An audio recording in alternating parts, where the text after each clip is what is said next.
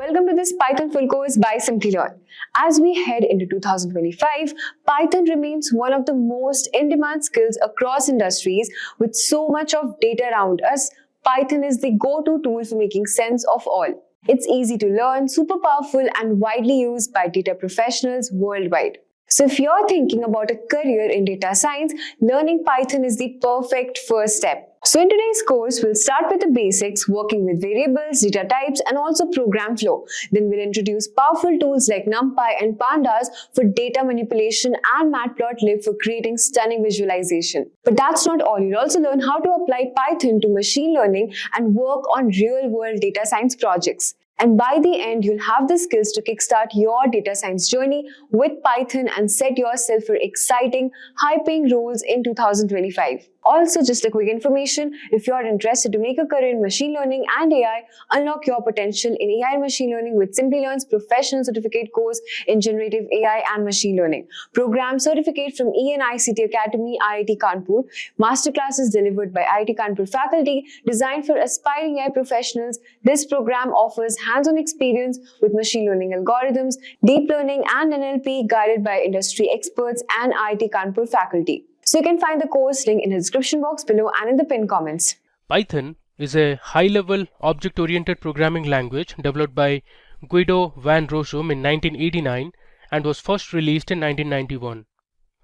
Python is often called a batteries-included language due to its comprehensive standard library. A fun fact about Python is that the name Python was actually taken from the popular BBC comedy show of that time, Monty Python's Flying Circus. Now, let's look at the top features of Python. First, Python has a simple structure and a clearly defined syntax. This allows the learners to pick up the language quickly, so it is easy to learn and use. Python can run on different operating systems such as Windows, Linux, and Mac, making it a portable language. It enables programmers to develop the software for several competing platforms by writing a program only once. Third, Python is freely available at the official website. Since it is open source, this means that source code is also available to the public. Now, Python uses an object-oriented approach that encapsulates code within objects. Python provides a collection of libraries for various tasks such as machine learning, web development, and data analysis. And finally, in Python, you don't need to assign the data type of the variable. When you assign some value to the variable, it automatically allocates the memory to the variable at runtime. Now with that, let's move on to the uses of Python programming. So Python programming language is used to develop desktop applications and build web applications too. It is popularly used in the field of data science, machine learning, and artificial intelligence to analyze data, build predictive models, and make business decisions. Python is also widely used in game development. Now, let's see some of the popular Python frameworks and libraries. Python can be used for web development using frameworks like Django, Flask, Pyramid, and CherryPy. Now, you can build graphical user interfaces using libraries and frameworks such as tkinter or just Kinter. You can also use PyGTK, PyQt, or PyJS or Python JavaScript. Now, Python is also used to perform machine learning tasks using libraries such as TensorFlow, PyTorch, Scikit-learn, Matplotlib, and SciPy. You can also perform mathematical computations using NumPy and Pandas. Now let's look at the best IDEs that you can use to write programs in Python and perform specific tasks. So we have Jupyter Notebook, which is part of the Anaconda distribution that is widely used these days. Even for our demo in this video, we'll be using Jupyter Notebook. I'll show you in a while. Then we have the Visual Code Editor from Microsoft. This is also one of the preferred IDEs by learners and companies. Then we also have the popular text editor called Sublime Text Editor. Then we also have PyCharm, followed by Python IDLE and Spider as our top IDEs. Now let's look at the top companies that are using Python in our day-to-day work. So we have Google, Quora, Facebook, even Netflix, Spotify, and Instagram. Now there are other top product-based, service-based, and startups that also use Python programming. So what really is Python programming language? Python is an object-oriented, high-level programming language that supports built-in data structures and dynamic semantics. It supports multiple programming paradigms such as structured, object-oriented, and functional programming. Python is often described as batteries included language because it has a comprehensive collection of standard libraries. Python supports different modules and packages, which allows program modularity and code reuse. Python was developed by Guido van Rossum, and its implementation started in December 1989. Python 1.0 version was released in the year 1994. Python 2.0 came out in October 2000, while Python 3.0 was released in December 2008. Now that you have got an understanding of the Python programming language, let's now look at the top 10 reasons why you should learn Python. So at number 10, we have ease of use. One of the most common reasons to like Python is that it is quite easy to learn and code. It provides a simple syntax that improves readability and makes it easier to understand. So developers can create any desktop or machine-based application using this language. Python is very versatile and is instrumental in artificial intelligence and machine learning. We will talk about this later in the session. Compared to Java or C++, it has fewer lines of codes. In the example here, we are printing a hello world program in Java. As you can see, if you have to write a program in Java, you first have to declare the class name along with its scope. Next, using curly braces, you need to pass the main method along with its arguments. And then, using system.out.println method, you can print hello world. That's quite a tedious task, isn't it? The same task of printing hello world can be done using just one line of code in Python, as shown here. You can write the print function and pass whatever you want to display inside the brackets, and that will print the output. It is so simple. That is why Python is considered as a high-level language and it's open source. You can just download it from the website and start using it. At 9, we have active community. You need a community to learn new technology, and friends are your best asset when it comes to learning a programming language. Python has large community support. It has an extensive and active community to assist engineers, developers, analysts, and data scientists with expert support in case of programming errors or issues with the software. You can just go ahead and put your queries in the community forum. The community members will address your queries in real quick time. Communities like Stack Overflow also brings many Python experts together to help learners. Python Enhancement Proposals, or PEP, is where the proposals and the improvements are announced. Also, there are a set of recommendations or core values called the Zen of Python, written by Tim Peters, that represents the guiding principles for Python development. Up next at 8, we have portable and extensible. Multiple cross-language operations can be performed effectively because Python is portable and extensible in nature. For example, if the users have a Python code written on Windows and they want to execute on a Mac operating system or Linux operating system or Solaris, they can easily do it without any amendment. They can also run this code on any platform flawlessly and without any interrupt. Due to its extensibility feature, you can integrate other programming languages such as Java, .NET, C, and C++ codes with Python. The components of other programming languages can be used with Python, and thus it can be used to make a cross-platform suitable application too. So it is a really good feature that Python provides.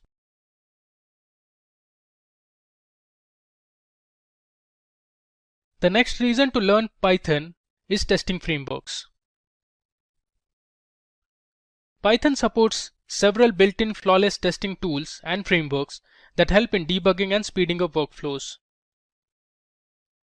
Some of the tools and frameworks supported by Python are PyTest, Selenium, and Splinter. This is the reason for which every tester tries to use Python-based tools and frameworks to test any application or code or to validate it in an easier manner. PyTest is the most recommended testing framework for functional, integrational, and unit testing. You can run Selenium test scripts using Python programming language to automate various tasks. And Splinter is an open source tool for testing web applications using Python. It lets you automate browser actions such as visiting URLs and interacting with their items. At number 6, we have libraries and packages. Another reason why Python has become so popular in the industry these days is that it has a massive collection of libraries and packages that make your task simple and easy. It has a range of libraries, packages, frameworks, and modules for data manipulation, statistical calculation, web development, machine learning, and data science. Python programmers have developed tons of free and open source libraries that you can use. You can find many of them via Python Package Index, the repository of Python software. Python provides the default package called pip. Anaconda is a third-party Python ecosystem. Other examples include NumPy, SciPy, and Django. Then we have scripting and automation. Python is not just a programming language. It can also be used for writing scripts for automating tasks and workflows without human intervention. The code can be written in the form of scripts and executed later. Further, it is interpreted by the machine and checked for errors at runtime. The machine is used to read and interpret the code. Once the developer checks the code, it can further run or be used several times without any interruption. This allows you to automate a set of certain tasks within a program, or the same code can be used with other applications as well. At number 4, we have web development. Another reason to learn Python is that it makes the web development process so much easier.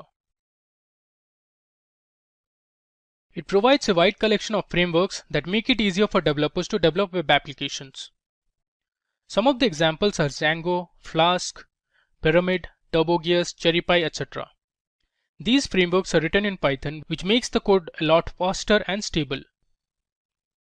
The task which used to take hours in PHP can be finished in minutes using Python. Python is also used for web scraping. Django offers many elements of intricate programs such as template design, management panel, signing in, signing up, signing out, URL routing, etc. Once the user establishes the framework, all these features become ready to use.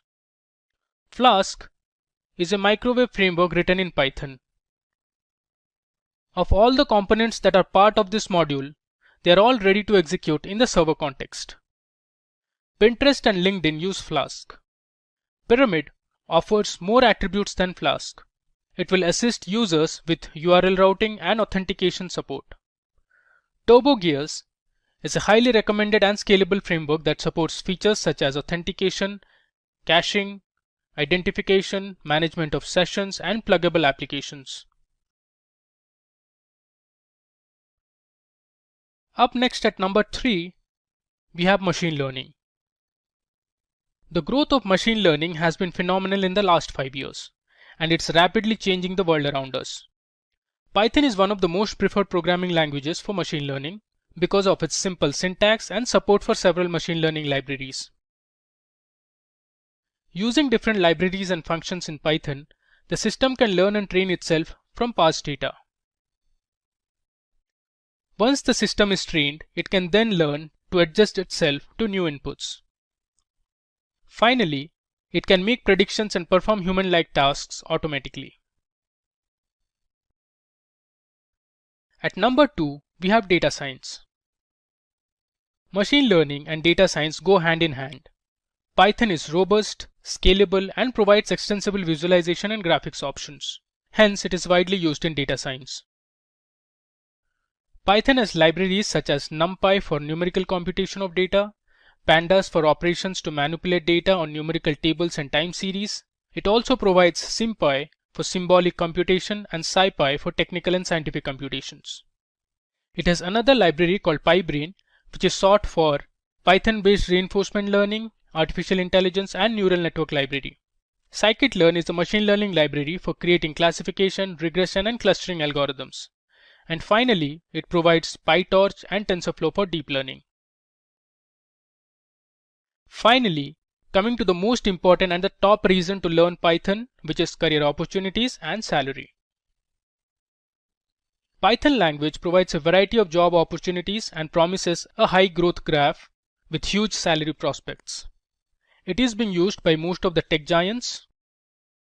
Industry leaders using Python are Amazon, Google, Facebook, IBM, NASA, Netflix, and YouTube. Next, you can see the Google Trends, where I have considered 3 programming languages: Python, Java, and C++. I have compared them for the past 12 months. You can see it clearly on your screens that Python has become a frontrunner in terms of popularity and web search volume. It means people are interested in Python, they want to learn it and use it in their work. You can also check for the YouTube search. There also you will find that Python programming language is the most searched language on YouTube. Now on your screens, you can see the report of PYPL, which is Popularity of Programming Language Index. It is created by analyzing how often language tutorials are searched on Google. It is a leading indicator. The raw data comes from Google Trends. The bar graph depicts that Python is the most popular and widely used programming language across the globe, followed by Java, then JavaScript, and C#. The Popularity of Programming Language Index can help you decide which language to study or which one to use in a new software project. The next graph shows the popularity of Python and Java over the years, starting from 2004 till the current period, which is 2020. Worldwide, Python is the most popular language.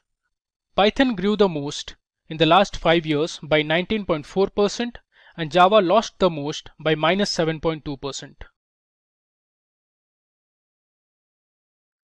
Now let's talk about the different career opportunities and the job roles that you can get into if you learn Python language. First, you can become a Python developer, where you will be asked to write and test codes, debug programs, and integrate applications with third-party web services. Second, you can become a web developer. Here, you will be responsible for writing server-side web application logic. Python web developers usually develop backend components, connect the application with third-party services, and support the front-end developers by integrating their work with the Python application. You can also become a data analyst if you know Python. As a data analyst, you have to gather data from multiple sources using scripts, analyze that data, develop and implement databases, and data collection systems. You can become a data scientist. As a data scientist, you need to understand the challenges in business and come up with the best solutions using modern tools and techniques to analyze, visualize, and build prediction models to make business decisions. Lastly, you can be a machine learning engineer, where you can develop intelligent machines that can learn from vast volumes of data and apply knowledge without human intervention. So there's a lot of scopes if you learn Python. Now let's have a look at the salaries of some of these job roles. So if you become a Python developer, you can earn an average salary of $76,526 per annum in the United States, while in India, you can earn an average of 4,98,000 rupees per annum. Also, if you learn Python and become a data scientist, you can expect an average salary of $113,000 per year in the United States, while in India, you can earn an average of 10,28,000 rupees per annum. Let me now go ahead and call out the 10 reasons for learning Python once again. At number 10, we had ease of use. At number 9, we had active community. At 8, we had the portable and extensible feature of Python. At number 7, we saw the testing frameworks. At 6, we had libraries and packages. Then at 5, we saw scripting and automation followed by web development. Then we had machine learning and data science at number 3 and number 2 respectively. And finally, at number 1, we had career opportunities and salary. But before we move on, let's understand first what is Jupyter Notebook. So guys, as you can see all over here, that Jupyter Notebook is a popular open source tool that basically allows you to create and share documents which contains codes, equations, you can have visualizations also. Basically, it is used for data analysis, machine learning, and scientific research, which makes it a very essential tool for developers like data scientists and researchers alike. Now, before installing Jupyter Notebook, I request you that you have Python installed in your system. So the requirement should be Python 3.6 or greater. So now let us officially navigate to the Python's website. So guys, as you can see all over here, so on python.org, if I click on download Python, so we're going to see that all over here, download Python 3.125. So as I already told you that the requirement of Python should be greater than 3.6.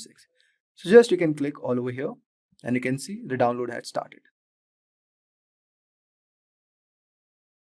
So guys, as you can see all over here that we have installed the Python. Now let us open the file. So you can see the given software is going to install on this directory. Okay, so just click all over here.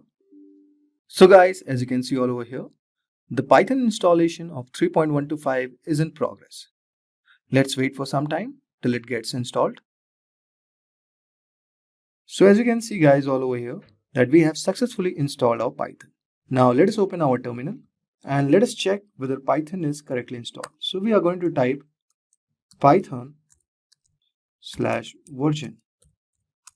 So as you can see all over here, we have successfully installed our Python. So guys, that was our prerequisite. Now there are two ways to install Jupyter Notebook. The first one can be pip. Okay, pip is a package manager or using Anaconda distribution. So let us see with pip first.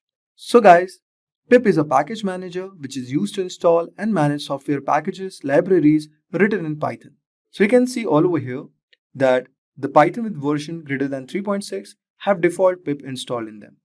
Okay, so we can use pip command to install our Jupyter Notebook. So guys, as you can see all over here, we have come to the official documentation of jupyter.org and it is saying that installing Jupyter Lab with pip command. So what you can do guys, you can just copy all over here. You can go right all over here and click on this. Now as you can see all over here, it has started downloading the Jupyter Lab.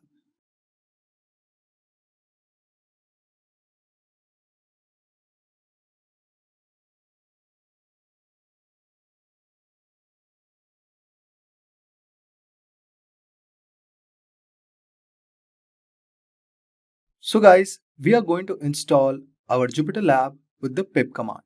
So this is the official documentation of Jupyter Notebook.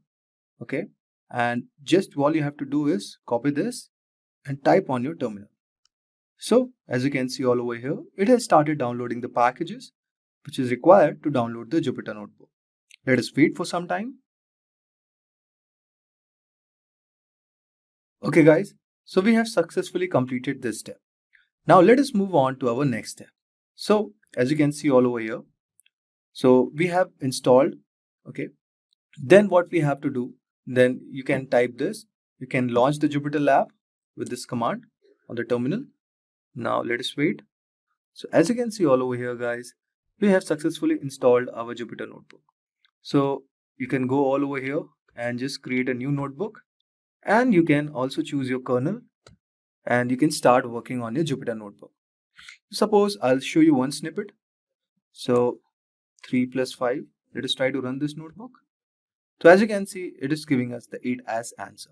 So it is following the Python syntax and in this way, we have successfully installed our Jupyter Notebook using the pip command. So now, as you can also see all over here, you can also install Jupyter Notebook with this command, pip install notebook, and then you can just open it. This is also another alternative. Similarly, you can install with Viola also. Same command and just open the Viola. Now, if you are using any other operating system like macOS or Linux, then you can install by brew install Jupyter Lab. So Homebrew will be the package manager for macOS and Linux. So I hope so you are pretty clear with how to install Jupyter Notebook with the pip command. Now, I have downloaded Anacondas from this official website So as you can see all over here, this is the official website of Anaconda. Okay. Now just type your email and you can just download it. So similarly, as you can see, after installing, I'm going to launch my installer and let us click next. Okay. Let us click agree. Okay. And let us install this on the given directory. Let us wait for some time till the installation gets complete. So guys, as you can see all over here, we have completed our installation of Anaconda. So just click on finish and you can say we have successfully installed our Anaconda. Now let us open our Anaconda navigator. So just click on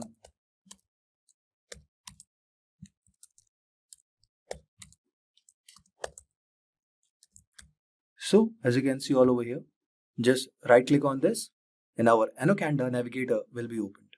So as you can see all over here, this is our Anaconda navigator and it is loading the packages.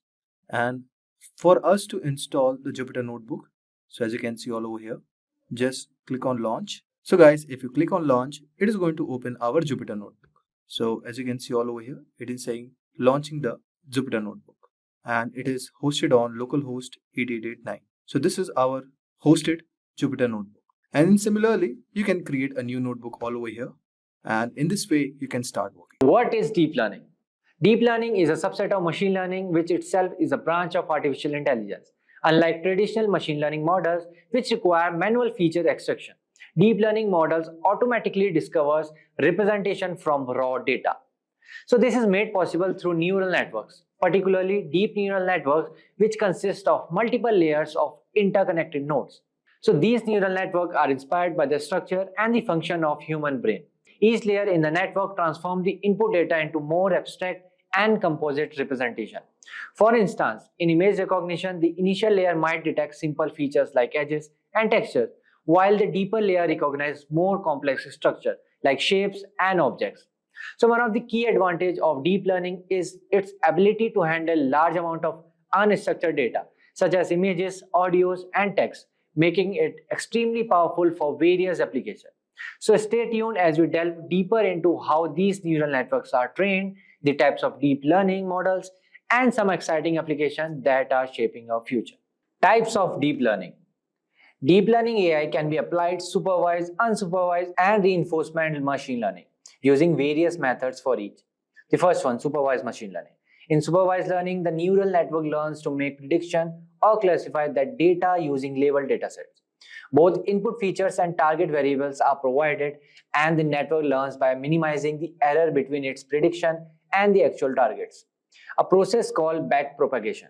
CNN and RNN are the common deep learning algorithms used for tasks like image classification, sentiment analysis, and language translation. The second one, unsupervised machine learning. In unsupervised machine learning, the neural network discovers patterns or clusters in unlabeled datasets without target variables. It identifies hidden pattern or relationship within the data. Algorithms like autoencoders and generative models are used for tasks such as clustering, dimensionality reduction, and anomaly detection. The third one, reinforcement machine learning. In this, an agent learns to make decisions in an environment to maximize a reward signal. The agent takes action, observes the records, and learns policies to maximize cumulative rewards over time. Deep reinforcement learning algorithms like deep Q networks and deep deterministic polygradient are used for tasks such as robotics and gameplay. Moving forward, let's see what are the artificial neural networks. Artificial neural networks, ANNs, inspired by the structure and the function of human neurons, consist of interconnected layers of artificial neurals or units. The input layer receives data from the external resources and it passes to one or more hidden layers. Each neuron in these layers computes a weighted sum of inputs and transfers the result to the next layer. During training, the weight of these connections are adjusted to optimize the network's performance. A fully connected artificial neural network includes an input layer or more hidden layers and an output layer. Each neuron in a hidden layer receives input from the previous layer and sends its output to the next layer. So this process continues until the final output layer produces a network response. So moving forward, let's see types of neural networks. So deep learning models can automatically learn features from data. making them ideal to tasks like image recognition, speech recognition, and natural language processing. So the most common architecture in deep learnings are the first one, feed-forward neural network, FNNs. So these are the simplest type of neural network where information flows linearly from the input to the output. They are widely used for tasks such as image classification, speech recognition, and natural language processing, NLP. The second one, convolutional neural network, designed specifically for image and video recognition. CNNs automatically learn features from images, making them ideal for image classification, object detection, and image segmentation. The third one, recurrent neural networks, RNNs, are specialized for processing sequential data time series and natural language. They maintain an internal state to capture information from previous input, making them suitable for tasks such as speech recognition, NLP, and language translation. So now let's move forward and see some deep learning application. The first one is autonomous vehicle. Deep learning is changing the development of self-driving car. Algorithms like CNNs process data from sensors and cameras to detect objects, recognize traffic signs, and make driving decisions in real time, enhancing safety and efficiency on the road. The second one is healthcare diagnostic. Deep learning models are being used to analyze medical images such as X-rays, MRIs, and CT scans with high accuracy. They help in early detection and diagnosis of diseases like cancer, improving treatment outcomes and saving lives. The third one is NLP. Recent advancement in NLP powered by deep learning models like Transformer, ChatGPT have led to more sophisticated and human-like text generation, translation, and sentiment analysis. So applications include virtual assistant, chatbots, and automated customer service. The fourth one, deepfake technology. So deep learning techniques are used to create highly realistic synthetic media known as deepfakes. While this technology has entertainment and creative application, it also raises ethical concern regarding misinformation and digital manipulation. The fifth one, predictive maintenance. In industries like manufacturing and aviation, deep learning models predict equipment failures before they occur by analyzing sensor data. Their proactive approach reduces downtime, lowers maintenance costs, and improves operational efficiency. So now let's move forward and see some advantages and disadvantages of deep learning. So first one is high computational requirements. So deep learning requires significant data and computational resources for training. Whereas advantage is high accuracy, achieves state-of-the-art performance in tasks like image recognition and natural language processing. Whereas deep learning needs large labeled datasets, often require extensive labeled dataset for training, which can be costly and time-consuming together. So second advantage of deep learning is automated feature engineering. Automatically discovers and learns relevant features from data without manual intervention. The third disadvantage is overfitting. So deep learning can overfit to training data, leading to poor performance on new unseen data. Whereas the third deep learning advantage is scalability. So deep learning can handle large complex dataset and learn from massive amount of data. So in conclusion, deep learning is a transformative leap in AI, mimicking human neural networks. It has changed healthcare, finance, autonomous vehicles, and NLP. Now that we have gotten all the introductions and the basics and the installations regarding Python aside, let's get down to actually creating our first script. So now the question is, how do we actually start doing this task of creating our first Python script? How do we realize now that we've installed Python, how do we start doing something? So the answer to that question is that typically when you're working on Python, one of the most basic things that you can do is create a Python script and execute a script. A script is essentially a sequence of commands and instructions that you give for Python to run and execute to give you a certain result. So I will show you how you can create a Python script. Now there are multiple ways of creating a Python script. You can create it directly from command line, which is obviously something I would not recommend because it is not convenient and easy, and it's not very useful for a beginner. Another way is using a text editor, such as the one I have opened right now, which is the Notepad++ text editor. Now it's very important to not get confused between Notepad++ and the standard Notepad that comes with your Windows or WordPad for that matter. In fact, text editors such as Notepad and WordPad that you are more familiar with create text and files in a form that is called rich text. Now, rich text is text that contains formatting and fonts, which is actually a hindrance when it comes to creating actual code. So what we need is a text editor that creates or writes text in what we call as plain text. Plain text is obviously text which does not contain these fonts and these formattings, and it only respects white spaces and indentations, those two being actually useful towards creating code, unlike fonts and formatting, which are only a visual thing. So Notepad++ is obviously a text editor that creates plain text documents. That was actually created with programming in mind. Obviously, you can use a bunch of other text editors such as Vim and Atom, and you can Google for these. There are plenty of them.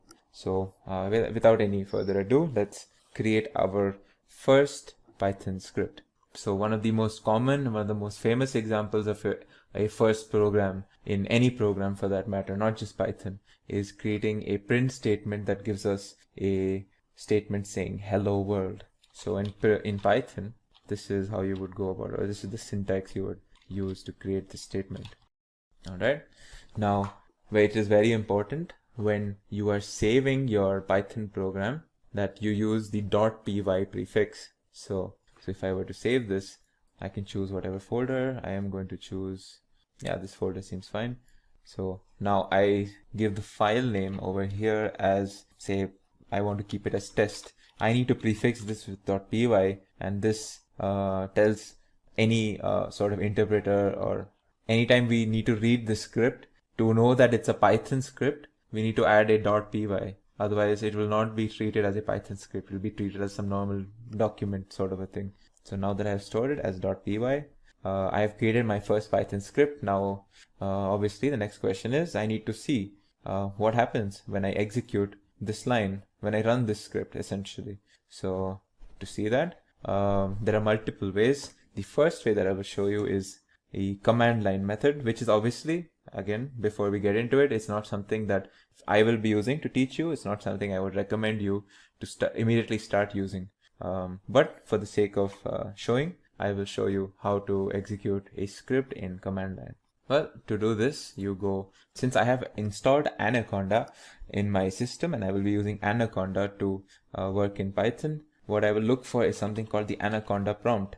As you can see, this is the option that I get, Anaconda prompt. This will essentially open you a command line under the environment of Anaconda or Python. So in this, now I am already in the folder, I believe, that had my script. So how do I call this script, or how do I run this script? Well, the command is Python space the name of my file, which was test. Of course, the prefix is very important, so I enter test.py. If this was in a different folder, you would have to change your folders in command line, which is again something that I might show you later. But since my file is already in the folder that I am in my command line, I would just have to enter this command right now. So if I execute this, as you can see, it's given me an output of hello world, which is what I wanted. I wanted it to print this these two words, and of course the command line is now waiting for the next command for me. So this is one of the most simple ways of, or the most rudimentary ways of executing a Python script. Now another question would be, well, this isn't the most visually appealing, or not the easy to read or easy to use way of executing scripts. And I would agree, and that's why I'm going to introduce another technology or a software called the IDE. So the IDE in Python or in any programming language stands for Integrated Development Environment. It's essentially a software that not only allows us to run scripts, but it allows us to create the scripts, it allows us to debug, it allows us to see outputs, it allows us to see intermediary outputs, it allows us to do a wide variety of tools and tasks, and it comes with a bunch of robust features to enhance our Python programming experience. So let's see. So I will show you an IDE called Spider, which comes bundled along with the Anaconda distribution that I had mentioned earlier. So if I open the Anaconda Navigator, as you can see, the Anaconda Navigator shows me a bunch of technologies and options, and I'm looking for something called the Spider IDE, which is over here. As you can see here, it's a scientific Python development environment. This is exactly what I'm looking for. So I am looking to launch this. So now that I've launched it, you can see out here, this is what an IDE looks like. Now this looks very sophisticated, and almost any IDE is a wonderful software where you can create your code, you can debug your code, you can check the results, you can make adjustments, changes, and you can do a wide variety of tasks and functions with relation to your programming. So this is the Spider IDE in particular, and this is how it looks. Don't worry about the exact details. Just know that on this left-hand pane is our current script that is open out here, and out here we will get the results in this is what we call a console essentially. So now that we have already created our script in Notepad++, and I want to open that script and I want to see how the result of that script would look in an IDE. So let's just open it. So we can browse for our file, and as I had named it test, this is the file over here. I open this, and as you can see out here in the left hand pane, my script has opened, and the command that I had given or had written is out over here. Now if I want to run this application, I press this green button, and as you can see, the result of my execution essentially is over here. It's in slightly small font, but as you can see over here, it says hello world. And the next line is essentially it's waiting for me to do another execution of the script, and then it will give me new results. So let's actually give the system new results. So now that I have printed something called hello world, let's change what's written over here. Let's say I will perform basic maths. All right, and let's actually perform the basic maths. Again, don't worry about the details, the syntax, what I'm exactly doing. These are things that we will actually cover in upcoming videos and modules. So let's create a variable called a. Let's store a number 3. Let's create a variable b, store a number 5. All right. Let's create another variable c, which will store the result of what's in a and b, in the addition of a and b. All right. And let's print the result, or print what's in this variable c, or what's the result of a plus b. I will print a statement saying the result of the addition of 3 and 5 is, all right, and I will put my result over here. As you can see, I should get the result in this pane. So let's execute this, and you can see my first line is executed saying I will perform basic maths, and the next line says the result of the addition of 3 and 5 is 8. So in this script, what I've done is I have performed 2 print statements, and I've performed a basic expression, some variable assignments. All of these things we will be doing later. This is what I'm essentially trying to show you is that IDEs are a very convenient way of not only creating the scripts but actually seeing the results and then making adjustments as well. We can create a completely new script. We don't need to create a script from some special file or text editor. I can just create a new file here, and this is my new script essentially. So I can start working with this new script right over here from the get-go. So IDEs are very powerful. Spider IDE comes bundled with Anaconda. There are other IDEs such as the IDLE IDE. It stands for Integrated Development and Learning Environment. So the IDLE IDE comes as part of the basic Python implementation that I had shown you in the previous video, where if you just installed a basic Python implementation, it would come along with a basic IDE known as IDLE, or Integrated Development and Learning Environment. But of course, since we are using Python, and that is what I would recommend, it comes with a more robust IDE called Spider, which is actually very, very helpful for scientific and numeric applications, and was designed specifically with that in mind. Now, this is not the only way we can actually work with Python. There's another very interesting and a very educative method of creating Python, let's say Python programs. And it's something that I will be using extensively throughout this course to explain different concepts. So this technology is called, or this software is called notebooks. Now, before I get into the details, I will just open a basic notebook. So the notebook that comes as part of Anaconda is called the Jupyter notebook. And when I launch the Jupyter notebook, this is what I get. Now, a very important feature or a a feature of notebooks is that notebooks are a web browser or a web-based application. So it's not something that you can use if you are offline or disconnected. Basically, if you're disconnected from the internet, it is something for which you would need an active internet connection. However, it is way more robust, and it has very, very good properties that allow it to be used in education or for presentations and such. So as you can see, this is my Jupyter notebook. These are a bunch of folders. Don't need to worry about what these are right now. I will show you how to create a fresh notebook. So if you go here, you go to new and you select under notebook the Python 3 option. It will open your first notebook. As you can see, this line is essentially waiting for me to enter some sort of a command or a statement that I would give in a normal Python thing. Now, if you would have noticed until now, everything that we were doing involved us creating a script, which was the whole series of commands and functions.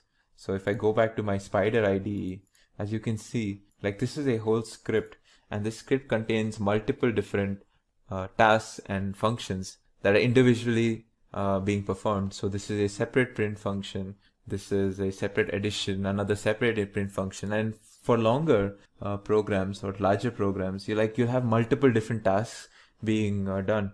And if you were using a script, you can only see the result of something like this by executing the whole thing at once. You cannot see exactly what is the result of just this print statement or just this.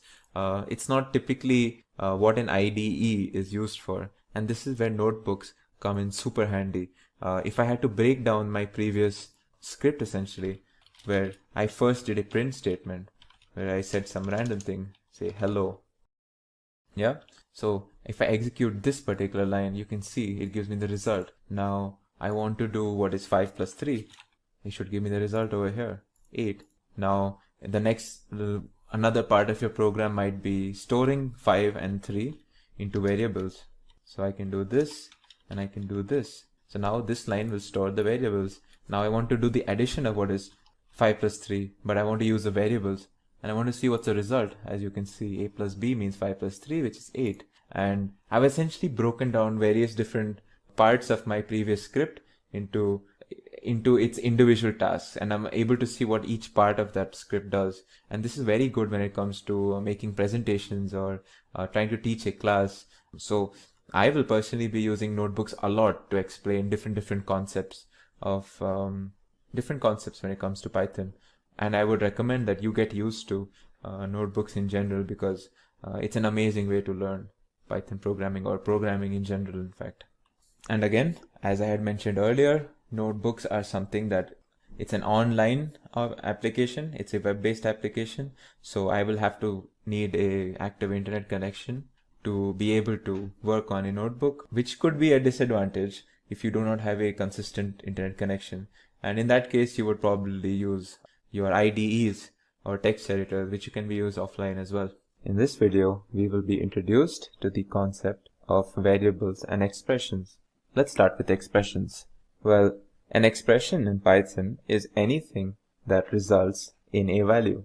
Its difference, or the difference between an expression and a standard statement in Python, is that a statement in Python is something that results in an action or an execution of a command. There is no calculation per se, or any sort of manipulation, or, as I said earlier, calculation resulting in between two different, say, numbers or other objects that results in a value. And this happens in the case of an expression. So for example, if I were to add two numbers, say 5 plus 10, this is an expression where two objects, 5 and 10, are being added and a result is being given to me, which is 15. Now let's see an example of a statement.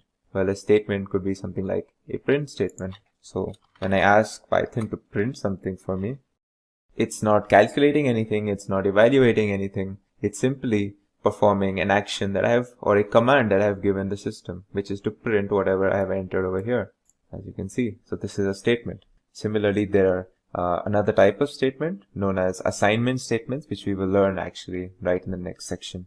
Well, let's move on to variables right now. Now, earlier, you might have learned about objects in Python. So objects are essentially data that we can work with or manipulate in Python. Now, variables are a place to store these different objects. Usually, it's much easier to store objects in Python instead of using the objects explicitly themselves, because objects may be very complicated, whereas variables are very simple to use and very simply are named in a very simple manner so that we can use them quite often in our programs. Now, it's important to note that in Python, we do not have to explicitly declare or define a variable to create them. In fact, variables are created in the same statement where we assign some object to that variable. In Python, the assignment of variables happens using the assignment operator, which is the equals to sign. So if I wanted to assign a number, say 100, to a variable, say b, well, it would be as simple as doing this. Now, anytime I want to know what is stored in b, I just have to enter b and I will get the value that is stored in it. And we can store different types of objects inside any variable. Let's say I want to store this particular word in the form of a string. Now this is stored in x, and if I want to know what is in x, I can just see what is here, and it's a string hello which I had stored earlier. Now it's very important that we follow certain naming rules when it comes to naming our variables in Python, or else we may be thrown errors or we might get some problems in our program. So the first rule is that you cannot start your variable name with a number. So if I were to give a variable name like forNum is equal to something, say the same string hello, this would be an illegal variable name and I will get an error when I try this. So if I were to choose in num4 is equal to hello, this would be perfectly fine. I won't get an error. The second rule is we are not allowed to use any non-alphanumeric characters except the underscore character while naming our variable. So for example, if I were to name my variable num_4 and I said random, some random string, this is perfectly fine. However, if I changed num_4 to num-4, this will throw me an error, as you can see over here. Next, the third rule is that variable names are case sensitive. So if I have a variable called num, or say num, if this was one of my variables and I stored, say, the value 50, this is not the same as me writing num all in capitals and say storing some other value 60. These are two different variables. So it's very important that when you name your variables, you are aware of what case you are writing them in, because Python variables are case sensitive. Now the final and probably one of the most important rules in Python is that you're not allowed to use what we call reserve words in Python. Now Python has a bunch of reserved words. These words essentially are performed, or they are used to perform certain special functions and are used as identifiers for certain special functions in Python that have a special purpose. Like that particular word has a special purpose within the Python programming language, and we cannot use them to name our variables. So a list of them, as you can see over here, some of them are like false, def, if, del, raise, and there are around 33 of them. And sometimes some of these words are taken out. Sometimes there are more words added as Python gets updated. Now let's move on to a concept where we try to really understand what do we mean by storing data inside a variable. Now when I say that we are storing something inside a variable, you get an image or you get an idea in your head that this variable is like a container where we store or we put a particular object inside it. So does this mean that variables have a place in the memory? Are they also an object that is placed in the memory where we can put other objects inside of? Well, I'll show you an example where this idea is kind of disproven, or where I'll show you that the idea of variable is kind of different than what we understand by storing something inside a variable. Now, let's say I'm storing the same object. I will take this object as some random number, let's say 100, and I'm going to store it into two different variables. So I take x is equal to 100 over here, and in the next line I will store 100 in y as well. Now, if variables were objects that we placed in our system, then x and y should have two different IDs.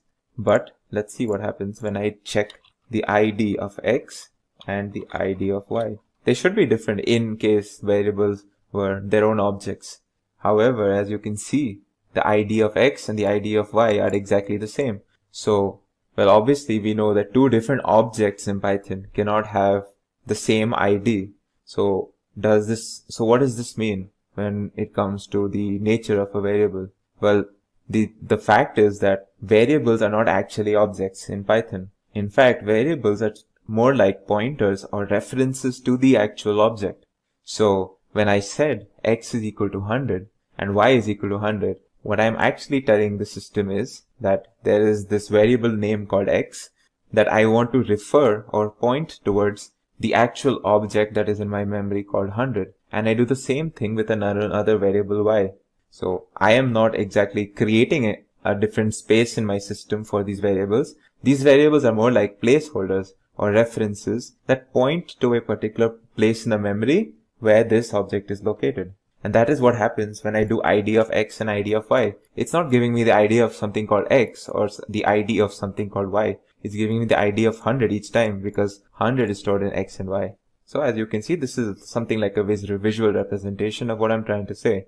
And similarly, if I were to, so in this example on the left, as you can see, I've used the value of 50 to explain my point. So as you can see, initially x and y are pointing towards this value 50 because I have stored 50 and 50 in both x and y. Now what if I changed the object that is stored in x? Well, that means x is now pointing towards this new object, and I have stored this new object called hello, this string called hello, as you can see here. So now x is pointing to a new object in the system and it's called hello, and I haven't changed anything with respect to y, so y will point towards the same thing. And I can also make the pointer of y different, or what I'm trying to say is I can store something else in y. Say I stored this list in y, 50, 60 and 100. And when I do that, now y is pointing towards a different object in Python, and x is also pointing towards something else. So what happens to this object 50? Well, now that there's no variable referring to this object 50, it becomes what we call an orphaned object. And we can actually see that when we do the ID of x, now let's go back to my example on the right where I stored x is equal to 100. So as you can see, it gives me some ID represented by this number. Now let's say I stored something different in x, say 200. Now if I do the ID of x, it should give me a different ID because as you can see, the values are different. And this is because this object 200 is what is stored in x, and when I do the ID of x, I'm actually getting the ID of this new object now, 200. So as you can see, variables are, they should be, and they are treated more like references or pointers instead of containers for a particular object. In this video, you will be introduced to the concept of objects in Python. Now, what are objects in Python? Well, all the data that we manipulate or use in our operations in our code are represented as objects or relations between objects. So if you want an example, two numbers that you add in your code, well, both of them are objects, and they're usually numeric type objects. Similarly, if you want to store someone's name or an address of your hometown in your code, you usually store it in a form of text, and that text is also an object, usually a string. Similarly, you might want to create a container of different smaller objects inside them, and that big container is also a type of an object, and one of those containers are called lists. And similarly, we have many different types of objects which we will be covering during the duration of this course. The following pictorial representation gives us a broad classification of different Python data types and objects. As we can see, there are 5 broad classifications: numeric, which contains integers, complex numbers, and floats. We have the dictionary data type. We have the Boolean, which essentially consists of objects that have only 2 valid values, true or false. Then we have sets, and we have sequence data types, such as strings, lists, and tuples. Every object in Python has 3 important properties that kind of define that particular object. They are its identity, its type, and its value. The identity of an object is, it can be considered as a place in the memory or its address in the memory where an object is stored. An object's identity does not change once it has been created. So for example, if I took an example of, say, a string called hello, I can use the ID function, this is how you use the ID function, to find out the ID of this object. and it should be the answer should be in the form of a particular long integer. So as you can see, the ID of hello is this integer 2326476623024. Similarly, all objects in Python have an identity. We have another operation with regarding the identity of an object is the is operator, and the is operator compares the identity of two objects. So if two objects have the same identity, it should give the answer true, otherwise false. Now the next property of objects is the type. The type of an object is essentially what defines what kind of values and operations that object can have. So for example, a numeric data type in Python, such as an integer, would allow us to do arithmetic operations. And similarly, string object type in Python will allow us to do concatenation operations. Much like its identity, the type of an object cannot be changed as well. Now let's see what's the type of that particular object that I had shown you above. As you can see, it should be string. str stands for string. Similarly, if I did a type for a number, say 50, it should give me int, as you can see. Now the third property of an object in Python is its value. Now the value is the actual data that is contained in the object. It's the thing that we use, that we display, that we can manipulate, and that we can perform operations on. So for example, if I were to talk about this string is hello. So the value of the string is the word or the sequence of letters that spell out hello. And similarly, this particular object is a numeric object with the value 50. Let's see, in this pictorial representation, I have shown you that you can assume this dashed blue area as the memory of the system. Now within this memory, we have objects created called 50 and hello, and this list containing smaller objects called cat, pen, and 40. Now, what I'm trying to show you here is each of these objects have a type, an ID, and a value. And let's see what they are. So if I wanted to see, as we had already seen the type of 50, now let's find the ID of 50. As you can see, we get this unique ID for the object 50, which is obviously not the same as the ID of the object hello above. And the value of this object is the value 50 itself. So that was a brief introduction into objects in Python. In this video, we will cover the topics of numeric object types and type conversions in Python. So let's get started. Numeric object types in Python are a broad classification of objects. Plenty of common real-life applications that we associate with numerals, such as arithmetic operations and calculus, are done in Python using numeric object data types. There are three main types of numerals or numeric data types in Python. They are integers, float, and complex. Integers, as the name suggests, represent all integer values in Python. These can be such as 100, -3, 305, and so on. Floats are used to represent numerals that contain decimal points, such as 100.3, 3.9, 4.8, -6.8, and so on. Then there is the complex object type, which is used to represent complex numbers in Python. And this is an example of a complex number, 3 plus 7j. This is a complex number 3 plus 7j, where the real component is 3 and the imaginary component is 7. All complex numbers have a real and an imaginary component, and this is how we denote them. Now it's important to note that this j is a very common symbol in maths and engineering used to denote the imaginary portion of a complex number. And it's the same in Python as well. So moving on, let's talk about type conversion in Python. Type conversion refers to the conversion of an object from one data type to another, for example from string to an integer. And there are different types of conversions, and let's go through some of them. First of all, let's consider the conversion of something to an integer, and more specifically, let's consider the example where we convert a string to an integer. So let's consider my example string to be something called 145, and I'm storing this within a string for a reason, because I want to convert a string to an integer. So as you can see, I have stored this 145 within a variable x, and if I were to confirm that it is actually an integer, I can use the type function and see that it is actually an integer, str. Now let's convert this into an integer using the int function. So how would we use it is simply passing the int, by passing the variable that we want to convert into the int function. And as you can see, this is what I've done over here, but before this I will also store it into another variable. Alright, now let's see what's in y. Well, y gives us 145, but are we sure that it's an int? We can just check it by using the type function. And as you can see, the type gives us the answer int. That means that we've converted the string to an int.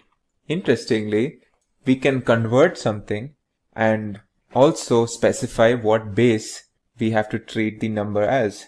By default, when we pass something in the int function, the program or Python will treat whatever we have passed within the string as something in base of decimal. But what if we were to pass something that is, well, not in a decimal? Well, we could do it like this. Now let's store y, and in y, let's do this, and I will show you what this means. X, and I will give a comma and 8. What this tells Python is, well, I want to convert the string in X into an integer, but I want to treat whatever is in X as a number of base 8. So 145 is actually 145 in the base 8. Now when we see what's in y, we get 101, which is different to 145 because, well, 101 is actually the decimal equivalent of 145 in the base 8. Similarly, if we were to give it in the base 2, we would just replace 8 with 2 over here. Now next, let's talk about converting something to a float. Now as we know, float is just simply something that has a decimal point. So let's convert an integer into a float. How would we do that? Simply by using the float function. So if I gave 120 and I pass this integer through the float function, I should get 120.0.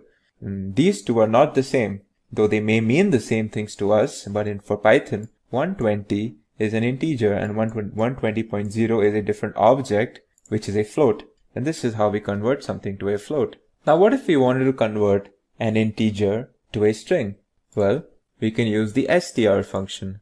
We can also use the hex and the oct function if we want to convert a particular number to a hexadecimal or an octal string respectively. Let's look at all three examples. Say I have a number 688 and I want to convert this into a string. I just use the str function around this.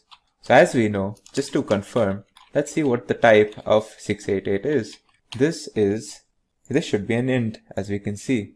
But let's say we convert it into a string 688 and let's store it into some variable. Let's call it a. Alright, now let's see what's in a. It gives us 688 in the form of a string, but we can confirm by checking the type of a. It is an str, so it is a string. Similarly, we can use hex if we wanted to convert an integer into its hexadecimal equivalent as an output of a string. As you can see, this sort of complicated thing is actually telling us that we have converted 688 in terms of hexadecimals. Now, how do we read this output? This 0 should not be treated as anything. It's more like an identifier, which says that the letter after this first 0 is the base of this whole number. So it's saying that X stands for hexadecimal. So it's saying that 2B0 is to be treated as a hexadecimal number. And if you did basic maths, you would find that the decimal equivalent of 2B0 is 688. Similarly, if I did oct, if I use the oct function for 688, it will give me the result something like this. So again, how to read this? The first 0 is to be treated as an identifier and not part of the number. What it's saying is the letter after the first or after this 0 is the base of the number following these two characters. So as you can see, what's this saying is that this whole number is an oct represented by this letter O, and the number itself that we are dealing with is 1260. And 1260 in octal system is the equivalent of 688 in the decimal system. So this is how we've converted an integer into a hexadecimal or an octal string. Now what if we wanted to convert two numeric objects into a complex data object? Well, for that we can use the complex function, as you can see here. If I passed complex 5 and say say something like 3.1. Let's see what this gives us. As you can see, it gives us a complex object where our real part is 5 and our imaginary part is 3.1. So what this does is essentially you pass two numbers. The first one is the real component and the second is the imaginary component. It combines to give you a complex number, as you can see here. Now let's look at some other type conversions. The next type we will be talking about is converting something to a tuple or a set or a list. So what if I wanted to convert a string into a tuple? I will use the tuple function, and as you can see over here. So let's say I have a string called random. Let's call it random. Alright. Now if I want to convert this to a tuple, I will use the tuple function, as you can see over here. The output will give me tuples where each individual component of this tuple are the individual components or the individual characters of my string random. Similarly, if I wanted to convert the string to a list, I would use the list function. And this will give me a list of the individual characters of the word or the string random. And I could do the same thing with the set function to create a set of individual characters of the string random, as you can see here. So yeah, these were some of the basic Python type conversions that I have shown you. As we learn about more complex data types and different object types in Python, we will learn different type conversions and functions associated with them. In this video, you will be introduced to the concept of strings. Strings are an object type in Python used to store textual data.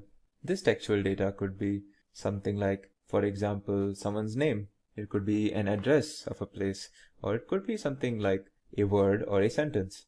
Now, strings in Python are an object type that is actually a subtype of a broader classification of objects called sequences.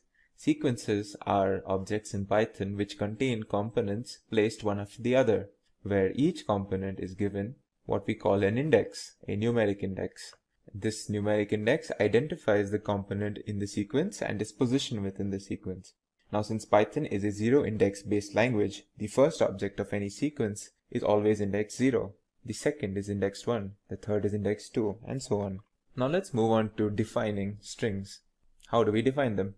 Well, strings are defined using what we call delimiters, and delimiters occur in pairs, an opening and a closing delimiter. In Python, these delimiters are pairs of single or double quotes. So for example, if I were to use single quotes to define a string, I would do it like this. This is a string. As you can see, this is a string is printed over here. This is delimited using single quotes. Similarly, if I were to define a string using double quotes, it's as simple as doing this. This is also a, as you can see. Now a valid question arises. What if I wanted to include a single quote within my string? Well, if I tried to, let's see what happens if I try to print a statement with a single quote naturally inside it. So say I'm saying it's my birthday. Alright, let's see what happens if I try to print this statement. It says invalid syntax, and this is because, as I had mentioned, in Python single quotes and double quotes are delimiters, so they have a special function in Python, and we cannot simply just use them within a string because Python will treat them specially for a special purpose. So what Python will do is it will pair this and this delimiters or single quotes and say, okay, this looks like a string to me, and it's not going to understand the rest of this, and then it will find a random single quote and it won't find its pair, and it will basically throw us an error because of this. So one way or one workaround to introduce single quotes into a string is simply to delimit our string itself using the other type of delimiter or double quotes. So if I want to include a single quote, I will close my string using double quotes. So if I did this instead of what I had done earlier, this is a perfectly valid and legal way of defining my string. And I would do the opposite if I had to introduce, say, double quotes within my string. I would use single quotes to close it. So if I were to write a speech statement, she said, I am hungry. Alright, I want these two double quotes to essentially show that this is a speech, and I'm going to close the string using single quotes, and this is a valid way of doing it. As you can see, my string has these two double quotes. Now, I had mentioned that strings are sequences. Well, let's describe how are they sequences. So first of all sequences in Python are essentially a sequence of smaller objects that form the sequence, right? So let's try to understand like how are strings to be treated as sequences. Some sequences that we will learn later are like lists or tuples. And in all sequences, we can retrieve any particular object or component in that sequence using its index. And how do we use indexes in Python? Well, we enclose a numeric index within square brackets. Now let's see what I'm trying to talk about by this example. Now say I'm storing a particular string called, say, random within. Now my variable name here is test, and I'm storing the string random within it. Alright? And this is a way of retrieving a particular index from test. I write the variable name, and then next to it I put the square brackets. Now I'm supposed to put a numeral within the square brackets to tell Python like what particular index I'm looking for. So let's try 0. Now, as I said, Python is 0 index based language. So the 0 index essentially means the first part of, or the first component of a sequence. So let's see what happens when I ask Python to retrieve the first part of what is stored in test. It gives me the string R. In fact, it's just one character R, and it's a string. So as you can see, it has given me the first character of the string random, which is R. So what this shows is that this string random is essentially a collection or a sequence of one character strings. So random is essentially a collection of the string R, the string A, the string N, and so on together combined to form the whole string that we call random. Similarly, if I wanted the character at the third position of this thing, I would use, well, since it's the third position and since we're working in Python, I would use the index 2, and it should give me the letter N. As you can see, it's given me the letter N. So this is how we can show that strings are also sequences in Python. Well, now let's move on to certain string operations and functions that we can perform. Well, as you have seen already, that we can retrieve any particular character within a string using numeric indexes. Well, what if we wanted to know what index is a particular character at? And we can do it like this. We use the index function. So let's say my test, and I want to know where or what position the character D is in my string random. So this is how I would use the index function. Index, and within the index, say I'm looking for the character D, and now it should give me the answer 0, 1, 2. It should give me the answer 3. So if I execute this, it gives me the index 3. So this is the index function that we can use for our strings. Now, what if we want to say slice a string into a smaller part? We want to slice it, and we want to retrieve only that particular slice. Well, here is an example. Say I'm going to use the same string called random, and it's stored in test, right? So the way of doing this is like this. Now let's just see what this does first. As you can see, it's given me A and D, and if I went to my string random, A and D is this particular slice. Now let's try to understand what I have done by entering 1:4. Well, what this has done is it's retrieved a slice from the first position, the first index, which is the character A, up until the fourth position, which is the character O, but it has not included O. So it's very important when I index like this, every time I put something to the right of this colon, I am not including this itself. Alright? So it's essentially when I say 1:4, what I'm telling Python is give me the first, the second, and the third character, but not the fourth one. So it's given me A, N, and D. And this is how we do a slicing operation in Python. Similarly, if I were to say slice from the first, if I wanted only the first and the second character, this is what I would do. If I wanted the first and the second character, I would do 1, 2, 3. So this way it tells Python that I want the first, I want the second, but not the third of. So as you can see, I get A and N. Now, so this is a basic slicing. What if I wanted the portion of a string from a particular point all the way to the right or all the way to the left? Well, let's consider the example of where I want the portion of the string random from the, say, 4th character until the left. Well, the way I would do this is test. Now, since I want it all the way to the left, I don't enter any index to the left of my colon sign. And since I want everything to the left of the 4th character, I enter 4 here. So as you can see, it gives me A, R, A, and D, which is everything from the 4th character of my string random to the left. Similarly, if I wanted something to the right of it, I would just do it like this. I would enter some index here, and I would leave the portion to the right of the colon blank. So this will give me everything, including the 3rd character, since this is how we treat the indexing in Python, everything including the 3rd character all the way to the right. So this is DOM, as you can see. Now another perfectly valid slicing is, say I want to slice or take out different characters from the string, but I want to skip certain characters. Like I want this one, then I want to skip one, and I want to take the next one, and then I want to skip one. Well, in that case, we have to introduce a step. So one way of doing this is, now how do we read this? So as you can see, I've written 0:6:2. So what this is telling Python is, I want every character from my string test, starting from the 0th character up until the 6th, but not including the 6th, after skipping or taking 2 at a time. Taking 2 at a time can also be assumed as skipping 1 at each step, or skipping 1 character at each step. So what this will do is, it will go to random, it will take the 0th one, it will take R, and then it will skip the next one. So it will not consider A, and then it will pick N, and then it will not consider D, and then it will consider O, up until the 6th character, whichever that may be. And if you see the output, it gives us R, N, O, which is exactly what we wanted. We wanted R, we wanted N, we wanted O, where we skipped A and D, or we skipped every 2nd character essentially. So this is a way of slicing strings while also skipping certain characters, or skipping characters in steps.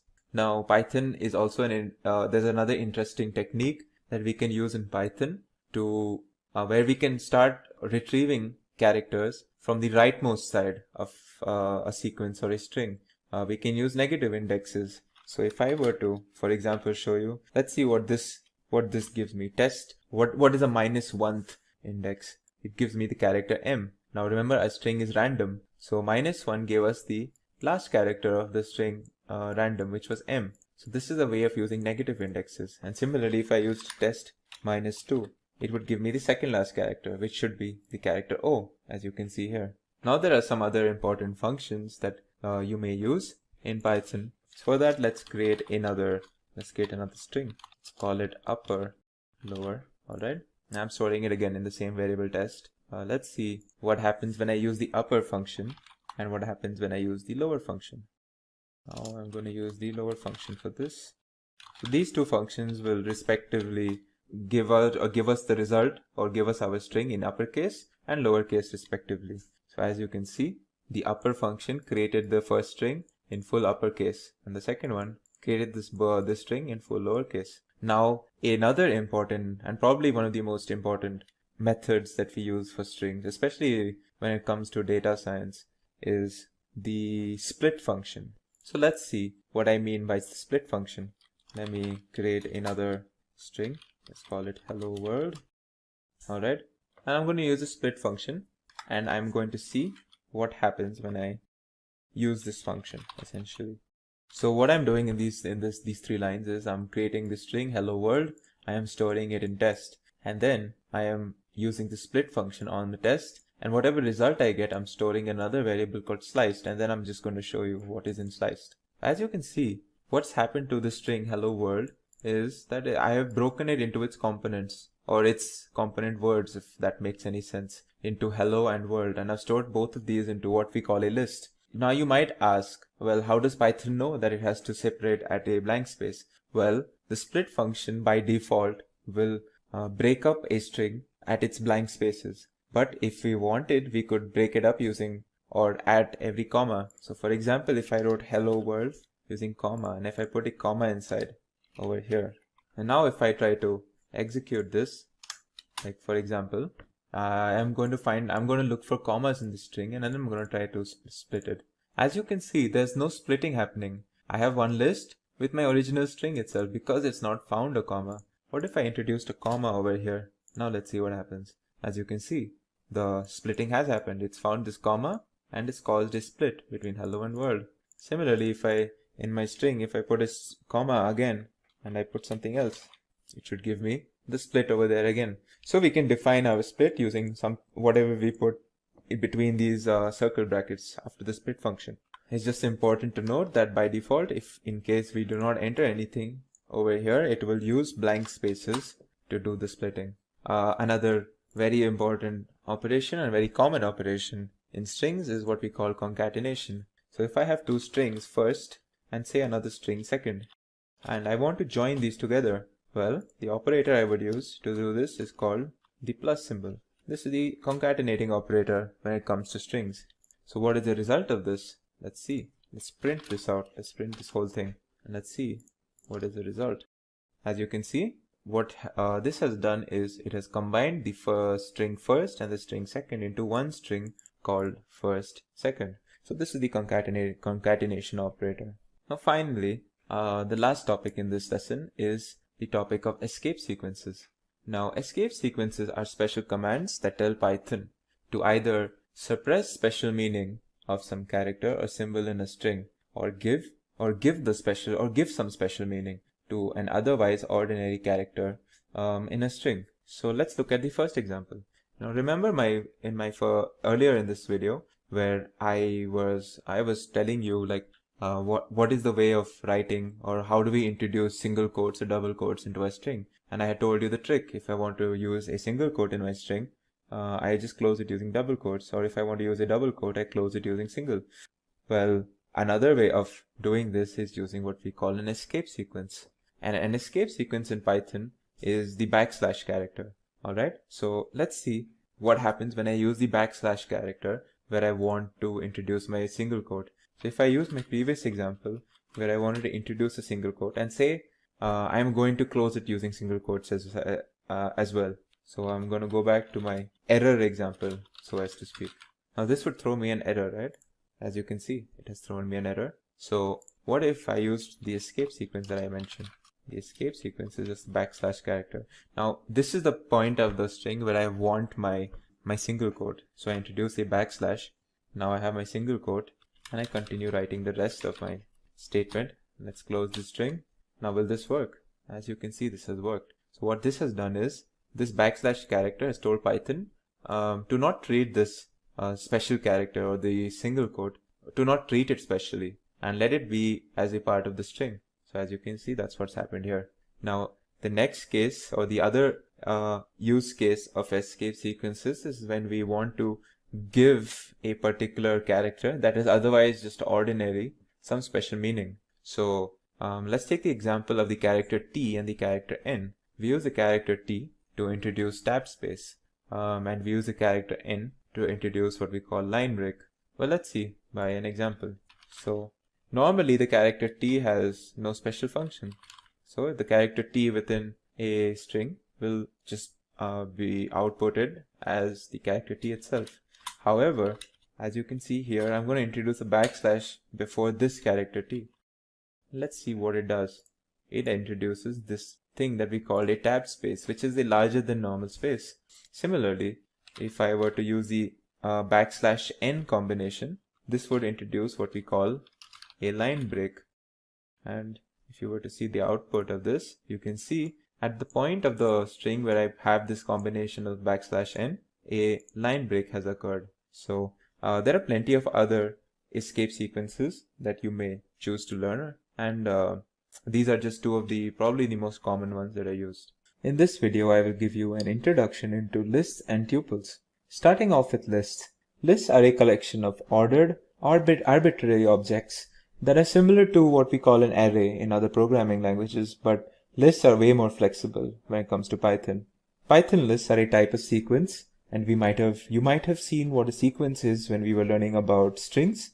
And much like in sequences or any other sequence, list objects are assigned a numerical index, and whenever we want to manipulate an object in a list, we use its respective index. How do we define lists? The lists are defined using square brackets. So this is a simple way or a simple list that I have just created and assigned to a variable a, which contains 3 objects, 1, 2, and 3. Let's talk about some of the features of Python lists. Python lists are ordered, and what this means is that even if 2 lists contain the exact same elements, if the elements are placed in a different order, the 2 lists are actually unique and different. And I can check that over here.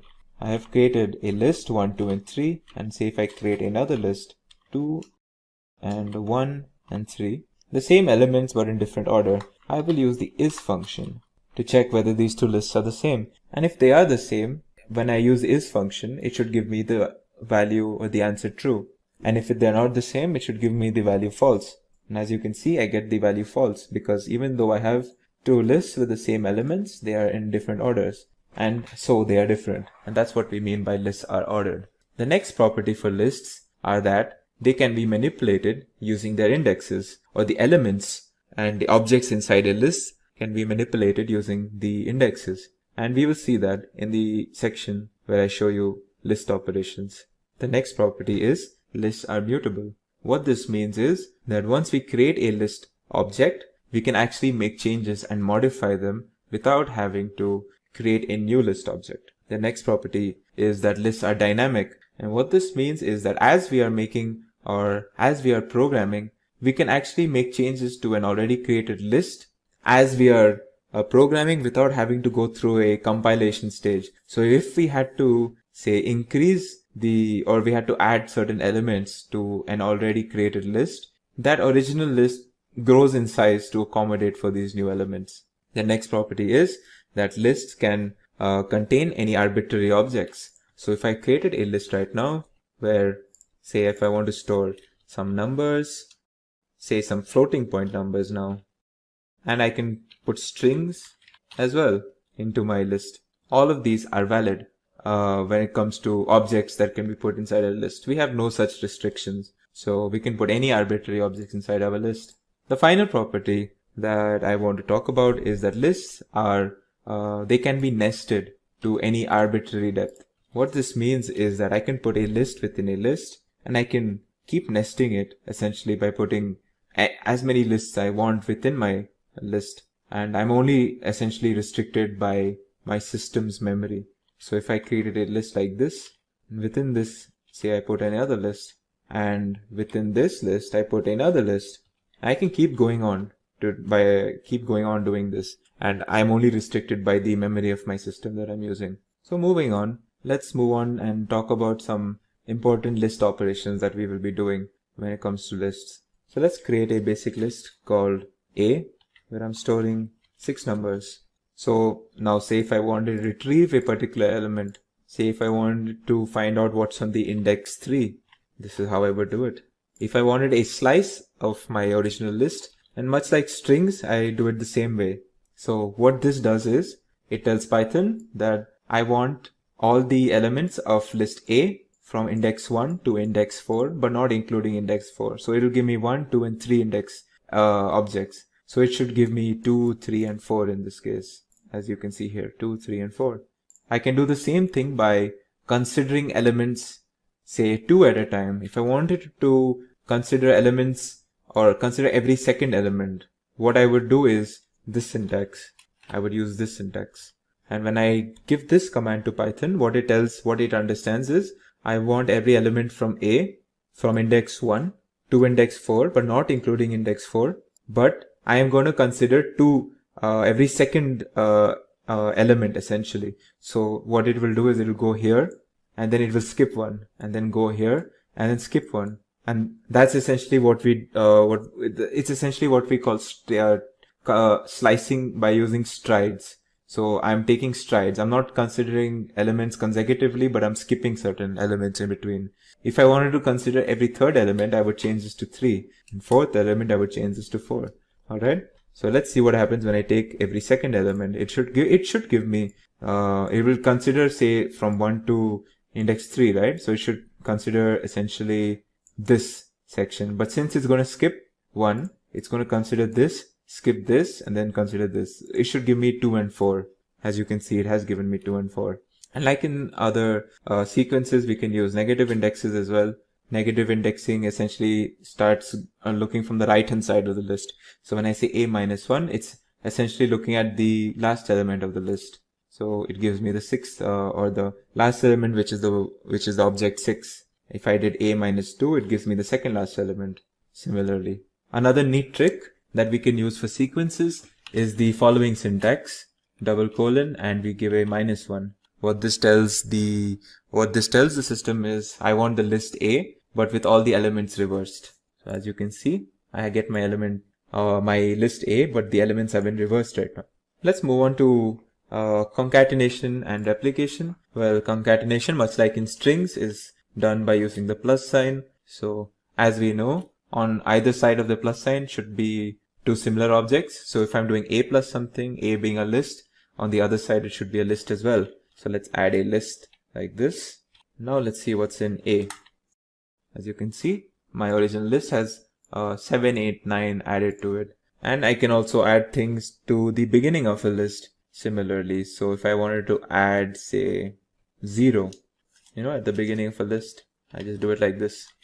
And I get the element 0 added to it. It's very important to note that I actually added 0 within a list, because if I did 0 like this, it will throw me an error, because like this 0 is just an int object and it's not a list. But when I put the square brackets, I make it a list, and then this concatenation becomes valid because A is also a list. Similarly, if I did A star 2, this is essentially replication, or a replication function, where I'm repeating the values in A twice. If I did A star 3, it's the same function, but now I'll have the elements repeated thrice, as you can see here. Let's move on to modifying list values. This also shows the mutable property of lists that I had mentioned earlier. So let's consider this example. So I created a list with elements where there's the 3 strings: eggs, apples, and carrots, and I have 5 int objects, 1, 2, 3, 4, and 5. Now if I wanted to change, say, the first element, all I have to do is take the 0th index, and say if I want to replace eggs with say mango, this is how I would do it. Now I've replaced eggs with mango. If I check what's in B, you can see the eggs have been replaced with the element mango. Similarly, I can use the slice syntax to replace a particular slice from my list with a slice essentially. So let's look at this. I want to replace the first 3 elements. I want to replace mango, I want to replace apple and carrot. So what I will do is, I will consider this, since this carrot is the second index, so I will consider 0 to 3 because the third is not counted. Now I'm going to replace this with 3 different, let's see, kiwi and say sponge. Now let's check what's in B. You can see my 3 elements have been replaced. In fact, I don't have to replace like for like. If I want to replace, say, 3 elements with only 1 or 2 elements, that is also possible. So now if I want to replace the first 3 elements, kiwi, orange, and sponge, with just 1 element, this is how I'll do it. Let's say wine. Now let's check what's here. As you can see, 3 elements have been replaced with 1 wine. I can do it vice versa as well. I can replace smaller number of elements with a larger number of elements. But here there is a slight caveat that I want to show you. So an obvious way of doing this would be, say if I wanted to replace the first element wine with 3 different elements, an obvious way would be just consider that element's index and then put whatever objects you want. Say I want to add, instead of wine, I want to add beer, I want to add ball, and say club. Yeah, well, let's see what happens. Now if I say B, check what's inside my, you can see my elements have been added, but they seem to have been added as is. I had entered a list over here, and that whole list has been replaced, or this wine has been replaced by this whole list in the first position. But that's not exactly what I wanted. I wanted the elements within this list to be individually placed into my list. And the way to do that is not this syntax, but actually what I'm going to show you now. If I want to replace one, if I want to replace the index or the object at index 0, I would give this statement, a slice statement, where I will give 0:1. So when I do this, and if I So let's create my old scenario again where I had wine and I had 1, 2, 3, 4, and 5. Now if I do this B0, but I give a slice, then this slice is essentially a single object slice. It's essentially the 0th index again.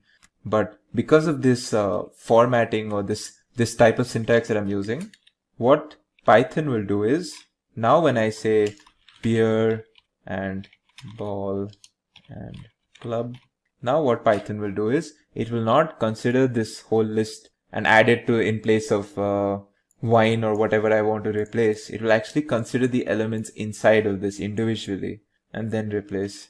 So if you see here, now if you see my list, I actually have I've removed wine, and in place of it I've put beer, ball, and club, but these three are actually individual objects within my list and not objects within a list that is then placed within my original list. So this is an important caveat that you should take note of. So moving on, let's talk about certain methods associated to lists. Let's take a simple list now, 1, 2, and 3. The first operation that I want to show you, or the first method, is the append method. So when I do a append, and say if I want to append the list by one object called 4, I just do it like this. Now let's see what's in A. So as you can see, the append has put the object 4 into my original list. Now say if I wanted to append 3 different objects. I want to append 5, 6, and 7 now. Let's see what append function does. Oh no, as you can see, it's done a similar operation to what we have seen earlier when we gave a single index or the single element replacement that we saw earlier. It essentially put this whole list into this particular spot into the list. And this is not what I wanted. I wanted 5, 6, and 7 to be individually placed. And we do have a way of doing that. And the way to do that is the extend function. That is what I'll show you next. Now, if I want to extend, say, the original list by 3 different elements, 8, 9, 10, when I use the extend function, it will not put this whole thing. It will consider each object inside this thing individually and then add it to A. So if you see my result, this is exactly what I wanted. Now, the next method that I want to discuss is the remove method. So the remove method is how you use it is within the parentheses, you put the object that is present in the list that you want removed. So you don't give an index over here, you give the object itself. So if I want the object 8, all right, this number, if I want 8 itself removed, what I will do is put the value 8 here and it will remove it from my list. So if I check my list A, as you can see, the value 8 it's gone. Another similar function to remove is the pop function. Now the pop function by default will remove the rightmost value from the list. But unlike remove, the pop function actually outputs a value and that value is what we have popped out of the list. So by default, it will pop out the rightmost value of a list or rightmost element of a list. And in this case, that element is 10. So it should give me 10. But of course, if we want to pop out any particular object, in this case, we do not give that particular object, we give its index. So now say if I want to remove this list object from my bigger list, as I can see, it's in index 0, 1, 2, 3, 4th. It's the 4th index. So if I want to remove the list which is at the 4th index, I give the index value inside the parenthesis and it pops that out for me, as you can see over here. So this was it for lists. Let's move on to tuples next. So tuples are another ordered collection of objects much like lists, but they differ from lists in 2 key properties. First of all, tuples are defined using parentheses instead of square brackets. So this is how I would define a tuple with elements 1, 2, and 3. And the next very important property that is different or that differentiates tuples from lists is that tuples are immutable. And what this means is that once we create an object of type tuple, we cannot make any modifications to it. We would have to only create a new object if we wanted something different. And this is obviously a key difference between a tuple and a list. But apart from this, every operation that we have done on lists are actually possible to do in the case of tuples as well. So any operation that we did to lists that did not modify the list or that does not do any modification, we can actually apply to tuples as well. So if I wanted the first element of this tuple all I have to do is call it by the index 0. It should give me the value 1, as you can see. If I wanted a slice, I can do that as well. It should give me 2 and 3. And if I wanted to reverse my tuple, well, I can use my same neat technique that I've used for lists and that I can use for strings as well. So it gives me my old tuple, but with the elements reversed. So now the natural question is, why do we use tuples over lists? Well, one important difference is that when we make a program execution where we are manipulating a tuple, if we did the same thing for the exact same objects in that if it were present in a list, it would be much faster in a tuple. Essentially, program execution is just faster on tuples when compared to an identical list. So you use tuples over lists when we want to be efficient while we are creating an ordered list of objects. So whenever we create an ordered list of objects that we don't need to, or we don't want to make any further modifications to, we don't need to create a list, we can create a tuple. And another very important area where we use tuples over lists, or why we need a tuple instead of a list, is when we are using dictionaries. Dictionaries, as we will see later, is a data type in Python that needs an immutable component while we are creating the dictionary. So if we want to use something that is like a list, but since lists are mutable, we can use a tuple instead and use that when we are creating our dictionary. And we will see like what I mean by the immutable component for a dictionary when we actually learn about dictionaries. But yeah, these are some of the places where we would use a tuple over a list.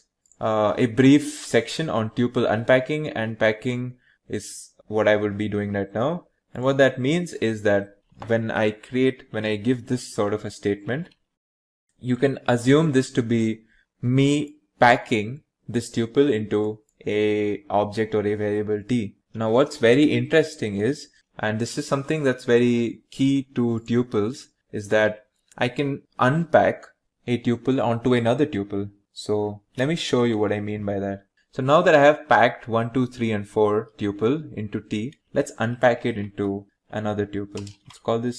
Let's put these elements into this tuple, and I put this into t. Alright, now let's see what I mean by unpacking something onto something. Let's see what happens when I put a. If I just want to see what's in a, it actually gives me the value 1. If I see what's in b, it gives me the value 2. If I see what's in 3, it gives me value 3, and d gives me value 4. So essentially, if you think of it, what I have done is I have matched this tuple, then put it into t, and then put that tuple t into this tuple a, b, and c, d. So what has happened essentially is the element a has been, or a better way to say this would be the element 1 has been packed onto or unpacked onto a, 2 has been unpacked onto b, 3 has been unpacked onto c, 4 has been unpacked onto d.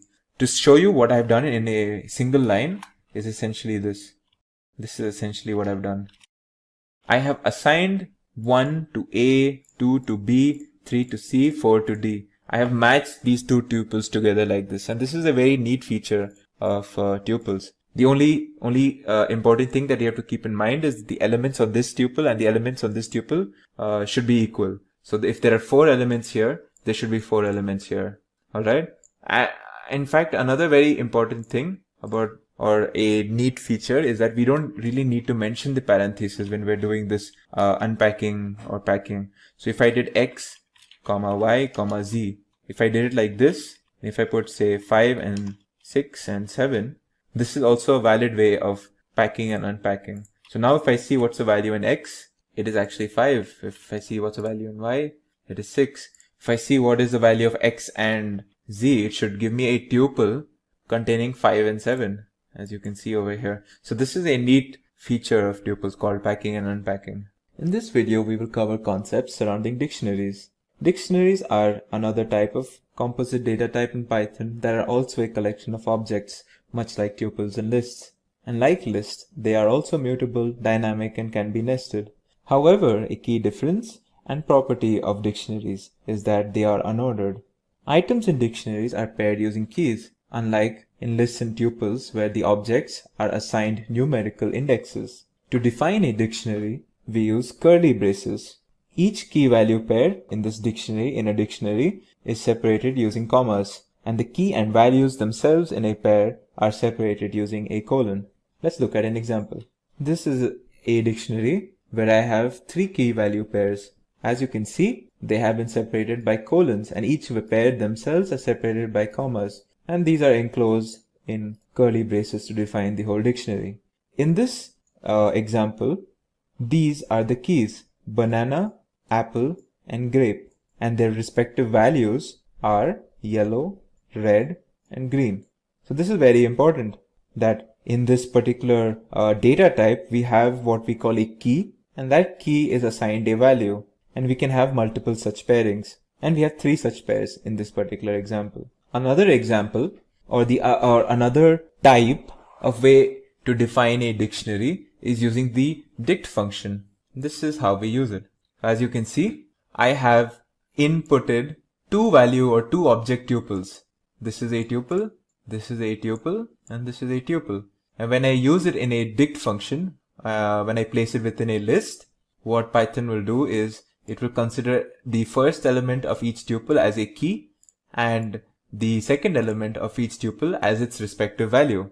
Now if I check what's in D, as you can see, the key banana has a value yellow, the key apple has a value red, the key grape has a value green. So this is another way of defining dictionaries.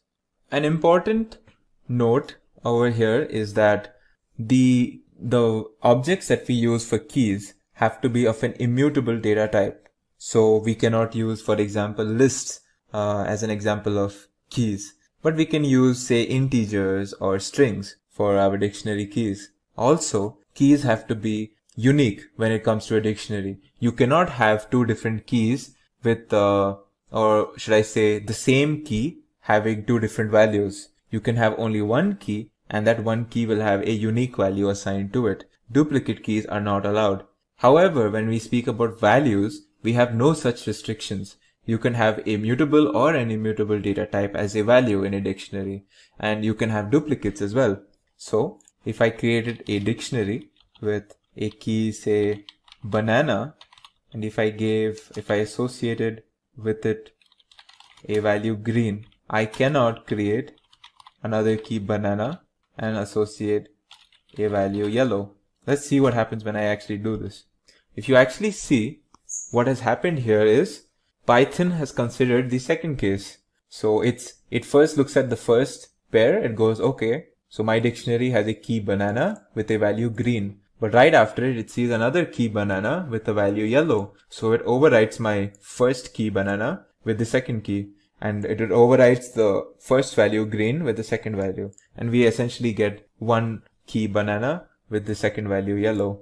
So obviously, this is Python does this to avoid duplicacies.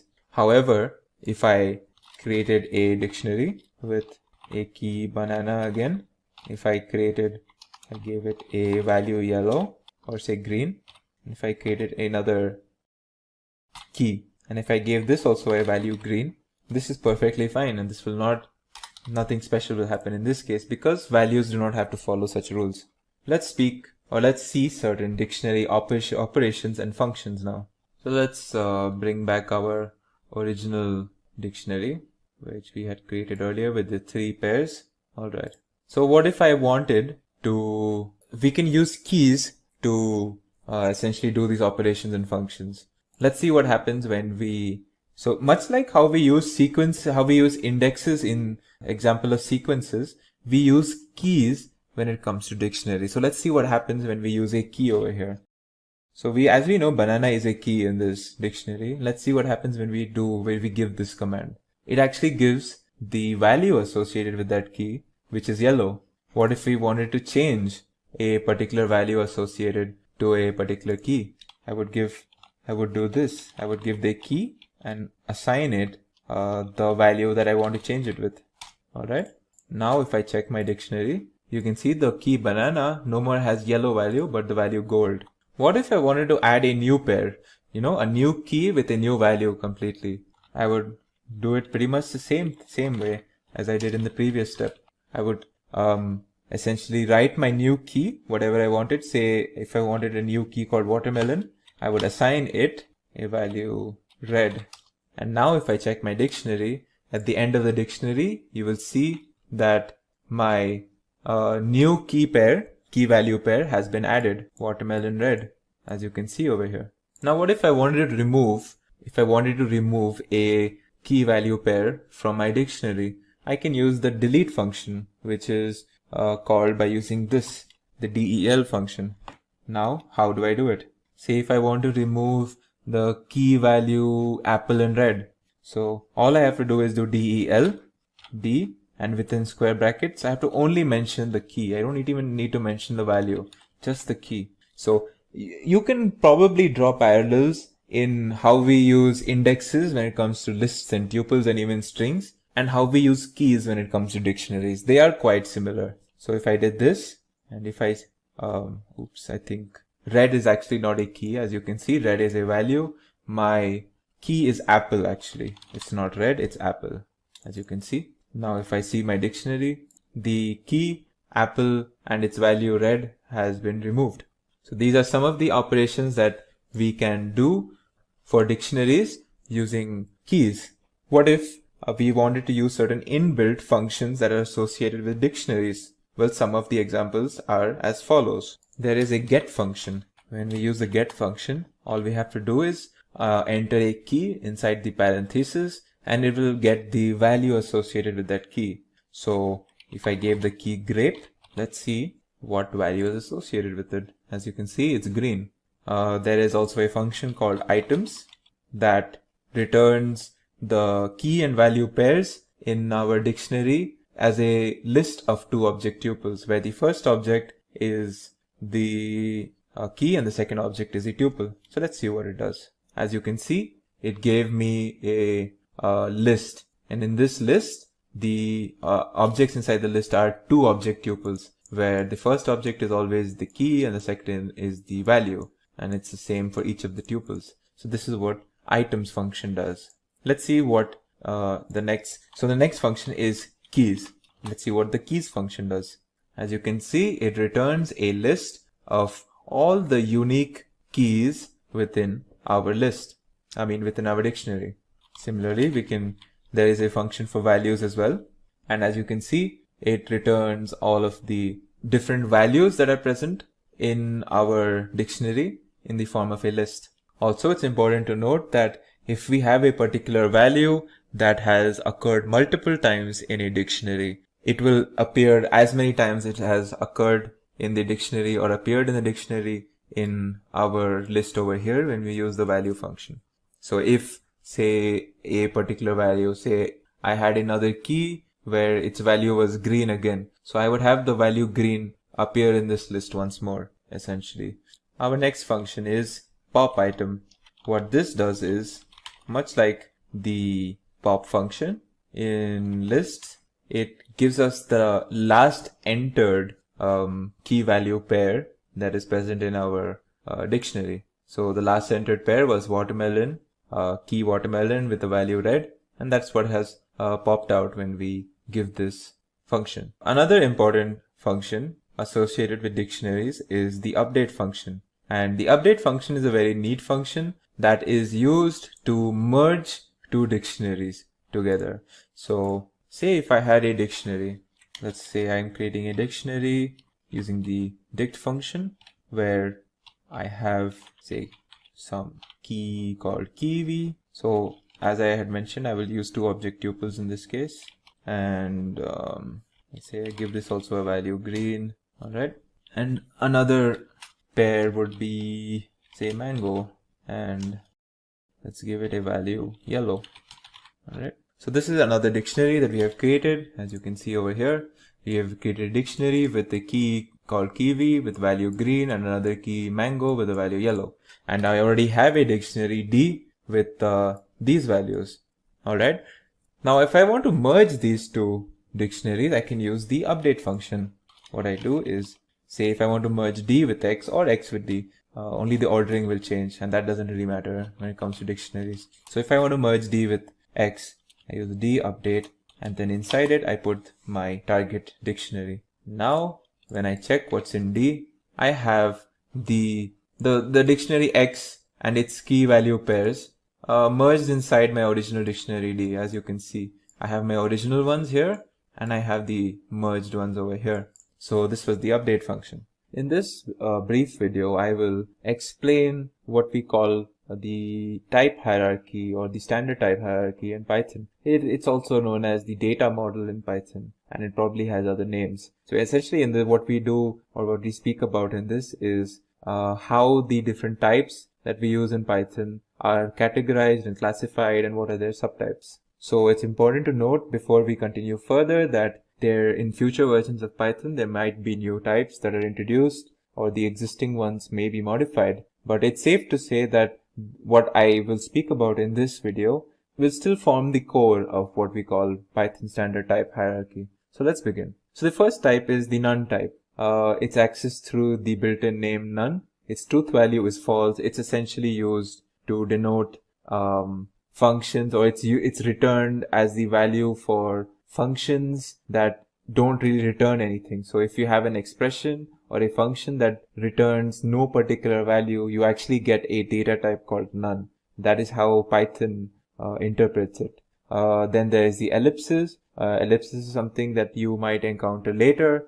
It is accessed through the built-in name ellipses. It is used to indicate the presence of this particular syntax, this particular symbol or expression or syntax in a slice. Its truth value is true. Again, don't worry too much about ellipses right now. Next is numbers. And numbers is something that we are very familiar with. We've worked with numbers a lot. They are an immutable type. They are created through numeric literals, and they are the outputs of arithmetic expressions and built-in arithmetic functions. Its subtypes are integers, floating point numbers, and complex numbers. Within integers, you have plain integers that represent numbers in the range this number and this number. So this number is basically the largest positive value that you can represent using 32-bit notation in 2's complement, and this is the equivalent for the negative side.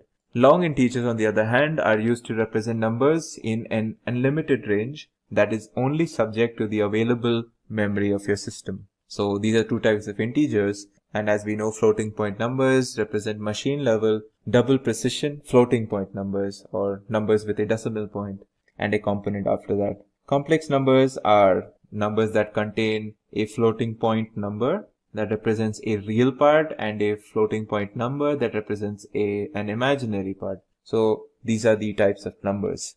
Then we have sequences. Sequences are finite ordered sets indexed by natural numbers. So each element in a sequence has an index, and that index is a natural number. The different types of sequences are based on the mutability, whether the objects can be changed or not, is essentially what we mean by mutability, right? Once we create an object, whether we can modify it or not.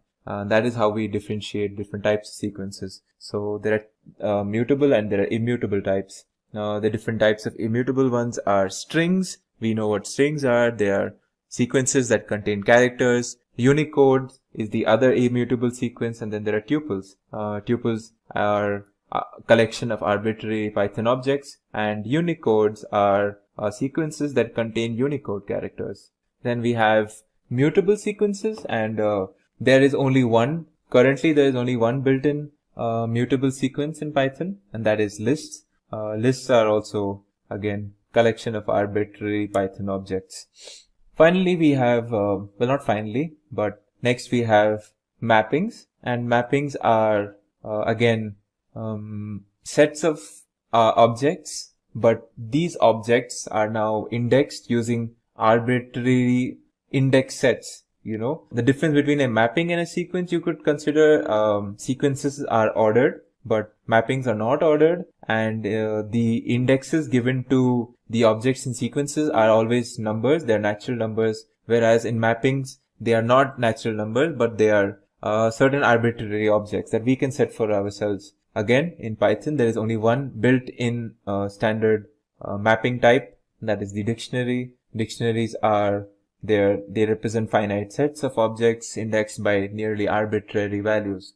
The only condition is that these indexes must be of an immutable data type. So these, so what I have mentioned until now are probably the most common data types that we encounter or that we have encountered now. The next types are like callable types such as user-defined functions, user-defined methods, built-in functions, built-in methods, classes and class instances. So again, callable types as a whole are referenced using the call function, and this is something that we will learn when we start learning about functions, when we learn about object-oriented programming and methods and functions and such. The other type are modules. So modules are module objects, or modules essentially are referenced or called using the import function. Again, modules can be considered as these large libraries or larger pieces of code or applications that that contain various different methods and functions and objects and classes within them. Again, modules are something that we will think about a little later. Files are data types that are called using the open function. So anytime and as we will during the course of this tutorial, during the course of this course essentially, we will be working with a lot of files. Some of these files are text files, some of them are comma separated files. So all of these files that we open using the function open or some other certain specific functions where we create file objects out of these files. These are what we call file data types. Finally, there are internal types that are used by Python interpreter. Again, this is something that does not concern us right now, but just know that the interpreter for Python uses these data types for its functioning. In this video, I will show you some of the categories of operations that are possible in Python. So let's start off. So the first category of operations are arithmetic operations. And as you can see in this table, there are different types such as addition, subtraction, multiplication. So let's go over them one by one. So a simple addition operation would be like 5 plus 6, giving me the value 11. I can do 5 minus 3, that's subtraction. Similarly, I can do a multiplication using 5, say 5 into 2. There's division where I use the backslash. So say I did division of 8 divided by 2. Now you might encounter another type of division which is called the floor division, where we use a double backslash. And what this does is it returns us the largest whole number that is lesser than the result of our division. So the difference between the float division and the normal floored and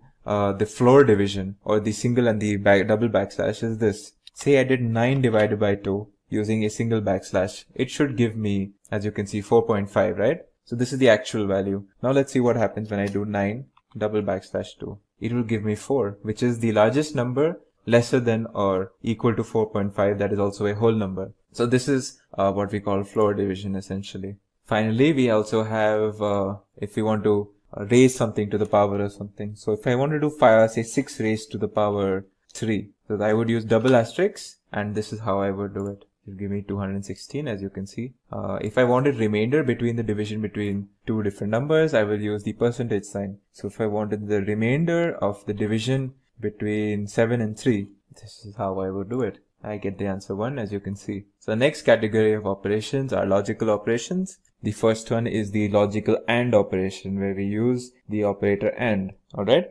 so let's see what we mean by this. So as we know, the AND operation returns the value true if both the operands are true. So let's actually do this for an example. Let's give this variable the value true and this the value false. Actually, it should be done like this, true, false. So now think of it like 1 and 0. So 1 and 0 is obviously 0, right? So if I did A and B, I should get the answer false or 0, because I'm doing true and false. So it's like doing 1 and 0. So if you see this, I should get the answer false. If I change this to true as well, now if I do this, I will get the answer true, as you can see. The next logical operation is the OR operation, where, logical OR is if either of the operands are true, then we should get the answer to our OR operation as true as well. So in this case, obviously, if I did OR over here, it will naturally give us true. If I change this to false, it should again give us true, and it will only give us false if both are false, as you can see here. Now it's false. The next operation is the logical NOT. It's done by using the not operator. So in this case, the value that we get is true if the operand is false. So let's take A. As we know, A is false over here. So if I did not A, I should get the answer true. But if I change this to true, now if I do not A, I should get false, as you can see. So this was the logical operations. Let's move on to the next set of operations, that is comparison operations. So there are a bunch of them. Let's go over them one by one. If I want to check if two operands are equal, so if I did x is say equal to 2 and now y is equal to 3. If I want to check if they are equal, I will use the double equals to sign. And if they are equal, I will get the value true. If they aren't, I'll get value false. As you can see, since x is 2 and y is 3. As you can see, x and y are not the same, so there's false. They are not equal. If I change this also to 2, now I will get the answer 2. The next comparison is the not equal to, or where we use the exclamation sign. So over here, the result of this is true if x and y are not actually the same. So I should get false over here, as you can see. But if I change this to say 5, now I will get true because x is not equal to y in this case. The next one is greater than. So if I did x greater than y, as we can see 2 is not greater than 5, I will get false over here. Similarly, there's a lesser than. If I did x lesser than y, I should get true over here, as you can see. There's also a greater than or equal to and lesser than or equal to. We simply add the equal to sign here. So let's see. Now if I say x is lesser than or equal to 3, I should get true because x is 2. And if I put 2 here, I should also get true. But what if I put 1 here? Since x is equal to 2 and 2 is not lesser than or equal to 1, this is a false statement. And I can do the same thing with like this, using the greater than equal to. Now it's true because 2 is actually greater than equal to 1. And so this was comparison operations. The next set of operations that we can do in Python are assignment operations. We've already seen a whole bunch. We've already been assigning values to variables. We've been doing assignments throughout already, but let's go over them and see some of the assignment operations. So as we already know, the equal to operation is assigning everything that is on the value on the right hand side of the equal to sign to what is on the left. So if I did a is equal to 5 plus 6, it will assign the value 5 plus 6 or 11 to a. Let's check what's in a. As you can see, it is 11. There is a plus equal to sign, and what this does is, so for example, if I did say a, now since a is 11, let's create another variable called b and call this 5. Alright. So now if I did a plus equal to b, what this will do is it will add b to a and then store it in a. So let's see what this does. Once I do this, now let's check what's in a. It should be 5 plus 11. As you can see, 16. So this a plus, so this plus equal to sign is essentially the same as doing a is equal to a plus b. It's essentially the same thing. They're both the same. There's a similar thing for this, the negative or subtraction as well. Minus equal to. So now that a is 16 and b is still 5, of course, if I did minus equal to b, now I'm subtracting the value 5 from 16. So I should get a is equal to 11 again, as you can see here. And this is the equivalent of doing a minus b. A is equal to a minus b, I mean, as you can see. So the next similar like assignment operation, let's create a is equal to say 6 in this case, and say b is equal to, I will say 2. Alright. Now if I do a star equal to b, what this does is it multiplies b to a and then assigns it back to a. So if I see what's in a now, it should be 12, as you can see here. Similarly, there is similar thing for subtraction as well. So if I did a is equal to 6 and b is equal to 2, if I did for division. So if I did a division symbol and the equal to sign, and then if I give b, what it will do is it will divide a by b or 6 by 2 and it will assign that back to a. So my value in a should be 3. As you can see here, 3.0. Obviously, this is a single backslash, so this is a float division. The resultant of a single backslash is always a float. I can do the same thing with a double backslash. So let's see if I did a is equal to 7 now, and then b is equal to 3. Now, if I did a double backslash equal to b, now it will do the same division, but it will do a float function. So it should give me 2 in this case. If I did the same thing with a single backslash just to show you the difference between single backslash and double backslash division. In this case, it will give me the value around 2.3 or something, a float basically, 2.33 as you can see here. Then there is the modulus. You can use the modulus sign as well with this assignment. Say a is equal to say 5 now, b is equal to 2. Now if I do a percentage symbol equal to 2, I mean b, it should give me, it will assign the, it will take the modulus in both signs and then assign it to the left hand operand. Now let's see what's in a.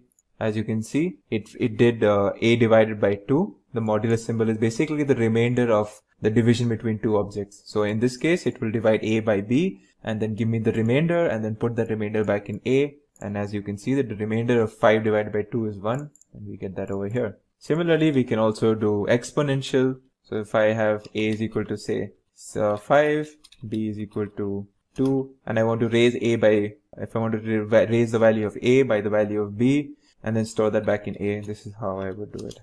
So it should be 5 to the power 2, which is 25, as you can see here. So this is assignment operations. So finally, we move on to two special sets of operators. One is the identity set, identity operators, and the other is the membership operators. Let's look at the identity operators. So when we talk about identity operators, what we mean is the is and the is not operator. So what the is operator does is it checks whether two operands have the same location in the memory essentially. This does not mean that it does not check for whether two objects have the same value, and this is very important. So let's look at this.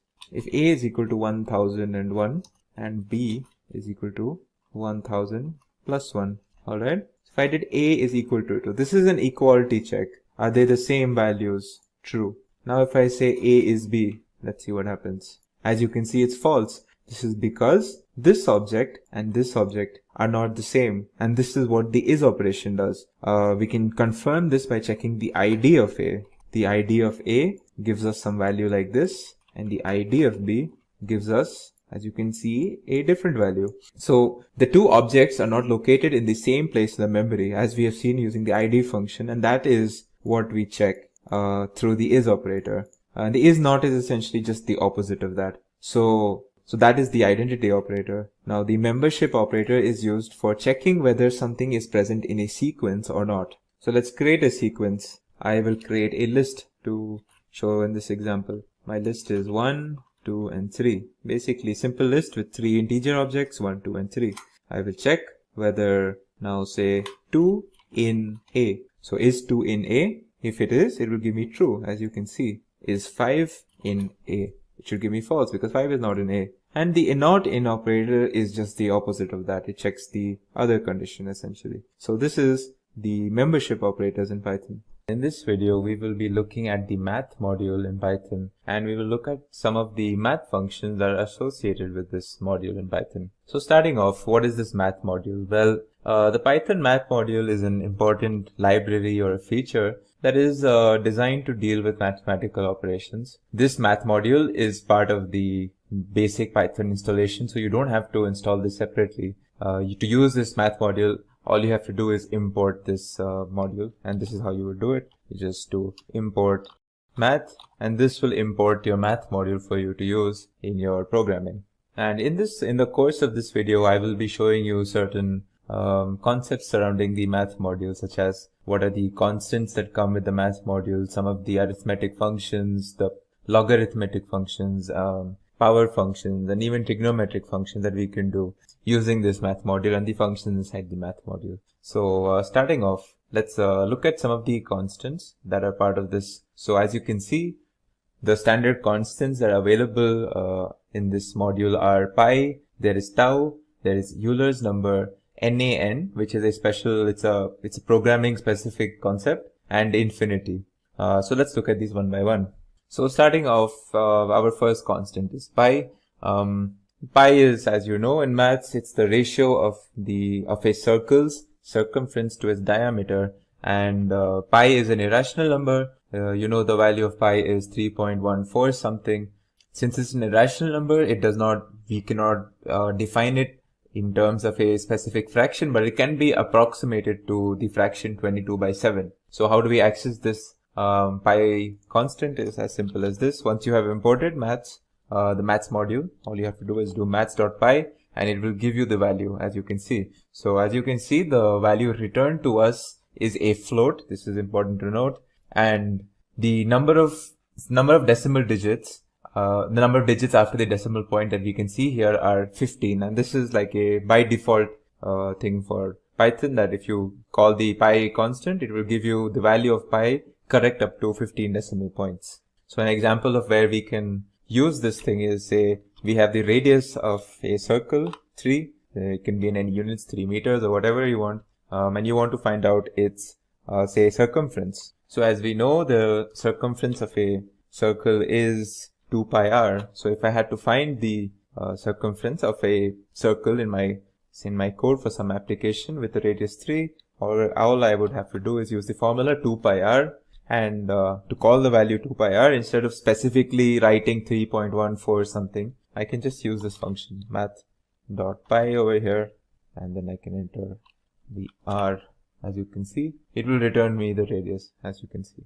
So moving on, the next constant that we will talk about is tau. Tau is similar to pi. In fact, tau is the ratio of a circle's circumference to its radius. Pi is the ratio of a circle's circumference to its diameter, and tau is the ratio of a circle's circumference to its radius. It's important to note this difference. So because of this definition, tau is always 2 times the value of pi. This is by definition. And much like pi, if you call the tau constant from the math module, it will also return you a float number. And to find that, this is the function that we use, or this is the syntax. So as you can see, this is actually 2 times the value of pi, 6.283, and even this is returned correct up to 15 places to the right of the decimal point, and this is by default.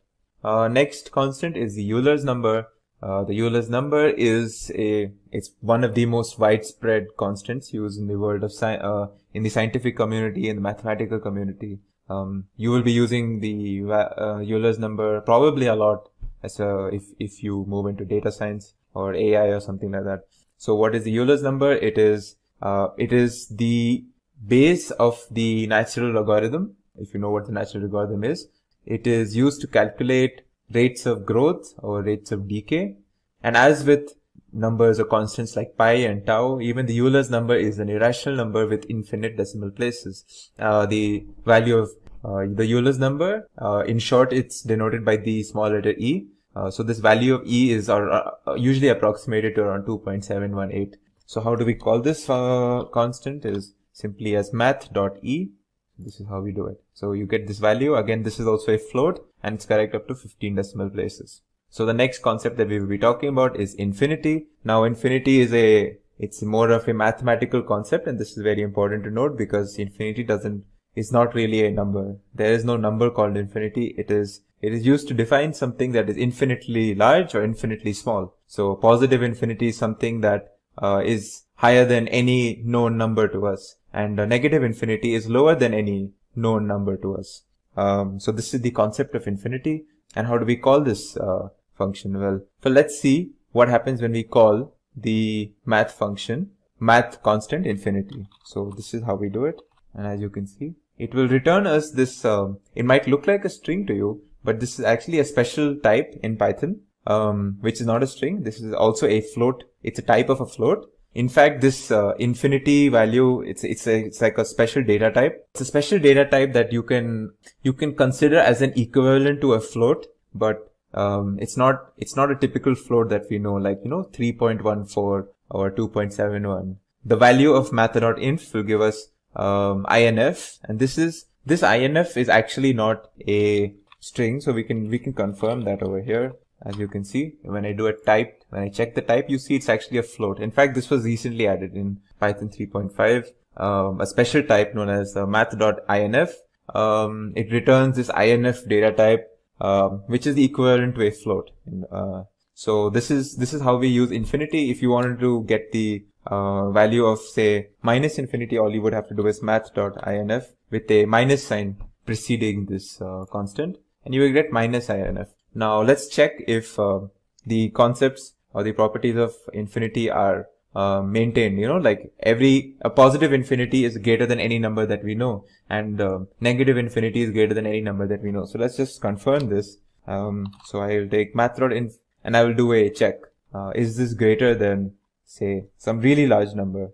Something that comes off the top of my head immediately. Okay. So let's see if this is true, then this is conceptually correct. And as you can see, it is true. In fact, I can change this number to anything as large as I want. This will be true because infinity is larger than any number that we know. And similarly, if I did minus math.inf and I checked some very small number, you know, a very, very small negative number. So just consider some minus 10 to the power something, right? This should also be true. Sorry. It should be a smaller sign symbol. This should also be true because I'm checking minus infinity. It's smaller than any known number to us, and it is true, as you can see. So it's very also if you did something like, so let's say if we do let's add something to this. You know, it's a number, so we should be able to do arithmetic on this. Let's actually see what happens when I add, say, 10 to positive infinity. It actually gives us the same value back, infinity, because intuitively we know that infinity plus anything is still going to be infinity, right? And this is exactly what Python does for us. Even if we add a number to this math.inf or the infinity constant in Python, it will still give us the same value, the same data type of inf or infinity. Similarly, if we subtracted something from the negative of math.inf, you know, let's say minus 100. So if we subtract something from minus infinity, we're technically still minus infinity itself. So this will again give us minus INF, as you can see, and this is absolutely what we need, and this is a very, very interesting feature in Python. Finally, the last constant that we will discuss is the NaN, or the not a number constant. So this is not really a mathematical constant. There is no constant in maths called not a number. This is a computer science related concept that it's used to denote invalid inputs, or it's used to indicate certain places where, say, a variable that should have a number it's been corrupted for whatever reason, and it now has a text or a symbol, and our code throws an error. Then in these cases where Python expects a number from us or from your code and it does not get it, it will throw you a NaN value, and this is usually used in cases where you have errors in your code. So again, just to check like what this constant, how to call it, this is how you actually do it, math.nan, and it will give you a data type called nan. Also, much like the infinity constant, let's see what's the type of this constant.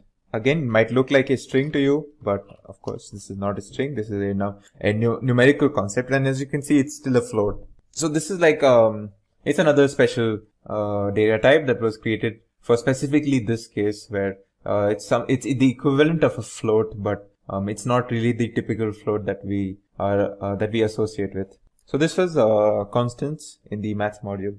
So our next topic will be arithmetic functions that we can do in the using the math module. So some of the common arithmetic functions that are available to us are factorials, the ceiling operation, floor operation, there's permutations, there's combinations. You can find the greatest common divisor, or the GCD, and the LCM, or the least common multiple, and you can truncate numbers. So let's look at them one by one. So starting off with the factorial operation. The factorial operation is done using the factorial function, as you can see here.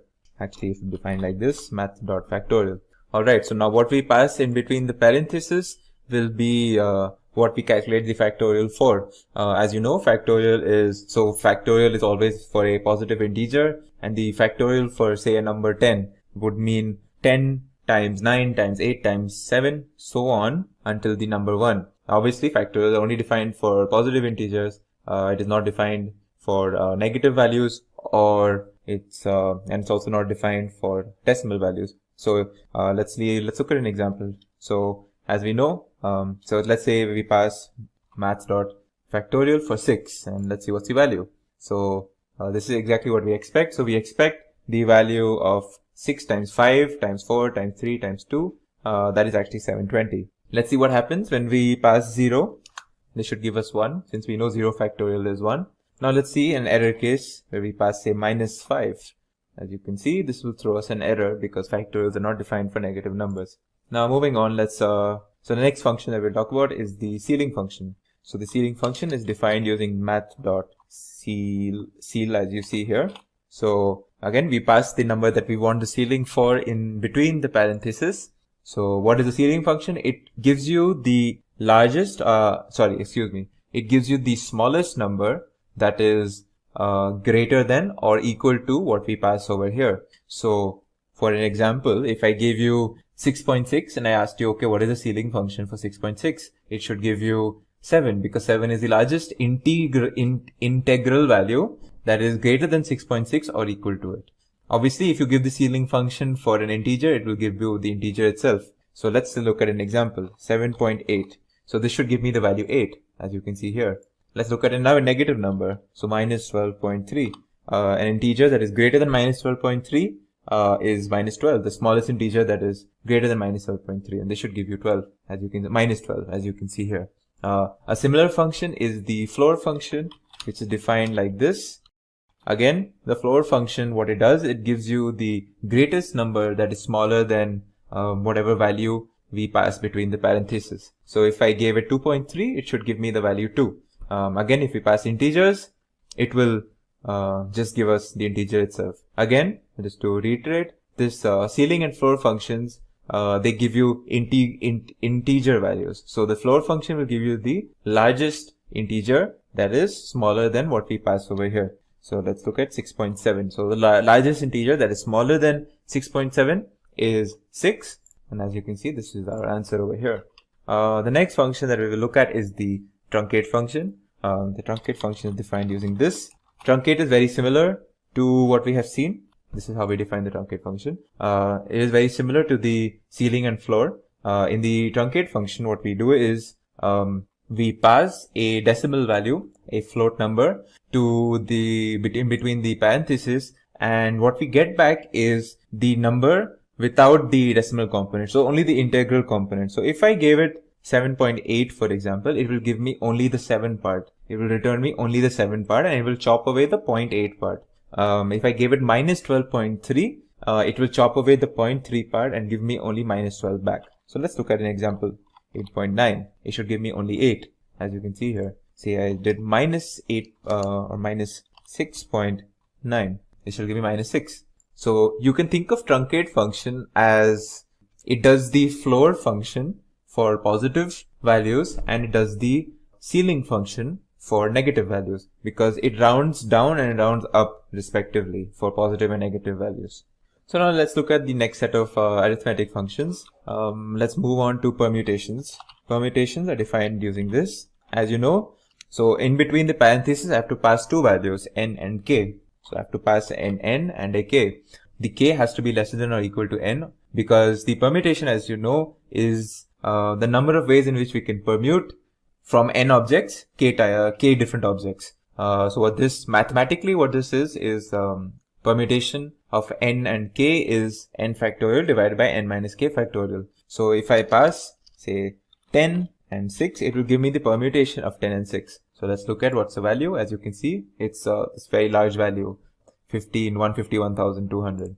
Similarly, there is a combination function, and this is combinations and permutations are used a lot in probability. So if you're going to move into that sphere, which you will encounter a lot in machine learning AI, you will be using these functions quite a bit. So the combination function, again, you pass an n and a k. Again, the n should be greater than or equal to this k. What this evaluates is n factorial divided by n minus k factorial times k factorial. So again, this is a mathematical concept. So let's look at the the combination of 10 and 6. So as you can see, it gives me 210, which is the combination of 10 and 6. In the arithmetic function section, are GCD and LCM. As we know, GCD is the greatest common divisor, LCM is least common multiple. So as of the newest version of Python, in Python 3.9, the math module gets these two new functions that were very lately added, actually.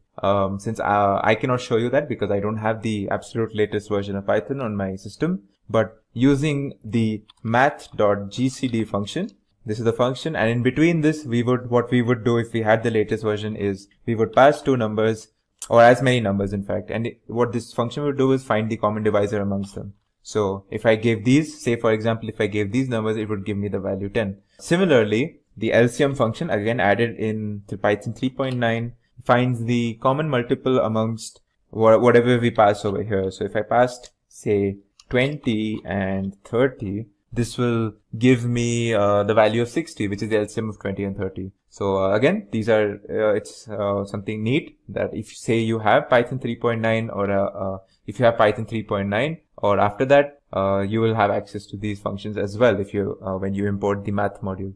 So that was for the arithmetic functions. Let's move on to the next section, which are power and logarithmic functions. So let's start off with the power function. There are multiple ways you can actually do a power function in math in Python. So you can do something like this, which is the equivalent of 2 to the power 3, or you can use the inbuilt module math, and you can use the POW or the power function, which is this is how you do it. And if I had to do same 2 to the power 3, I would just pass 2 and 3 as arguments like this, and it should give me the value, as you can see, 8 over here. What if so there's actually one more function, which is simply the POW function, and this is not part of the math module. It's a function not part of the math module, but it's still part of the base Python. You can use this as well, and you can do the same thing. POW 2 and 3, it should give you the value 8 again. Now you might ask, what's the difference between these two functions? Well, it's not much. For at least in a beginner standpoint, it's not that much. Just note that the math.power function is slightly computationally faster than the simple power function. So yeah, moving on, the next topic would be the next function that we'll discuss is the exponential function, which is defined like this. Again, exponential function is again e to the power something. So if I did exponential of 3, this would give me e to the power 3. So as you can see, oh, of course, I did not define the module beforehand. So math.exp, now when I do this, it'll give me some value, which is basically Euler's number or e to the power 3. So this was the exponential function, and let's look at an example. So we will look at the example of rate of decay, and we will use the this function in that example. So the exponential rate of decay is used to calculate the amount of radioactive elements that is present in a substance after a certain amount of time. So the expression is something like the initial amount of radioactive elements that were present right at the beginning times the exponent of minus 693 times t for time divided by the time period, the half-life time. So let's just write it down to make it simple. So again, as you can see, so this will give me the remaining amount of radioactive elements, right? So let's write down remaining. Let's assign this to a variable remaining.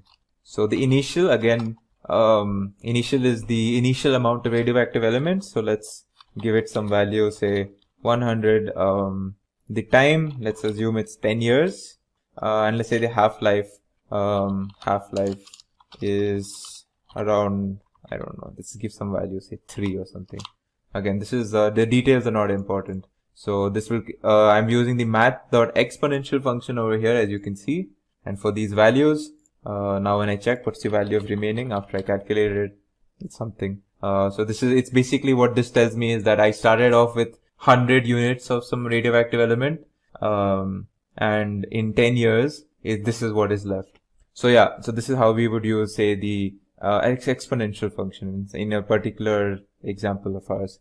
So next type of, again, functions are logarithmic functions. So let's look at some of the logarithmic functions that are part of the math module. So a basic log function would be written like this, math.log. In between this, I would pass the number that I want the log for. By default, if I just pass one number, it will calculate the log of 8 to the base of e. As we know, e is the Euler's number. So let's see what it does in this case. It gives me some value. What if I wanted to specify a particular base? Well, I would pass a second argument in this case. I want to find the log of 8 to the base 2. This should be the value 3, as you can see over here. There are two specific functions that are also provided in this math module, that is log2. What this will do is, again, I have to just pass one argument, and this will automatically find the value of the log of 8 to the base 2, as you can see here. Similarly, there is a math.log10 function. If I did this, I will find the value of something here to the base 10, as you can see. So this was logarithmic functions. Then finally you have the square root function. So how would we use the math? The square root function is math.sqrt. Again, we pass what we want over here. If we want the square root of, say, 49, this should give me the value 7, as you can see. Finally, we move on to the final set of functions that we can do using this math module. They are trigonometric functions and they are hyperbolic functions. So let's start off with some of the trigonometric functions. As we know, we can do sine, we can do cosine and tan, some of the basic functions. The way we would do it is math.sine. In between this, this is to calculate the sine of a particular angle. And this angle must be passed in radians. This is very important to note. We do not pass it in degrees, but in radians. So if I say passed sine of 3.14, as we know, 3.14 is an approximation of the value pi. Sine pi is supposed to be, in fact, it's supposed to be 0. So let's see. We get something close to 0. Again, since this is an approximation, it won't give us the exact value. Similarly, we can use math.cos to find the value of a particular angle. If you want to find the value of the cos of a particular angle, we can use the tan function in case we wanted to find the tan. Similarly, we have the next set for arc sine and the arc cosines of angles. So to find the arc sine, for example, we would use a sine. For arc cosine, we would use this. And for arctan, we would use this. The next set would be hyperbolic functions. Again, hyperbolic functions are basically the sine and the cosine and the tan calculated not circles but on hyperbolas. Again, the details you don't have to know the details. You should know that if you wanted to say, for example, find out the hyperbolic sine of an angle, we would use math.sine h, and we would pass what we want in between this. Similarly, if we wanted to find the cosine, it would be cos h, tan, it would be tan h. And if we wanted to find the inverse of the hyperbolic inverse, what we would do is use a. So we would use a tan h. If we wanted to find the hyperbolic inverse of sine, we would use a sin h. And similarly for cos, it would be a cos h. In this video, we will learn about conditional statements. And we will learn about how do we create these control structures where we have these conditional statements. We will learn about the keywords that we use in Python to create a conditional statement block, the if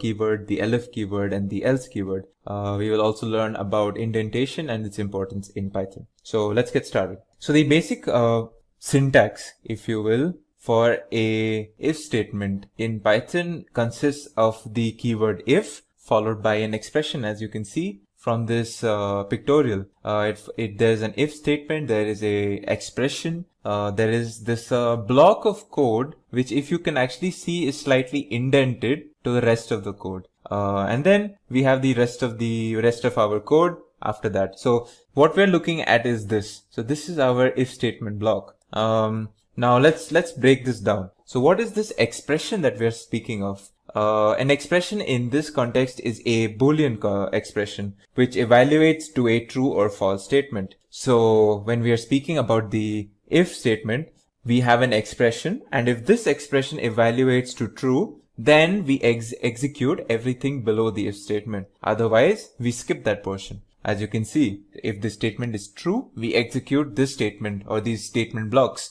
Otherwise, if it's false, we move on to the next statement block or the beginning of a new statement. So let's look at an example to further understand this. Let's take this if statement over here. As you can see, in this if statement, I have this expression 50 greater than 30. So what Python is going to do now is it's going to check whether 50 is greater than 30, and it's going to check it in a Boolean context. If this is true, then we can move on to the next portion, which is this. But if it is false, then we will skip this. So let's see what happens over here. So since we know that 50 is indeed greater than 30, this is a true expression, we move on to this block of code, which is saying that print 50 is indeed a larger number than 30. So let's see if this actually gets printed. So as you can see, we get this the result, which is this is a true statement and we get our print statement getting executed. What if we gave a false expression over here? So let's look at what happens if I gave a false expression. Now I'm checking if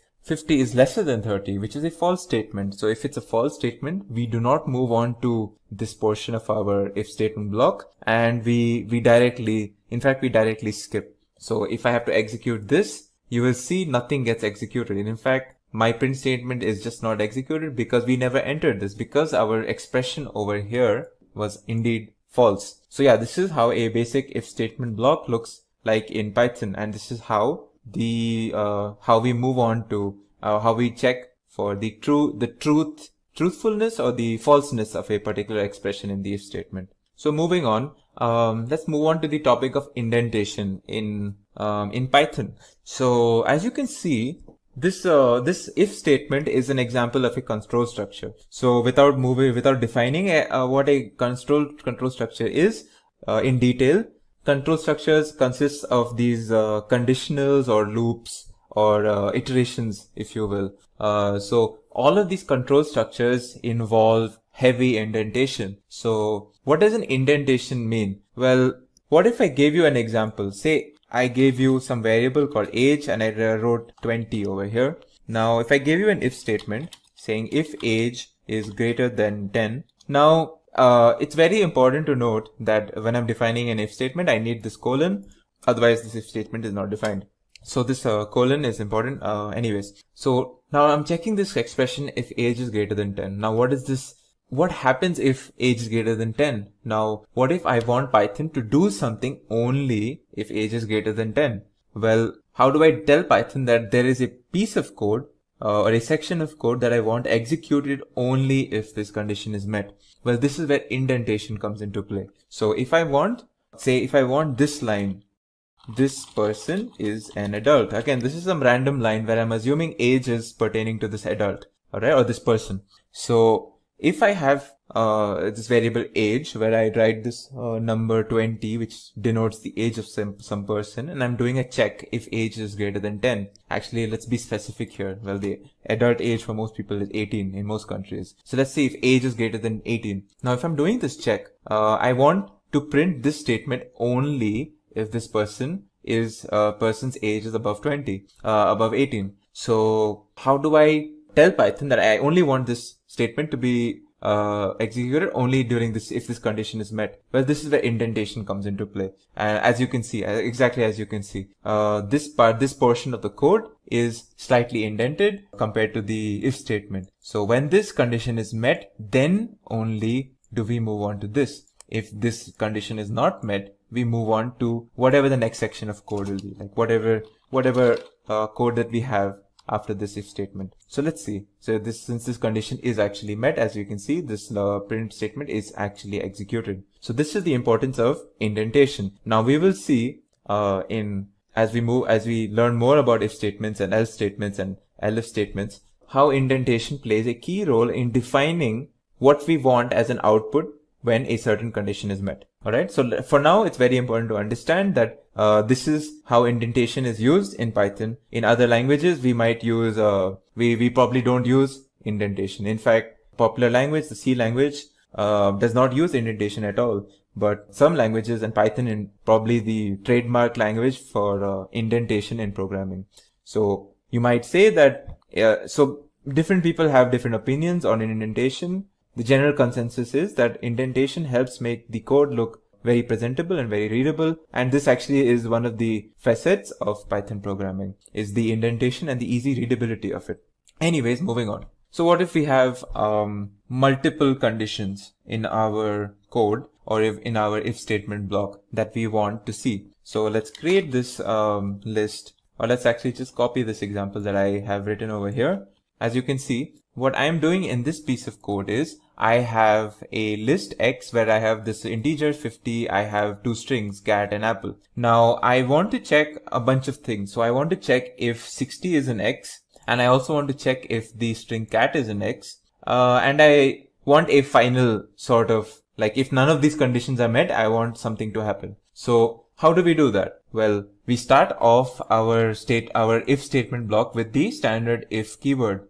Alright. Now, if we have one more condition that we want met, then we can use the elif, which is kind of a short form for else if. So we use the elif keyword. So what Python reads is it checks this condition, then it will check this condition. And then finally we have this else keyword, and else is a keyword used in our block to tell Python that if none of our earlier expressions have been true, then do what is in the that is within the else keyword, that is indented within the else keyword. So again, we don't pass an expression for else because else is we only reach this else statement in case all of the earlier conditions have not been met or have come to be false and not true. So let's look at this particular code example. So we have a list of 50, cat and apple, and my first expression that I'm checking is 60 in x. So this is how we check actually. So if 60 and x should be read as is 60 in the list x. So is this 60 in the list x? Well, actually no, we don't have the object 60. So this part is not executed. We move on to the next condition. Is the string cat in x? Well, actually it is. The string cat is indeed in x. So we move on to this statement block, which is within the condition that is met, which is print cat is in list x. And you will see that none of the other statement blocks will be executed because we have met our condition over here. So if I execute this, as you can see that the print statement cat is in list x is what is actually executed. And we do not execute this obviously because it is false, and we do not even check or we do not even move on to this statement because, well, we have a condition met over here. So it's one thing that is important to note is that we can use as many elif statements to check for as many conditions that we want to check for, but it's very important that we only use, and if we are using, that we only use one else statement and only at the end of our block. Okay, so moving on. Now I'm going to show you a very neat example about how Python actually does its these condition checkings. So it's very important to note that once a condition is met, none of the other conditions are even checked for. So we do not even consider the next statements and we directly leave this if statement block. So let's look at this example over here. Now in this example that I have over here is where I've stored the string cat in x. Now I have three conditions that I'm checking. I'm checking is 50 greater than 60. I am checking if the value of x is indeed cat, and I'm checking some random expression 1 divided by 0. This is not even a check. This is literally just checking if 1 divided by 0 is true or false. And as we know, we cannot divide anything by 0. So let's see what happens when I execute this statement. Now typically if I wrote 1 divided by 0, Python will throw me an error because 1 cannot be divided by 0. That is an erroneous statement. So let's see what happens when I do this actually. As you can see, I have a statement being printed, but I have no error even though I gave an erroneous statement in 1 divided by 0. Well, now you might ask, why is that so? Well, it's simply because I have actually never reached this condition. I have not even, Python has not bothered looking at this because if you actually see, there is a condition previous to this over here, which is met and which is true. So we move on to this block, we execute this block and we forget about the rest of the code. So we don't actually get to this erroneous statement, which is an interesting thing and which is an example that I have shown to show you that once a condition is met in an if statement block, we do not look at any of the further conditions that are being checked. Okay, so finally, I have one small topic that I would like to share with you is the conditional expressions or the Python's ternary operator. Now, this is slightly different to the if statement that we have talked about up until now, in the sense that it is not a control structure. So what this actually is more of an operator that defines some expression. So let's see what I am trying to say over here. So as you can see over here, highlighted is the syntax for what I'm trying to talk about, this ternary operator. So let's look at this example and let's see what I'm trying to do over here. So I have this variable age, alright, and this age is 26. Now just read this statement. X is equal to adult if age is greater than 18, else child. Now I could have done an elaborate control structure with an if statement, then an indentation within that if statement. and then I could have written else and then another indentation, and I would have written another statement over there. But instead of that, I've used this operator to assign a particular value to the variable x. And this, what value I'm assigning to x depends on if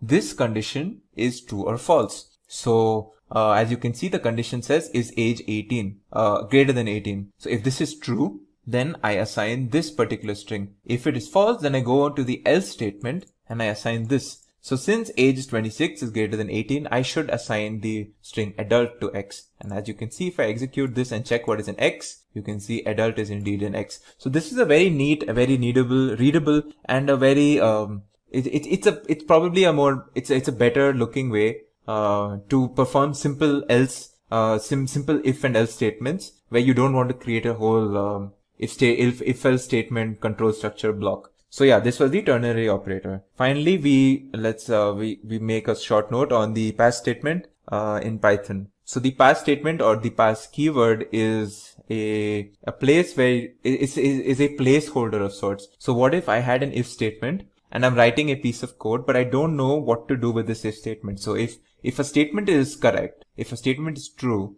but I don't know what to do if this statement was true, how do I tell Python, well, let's just keep it a hold for now, and I might put something into this block later in the future? Well, I would use the pass statement. So if I had this, say this some condition again, if I'm checking age is greater than 18, but I don't know what to do with this, I would just simply use this pass statement. And this basically does nothing. It's a way to, it's like a way to create a placeholder where maybe in the future I might write some sort of say a print statement or some sort of a different function or something else within this indentation. So, but in the meantime, like currently I don't have anything to place over here, so I just leave it with a pass statement. So this is a way where you can use a pass statement in if and else statements or if and else control structures.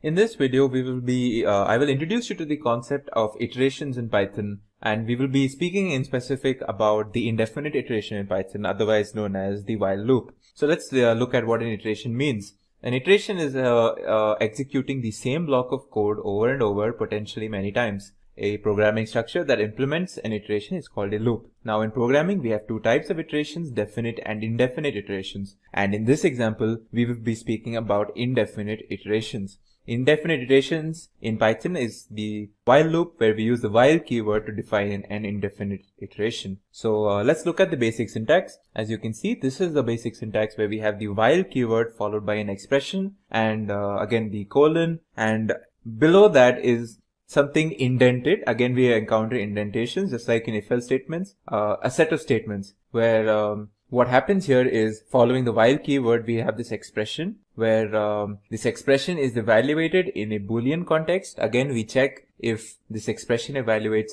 true or false, and if it is true, we execute all the statements or the statement block that is indented below this while statement. This is another example of control structure, much like if and else statement blocks, where we use a lot of indentation. So let's look at a basic example now of while loop. So let's copy this example and let's see what this does. So I have a variable n where I am assigning it a value 0. This is called an initializing process, and it's very important to note that most while loops consist of an expression which contains a variable, a control variable, which is usually initialized prior to starting the loop, and then this control variable is typically modified somewhere within the main loop body. So in this case, my control variable is n, and I am initializing it by assigning it the value 0. So let's move into the loop now. So the loop has this while keyword, as you can see, followed by an expression n lesser than or equal to 5.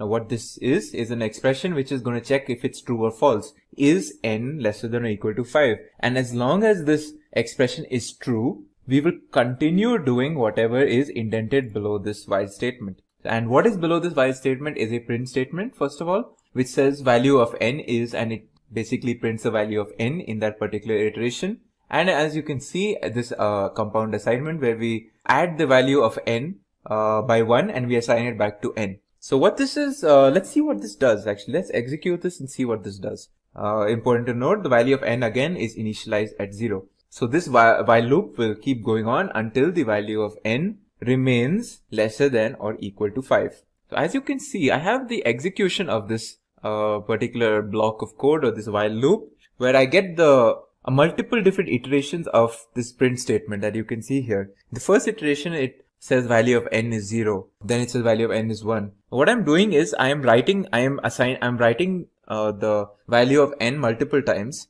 and each time the value of n is written over here based on what iteration it is. So what is happening actually is that initially the value of n is 0, and I print this statement value of n is 0. Now I add the value of what is in n by 1. So now what is the value of n? So again we do this check. So after this first iteration, we come back, or like once this whole block of code is executed, we again come back to this expression and we again check if this statement is true. So now that the value of n is actually 1, this statement is still true. So again we execute this, and that you can see over here, value of n is 1. Now again we add the value of n by 1, and again we go back here once this block is executed, and we check if this statement is true again. And as you can see, the value of n when it's 2 is still making sure that this expression is true. And this keeps happening until the value of n is greater than 5. So once the value of n becomes 6, this condition is no longer met. And finally, we do not execute this statement because this expression evaluates to false. And we do not do this anymore, and we finally leave our while loop. So let's check what the value of n is just to confirm this. As you can see, the value of n is indeed 6. And that is why we have left this while loop over here.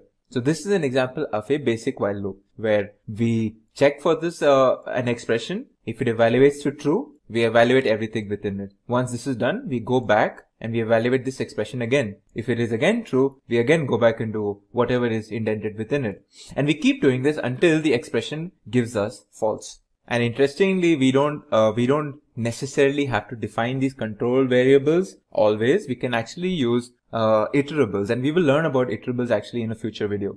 But we can use iterables, and an example of an iterable is the list. So let's look at this list and let's look at this whole block. Alright, so I created this list A, which contains 5 objects, 1, 2, 3, 4, and 5, all integer objects. And I have another variable x where I store the integer 1.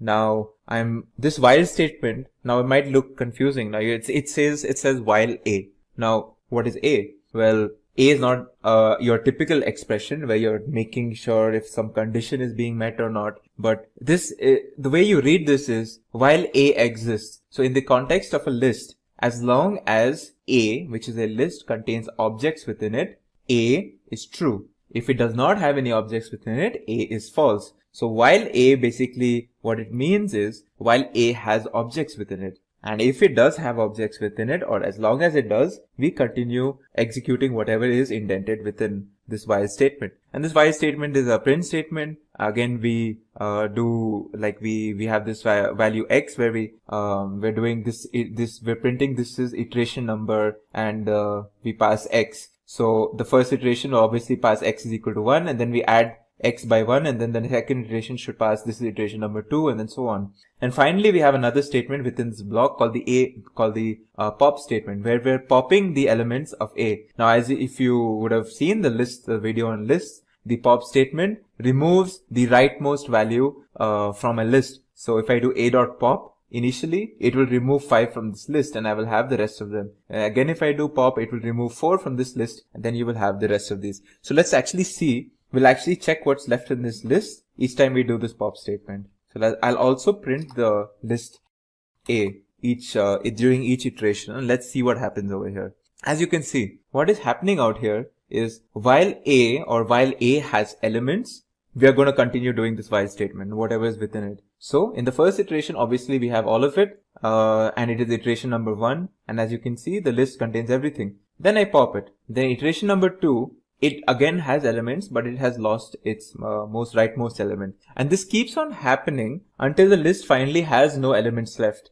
And once the list has no elements left, this expression while A evaluates to false, and we do not execute this anymore, and we leave the while loop. And again, let's check what is in A. A should have no elements. As you can see, it's an empty list. When I checked what's in A, it's an empty list. And that is why while A returned me a false, and we did not print any further. So this is an example of using a while statement using lists. And of course, the next topic would be discussing nested while loops. And this is a broad topic. What I mean by this is that when I'm saying nested while loops, I'm actually talking about nested control structures. So we can have while loops within while loops. Not only that, we can have if and else statements within while loops. We can have while loops within if and else statements. And we can have if and else statements within if and else statements. So if you think of all of these loops, and we will even speak about for loops in another video. For loops again are a type of control structure. So all of these are control structures. While loops are control structures. For loops are control structures. If and else statements are control structures. All of these are control structures, and nesting can happen within them. And it does not matter which is the parent of the nest and then the child of the nest. You can have a while loop within an if and else statement. You can have for loops within a while loop. All of this is valid in Python, and it's one of the great features of Python that is very flexible in this way. So let's look at an example where I have a while loop within another while loop. So I'm copying this piece of code where I have this list 1, 2, 3, 4, 5, and another list first and second. Now my first while loop, I print what is popped from A. So I take A, then I pop the 0th index. So basically from the left hand side, and I print what is that. Alright. And then I have another while loop where I have this list B and I'm doing the same thing. But this while loop is within the first while loop, and let's see what happens out here. So as you can see, my first iteration of this parent while loop causes me to pop what is the first element, which is 1. Then I do these while loops and this is completely executed, and only then do I go back to this first one. And then I come back and do all of this again. Then I go back to this one and then I come back and do all of this again. And that's why you can see this repetition. So I have this first iteration and then I do the second while loop. Then I have the second iteration and then I do the second while loop, and I keep doing this. And this is an example of a nested while loop. Okay, so our next topic in this video would be break and continue statements. Now break and continue statements are ways to abruptly end iterations in a particular loop. You can use break and continue statements not only in while loops, but you can use it also in for loops. So let's look at how we use it in while loops. And let's look at what we mean by break and continue statements first of all. Well, the break statement terminates the loop entirely. So once the break statement is found, the complete while loop that we are using is completely terminated. And the continue statement, on the other hand, terminates only the current loop iteration, and it goes back to the beginning or the expression, and it checks whether the expression or the controlling expression is again reevaluated, and it is checked whether the loop will execute again or terminate. This pictorial that you can see here actually emphasizes, or it shows the difference between break and continue. So I have this while loop and I have an expression.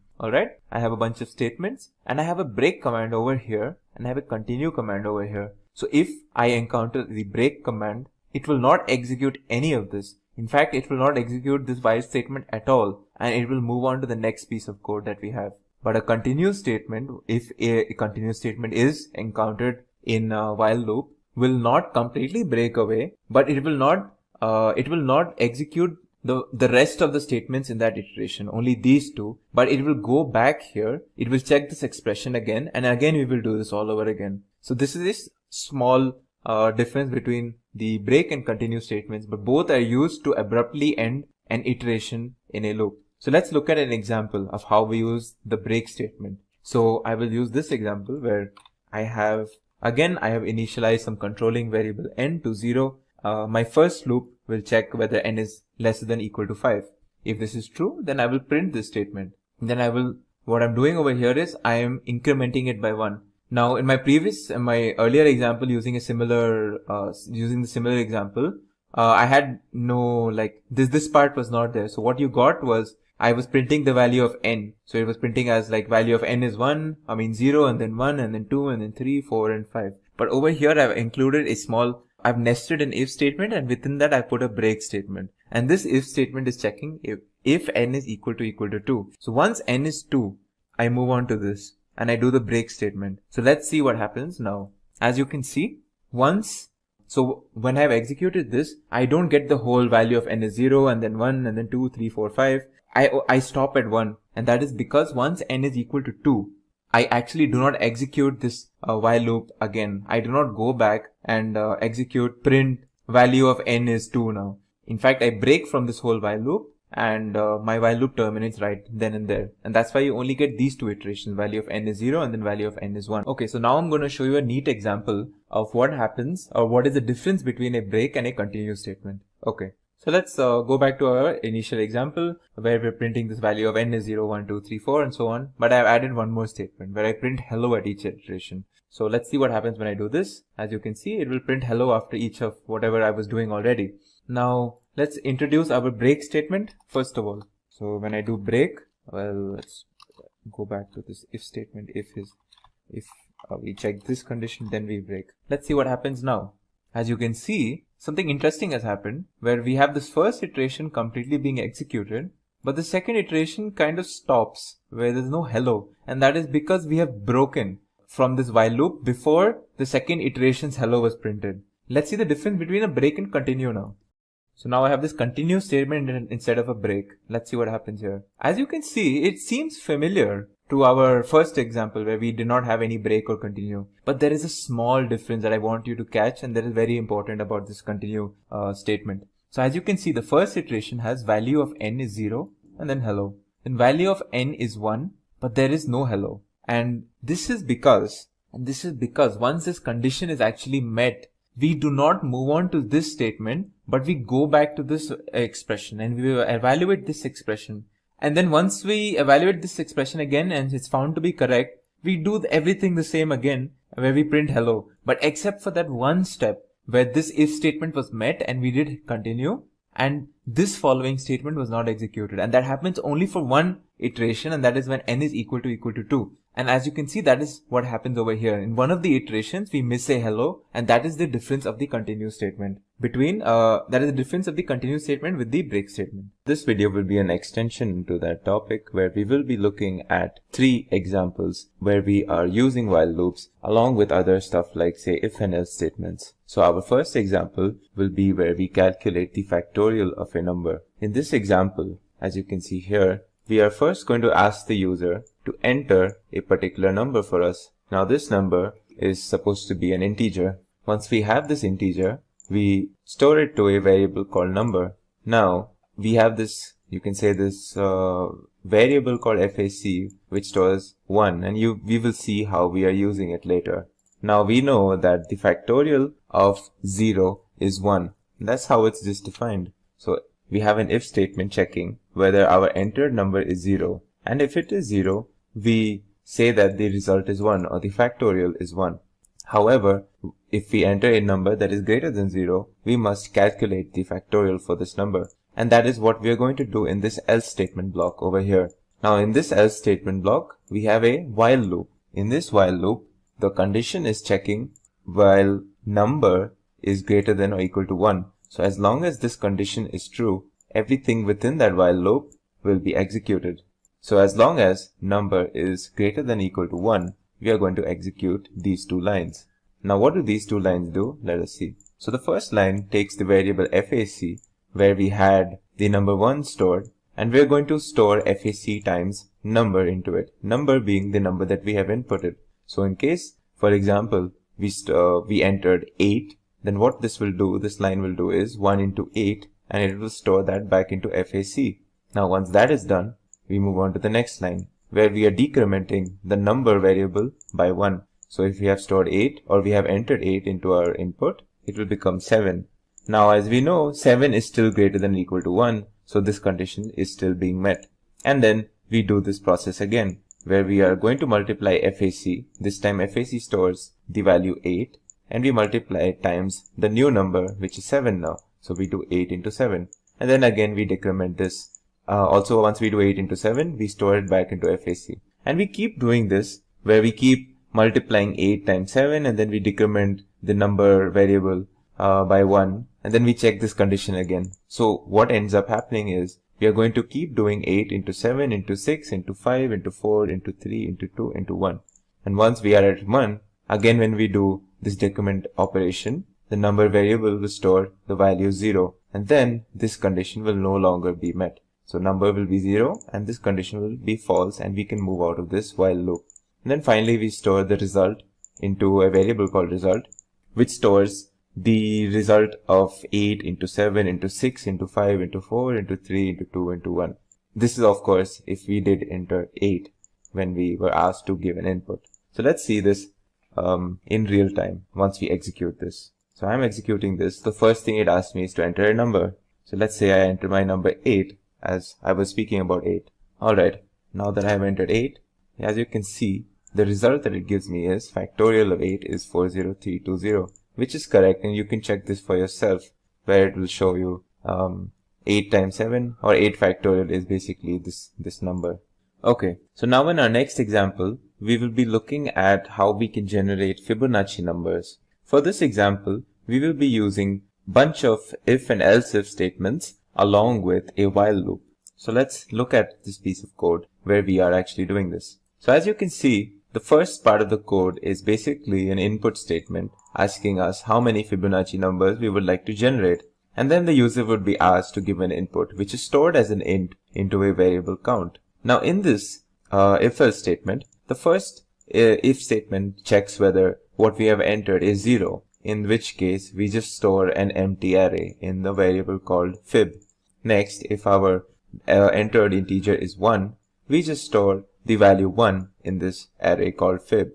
If our entered number is 2, we store 1 and 1 in the array fib. All of these are different sets of Fibonacci sequences. This obviously an empty array shows that, well, there is no numbers to be generated in this sequence. If we have 1, we just print the first number of the Fibonacci sequence, which is 1 itself. If it is 2, we print the first two numbers, which is 1 and 1. Now, the actual calculations happen when we say we want a Fibonacci sequence for more than 2 numbers. Now, in that case, we move on to this block. In this statement block, we initialize the fib variable with the first two Fibonacci numbers 1 and 1, and we store in this array. Now, we are going to do a while loop within this, and in this while loop, we're going to keep executing this statement block as long as this condition is met, or this condition is true. And what this condition is it's checking this variable I, which we have initialized as 1 over here, and we're going to check whether that is lesser than count minus 1, count being the number that we have been asked to input. If the statement is true, and as long as the statement is true, we will be executing this statement block, which is basically us appending this expression into the array fib. Now what this expression is basically, it's going to keep adding each subsequent numbers, and we're going to store each subsequent numbers back into the array fib. So in this case, if you see, what the first step will do is it will take the value at the first position of the array fib, and it will add it to the value at the 0th position of the array fib. And both of these values, since they are 1 and 1, when we add them, we get 2, and we append that to fib. So now our fib will look like 1, 1, 2. Then we increment this by 1, and what we do is we do the same process again. So in the next step, what we would do is we would do 2 plus 1. So we would get 3. Now this would keep going on until this condition is met, or basically until the numbers that we actually want to generate in our sequence. So let's execute this, and let's see an example of what happens. So it asks me how many Fibonacci numbers I would like to generate, and I will say I want the first, let's say 6 Fibonacci numbers. So I execute this. As you can see, this gives me the first 6 numbers in the sequence, which is 1 and 1, and then 2, which is basically 1 plus 1, and then 3, which is 1 plus 2, and then 5, which is 2 plus 3, 8, which is 3 plus 5. So if we wanted more numbers, we would just enter over here. Like say if we wanted the first 10 numbers, it would give us the first 10 numbers in the sequence, as you can see here.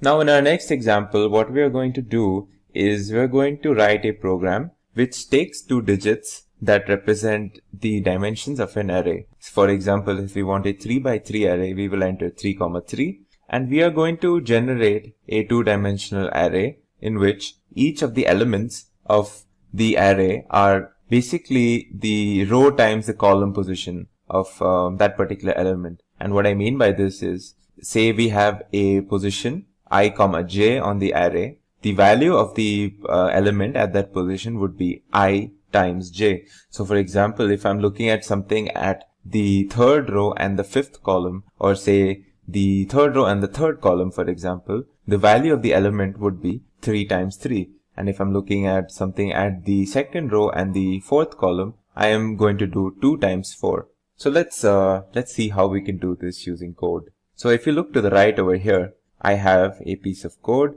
where I'm going to where it asks me to input two numbers, two integers, to represent the dimensions of my my sample array.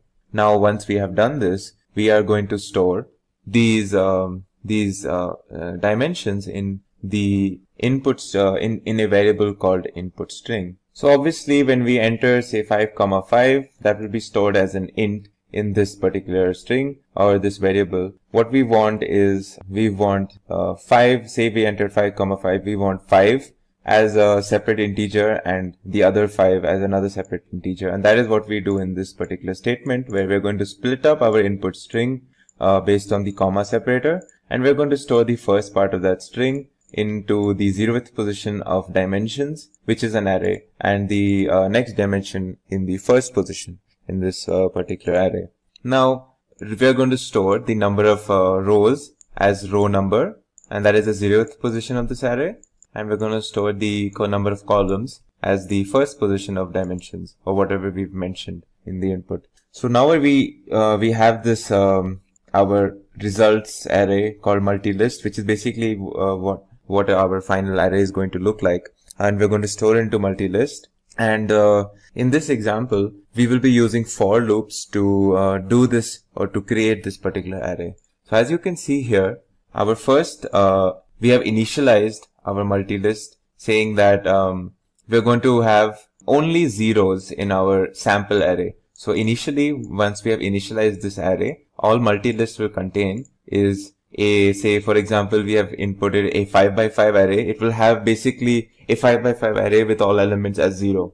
And that's what this line does. Once we have done this, we are going to move on to the for loop portion, where we are actually going to create our array that we want. So as you can see, our first for loop is going to say for row in range row number. So obviously range will generate an iterator which can be iterated over, and since it says range row number and say the number of rows that we entered were 5, what it's going to do is it's going to create an iterator containing the value 0, 1, 2, 3 and 4. So for row and range, it will basically row will take the value 0, 1, 2, 3 and 4. And a similar thing is going to happen in this nested for loop, which is within this, where we're going to again create an iterator using this range function and for the column number. Once we have this, we're going to do the simple process of multiplying the value of the element based on its position. So if it's at the position 3, 4, we're going to store the value 3 times 4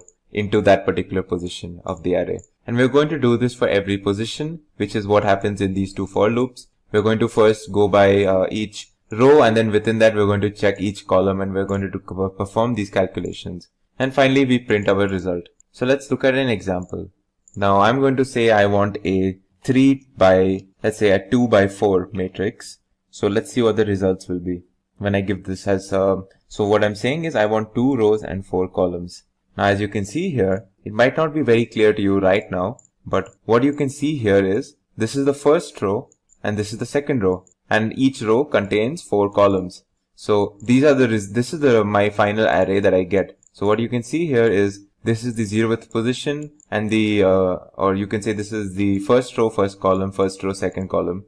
And since Python is 0 based, so this is actually the 0th row and this is the first row. So as you can see, this value basically is 0 times 1. This value is 0 times 2, 0 times 3, 0 times 4. And over here it is 1 times 0, 1 times 1, 1 times 2, 1 times 3. So similarly, if I did, for example, a 5 by 5 matrix, what you will get is 5 rows now, 5 rows and 5 columns. And for example, like this particular value is 1, 2, 3, or 0, 1, 2, 3. So 0, 1, 2, 3 and the first column. So this is 3 times 1. If I took this value, this is like the 4th row, for example. fourth row times the 0, 1, 2, 3 third column. So this would be 4 times 3, which is 12. So, and each value of this has been generated in the similar process. So this is an example of how we can use for loops for a particular exercise that I have shown you right now. In this video, we will be covering the topic of definite iterations using for loops in Python. So starting off, we know that there are two types of iterations in programming, definite and indefinite. We have already covered indefinite iterations in the form of while loops. Definite iterations, on the other hand, are done using the keyword for, and the basic syntax or the standard syntax for a basic for loop in Python is as you can see over here.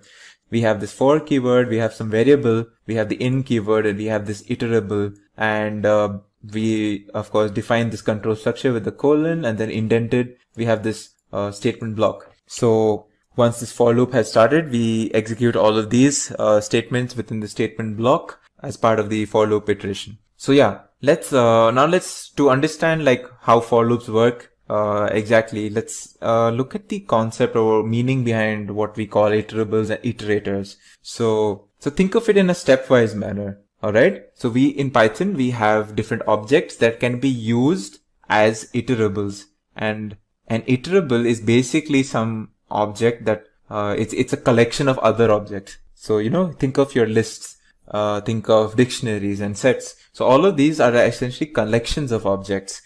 So once we have these collection of objects, we can create an iterator out of it. How do we do that? Is we use the iter function. So for example, if I passed this list A through the iter function and I store it in some variable iter underscore A, and I see what is iter underscore A, it is actually a list iterator at some random memory location, which we don't really care about. Similarly, if I gave a tuple and I did the same thing, I will create a tuple iterator. And in the left, if you can see over here, I've done the exact same functions with sets and dictionaries as well. So I'm creating iterators out of these iterables, so as to speak. Now, what is an iterator? Well, an iterator is an object that yields values successively. So if my list contained 5 values or 5 objects, an iterator of this list will yield these values one after the other. And that is kind of how, or that is the basis for which we create loops. Let's see what we exactly mean using this, using another function that we call the next function. So the next function keeps moving from object to object within an iterator. So since I've created this list iterator, let's just do it once again. So as you can see, I've created this list iterator iter underscore A. Now with this iter underscore A, what I'm going to do is I'm going to use this next function. What next function does is, starting from the leftmost object within this iterator, I will keep yielding or I keep producing the values. So let's just see what happens when I do next for this particular variable. It gives me this object first. Now let's see what happens when I do it again. Now it gives me the object second. What if I did it again? It gives me third. Now if I kept doing this, it will keep giving me the different objects that were initially stored in A. That is first, and then second, third, fourth, and fifth, one after the other. So let's actually perform that. Now I get fourth, now I get fifth. Now a natural question is, now that I've exhausted all of these values, what will happen if I perform the next function again? Well, let's see what happens.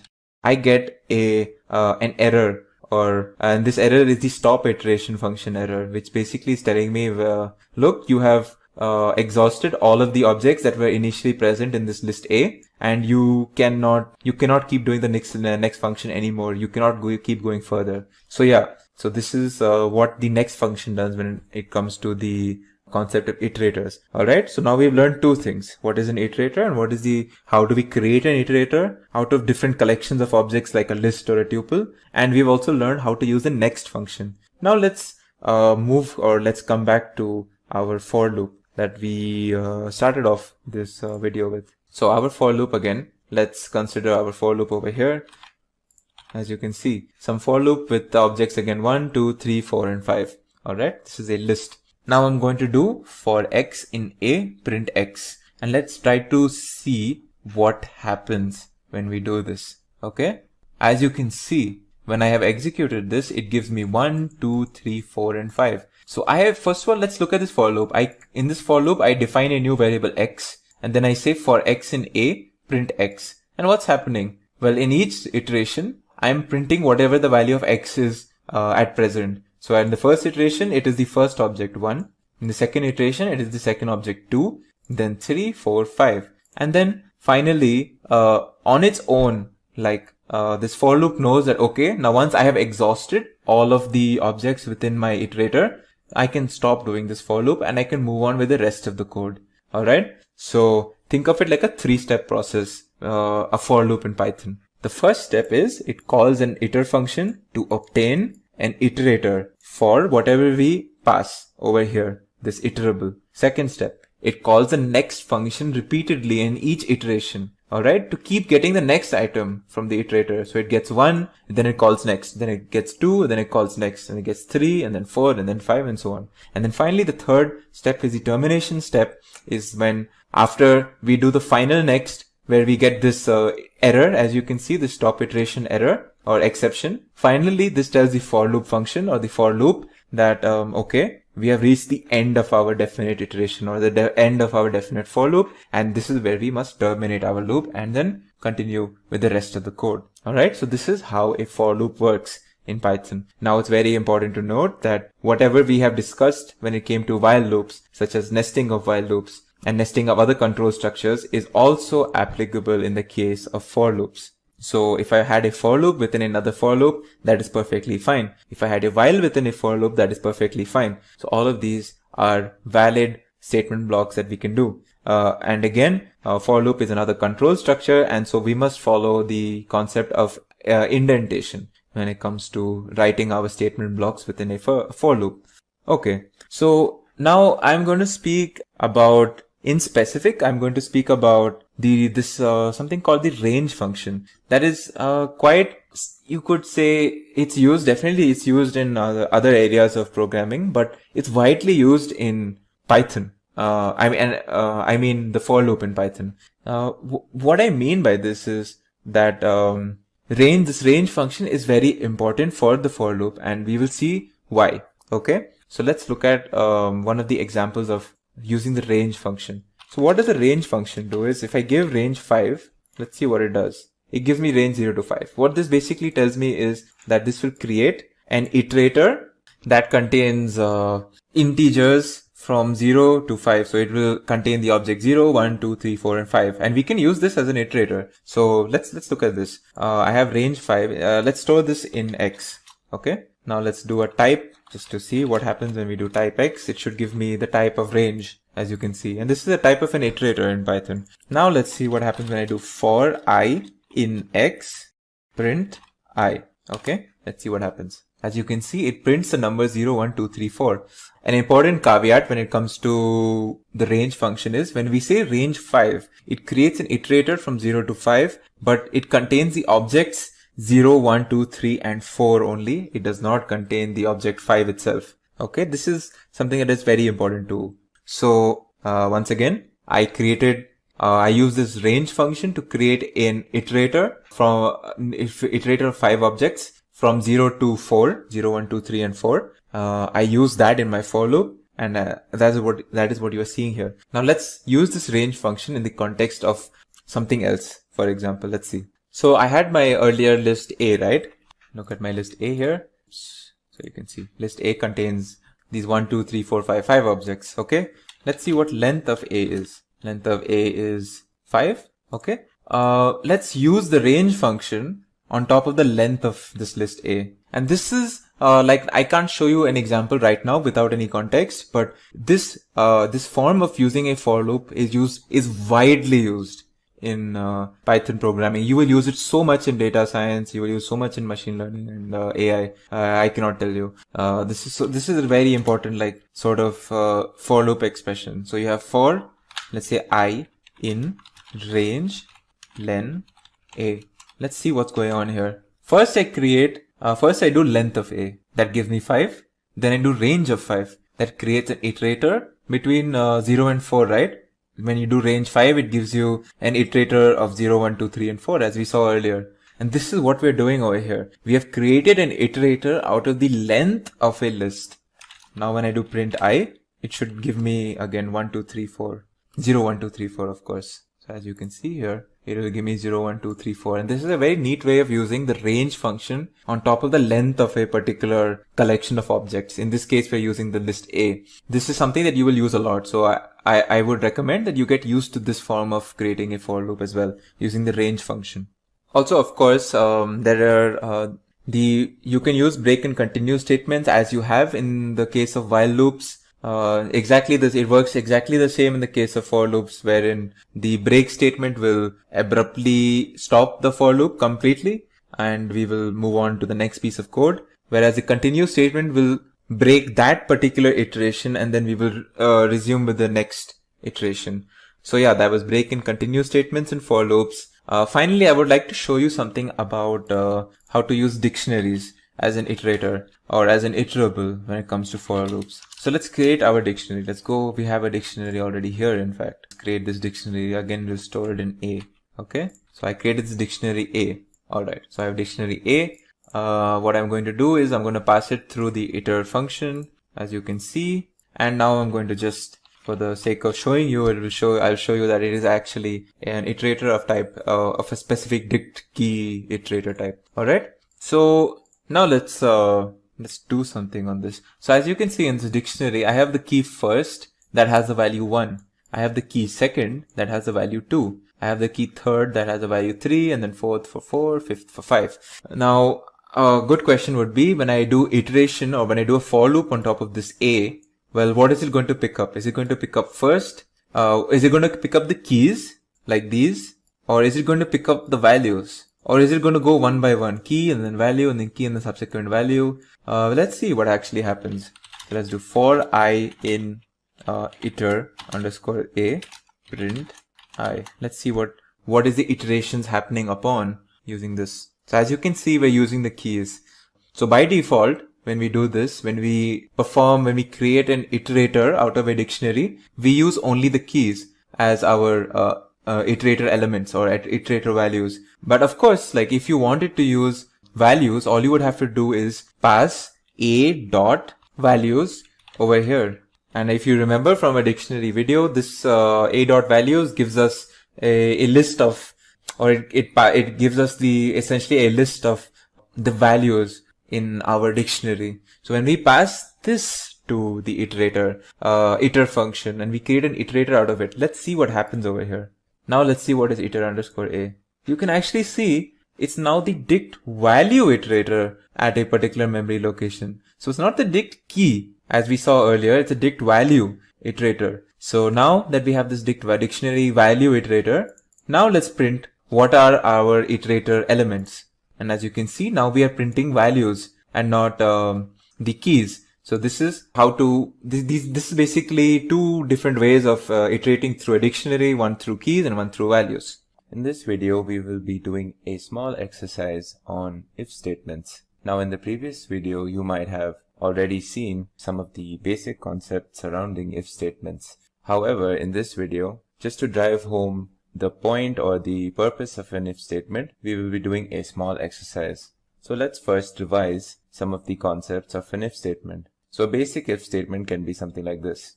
We have a small condition where we're checking if a variable x is greater than 5 or not. And if it is greater than x, we print a statement over here. So if this condition is met, we print this statement. Else, we move to this statement block. Now our variable x has the value 5. Now since x is not greater than 5, what this will do is it will check this statement, and since this will be false, we skip this statement block and move on to this statement. So as you can see here. Similarly, we can do something where we are checking multiple statements. We use the elif statement in such a case. So now in this block, we are checking in one of the conditions we're checking is if x is equal to 5 or if x is greater than 5. And then finally, if both of these conditions are not met, we say else and we print whatever, or we do whatever is in this particular statement block, which is a simple print statement. So as you can see, x is indeed is equal to 5. So this is the block that will get executed, as you can see here. Now another example are nested if statements. So nested if else statements are if else statements within if else statements. So let's look at an example. As you can see here, we have a string stored in a variable called orange quality, and the string is fresh. Now we have an integer or a float in this case, 4.0 stored in orange price. Now our first statement is checking whether orange quality, the variable orange quality, is it equal to the string fresh. Now within that, if this statement or if this condition is met, we do another check where we're checking what is the price. Is it lesser than 5? If it is, we do this block, else we execute this block. Finally, if our initial statement or initial condition is not met, we move on to this else block. Now when I execute this, what should happen is I will enter this block because this is true, and finally I will enter this block because this condition is also true. So I should have this printed. I will buy 5 dozens, as you can see here. Now let's move on to our main exercise for this video. So this was all just a revision. Now we're going to use some or all of these concepts in a sample project or a sample exercise for your further practice. So in this exercise, what we're going to do is we're going to request the user to enter a number between 1 and 20. And our code is going to check whether this number entered is an even number or an odd number. So as you can see, there are 2 sets of checks that we're going to do in this code. The first check is going to be whether the number that is entered is between 1 and 20 or not. And if it is not, we have to say it's an invalid number. But if it is entered between 1 and 20, we have to move on to the further checks, which is whether it is an even or an odd number. So let's see how we do that. So in this piece of code, what we start with is a print statement saying, please enter a number between 1 and 20. And then we add an input command. This input command will open a box where we can enter whatever number that we want to enter. Now we use this int keyword to make sure that whatever we have entered into the input box is stored as a int data type in the enter num variable.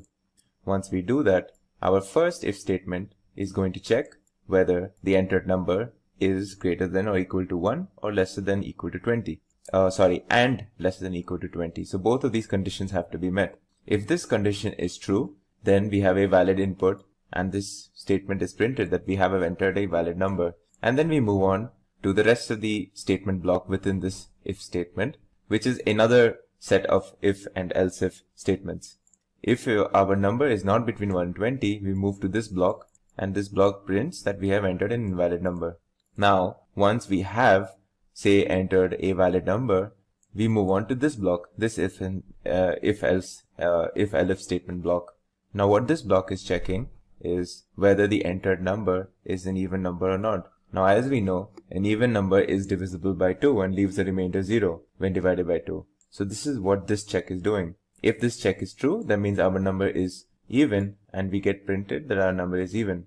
The other check or the other if statement is checking whether it's an odd number, and that means when we divide by 2, we should get the remainder 1, as you can see here, and we get printed your number is odd. So let's execute this and see what happens when we enter a number. Now it's asking me to enter a number. Let's say I enter 17. Now that I have entered 17, as you can see, it's a valid number that I have entered, and the code is telling me that my number is indeed odd. Let's look at some other, what if I entered something else here? Let's say if I enter 16 now, since it's an even number. As you can see, 16 is also a valid number as it's between 1 and 20, and my number is even, and the code checks for that. Let's see what happens when I enter an invalid number. Let's say 25. Now when I enter 25, as you can see, it says I have entered an invalid number. And in this case, what has happened is this condition itself is not met, and I have moved on to this statement block. So to give you a breakdown as to how our code has executed this, let me show you an example for the number, say 9. When I enter 9, the first check that happens, of course, is this check, whether it's a valid number or not. And since it is between 1 and 20, we move on to this block. And in this block is checking whether our number is divisible by 2 or not. And since it is not, it will leave a remainder 1, and we execute this block, which says our number is odd, as you can see here. In this video, we are going to learn about the topic called file handling. Now, file handling is basically needed because So most of the times when we're handling large and different types of data in Python, or in general, we cannot store everything into a variable, and we will have to use files. Now there are two types of files that we are going to deal with. They are binary and text files. So binary files are some of the files that most of the files that we commonly encounter, like document files, image files, video files, etc. Now all binary files are encoded in a particular format and they cannot be read by a normal text editor. And we would be needing certain specific softwares for specific files. Text files, on the other hand, do not have any specific encoding and they can be opened in the normal text editor itself. And they are like XML, CSS, HTML files, and so on. Now, there are four main operations that we can do in Python on files. They are open, read, write, and close. There are certain other operations as well, though, like rename, delete. So some of the most basic operation that we can do is obviously creating and opening a file. And the syntax is, as you can see here, where we use the open command and we give a file name and we give a mode and we store that in a particular variable. Now a mode is basically telling Python how to handle this opening. So we can have a read-only mode, which is done by this letter R, a write-only mode, which is done by letter W, and there are a bunch of other modes, such as read or write mode, which is done by R+. And we are going to see them as we encounter them. Now, it's important to note that what I just mentioned is for text files. If we are going to do, for binary files, we're going to do this file handling, then we would be using the letter B in front of whatever we were using in the case of text files. So if we were doing a read-only mode for opening a binary file, we would be using RB. And if we were doing read and write mode, read or write only mode, for a binary file, we would be using RB+. So basically just adding the B in the case of binary files. Let's look at a basic example. When we want to open a particular file, we are going to open, like in this example, I'm going to open some file called filehandling.txt in a read and write mode, read or write mode, and I'm going to store it in FO. So this is as simple as it gets. Similarly, if I wanted to do it for a binary file, since I'm using a binary file, I will use the letter B as well in the mode. And that's how you do it here. Now let's look at different ways in which we can read from a file. And there are three commands that we can use. We can use the read command followed by an optional number of characters. We can use the read line command followed by an optional number of characters, and the read lines command. So this optional number of characters is denoted by n over here, and basically it's telling us how many characters we want to print. So let's look at a simple example of where I'm going to print something called, so I'm going to take this and I'm going to do a print on top of this. So I've opened it and I've stored it in my file, and then I'm going to do a method or a function called read, and I'm going to say, like in this example, just read the whole thing. So as you can see, my file that I have opened has all of these lines. This is like the whole file basically. But now what if I wanted to open only the first 5 characters of this file, which is basically this? Well, in that case, let's open this once again. Now let's do the same read command, except we will give the character number, which is 5. As you can see, it's only printed 5. Now let's do a print read command and try to read the whole thing again. And you will notice something very interesting.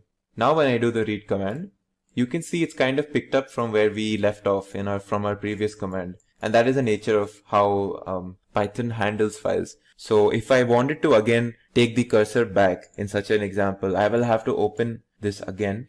And then I use this read command once again to get back to where I started from, as you can see here.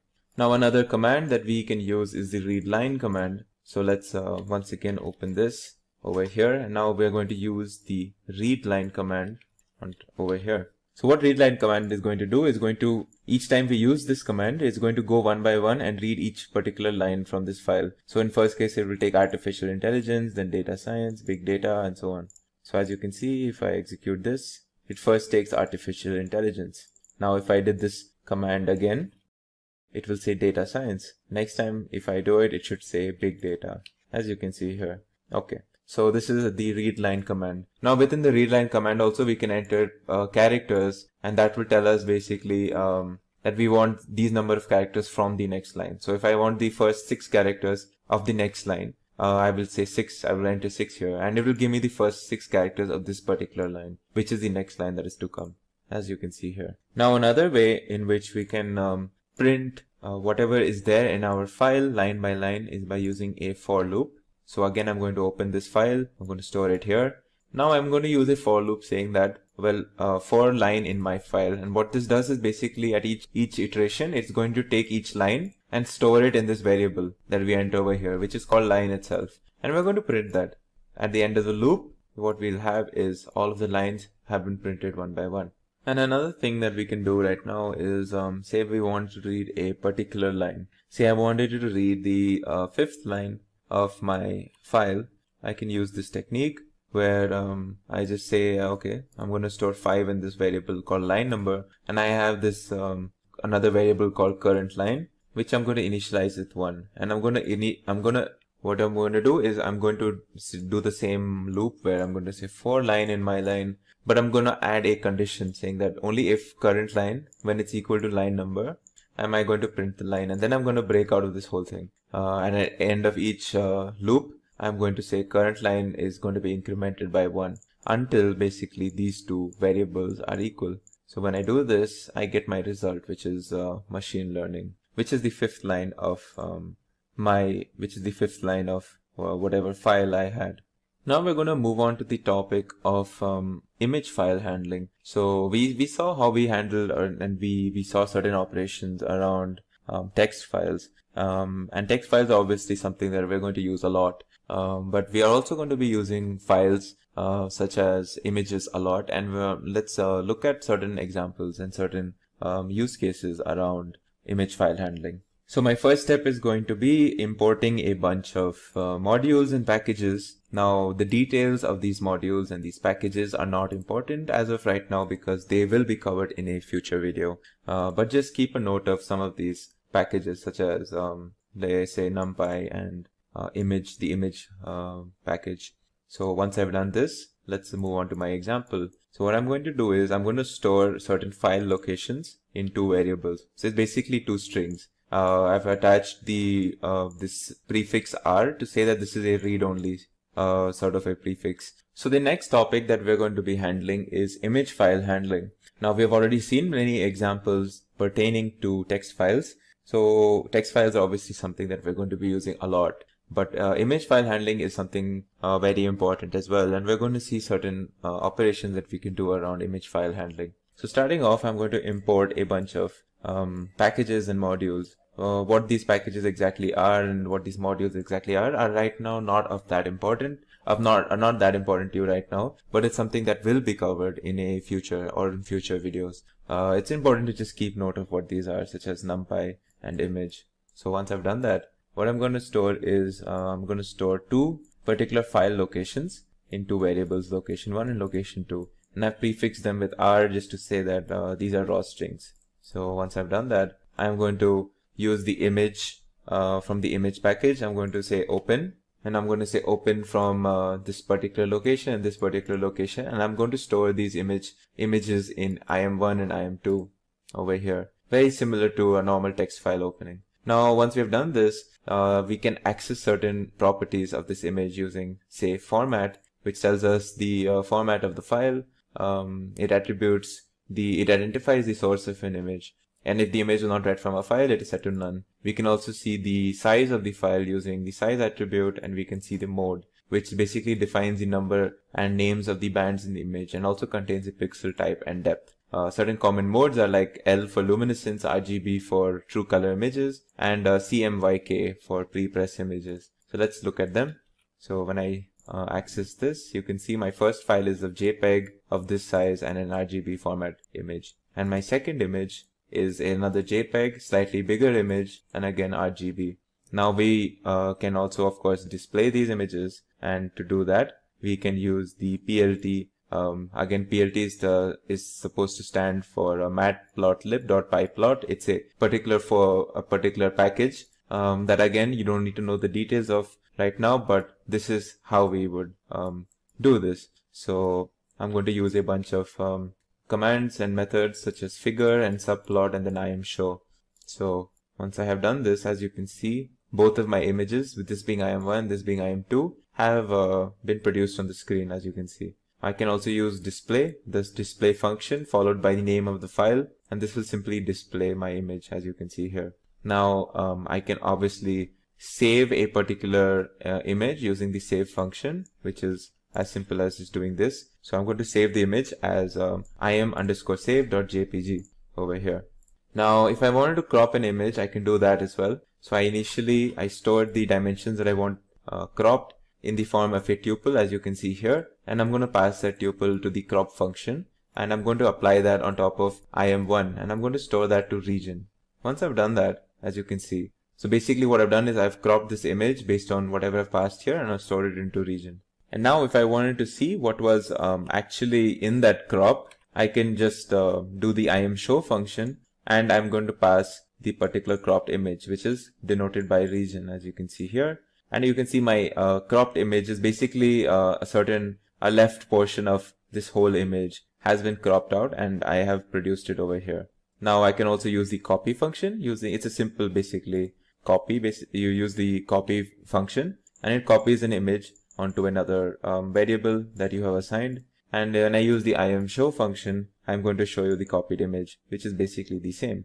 Now we can do the transpose operation as well.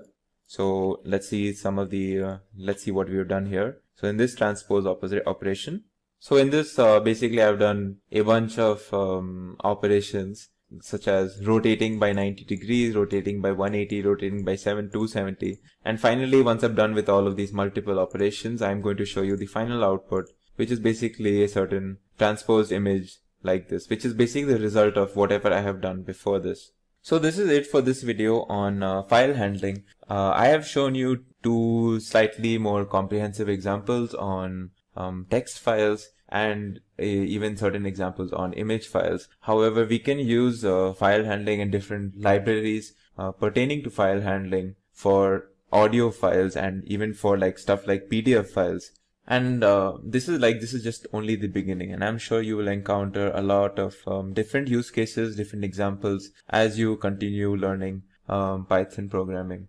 This video is going to be the first of a part of a series on object-oriented programming. So to start off with, let's try to understand and get an introduction into what is object-oriented programming. Well, as the name suggests, object-oriented programming is all about creating objects. An object is a group of interrelated variables and functions. Variables can be referred to as the properties of the object, whereas the functions can be referred to as the behavior of an object. So if we were to treat, say, for example, a car as an object, its properties would be its color, its model, its price, and its brand.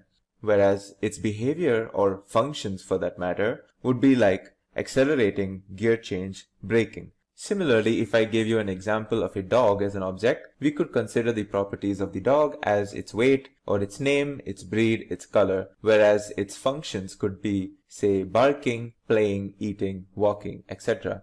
Objects provide a better and a clear structure for a program. Now let's move on to what is a class and an instance.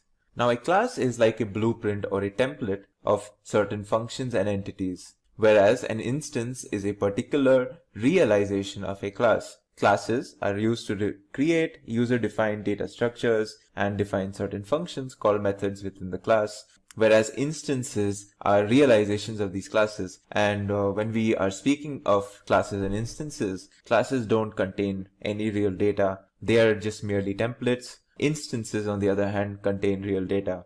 To think of an example of the difference between a class and an instance, think of a class like a empty form or a questionnaire. Now, an empty form or a questionnaire does not have any information, but it does have a template to it. It tells you to fill in certain information, and based on who is filling in the information, that information or the data on a particular form will be different. So an instance is like a filled out form with its own unique set of information. That is one way of treating or understanding what is a class and an instance. Now for our first example on classes, I will be taking you through a class where I've defined based on the circle object. So this class is going to define basically information about your general circle, such as its radius and its area. So let's go through it. Now obviously, to define a class we need a keyword. Well, in the case of classes, we use the class keyword followed by a name for that class. So in this case, my name is circle.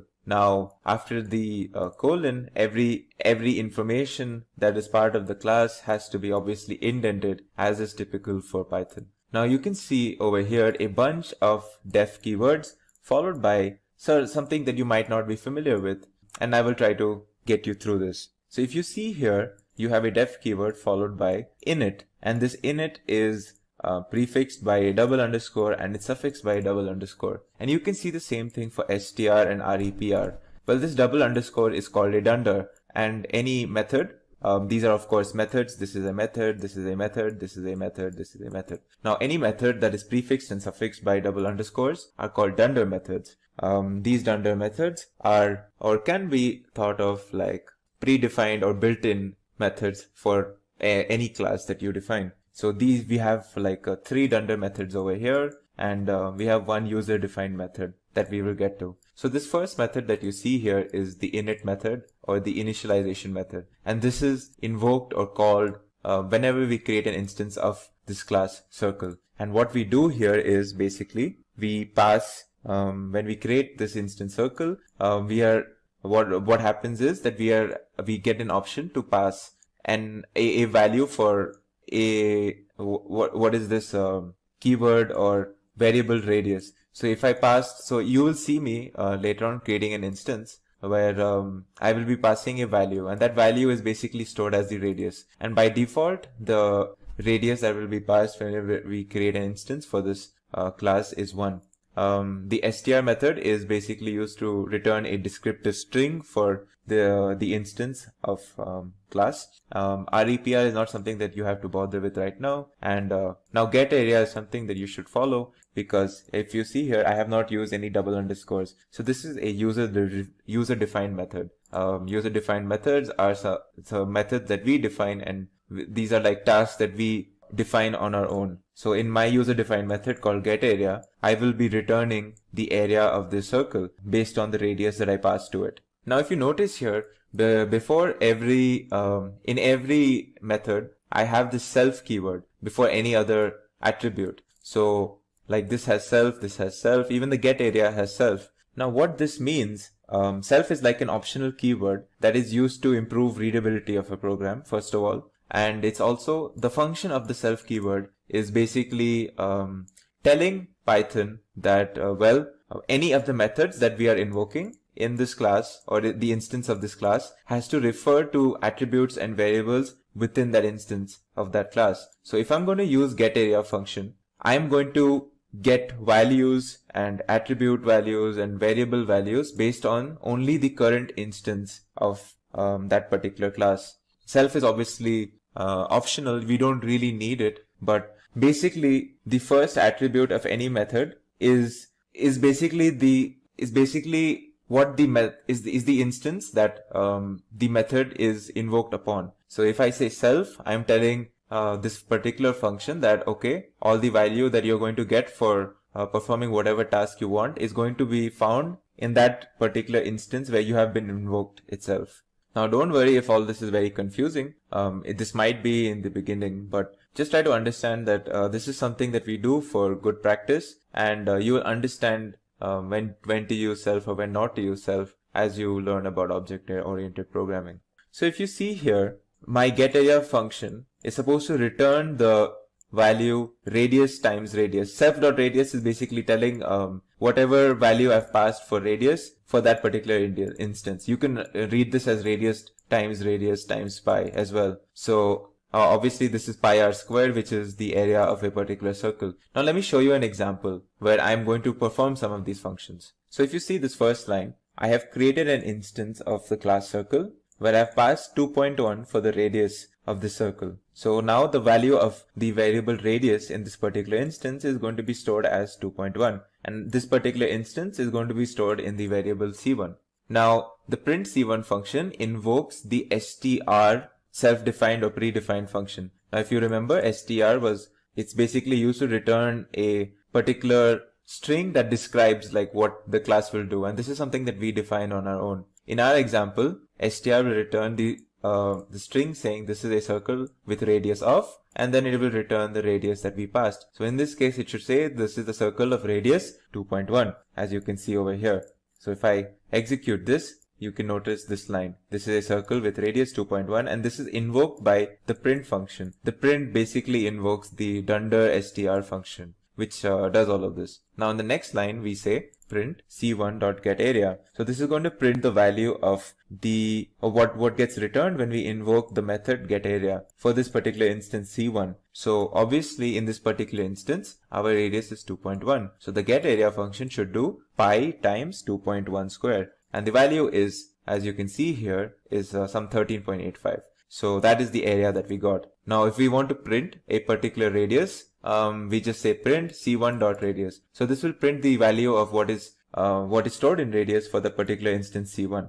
Now you might notice me using a dot whenever it comes to defining a certain function or a keyword. Well, anytime that we want to invoke or use a method of a particular class, we have to use the dot keyword. So we use the instance name c1 dot followed by whatever method that we want to use. So if we want to use the getArea function, we say c1.getArea. If we want to find out what is there in the radius radius variable of a particular instance, we say c1.radius. Now before we move on, let's talk about some of the naming conventions. Class names are initial capitalized. So if our class name is, for example, if it's camel case, well, each word that is part of this class has its first letter capitalized. Variables and method names are in lower class. So if my class was called circle, we say class circle with C being in capital. Now moving on, let's talk about how we initialize or define instance variables. Now instance variables are declared within the init method. If you remember from the earlier example of circle, init is a dunder method. It's followed and it's preceded by double underscore, as you can see here. Now if you see in this particular case, I have again used the self keyword, and as I mentioned earlier, the self keyword is the first parameter of all member methods, and this basically binds that particular method to the particular instance itself during invocation. So every time a new circle object is created, the .init function sets the initial state of the object by assigning the values of the object's properties. So the init function basically initializes each and every new instance of of our class. So we can give init any number of parameters, but the first parameter must always be a variable called self. Now when a new class instance is created, the instance is automatically passed to the self parameter in init so that new attributes can be defined on the object. Inside the init method, the self.radius basically means that we want the value of radius based on the current instance itself. So as you can see, radius defines an instance variable radius, and we're going to use the particular instance and its value for radius in our variable radius. Now instance, the init function is not a constructor, but it is an initializer to create instance variables. The init function also will never return a value, and it is optional and can be omitted if there are no instance variables. Now let's move on to class variables. So now, as we mentioned earlier, all the attributes that are created inside the init function are instance specific attributes, and the instance attributes are obviously specific to a particular instance of the class. For example, all dog objects. Now if we have a class called dog, then all dog objects have a name and age, but the values for the name and age will vary depending on which dog we are talking about, or basically which instance of the dog are we talking about. Now class attributes are attributes that have the same value for all class instances. And we define a class attribute by assigning a value to a variable outside of the init function. So if you look at this example over here, we have created another class called circle, and we have this initializer again, where we have a class specific variable called radius, whose value will change depending on whatever we pass for that particular instance. However, if you look before the init function or the initializer function, if you see here, we have another variable called shape object, which stores the string circle. And this variable is going to be the same and constant for every instance of the class circle. And unlike the variable radius, we will not have different values depending on a particular instance. Okay, now let's talk about instantiating an object, and let's see what happens when we create two different instances of the same class. So as you can see here, I've created an instance C1 for class circle, and I'm going to check its ID. Well, if you see, the ID is something like this. Now, if I created another instance over here called C2, and if I check its ID, well, it's something different now. So if you see, each instance basically has a different memory location in our memory, and this is how each instance is different. each time we create it, and they are created in different memory locations. Finally, before we conclude this topic on the introduction into OOP, let's talk about class methods, instance methods, and static methods. Now, class methods are usually actually declared with the at class method operator or decorator, as you can see here. It accepts the class as its first argument. So in this case, I'm going to define a class called my class. I'm going to use this at class method decorator to say that whatever follows here is going to be a class method. And I've defined a class method called hello that takes in a, that uses again self and a name attribute. So what this does is it prints whatever I have passed to it in the form of hello from self.name. Now what this is going to do is basically it's going to give out a string saying hello from name of is called the string name my class with a comma and then whatever we passed initially, which was Rakesh. Next is then instance methods, and these are the most common types of methods. These are invoked by an instance object. So we have to create an instance to actually use an instance method, and it takes the instance or the keyword self as its first argument. So if I say if I define a class, my class in this example, and I'm going to define another function called hello. As you can see, I have not used any decorator like at class method. So this is going to be an instance method, and it's going to be invoked by the particular instance. So in this case, it's going to print hello from, and it's going to basically say the name of the class again. So I create my instance called my instance1, and it's an instance of this class. And then I'm going to invoke the instance method by using this dot operator and the instance name. And the result will be basically this string over here, as you can see. Now finally, we have another type of method called the static method, which is declared using the addStatic method decorator. So a static method does not know its class and is just attached to the class for convenience. It does not depend on the state of the object and could be from a separate function of a module.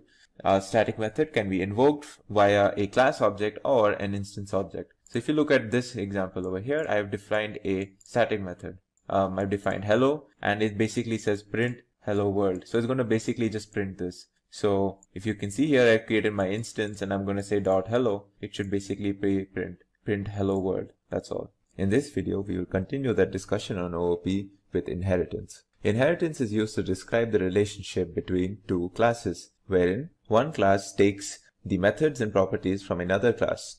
In this relationship, we have something called the base class or the parent class, from which we will derive all or some of the properties and methods. And the class which actually derives these properties and methods is known as the derived class. So you can think of the derived class as a specialized version of a base class. To explain what inheritance is in a basic way, I will show you an example where I'm creating a cylinder class, which is going to be a subclass of the circle class that you might have encountered in the earlier video on OOP. So what we're going to do is create a cylinder class that is a subclass of circle, where we're going to get the attributes radius and get area from circle class, and we're going to add the attributes height and get volume to the cylinder. So right off the start, you can see we have our class circle that you might have seen in the earlier video. So this class circle has the familiar initialization where we are supposed to enter a value for a radius that gets stored in self.radius. Now we also have a description string, which basically is a dunder method that returns a string when we invoke the print command on a particular instance. And we have the getArea method as well. Now if we move on to the cylinder class, you can see that I'm defining this class with the class keyword with the cylinder name, but you can see that I have added a parenthesis, and within it I have mentioned the name of the superclass that I want the cylinder class to be a subclass of. So this is how we actually define a subclass in the most basic way. You enter the name that you want, and you enter the name of the superclass that you want the subclass to be a subclass of in parentheses right after the name. Now next, if you move on to the dunder initialization, the initialization is very familiar, except now we have another attribute for height, which has a default value of 1, just like the radius. So this basically means that we have an option of entering two different attributes for our cylinder instances. Now if you see here, there's a line which says super.init. Now this is like, this is a command which we use to invoke the superclass's initializer. So anytime we create an instance for cylinder, we also want an initialization for the circle method as well as a part of our cylinder instance. Next, you can see that much like how we stored the radius attribute in self.radius, we're also storing the height attribute in self.height. Now, even this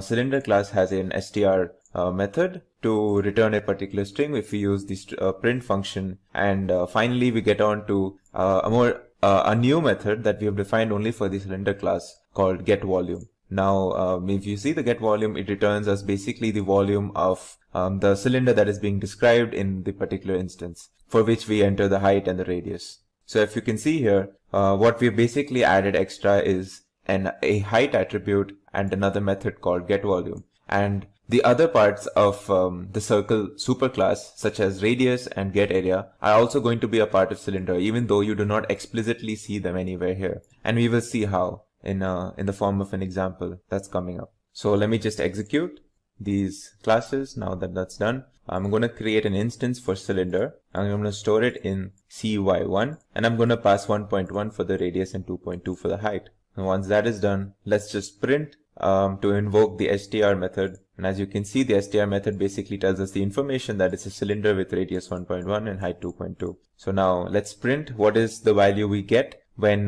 we use the getArea method. Now it's important to note getArea was not explicitly defined in the cylinder subclass, but it's a method that is a part of the circle superclass. And we can see that we can actually access methods that are part of the superclass simply by accessing any other method. So if we use the .getArea, you can see that we get a value for the area of the cylinder. So this area is basically the area of the circle face of the cylinder, the top or the bottom. Now let's invoke the subclass specific method, which is the getVolume method, in a similar manner. As you can see, just by invoking this method, we get the volume as well. Now, if we want to see what is the radius and the height, we can just do a simple print statement followed by cy1.radius, cy1.height, and it gives us both of these values, as you can see here. Now over here, what I'm going to do is create another instance of cylinder, but I'm not going to pass anything for radius or height. So basically, it's going to take the default values for radius and height, which was 1 and 1 respectively.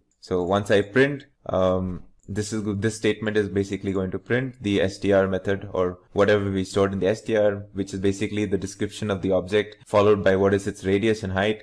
This method will give us the area, and this method will give us the volume. So once I execute this, as you can see here, this is what we get, and this is what we expect as well. So now in this example, what I'm going to show you is now I'm going to go back and I am going to create another instance for circle. Now this is the superclass, of course, and I'm going to give it, and since the superclass has only one option, one attribute that we can enter, which is for the radius, so I pass 3.3, and I'm going to print what happens when I just print this instance. It's going to basically give us whatever was a part of the str method. After that, I'm going to print isInstance. This is basically a check on whether C1 is an instance of this class circle, and next I'm going to check if C1 is an instance of its subclass cylinder. Now when I execute this, you can see that this is the str method that gets printed. But if you see here, you can see that it says C1 is indeed an instance of circle when it says true over here. But when we look at the next line, is C1 an instance of cylinder? It says false, and this is obviously because a superclass object is never an instance of a subclass object, whereas vice versa, it would be true. Now in the next part of this video, what we're going to do is look at the different types of inheritances in Python. So there are basically 5 types of inheritance in Python. There is the single inheritance, there's multiple inheritance, multi-level inheritance, hierarchical, and hybrid inheritance. So we will go one by one and see each of these examples. Starting off, we have the single inheritance. This is simply where we have one base class and one derived class from that base class. So this is just simple single inheritance. And in this example, you can see I have a class called country, where I have a method that I have defined called show country, which is basically going to say print this is India. It's basically going to go print this every time we invoke this show country method. Then we have a class called state, which derives from the superclass called country, where we have a method called show state, which is going to say print this is state every time. So you can see I created an instance of the class state, and through that instance I can access the superclass and the subclass methods over here. Next we have the multiple inheritance, and this is when a derived class contains more than one base class. So let's look at an example to understand this. So if you can see here, I have a class called student, with two methods defined called method 1 and method 2. In method 1, we can pass two attributes, SN O, or I think this is supposed to be like an ID, I guess, like SN number, and we have S name. So this is basically two attributes we can pass that are probably descriptors for a student. And in the next method, you have basically two print statements which says student number, and then they will print the student number, and it will also print the student name. Next, we have a class called marks. This is also, so these two classes are basically what our super classes are going to be, and we're going to derive a third class from these two. So this second class is a class called marks, and we have two methods again. One method is called setMarks, which has the option of putting in two attributes, M1 and M2, both representative of the two marks, and we store them in self.mark1, self.mark2. The second method is putMarks, which is going to print the marks, namely mark 1, and then it's going to tell us how much marks are there in the first subject, for example, and another print statement doing the same thing for the second subject, or mark 2. Finally, we have a third class called result, which derives from two classes, marks and student, as you can see here. In my parenthesis, I've passed in marks and student. Both are super classes, and our class result is going to derive from both of them. This is an example of multiple inheritance. And within this class result, I have two methods specific to this derived class called calc, wherein I'm going to basically calculate the total marks of the total marks, which is basically the addition of mark 1 plus mark 2, and then I'm going to have another method called put total, which is going to print me what is the total. So if you can see here, I've created an instance of this derived class called result, and I'm storing it in R. Then I'm going to access method 1, which is obviously a method from the first superclass called student, and I'm going to store, okay, so this is name is, I guess, Lucky, and he has 60 marks. Secondly, then I'm going to do our set marks, which is the method from the second superclass, which is going to set the marks respectively. So you have Lucky student, and his ID is 60, and he has got 50 and 60 marks respectively in, say, the first two subjects. And finally, I'm going to access the derived class method called calc. So this is going to do the sum. Finally, I'm going to also do our method 2, which is going to print our student number and his student name. Next, we're going to have put marks, which is going to tell us the what are the individual marks for mark 1 and mark 2. And then finally, we're going to print the total marks with put total. So once I execute this, you can see here it says student number 60, student name Lucky, marks 1 is 50 as I wrote in here, marks 2 is 60 as I passed here, and then total is 110, which is basically 50 plus 60. Our next type of inheritance is called multi-level inheritance. Now, multi-level inheritance can be assumed as where you take a superclass,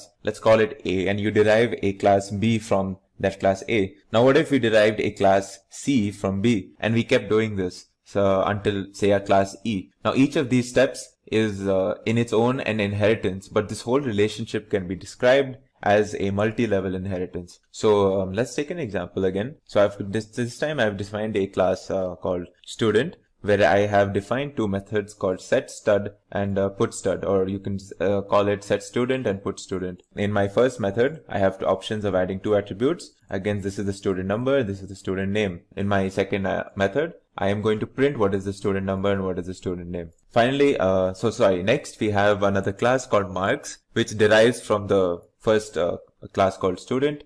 This has two methods called setMarks, where I'm going to again get the option of adding two integers for M1 and M2, which is going to represent mark 1 and mark 2. And finally, I have putMarks, the method which is going to print mark 1 and mark 2. Finally, I have another class called result, and this, if you see, this derives from marks. Now, if you see this relationship, you'll notice result derives from marks, whereas marks itself derives from student. And this is an example of multi-level hierarchy. And even as a part of this third class, we have its own methods called calc and put total. Calc will calculate the total as we had seen earlier, and put total will basically print that total. And we're going to do a very similar operation. We're going to create an instance of this third class result and store it in R. Then we're going to do basically, we're going to set the student details, his student number and his name. We're going to give him his marks 50 and 60. We're going to calculate what are the total. We're going to say, okay, now put the details of what is the student's number and name. We're going to also display his marks, mark 1 and mark 2, and finally we're going to display the total marks. So let's execute this. And if you see, it's basically the similar operation that we did earlier, but the only difference is in the earlier example, our third class result was derived from marks and student together. So this was an example of multiple inheritance, whereas in this example, the result class derives from marks and marks itself derives from student. So this is an example of multi-level inheritance. Finally, we have, penultimately we have as our fourth example of inheritance called hierarchical inheritance. Pardon my mispronunciation, it's hierarchical inheritance. So in this case, a base class basically will contain more than one derived class. So let's look at an example of what we mean here. So I have a class called 1 where I have defined a method called display, where what I'm going to do is I'm going to store self.x is equal to 1000 and self.y is equal to 2000. Then what I'm going to do is I'm going to print a statement saying this is the method in class 1, and I'm going to say after that I'm going to print another statement saying value of x is self.x, which is going to be 1000. Then I'm going to have another print statement saying value of y is self.y, which is going to be 2000. Finally, next I have another class called 2. This is going to derive from class 1, as you can see here. And in this class 2, I have defined another method called add. And in this method add, what I'm going to do is I'm going to first print a statement saying this is the method in class 2. And then I'm going to actually print the result of x plus y, which is 1000 plus 2000. Finally, I have another class called 3, and this is also deriving from 1. So if you notice, we have one parent class called 1. And from this one parent class, we're going to derive two different subclasses called 2 and 3. So this is an example of hierarchical inheritance. Now in this class 3, what I've done is I've defined a multiplication method. What I'm going to do is print, first of all, I'm going to print this when I invoke this method, that this is the method in class 3. Finally, I'm going to say, I'm going to print the result of x times y, which is 1000 times 2000. So if you see, I am going to create an instance of 2 and I'm going to create an instance of 3, and I'm going to store them in T1 and T2. Now since T1 is an instance of 2, so I can access its methods add and I can access its methods display. So I'm going to use T1.display, and even in T2, since it's a class, it's an instance of class 3 and this also derives from class 1, I can also access its method display, but now I cannot access add, but I can access multiply. So if you see here, I access add through T1 instance, since add is a part of class 2, whereas multiply is a method in class 3. So I access it in its respective instance, which is T2. So if you see here, now once I execute this, what you will get is basically the results. So first of all, it will basically display the method from class 1, which is the display method. It will display the values of x and y. And since I've done this twice from two different instances, it will basically show a repetition over here. Finally, I've done the addition, and since this is a method in class 2, it is going to say as much, that this is a method in class 2, and then it's going to say x plus y is 3000. And now multiply is a method in the third class, so it's going to say this is a method in class 3, and it's going to tell me what is the multiplication result. Finally, we have what is called hybrid inheritance, and this is a combination of multiple plus multi-level inheritance that you saw earlier. So let's again understand this through this example. So we have a class called student, where we have a method called setStudent. Again, two attributes we can pass here for student number and student name. Next, we have another method, part of the class student, called putStudent. So this will print us the student number and student name. Next, we have a class called marks, and this marks inherits from student. So we have a method in class marks called setMarks, where we can pass two attributes for mark 1 and mark 2 respectively. And as we had seen earlier, we also have a putMarks, which will display the marks for marks 1 and marks 2. We have a class called practical. This practical is basically another superclass. If you see here, since this does not derive from anything, it is a superclass on its own. And what it does is it has two methods, get practical, and we can pass an attribute for p1 here, and we store that in self.p1. And then we have an attribute for put practical, which will print us the practical marks, whatever we passed for this attribute in p1.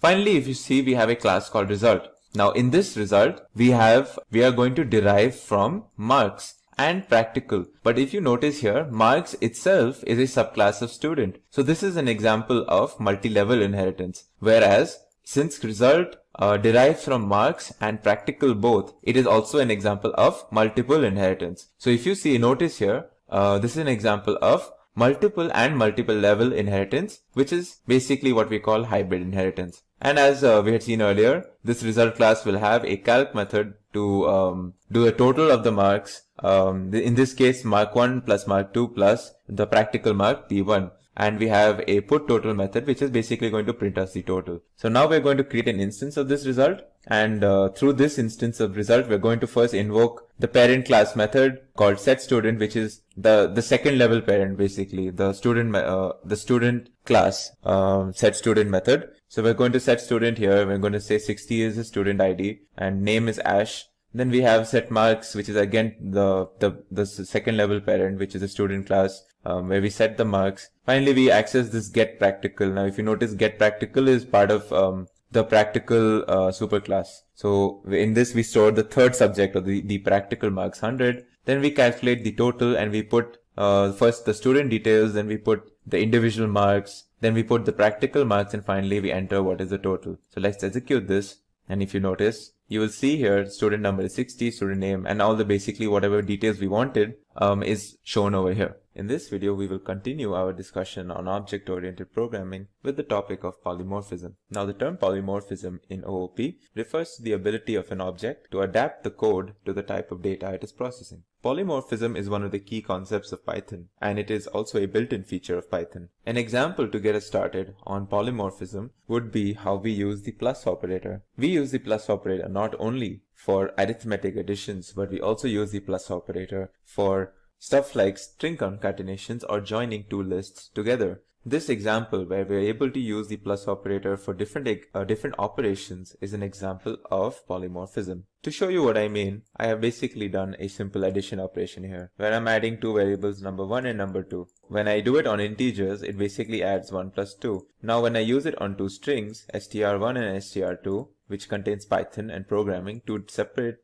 strings, and when I use the plus operator on these, you can see what it does here. It forms one string containing both of these individual strings. So this is basically the plus operator showing polymorphism, and is one of the simplest occurrences and yet most common occurrences of polymorphism in Python. Another example of polymorphism would be through the length function. The length function in Python is something that we use a lot and over multiple data types. Depending on the data type that we use the length function for, we get a different value or a different sort of information from the length function. Now, if you see here from this diagram, when we use the length function on a string, it gives us the length of the string. When we use the length function on a list, it gives us the number of items. Whereas if we use the length function on a dictionary, it gives us the number of keys. So this is, well, another example of how we have polymorphism in a function. Now what we're going to do is look at the different techniques through which we can enable polymorphisms in our code.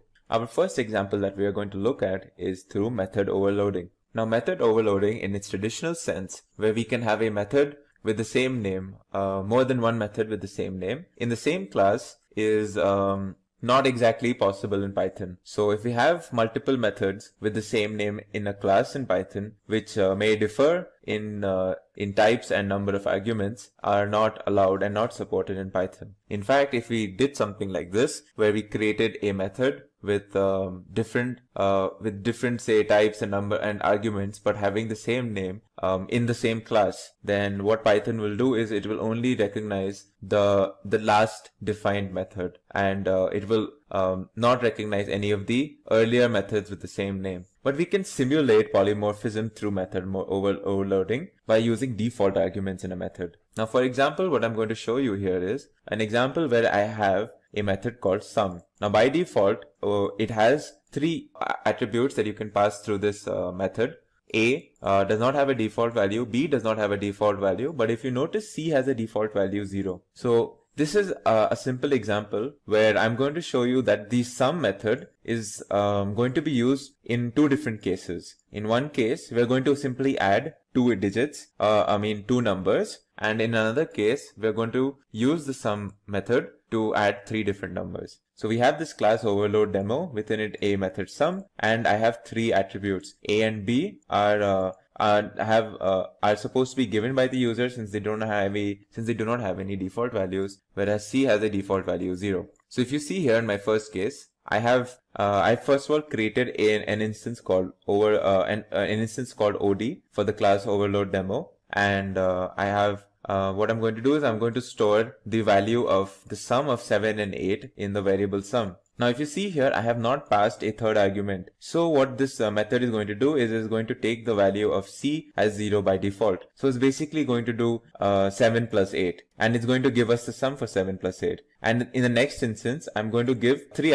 arguments, 7, 8 and 9. So now C will be replaced by 9 instead of 0, and then I'm going to get the sum of 7, 8 and 9. So in this is not a very commonly used thing, but it's basically a method just to show you that we can actually simulate method overloading in Python by using default arguments. So I've basically shown you how the same method sum has been used to do the addition of 2 digits, and then in another instance is doing the addition of 3 digits. It might look very similar, but you'll basically notice that by having this third attribute C, I have a default value of 0. I have induced some form of polymorphism through method overloading. Now the next way that we can induce polymorphism is through inheritance, which is called method overriding as well. Now method overriding gives us the ability to change the way or change the implementation of a method in a child class which is defined already in one of its superclasses. Now if there is a method in a superclass, the method having the same name and same number of arguments in a child class, then the child class method is going to override the method in the parent class. So what we do is when a method is called with the parent class object, the method of the parent class will be executed. Whereas if we call the method using the child class object, the method of the child class will be executed and it will override the method in the parent class. So the appropriate overridden method is called based on the object type, which is an example of polymorphism. So let's look at an example to understand this. So we have a class called person, and we have defined what we're going to define the initializer is 2 attributes which we have to pass called name and age, and we're going to store them in self.name and self.age. Now we have a user defined method called display data, where we're going to print if this display data has been called through the parent called person. If it's going to be called through the parent class object, then we're going to print in parent class display method, and then we're going to print the name and age that we have entered. Now we have another class called employee, which is going to be a derived class on person. So it's going to so it's also going to have an initializer, and this constructor will basically what this initializer will have is it'll have an constructor for the superclass, where we're going to do this the same initialization that we do in the superclass, but we're also going to store another attribute called ID in self.employeeID. And if you see here, we also have another method called display data, which is the same named method from person. But now if you see in display data, I have almost the same information. I'm going to print the name, I'm going to print the age. But if you see the first statement, I'm going to say, if I'm going to call this method from the employee object, then I'm going to say in child class display data method instead of in parent class display data method, to say that basically I'm invoking this method from the child class object. And I'm also going to print on top of the whatever I'm printing before, I'm also going to print the employee ID. So if you see here, I have created an object called person, which is an object of the class person with the information of name John and age 40. And then I'm going to display this. Now next I'm going to create an object called emp, which is the child class employee object, which is going to now have the same information of John for the name and age 40, but now it's going to have an employee ID. And then I'm going to store this in emp, and I'm going to display the data for this child class object, and we will see the difference in how the display data is differing from the earlier case. So when I execute this, you see in the first case it says in parent class display data method. So this display data has been called through the parent class object, and I'm only going to show the information of name and age. Whereas when I invoke this method from the employee class object, it's going to say it's going to specifically say that it's a in child class display method, and then I'm going to say the name, age, and also the employee ID over here. So this is the difference between how display data has been used in its parent and its child class, and this is basically the example of method overriding. Now our next example of polymorphism is going to be through operator overloading. And operator overloading is the ability to overload the operator to provide extra functionality in addition to its real or core operation. And operator overloading is also an example of polymorphism, as the same operator can perform different actions. The earlier example of where we use the plus operator for different operations is an example of operator overloading polymorphism. Now, when is operator overloading required? Well, anytime you want an operator to perform a different function for you in your custom objects, you would basically do operator overloading. Now, an example of this would be what I'm going to show you below. So if you see this class called point, it has an initializer where I'm going to store two attributes x and y in self.x and y, and in self.x and self.y. Now I'm going to create one object called p1 where I'm going to create point 1 and 2. So you can think of this object as basically like a coordinate, x coordinate 1, y coordinate 2. This is one point, and another point called x coordinate 3, x coordinate 4. I'm going to call that p2. Now I want to print p1 plus p2. Alright. Now if I try to execute this, you will notice an error. It says unsupported operand types for plus, point and point. This basically means that plus does not know what to do when it's given an object of this type. It has no idea what to do. Whereas what we want it to do is add the x coordinate from this point and the x coordinate from this point. So we want it to do 1 plus 3, and we also wanted to do this y coordinate plus this y coordinate, or 2 plus 4. And then we want to print basically like something like 4, 6, or the addition of the 2 points, or the vector addition of these 2 points. So this is what we want this plus operator to do, but the Python does not have any inbuilt feature for the plus operator, and we are going to have to basically do some operator overloading to create a polymorphism on this. So let's see how we can do that. So to do that, first of all, we have to understand that all operators in Python have internally defined methods to provide functionality for these operators. The operator, or the special method to provide functionality for the plus operator in Python, is the add method. And whenever the plus operator is used, we are basically internally invoking the add method. So these sort of internal methods that provide functionality for the operators are part of a bigger class of methods known as magic methods. And these magic methods are automatically invoked whenever its corresponding operators are used. So if we want to change the operation for the plus operator in this example, we are going to have to use the add method in this case. And since it's a magic method, magic methods are also are basically what we saw earlier in the form of dunder methods. So magic methods are going to be invoked using double underscore, a prefix and suffix to it. So similarly to how we defined an init method or an str method, we are going to also invoke the add method using the same double underscore before and after its name. So now let's see how we're going to do this. So if you see this class, I have now my class point, and I have the same initializer when I'm going to store x and y.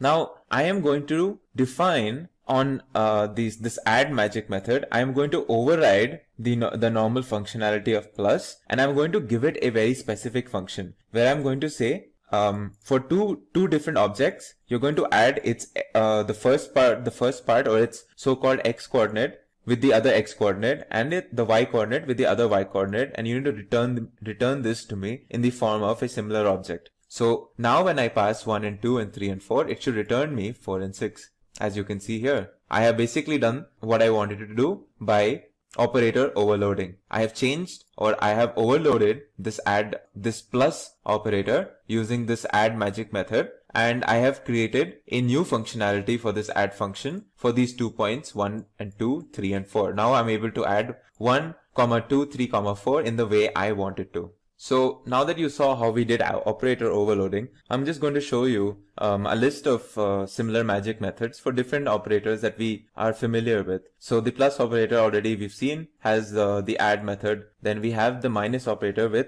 the sub method. And similarly, we have for all of these operations such as multiplication, division, we have its respective magic methods. These magic methods are again prefixed with 2 underscores and suffixed with 2 underscores, and they are also called dunders in Python. So this is how we would do operator overloading in Python for whatever operator we want. Similarly, we can do this for like comparison operators and for unary operators as well. So look at this example now where I'm going to overload the multiplication or the asterisk operator. So I've again defined a point a class called point. I'm going to define an initializer where I'm going to store some attribute x in self.x. Now what I'm going to do is I'm going to overload the multiplication operator, where I'm going to basically allow the this asterisk operator to multiply two objects from, like, for example, 12 and 5.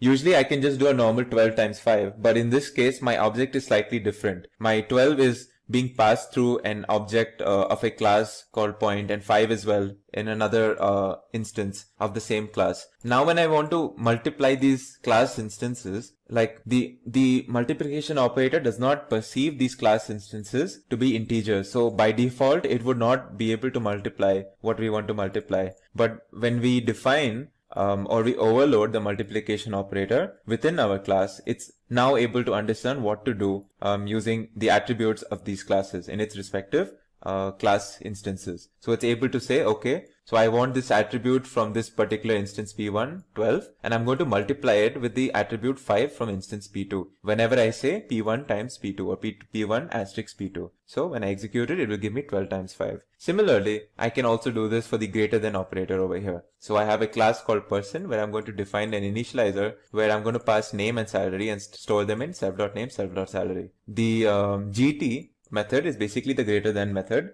magic method, and it's going to we're going to use this to overload the greater than operator. And now again, using this greater than operator, I'm able to basically say object 1 greater than object 2, and I'm basically able to check through this, and if object 1 is greater than object 2, it will basically tell us if it is true or false, or basically whatever like we want to know. So basically the print statement will check for object 1 dot name, and it will say earns more than object 2 dot name if in case object 1 is indeed greater than object 2. So when I execute this, you can see here my first information says John is earning 4,500 of some units, Natasha is earning 6,000 of some units. So it will say John earns more than Natasha. Well, it's false because object 1 is not greater than object 2. So since 4,500 is not actually greater than 6,000. And this is the check that I'm doing by overloading the GT operator over here, where I'm returning the Boolean value of what is greater, self.salary or other.salary. Self being the first object in any comparison. So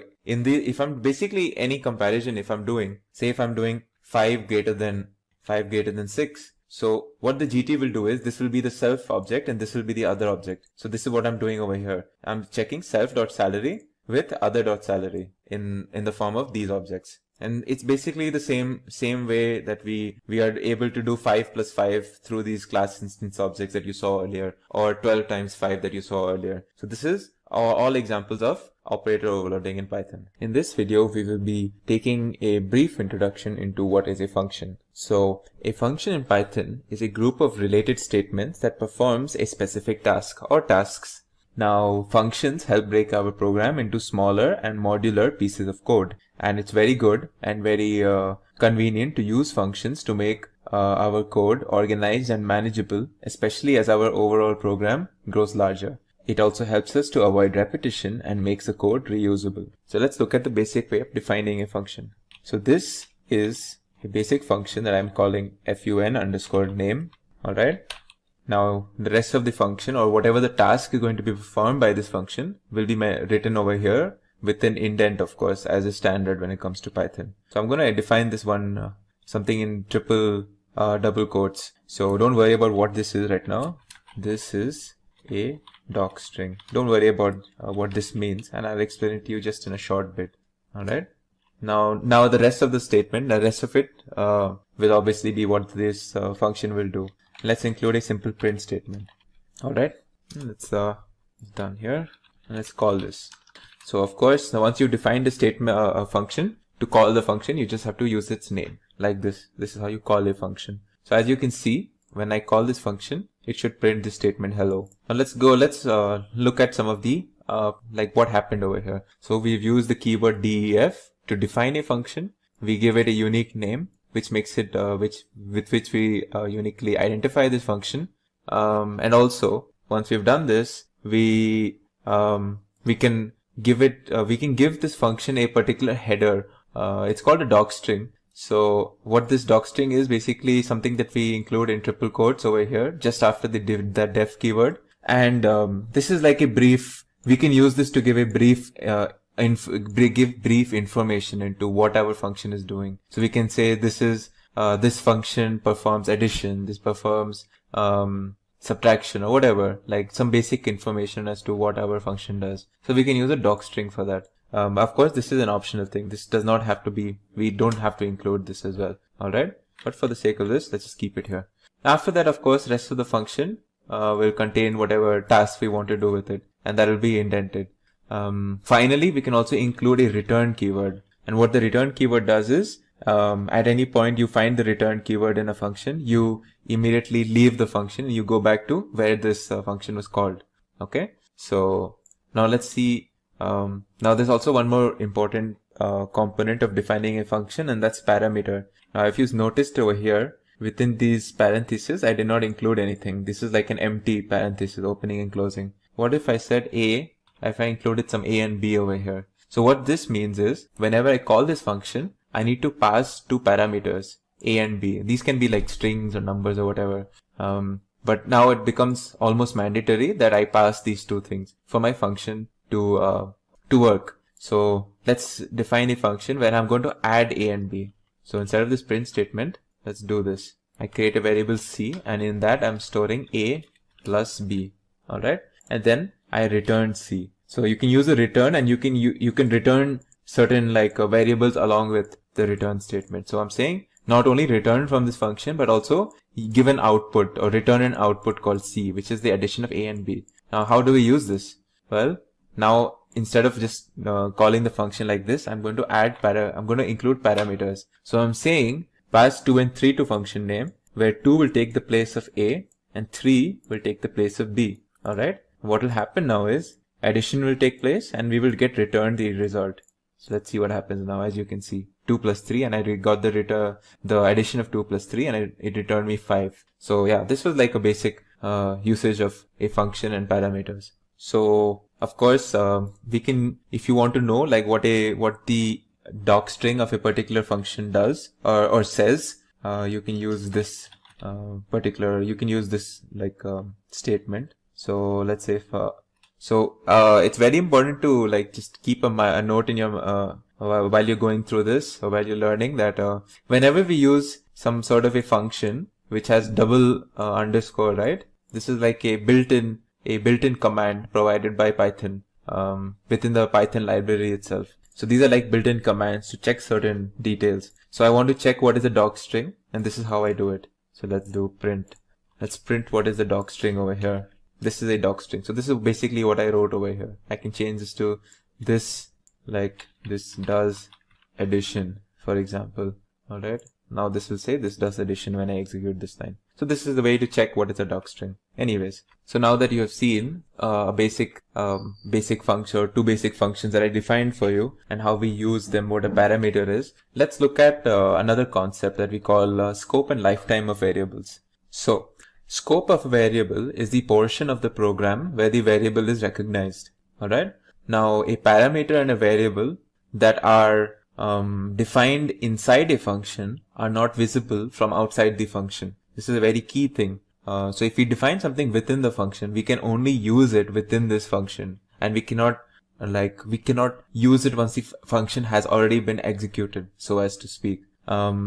These variables and these parameters have what we call as local scope, since they are only recognized within a particular function. Now the lifetime of a variable is the period throughout which the variable exists in the memory itself. And it's very important to note that lifetime of variables that are defined inside a function are as long as the function executes. Once we return from a function, whatever we have defined within it are destroyed.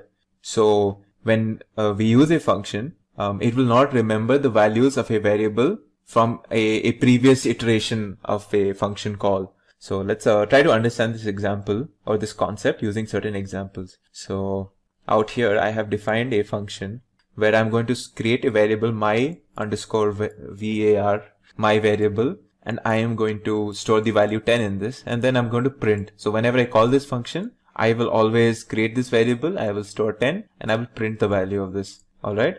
Now, what I'm going to do is, I'm not only going to create this my var inside this function, I'm also going to create a variable outside. So you see there, now you might be confused as to, okay, how is the behavior going to be? Because outside the function, I have created my var with a value 20, but inside the function, I will always define my var as 10. Okay. Now I'm going to print. So what I'm going to first do is I'm going to execute this function that I created initially, where I store the value of 10 in my var. And then I'm going to print the value of my var that was present outside the function. Let's see what happens. You can see two different things happening. So when I execute this function, it prints the value inside the function as 10. But when I print the next line, which says, okay, now get the value of my var, it actually prints a value of 20. And this is a very key concept, because what's happening here is when I initially call my function, within this function, it creates a variable called my var, and it prints the value as 10. And the moment my function has been executed, it destroys this variable. And the variable which contained the value 10 is of course now destroyed, and all we have is the my var that contains 20 from the outside. And when we print that, we get its respective value as 20. So you can also think of it like this. The my var that is present inside this function is different to the my var that we create outside. So the scope of the my var within this function is local only to this function. And once the function is executed, that variable is destroyed. Alright. Now let's look at another case, or the other side of this case, where say we're dealing with variables that have a global scope. How do we deal with them? So let's create a variable called myvar. Alright. And I say I stored 100 in this. Alright. Now if I define a function, I've stored myvar. Let's say I define a function. Define underscore, say again, same name, where what I'm going to do in this is I am going to print the value of whatever is there in myvar. Okay. So let's do print, value of variable is value stored in variable is, okay. Let's, myvar. So let's see what happens when we do this. Let's call this function fun underscore name. See what happens here. So as you can see, the value, I stored a value 100 in myvar and I've called it inside the function. And this is because since I've defined it outside, I can use it inside as well. Now, what if I try to change the value of this variable inside the function though? So let's see. If I did this, and now if I try to print, let's see, is this allowed? No, it's not allowed. In fact, I get an error. It says local variable myvar reference before assignment.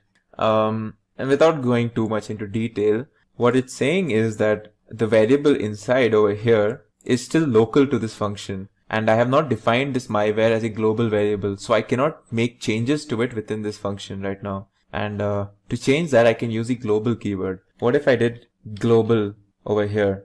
So if I did global, and now if I said, okay, global myvar, and I declare this variable as a global variable. Now if I do this, now if I do the same incrementation, now let's see what happens when I'm trying to do this. You see, I get the value 101. This is exactly what I wanted. And that is because I've defined my variable to be a global variable within this function. So I can, in fact, make changes to it within this function. So this is how we use the global keyword and global variable. Also, just to make a quick note, there are three types of functions, the three types of categories in which we can divide functions. First one being built-in functions. These are the ones that are built into the standard library of Python. The other is user-defined functions. That is the ones which we define ourselves. And the third type is called anonymous functions. They're also known as lambda functions. And this is something that we're going to cover in a separate video.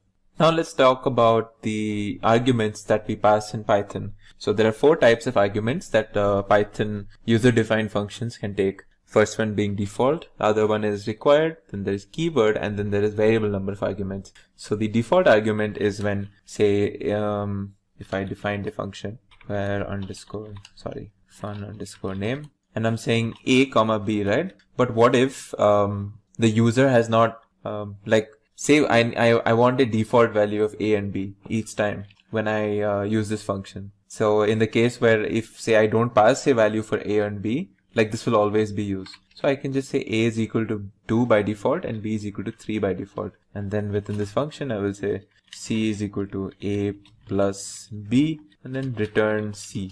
So I do this, and if I say fun underscore name, and in case I don't pass any arguments here, let's see what happens. By default, I get the answer 5 because by default a is 2 and b is 3. But this is not fixed and I can always change this.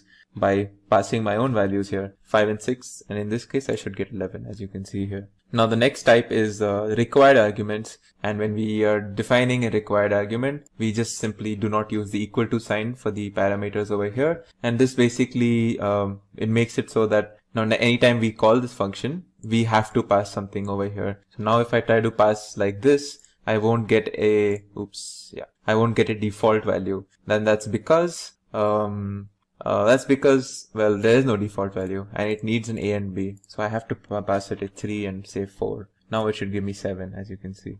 The next type of argument that we'll be talking about are the variable number of arguments. So let's look at an example here. So what I'm doing in this particular example is I'm defining a function called mySum, where I'm passing some parameter called myIntegers, and I'm doing something out here. And what this does is, it will take the values of a particular collection of objects, and that's called myIntegers. And each value, I'm going to keep adding it to each other, and I'm going to result a particular sum. I'm just going to result the sum of whatever is there. So in this case, what happens is I'm creating a list 1, 2, and 3, which contains 1, 2, and 3, and then I'm going to print the summation of whatever is there. So it should give me 6. Now, the problem in this case is that each time when I'm going to perform this function, I have to create a separate list where I'm going to store these objects.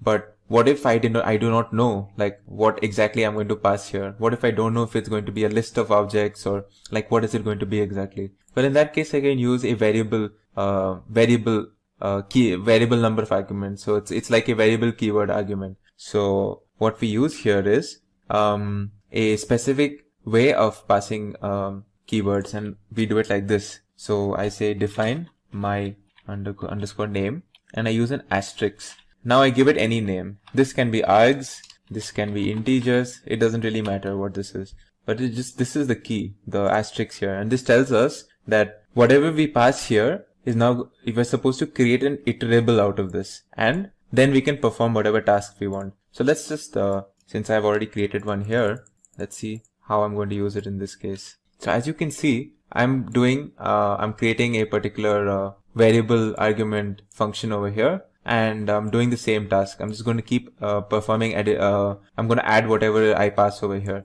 But now when I'm calling this function, I don't need to create a separate list as I did over here. I'm just passing all the numbers that I want to in the form of it's pretty much like a tuple. So I'm just passing these numbers here, and what this function is going to do is going to create an iterable out of this, and then we're going to iterate over it. As you can see, that's happening over here.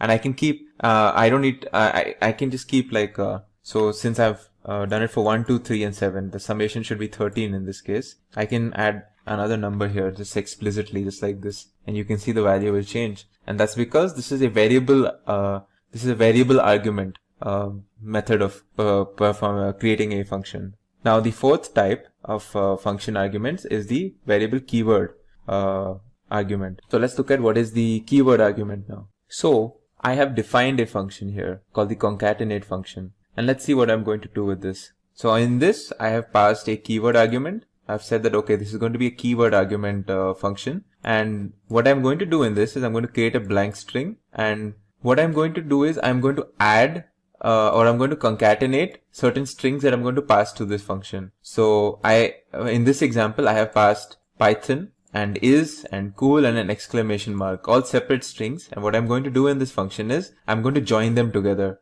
And I'm going to create one whole string out of it. Let's see what's the result. Python is cool. So this is, so of course, if I had to add something else, like Python is say cool, and say I just wanted to say hello and say one more string, I can add it just like this. I don't have to define a fixed number of arguments. I can pass any number of arguments I want. And this works exactly the same as variable. In the only difference is instead of positional arguments, we're using keyword arguments over here. Hello, bye. This, it doesn't really make sense, but just to show you, as you can see. So this is how we use keyword arguments. In this video, we will be learning about exceptions. Exceptions are errors that are raised during the execution of a program. When an error occurs, Python generates this exception that can be handled, which avoids our program from crashing. Python has many built-in exceptions. However, we can create many user-defined errors or exceptions as well to catch whatever errors we're looking for in our program. So when an error occurs, Python interpreter raises an exception and stops the current process, and it passes it to a calling process until the exception is handled. And if this is not handled, the program will crash. Some of the built-in exceptions are like IO error, in the case when a file cannot be opened, or import error, Python cannot find the particular module being imported. And there are so many similar, exceptions that are built in Python for the appropriate cases. Now, before we move on and see how we raise these exceptions, let's look at the difference between an exception and a syntax error. So for that, I will be using an example where I will be dividing something by the number 0. Now, of course, this is not possible. So let's see how Python handles this particular problem. Well, it raises what we call a zero division error. And this is an exception that is built in Python whenever we try to divide something by 0. Now let's look at the difference between this exception and a syntax error. So this is the same statement, except I'm going to add this extra bracket, which does not make sense syntactically in this. Now, if I try to execute this, as you can see, we get a different type of error known as the syntax error. And it says the unmatched closing bracket. So this is what a syntax error looks like an extra bracket or a comma that basically makes the line unreadable to the interpreter in the first place. So the interpreter doesn't even get to the point where it needs to figure out that there's something being divided by 0. It doesn't even get to that point because it finds this extra bracket and it cannot execute this line at all. So that is like the difference between an exception and a syntax error. Alright, now for our first case of how we raise or how we handle exceptions, let's look at the keyword raise. So for this example, what I will be doing is I'm going to take this variable x, alright, and I'm going to store a value 10. And what I'm going to do is I'm going to check for a condition. If x is greater than 5, then I'm going to raise this exception using the raise keyword like this. And in case this condition is met, if x is actually greater than 5, I want this particular message to play out in my exception. So let's see what happens when I execute this. As you can see, the exception is raised because x is indeed greater than 5, its value is 10, and the error message says as so, that x should not exceed 5, the value of x was 10. So this is an example of how we can raise an exception. And as you can see, when a condition was met, the program comes to a halt and an exception was raised. Now let's look at another type of handling exception, where we use the assert statement. So when we use the raise command, we waited until an error occurred and our program crashed midway, right?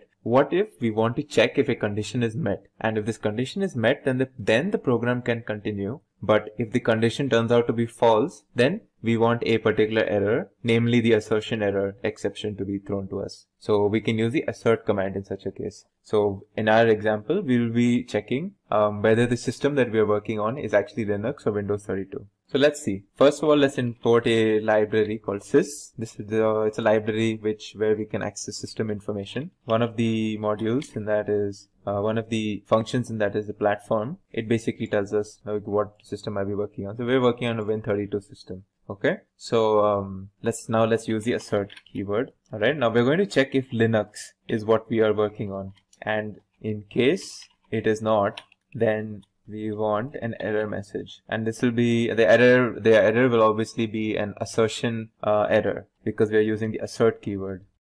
So this is how we use the assert statement. And if we execute this, as you can see, we get the assertion error because sys.platform contains Win32 and not Linux. And so we got this assertion error. So if we change this to check for Windows system, we won't have any error when we execute this, as you can see. So this is the example where we use the assert statement. Another way of handling exceptions is by using the try and except block. So this is probably one of the most common ways of handling exceptions in Python, where we use a try keyword and an except keyword. Now within the try keyword, as you can see here, we have a chunk of code which we're going to check. And if everything is fine in the try keyword, then this is perfect. So we don't need to move on to what we call the except part of the try and except block. But if say there was an error in the try block, then we move on to the except block where we're going to run the part of the code in the case we find an error in the try block. So first we check the part of the code that is under the try block, and if there is an error, we move on to the except block and we run that part of the code over there. And in the except block, that is where we handle our whatever error that might get thrown our way in the try block. Okay, let's look at an example at how to use this technique. So I have a basic function out here. All right. It's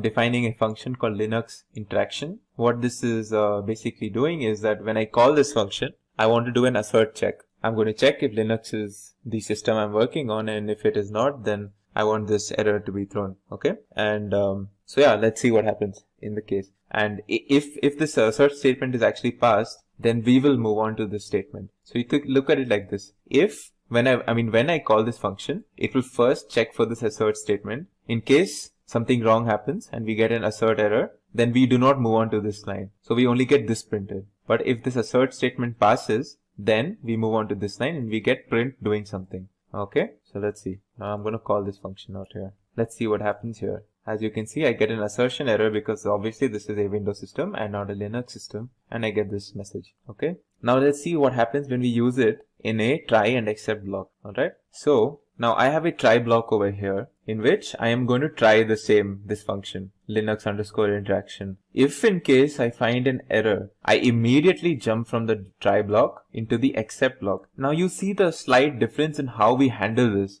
Like what happens. So as you can see, when we use the function explicitly, we directly went to what we call an assertion error. But when we use a try and except block, we will not use the assertion error because we are leaving the try block immediately and we're going to go into the except block where the only thing we're doing is printing the statement. As you can see, we are not on Linux, found some error. Okay. Now what if we wanted to catch the error within this function itself, which was the assertion error? And we can do that explicitly like this. So now what I'm doing is I'm going to try, alright, and it's going to catch an error in this, right? So now in the except block, I'm going to say the assertion error that we found in this function in the try block, we're going to use that in our except block. So as you can see, we're going to print that assertion error. It'll basically print this statement. Function can only run on Linux systems. As you can see here, function can only run on Linux systems. Function can only run on Linux systems. And the next part of the thing was the Linux interaction function was not executed. Okay, so this is something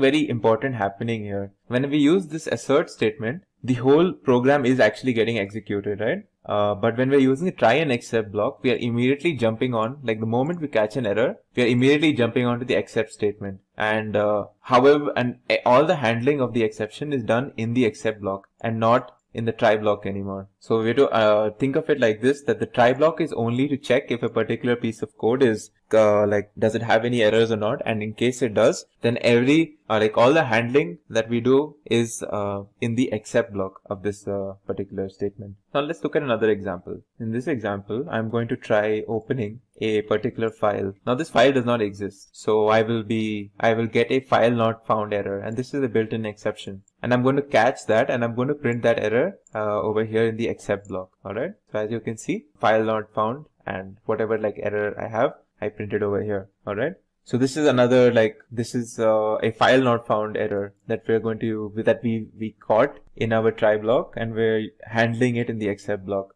Now let's combine both of these examples where we use this Linux interaction and we also try to open a particular file, and we try to do both things in the try block. And since both of these contain errors, let's see what happens when we have multiple errors in a try block. So as you can see, in my try block, I'm not only doing this Linux interaction, I'm also trying to open a particular file that does not exist, obviously. So now you might think, will I get 2 exceptions? Well, let's see what happens when we try to execute this. So it's important to note that in our except, we have an except for catching a file not found error, and we also have an except for finding the assertion error that is part of this Linux interaction function. So since both of these are erroneous statements, they will throw exceptions. So now the question is, will we get both of these except blocks, or will we get both of these exceptions? Will we get only one of them? Will we get the first one? So let's see what happens. So as you can see, my error statement is very much like the assertion error that we had done as part of this Linux underscore interaction function. Function can only run on Linux systems. The Linux function was not executed. So as you can see, that is the one that has been caught, and for some reason the file not found error has not been caught.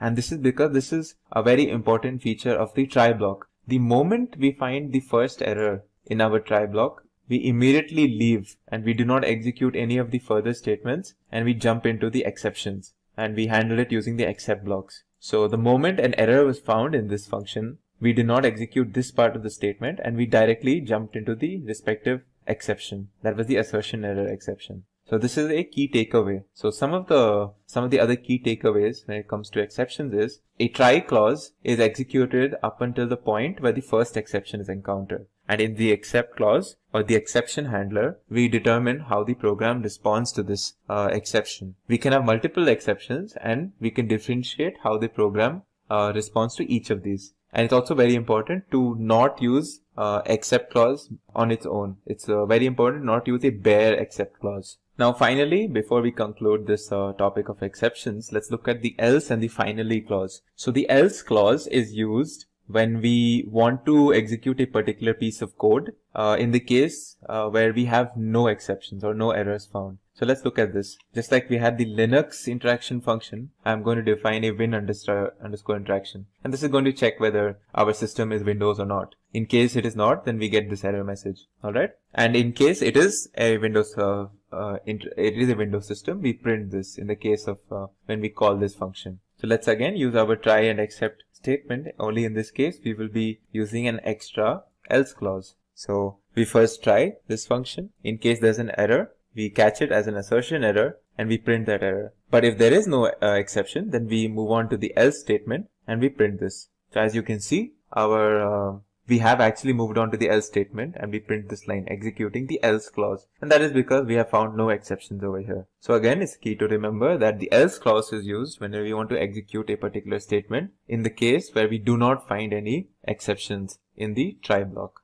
The finally clause is used when we want to execute something regardless of whether we have an error or an exception or not. So no matter if an exception happens, is raised or if it's not raised, we want this finally block to always get executed. And let's look at let's look at an example of it being used. So I have this block where I'm doing a lot of things. The first thing that I'm doing is I'm going to check for this Linux interaction function, which is going to check, of course, whether it's a Linux system or not. This is I'm doing the try block. Now, if I catch an error, I want to handle it by simply printing the error over here. And in the event that there is no error, then I will move on to the else statement and I will try this particular block of my statement, which is again that where I'm trying to read a particular file that does not exist. And it's very important that you note that within the else block, I have another try and except block, and this is perfectly legal and it's perfectly valid in our program. We can do this. So think of it like this. I'm first trying this. If I have an error, then I do this and I don't execute this. But if I don't have an error, then I execute this whole statement, which contains its own try and except block. Alright. But regardless of whether I get an error here or not, I will always execute this portion of my statement or under the finally clause. So let's execute this. As you can see, of course, the error is raised in this try block. So we move on to the exception, and that is what is printed over here. And after the exception is done, we move on to the finally. We of course skip this else block because the exception was actually raised. So after that is done, we move on to the finally block where we print this particular statement. Well, that was it for an introduction into exceptions in Python. I hope you learned something from this. And of course, this is just the beginning. Exceptions are something that you would probably encounter a lot, especially when you're beginning. And it's something that you will learn to extensively work with. And that will also help you improve in your programming. In this video, we will be covering the topic of iterators. Now, an iterator in Python is an object that contains a countable number of values, or it's a larger object that contains a countable number of sub-objects. An iterator is an object that can be iterated upon, and what that means is we can traverse from each value and we can manipulate or perform certain functions or operations and tasks using each of the sub-objects or values within this larger collection called iterator. Now, when we're looking at it technically, an iterator is an object which implements the iterator protocol in Python, which consists of the methods iter and the method next. So to begin with, let's look at a simple iterator. We're going to see the example of a list where we're going to traverse through the objects of a list using the for loop. So we have objects 1, 2, 3, 4, and I'm going to print each of these values one by one, as you can see here. Similarly, we can also do the same thing for another iterable known as the string, where we can go character by character, again using the for loop, as you can see here. Another example of an iterable in Python is the dictionary. So let's say I have a dictionary where I have two values, two key value pairs, key X, which contains the value 1, and key Y, which corresponds to the value 2. Now, when I'm going to do a for loop through this, by default, I will be traversing through the keys X and Y, as you can see over here. And of course, the other types of iterables in Python are like sets and tuples as well. All right. Now let's look at what this iterating protocol is in Python. So first of all, we take an iterable. It's an object that contains, it's a collection of objects that contain sub-objects. And when we use the iter function, it creates an iterator out of it. So we can, one by one, we can traverse through each of the objects, and we can manipulate each of the objects that is contained in this. And anytime we want to move to the next object, we use the next function. And when we have finally completed all of the, or we've manipulated or traversed through each of the sub-objects, we encounter the stop iteration exception, which tells us, okay, there are no more objects to be manipulated or iterated upon. So as an example, I will create a list where I will store the values, some simple values, integers 1, 2, 3, 4, 1, 3, 4, 5. Okay. I'm going to create an iterator out of this where I will use the iter function. And I'm going to say this is, let's say this is called my iter. Okay. And I'm going to use the iter function as I had mentioned, and I'm going to pass my list in this. Now, if you see what is my iter, it should be a list iterator at a particular memory location. Now let's use the next function to keep going through whatever is there in this. So of course, the first object should be 1, as you can see. Now when I look at the next, it should be 3, then I should get 4, and now I should get 5 as I use the next successively. Now since I've reached the last of my objects in this collection, now the next time I use this next function, I should get a stop iteration exception that is raised, as you can see here. So this is the basic iteration protocol in Python.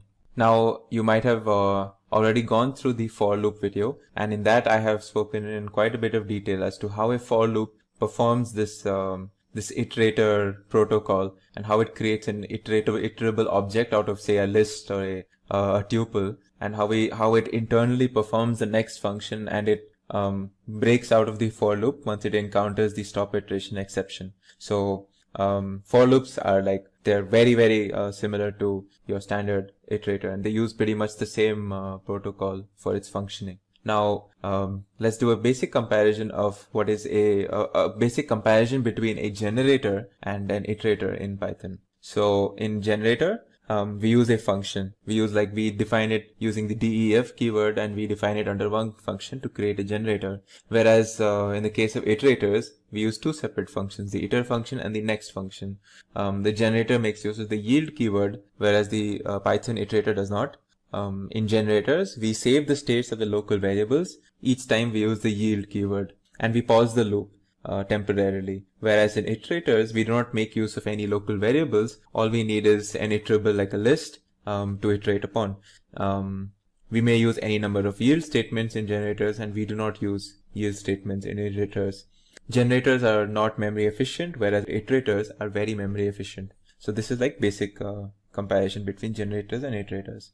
In this video, we will be covering the topic of modules in Python. Now, a module in Python, to put it simply, is basically a Python file that has functions and classes written into it and is saved with the .py extension to specify that it is indeed a Python file. A Python program can use one or more modules, and modules can have one or more functions. They basically help us organize our code, and instead of having one long Python file, we can have several files or several modules. Now, modular programming is the process of breaking a large event or task into smaller and more manageable subtasks, and we call these subtasks basically modules. Now, individual modules can be grouped together like building blocks to create a larger application. There are several advantages to modularizing code in a large application, and we will be going through them right now. So first of all, there is simplicity because instead of focusing on a big problem or big task, we can break down the problem into smaller portions or modules. Now, maintainability of code is much better through modules because they are designed to create these sort of boundaries or clear demarcations between different problem domains. there is reusability in the sense that once we create a module, we can use it in different parts of the code or even different applications itself. There is also scoping, and what this means is modules typically define a separate namespace, and this helps us avoid collisions between identifiers in different areas of a program. Functions, modules, and packages are basically all constructs in Python that promote code modularization. You might have already come across or gotten an intro into functions. In this video, we will be going through modules. In another video, we will also cover the topic of packages. To import a module, we use the import keyword. And in this example, what I'm going to show you is a simple function or a simple operation of importing the OS module. This is short for operating system. And as the name suggests, we can perform system tasks through the functions and methods that are part of this OS module. So simply executing this statement will import this module onto our program for us to use. Now, if we wanted to see all the functions that are present in a module, what we have to do is use the dir function. So if we print the dir OS function, it will print us basically a directory of all the functions that are present in the OS module. As you can see here, all of these are basically names to different functions that are part of the OS module. Finally, moving on, another function commonly used with modules is the getCwd function. And what this does is it will give us the current working directory that we are working upon right now. So if I execute this, it will tell me what is the directory that I am currently working upon right now. As you can see, C notebook dir/temp. If we wanted to see all the files in a particular directory, what we can do is use the listdir function followed by giving a path. By default, if we do not enter a path inside the parenthesis, it will basically give us all the files in the current working directory, which in our case is temp. So if I were to execute this, it basically gives me a list of all the files that are presently there in the directory that I am currently working upon. Now, a basic step is creating a Python module. The simplest way to create a Python module is basically creating a Python script with whatever functions and tasks that we want and methods that we want inside whatever module, and saving it with a .py extension. So in my example, what I'm going to do is I have already created a script in Notepad, and I've stored it with a .py extension that contains these 4 functions: add, subtract, product, and division. I've basically used this code and I've stored it in a .py script, and I'm going to be using this as my as a test module for this particular example. Now, how do we import a module? Now, once that I have created a script, in my example, it will be called mycalc.py, and we've stored it in our directory. To import the module, all we have to do is use the import statement. So if I have to import mycalc, all I have to do is say import my_calc, and now my calc has been imported. So we can use the import statement, or if we want to import something particular from mycalc, we can do from mycalc import whatever, like for example, if we wanted the add function, we can basically just say only add, or if we wanted add and subtract, we can say add and subtract, for example. So this is basically by using from, we can say that we want something from something, but only parts of it. We don't want everything. We can also use from mycalc import, and we can say asterisk to basically say import everything that exists in mycalc right now. So this is another way of importing something from a module. Now, to access contents in a module, we have to use the dot operator, and I will show you how right now. So what I'm going to do is, in my example, I'm going to import mycalc as calc. So now since this is the original folder or the original module, but I'm going to give it a shorthand name so that I can easily use it in my code, and I don't have to type out my_calc every time. So now I'm going to import this as calc. So anytime I have to refer to a particular method or function inside this script or this module, I will just use this placeholder or this variable name. So now I have 2 variables, a and b, and I'm storing 20 and 30 in them. So my first what I'm going to do is basically 4 operations. I'm going to print the addition of a and b, then the subtraction, multiplication, and the division of these 2 numbers. And each time to do this operation, I am going to use the add function that is present in the mycalc module. So to do that, I have already imported mycalc as calc. All I'm going to do now is invoke these functions using the dot operator that we are already familiar with. So I'm going to say calc.add, and then I'm going to pass these 2 arguments or these 2 variables to say that I want to add these two. And similarly, I'm going to do it for subtraction, multiplication and division. As you can see, these are the results of my tasks. Now, if I had to do a directory operation on the module calc, it will basically give me a bunch of inbuilt or dunder methods that are already a part of any Python script by default, such as built-ins. So if I execute this just to show you what happens when I use the dir function, it will basically give me all the functions that are part of this Python script. So these double underscores that you see are basically denoting magic methods or dunder methods, and these are like inbuilt methods as a part of the script. And if you see here, add, division, prod and sub, these are the methods that we have defined earlier on in our script ourselves. Now, to go slightly deeper or in more detail into what happens when we do a module search, let's actually look at what happens. So what happens is when, for example, we execute the statement import myCalc as calc, as we did over here. So the steps that actually take place are the interpreter executes the above statement and it searches for this Python script in a list of directories assembled from these following sources that you see here. So it takes the directory from which the input script was run, or the current directory, if the interpreter is being run interactively, which is the case right now. Secondly, it will list all the directories contained in the Python path environment that you set up, that you can set up or you can change later on as well. And this format for Python path is OS dependent, of course, but it should mimic the path environment variable that we see in Windows systems. And then the other source or the other directories is basically an installation dependent list of categories configured at the time Python is installed. Now the resulting search path that is accessible in the Python variable system.path, this is basically obtained from a module named sys. So if I imported this sys and I did sys.path, now these are all the directories that we are going to look for when we want to search for any particular module. So if I'm doing import myCalc or import OS, it's not only going to look at the current directory that I am working on, it's also going to look at all of these directories that have been set up as you could say directories or paths in the system.path. In this video, we will be covering the topic of packages. Now, what if we developed a very large application in Python that contains many different modules, and we have so many different modules that have similar names and functionalities, and they're all kept in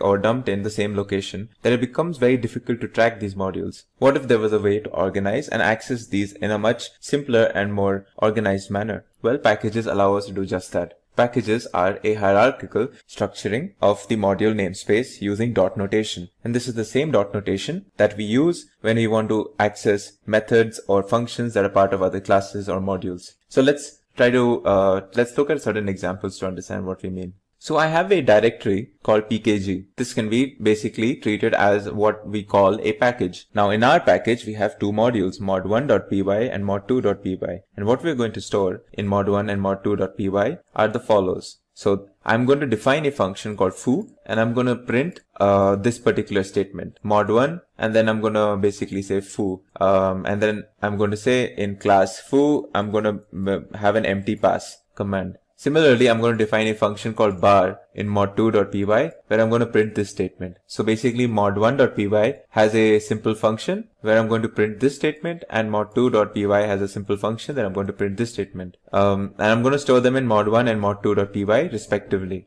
And these two modules I'm going to store in the directory pkg in my local folder. Now I've already done this, so we can already get to working with this. Now if I wanted to access these particular modules from the pkg folder, I can simply use the import command and use the dot notation. So I can say pkg.mod1. So this will import the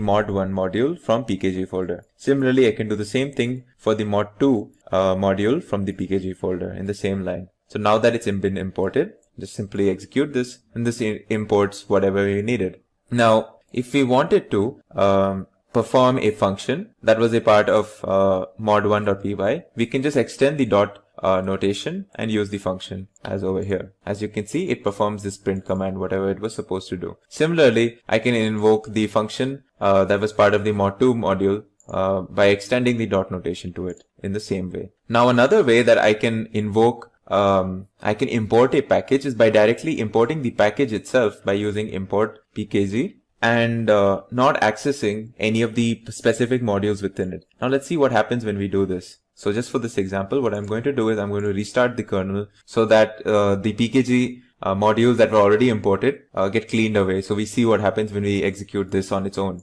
Now if you see, I have imported this. Now let's see if I can access my mod 1 and mod 2. Now if you see here, it's throwing me an error. And this is because simply using the import command on a particular package only imports, you could say, the package namespace, but it does not actually import any of the modules and files that were part of this package. So if I wanted mod 1 from this package, I would have to actually say import pkg.mod1 directly. And I cannot simply say import pkg, and Python will not import everything that is part of a package on its own. I have to specify it myself specifically. Now I'm going to create, and I'm going to show you another type of importing from a package using the star operator. So I have this package pkg once again. Now I'm going to store 4 different modules within this package: mod111.py, mod222.py, and I've already done this. So you don't need to bother about seeing me doing it right now, because I've already created these files. And what I've done is, within mod111.py, I've written this statement and I've stored it in the Python script. Similarly, I've created another Python script called mod222.py, and I have basically written this in the code. And I've similarly done this for mod333.py, and I've done another for mod4.py. Now, once I have done this, I've stored these Python scripts into my package or pkg package. So now what I'm going to do is I'm going to execute this command. If you see this, from pkg.mod333 import star. So once I execute this, now I'm going to say print directory, and print directory basically will tell me all the functions that exist in my current directory. If you see here, there's this baz function that was a part of mod333 module. Now if I change this, and if I imported mod111, and if I did the same thing, you will see foo has now been added as a part of this directory. And these are all functions that were part of these different modules where I'm importing from. And that is what the star function does. What the star function will do is, it will basically tell Python, okay, so the statement is saying from pkg.mod111. So it's saying that, okay, look into this directory or this package and find this module. And in this module, import everything that exists inside it up until this point. So this is another way of basically importing files or functions from a particular package and a particular specific module within that package. So yeah, this was a very brief video on packages in Python. The conclusion being that packages are basically an organized way of storing many different modules that we might have created in a very large application. And these modules can be accessed using the familiar dot notation that we have used in other examples, such as methods when we were working with classes and objects. In this video, we will be taking an introduction into the concept of generators. So Python provides a generator, which is like a function where we can create our own iterator. In a generator function, we use the yield statement instead of the return statement that we use for standard functions. So let's look at a simple generator first of all. So out here, I have defined a generator called myGenerator, where I'm doing there are three functions or three tasks that I'm doing. First one is when I'm printing the first item and I'm yielding a value 10. Then I'm printing second item yielding 20. Then I'm printing last item yielding 30. So let's see how do we use this. Now, since we know myGenerator is the function, it uses the yield keyword. Every time we use the next keyword, we will keep getting what is next in this function. So let's store the generator in mygen. So now we have stored the iterator in this function variable called gen or gen. Now let's see, when we do next and we use gen, what happens? So the first task is performed, or the first iteration is performed, where we get this, the first yield command is done. Alright, let's see what happens when we do next again. Next gen. Now, as you can see, we get second item and we get 20. Let's do it for the next. Let's do it once more, since there is one more task. There's one more iterable inside. You can see this. Now, a valid question is, what will happen if we do next gen again, since there is nothing after this? Well, let's see what happens. We should get an error. As you can see, stop iteration error. This is another built-in exception that happens when we have reached the last object of an iterable. So we get a stop iteration error. So now a key difference between a generator and a function is that when we execute a function, the moment we hit the return statement in a function, or when we execute a function, like whatever variables that were stored inside are lost and they're destroyed unless they were defined as global, and the function is completely done executing and we leave the function completely. Whereas when it comes to a generator, when we hit the yield function, we don't actually completely leave this function. So the first time the yield is found, we get 10, but the generator remembers its position inside this function. So the next time we use the next, we actually move on to the next iterable, and then we move on to the next iterable. So you can think of a generator as it sort of has memory, if that makes sense. It's a way to create iterables in Python or create iterators in Python. So to understand what the difference between the yield command and the return command does, let's take the same function. Alright. And let's put a return over here after this particular, the second yield. Okay. Let's do the same thing. We say gen is equal to my generator, and let's start doing next gen and seeing what's there. So the first yield will be standard, first item 10. The next one is again, it's going to say second item and then 20. But now if you notice, there was a return I put over here. So technically when I did the second next, it's not only yielded 20, but it's also executed this return function or this return statement. So let's see what happens if I do next again. As you see, I have gotten the stop iteration seemingly earlier than I did before. And that's because I have used the return function and return statement. And what that's done is that we've completely left this function, so as to speak, and there is nothing next, so as to speak. So we get the stop iteration. And that's the difference between yield and return. Now in the next example, I'm going to show you how we use a generator function in place of the for loop, or for a for loop. So let's take this, what I have over here, and I have defined a function called getSequence up to x, and what this will do is basically it will keep printing the printing numbers up until whatever we have entered in place of x over here. So if I said, say, sequence is equal to, let's copy this, all right, and say I want sequentially, I want every number up until 10. Well, not including 10, of course, because Python starts with 0, right? So let's do this, and now let's see. So the first number will yield 0, and now if I did this again, it should give me 1, 2, and I can keep going until I will stop at the value 9, as you can see here. So 8, 9. Now I should get the stop iteration error, because that we have reached the end of our iteration. So this is a way of using generator functions for loops.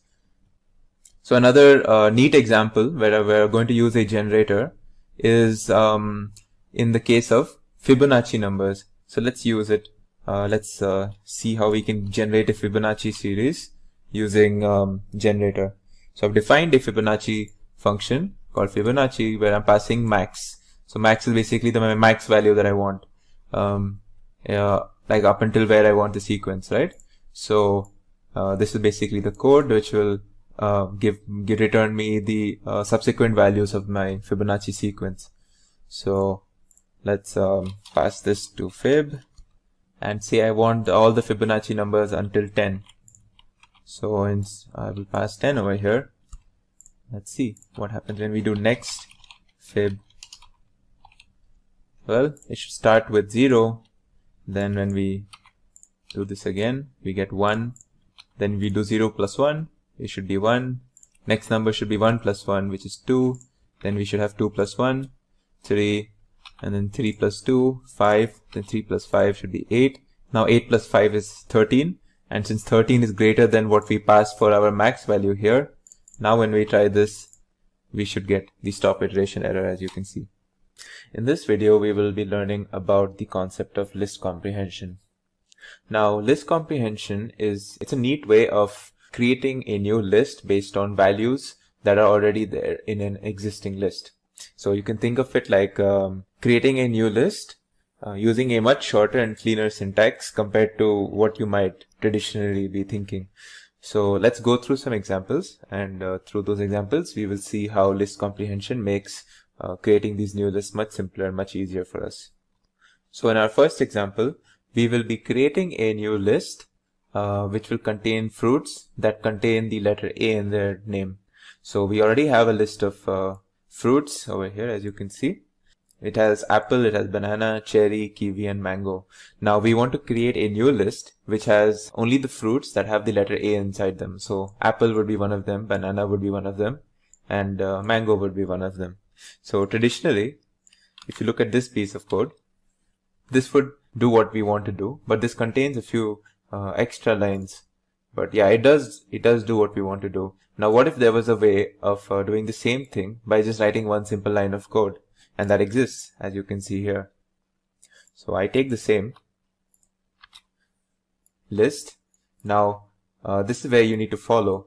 So now my new list is equal to, so I'm creating a list over here, as you can see. Now within this list you have this line. This is what we call a list comprehension. So as you can see, it says each fruit for each fruit in fruits if, now it's checking for the letter or the character A inside each fruit. And what this each fruit is, that we're checking each object in this list one by one. So first, in the first iteration, each fruit will contain the string apple. Then in the next iteration, it will contain banana. And in each iteration, we're going to check if it contains the character A. And if it does, then we store that each fruit in the new list, as you can see here.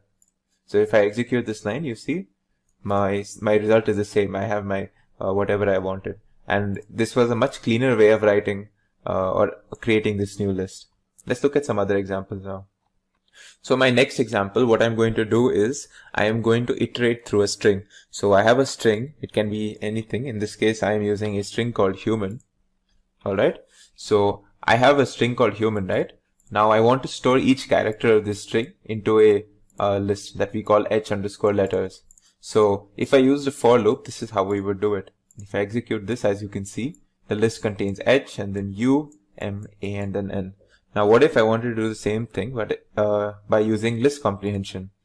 So what I would do is, let's create a list over here, h_letters, and so as we know, list comprehension will you just basically need one line. In this case, it'll just be like this.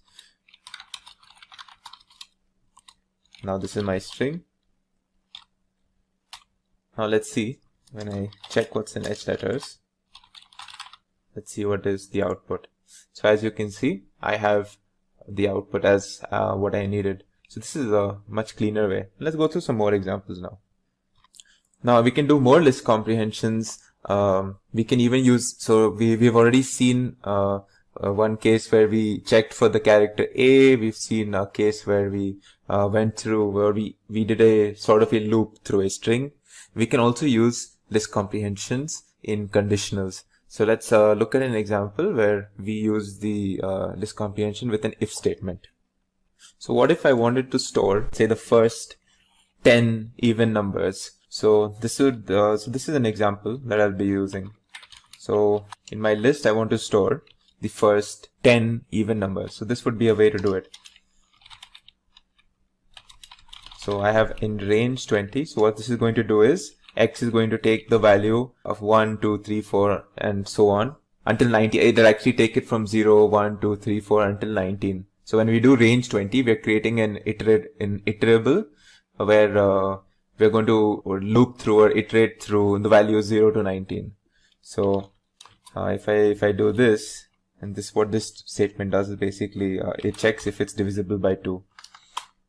So if this is equal to 0, that means we have an even number. And if this condition is met, that means we store the X into our number list. So let's see what happens when we execute this. This should contain 0, 2, 4, 6 until 18. So this is the first 10 even numbers, as you can see. So this is a neat way of using if statement. We can also use an if else statement. So what if I'm checking each, okay, so I'm going to create another list, and in this list I'm going to basically see if each of my numbers are the even or odd, the first let's say 10 natural numbers. So let's write this statement down. So I want it to be even in case the I that I'm checking, I being every number between like say the first 10 natural numbers, as I said. Now let's check if it is divisible by 2. Well, if it is divisible by 2, of course it's going to be even, right? Else we say that it is odd. And then we check for I in say the first, let's say the first 20. Okay. So now when we do this and we check what's in the list. So as you can see, the list contains like even, odd. It's basically saying the number 0 is even, then the number 1 is odd, then number 2 is even, and so on and so forth. So this is an example where we used the list comprehension with if-else statements. So another neat thing that we can do with list comprehensions is that we can use it along with functions. So let's look at this function. In this example, we have a function called double x, where we define this double x, this double function to take an input, to take an argument x, and what we return is the square of the argument. So let's use this in our list comprehension. So what we do over here is that we're checking, what we're doing is for every x bit in range 10. So we're taking the value 0, 1, 2, 3 until 9, and we're passing it to this function double x, and we're going to get the square of them, and we're going to store that in a list, as you can see here. Let's call this list x. Let's just call this list let's call it y. So now let's see what's in y when we check. It should be 0, 1, 4, 9 and so on. So wait, let's check again. Does this square? No, this is actually 2 times. So let's make it square, as you can see. So you can see 0, 1, 4, 9 for the first 10 numbers, 10 natural numbers. Now what I've shown you is obviously list comprehension, but we can also do set and dictionary comprehensions. In fact, set comprehensions work exactly the same way as list comprehensions. The only difference is the set comprehensions will make sure that there are no duplicates inside the set. So you can't have like duplicate items, which you can in the case of list comprehensions. So let's just take a look at an example. So here in this example, what we're doing is we're going to check. So we have this string that we're storing in the variable text, and the string is something like life finds a way. So whatever this is. Now what we're going to do is we're going to iterate through this string character by character, and we're going to check if we're going to check for vowels essentially. So we're going to see if the character A, E, I, O or U is present in the string, and if it is, we will pass it into our set. Now if you look, you will find there are multiple I's, right? And there are multiple A's as well. So if we did this through a list comprehension, each time that we find a vowel, it would be added to our list. But since this is a set and sets do not allow duplicates, so you will only have one copy or one particular object for each of the vowels. So of course now set comprehension is defined using curly braces, so let's keep that in mind. So now if I check what's in this, I will see A, E, I and U. Even though there are multiple A's or multiple E's or I's and U's, since this is a set, we don't have duplicate copies of any of these.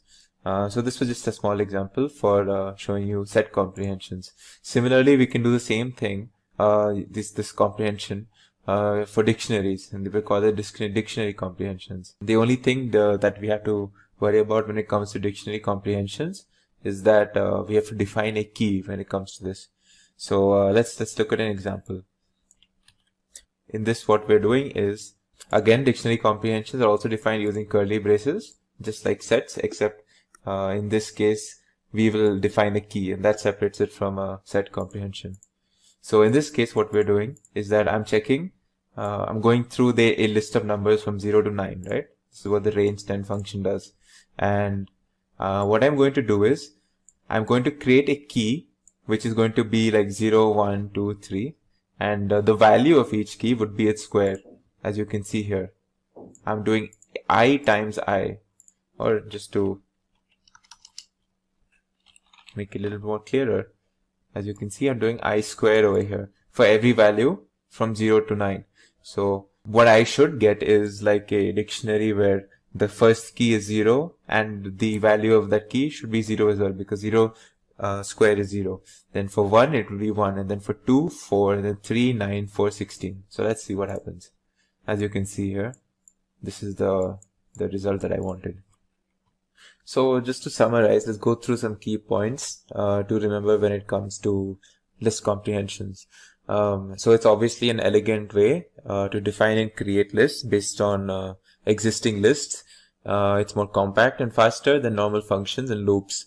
But we should also keep in mind that we shouldn't write like very complicated list comprehensions, because the idea of a list comprehension is to be user friendly. And also it's important to note that every list comprehension can be written in the form of a loop, but every loop cannot be written in the form of a list comprehension. And that is probably a very key point to remember. In this video, we will be learning about the concept of regular expressions. Now, a regular expression is simply a sequence of characters that defines a search pattern. For example, if you see this example here, you can see a symbol called the caret followed by P and then 5 periods, then an N and a $sign. And what this regex pattern does is it's searching for a 7-letter string that starts with P, ends with N, and has 5 characters in between. Let's look at this example now. This is a regex pattern that is looking for a 5-character string that starts with A, ends with S, and has 3 characters in between. Now, if we had to match this with this string, with these strings as our test strings, the first one would not match because it's a 3-letter string and we're looking for a 5-character string. The second one would match because it's a 5-character string that ends with an S, starts with an A, and has 3 characters in between. This will not match because what our pattern would do is it would find the first S, and it would find that the string itself starts with an A, and it would say, okay, there are only 2 characters between this first S and this A, and it would assume that this is actually just a 4-character string. To actually identify 2 consecutive S's, we would have to do something special, and what we would have to do is what we will see later on. So again, this is the same example. Since this is case insensitive, capital A is perfectly fine when we're searching for this, and it will also match. This is obviously 2 words, and it's not a 5-character string, so this will not be a match. Now, the regex pattern or the regular expression module in Python can be imported using this statement, import re. Now, once we've done this, we can actually use our regular expression tools and methods to do pattern recognition, character recognitions, and to identify different sequence of characters in our strings. Let's try to understand a bit more in depth about regular expressions now. So what you're seeing here is one variable called pattern, which stores something that looks like a regex, and another variable that stores our test string called abis.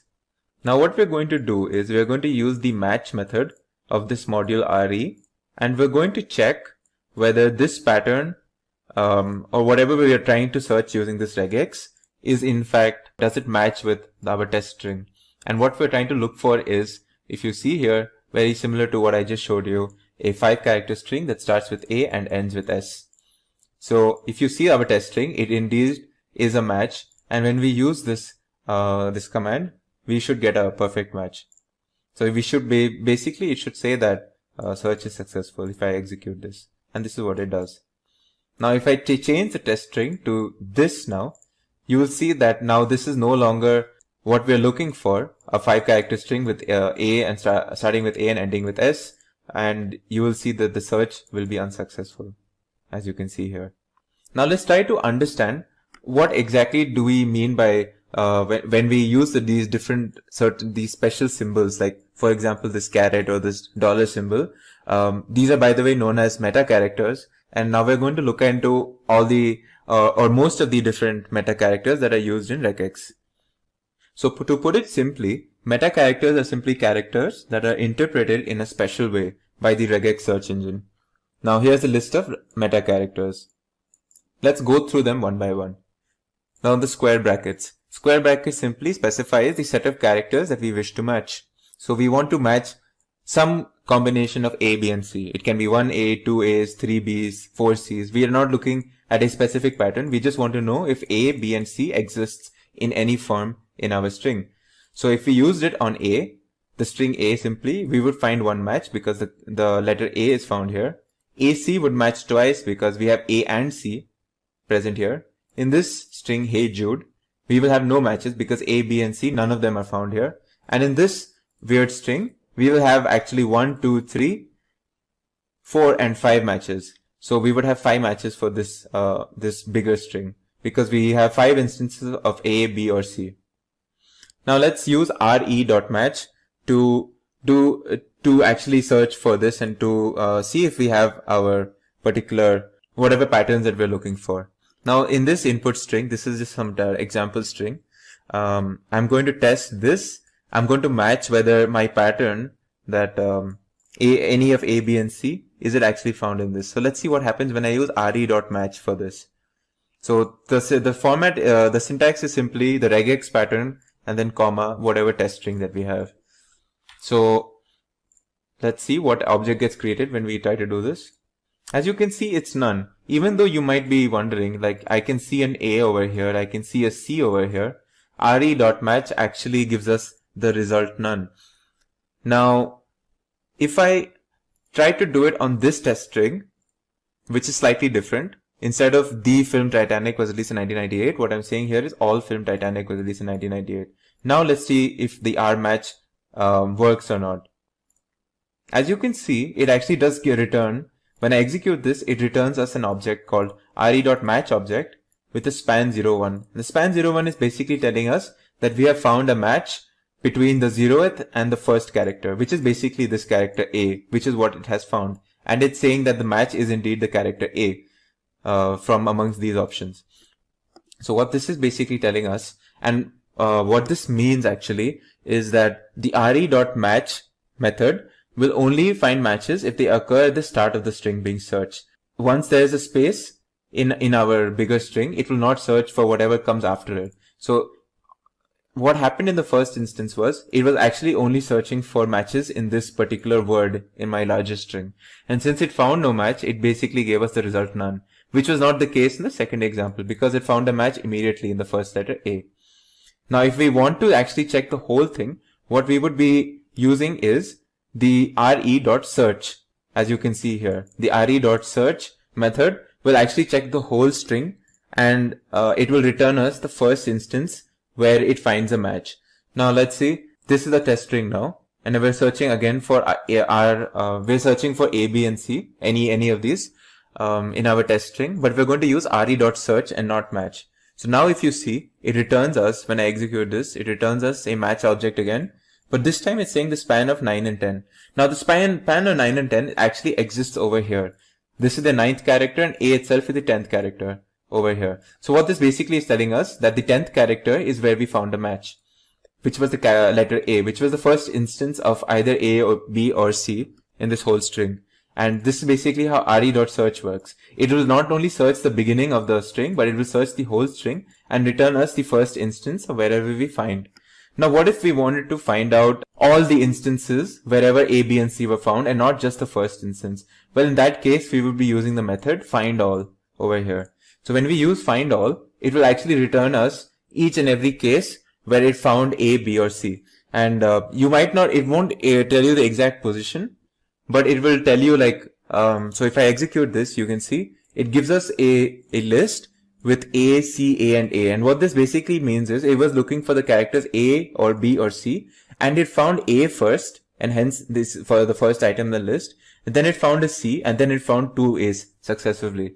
So this is actually how findAll works, where it will actually find all of the instances of our regex pattern. Now that you've seen how the square brackets work and how the re.search and re.match and re.findAll methods work, Now we're going to go through all the other meta characters that we saw above. So the period. Now a period matches any single character except the new line. New line is basically /n or a break. Now if you look at this picture, what it's going to do is this expression basically saying that do we have two characters, like sets of two characters in our string. So this is a single character string, and obviously a single character string is not a double character string. And this expression, this double dot, is basically asking us, do we have two characters present in our string? So if I had to match it with this A, it will obviously be a no match because A is one character. If we checked it with AC, it is a match because A and C are two characters. A, C and D will also give us only one match because it will find A, C and then it will leave D as a single character. But when we check A, C, D and E, or this string in particular, it will find two matches because it will consider A and C as one of the matches and D and E as one of the matches.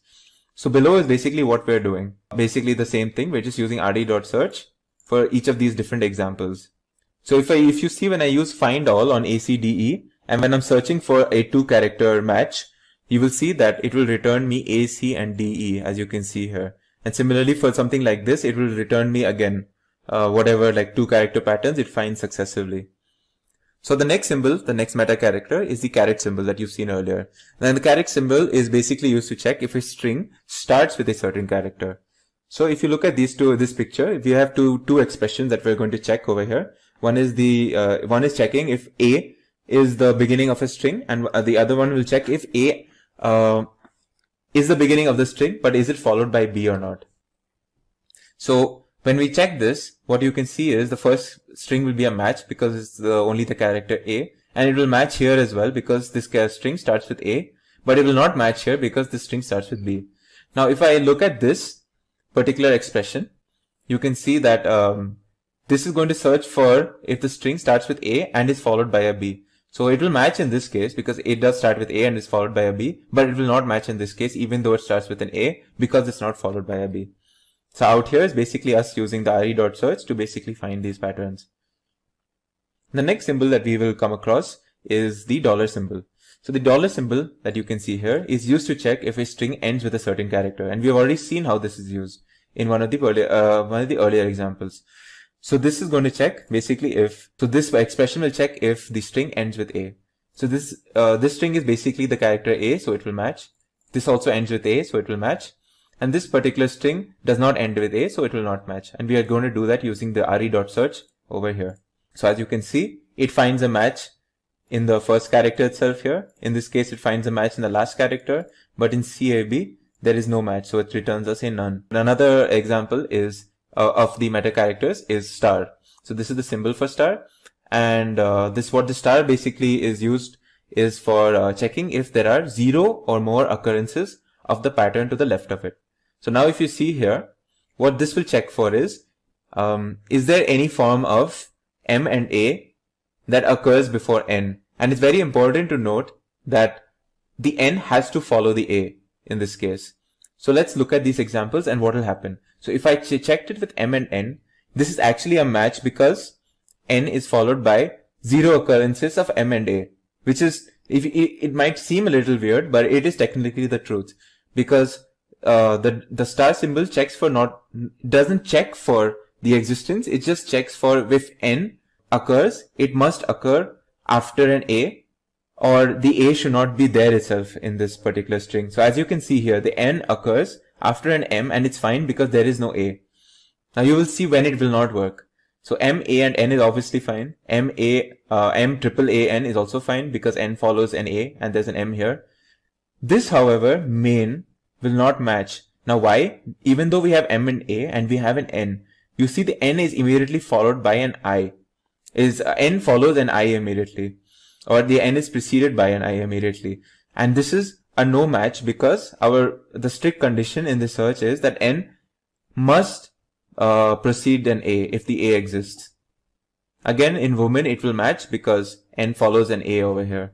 We're just going to use the re.search for these examples that we saw over here in terms of code using the re.search, as you can see here. Finally, we have the next meta character, which is the plus symbol. Yes. So the plus symbol matches one or more occurrences of the pattern left to it. Now this is very similar to what we saw earlier in terms of the star, except now in the plus, the key difference is we're looking for one or more occurrences instead of 0 or more occurrences that we were looking for in the case of star. So when we say one or more occurrences, now we need what is there to the left of the plus sign. A 0, no occurrence of it will not be allowed or will not cause a match. So let's see now what we're going to do here. We're going to use the same expression, except we're going to replace the star with the plus sign. So now what we're going to say is, okay, we need M and A, at least one occurrence followed by an N. All of these conditions have to be met. So again, if we took the first example, M and N, this time it will be a no match because there is no occurrence of an A over here for preceding the N. So it's a no match. M, A and N is a match because, well, this is perfectly fine. M, triple A and N is also perfectly fine. But if you look at M, A, I and N, much like earlier, the N is preceded by an I and not an A. So there is no match. And again, woman is perfectly fine. And we basically execute the same thing through the search function in this piece of code. The next meta character is the question mark. The question mark symbol matches 0 or 1 occurrences of the pattern to the left of it. So let's see what this does. So now we saw the star which was 0 or more occurrences of the pattern to the left of it. We saw the plus, which is 1 or more occurrences of the pattern to the left of it. Now we will see the question mark, which is 0 or 1. Only 0 or only 1, and not 0 or more or 1 or more, which was the previous cases. Only 0 and 1 or 1 occurrences of the pattern to the left of it. Again, we're going to see the same expression, except we're going to replace the meta character with the question mark. So now let's see what happens when we match.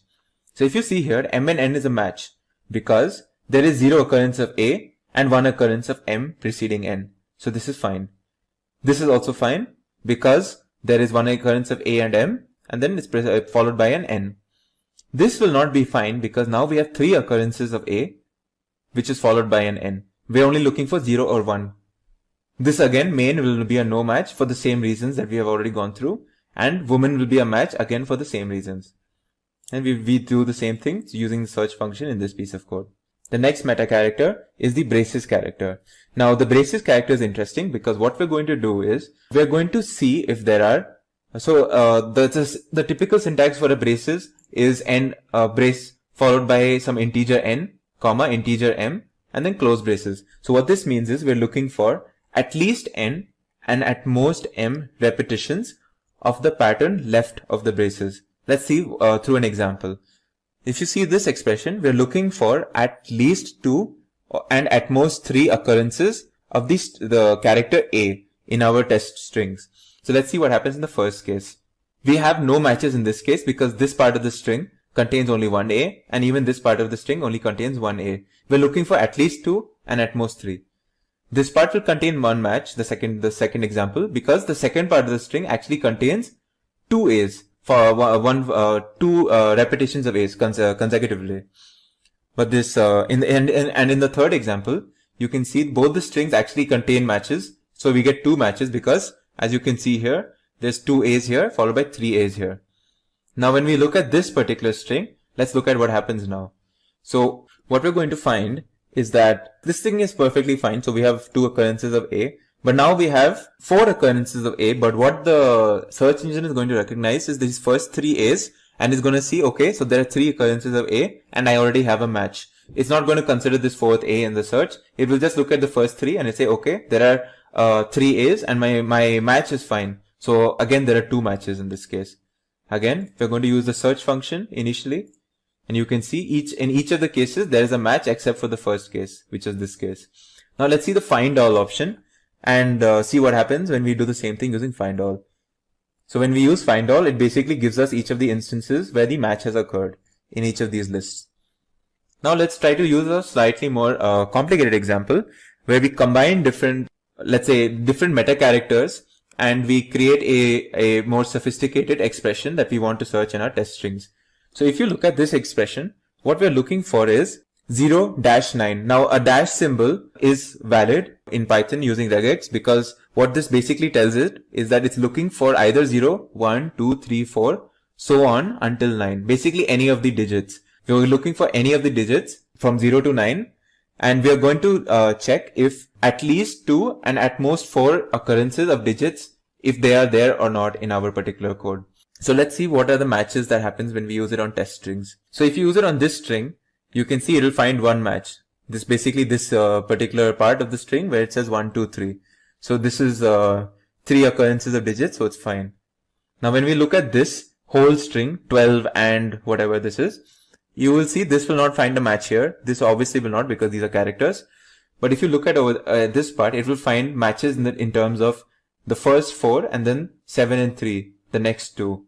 1 and 2 again, there are no matches because there's only single occurrences of digits. We're looking for at least 2 and at most 4. So if I use a find all, you will see like what all it will return. So for the first test string, what it's going to return me is, it's going to return me 1, 2 and 3, as you can see here. But now if you look at this test string, it's going to return me 12. It's going to return me 3, 4, 5 and 6. It's going to return me 3, 4, 1 and 2, but not 7 because we're looking for at least 2. And then it's going to return me 4, 5, 6 and 7. Followed by 8 and 8, as you can see in this list over here. Now, if we use curly braces with only one digit, it's basically telling the search engine that we want exactly so many repetitions of the preceding whatever expression that we have. So when we do this example, for example, we're basically saying that we want x followed by a dash, and the dash has to occur at least 3 times in our particular expression, and then it should be followed by an x again, which will not match in this case because there are only 2 dashes, and it will match in this case because there are exactly 3 dashes, and it will again not match in this case because there are 4 dashes. As you can see here, none followed by an object match followed by none.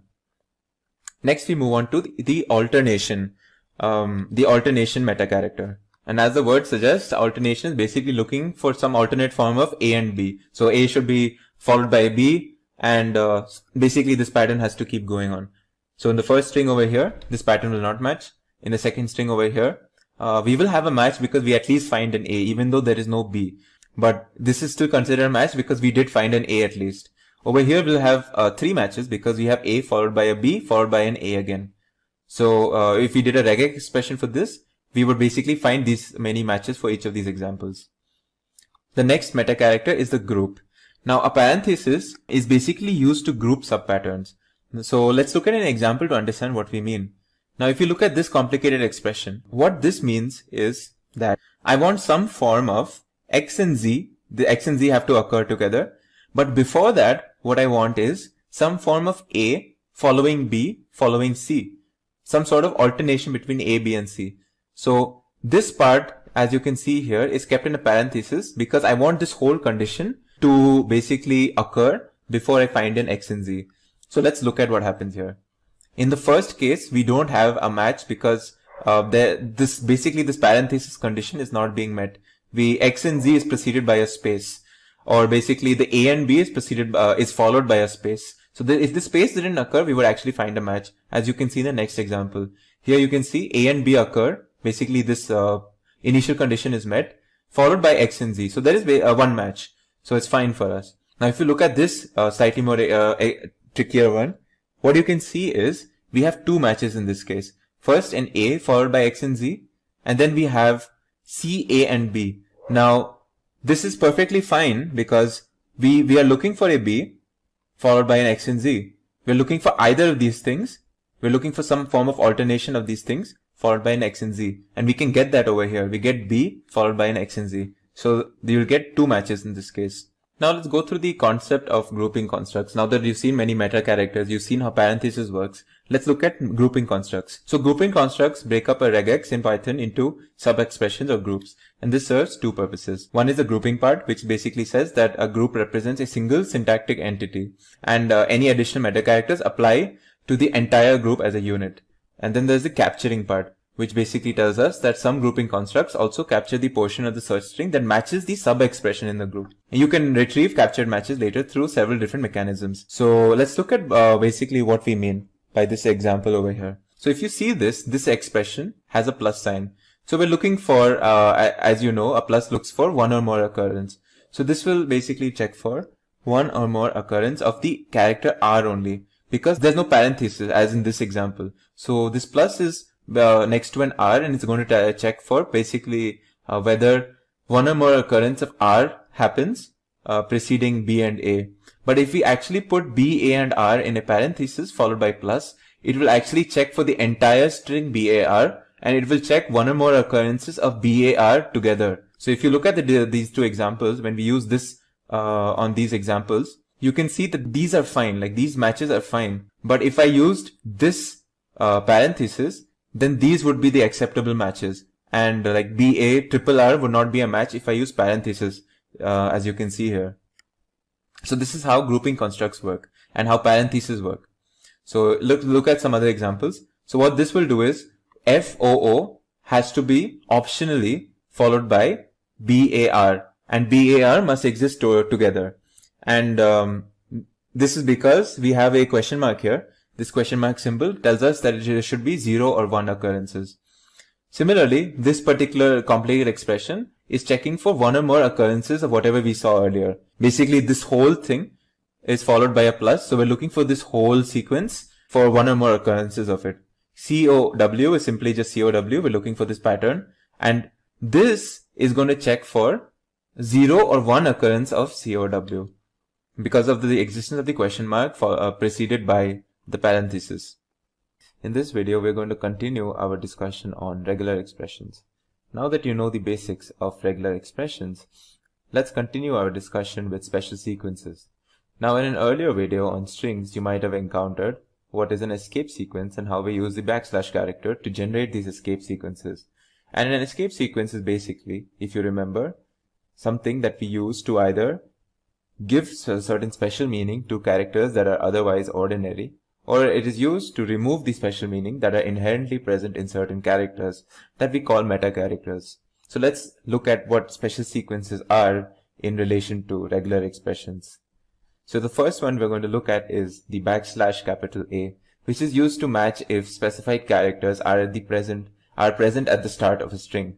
So out here, if you can see, we are checking if the word the is present in these two strings. So we would get a match in the first case over here because this starts with the word the, but in the second case we won't get a match.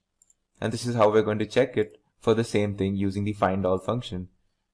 So if you see in the first case, it returns us an object because we do find the in the beginning of the string. In the second case, we get us empty list because this string does not start with the word the.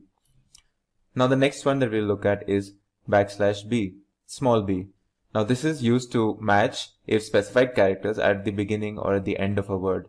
So when you use backslash small b and then you follow it up with whatever you're looking for, it would look for those particular characters or that pattern if it exists in the beginning of a word in a string. So if you look at the first example, it starts with FOO.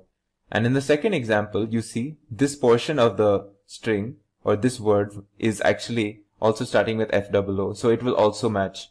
However, in this string, which is very similar to the second one, we don't have a space between A and F, and it's basically one word. So this does not start with FOO, but it actually starts with AFO, and it won't match, as you can see here. Now similarly, if we wanted to check if something exists in the back of a string, at the end of a string, we type what we want to search for first, and then we follow it with a backslash small b. And if you see here, it will match in this first case, it will match in the second case because this part of the string ends with FOO, but it will not match in this case because, well, we removed the space, so now this whole thing becomes the string that we're looking for, and it does not end with FOO anymore.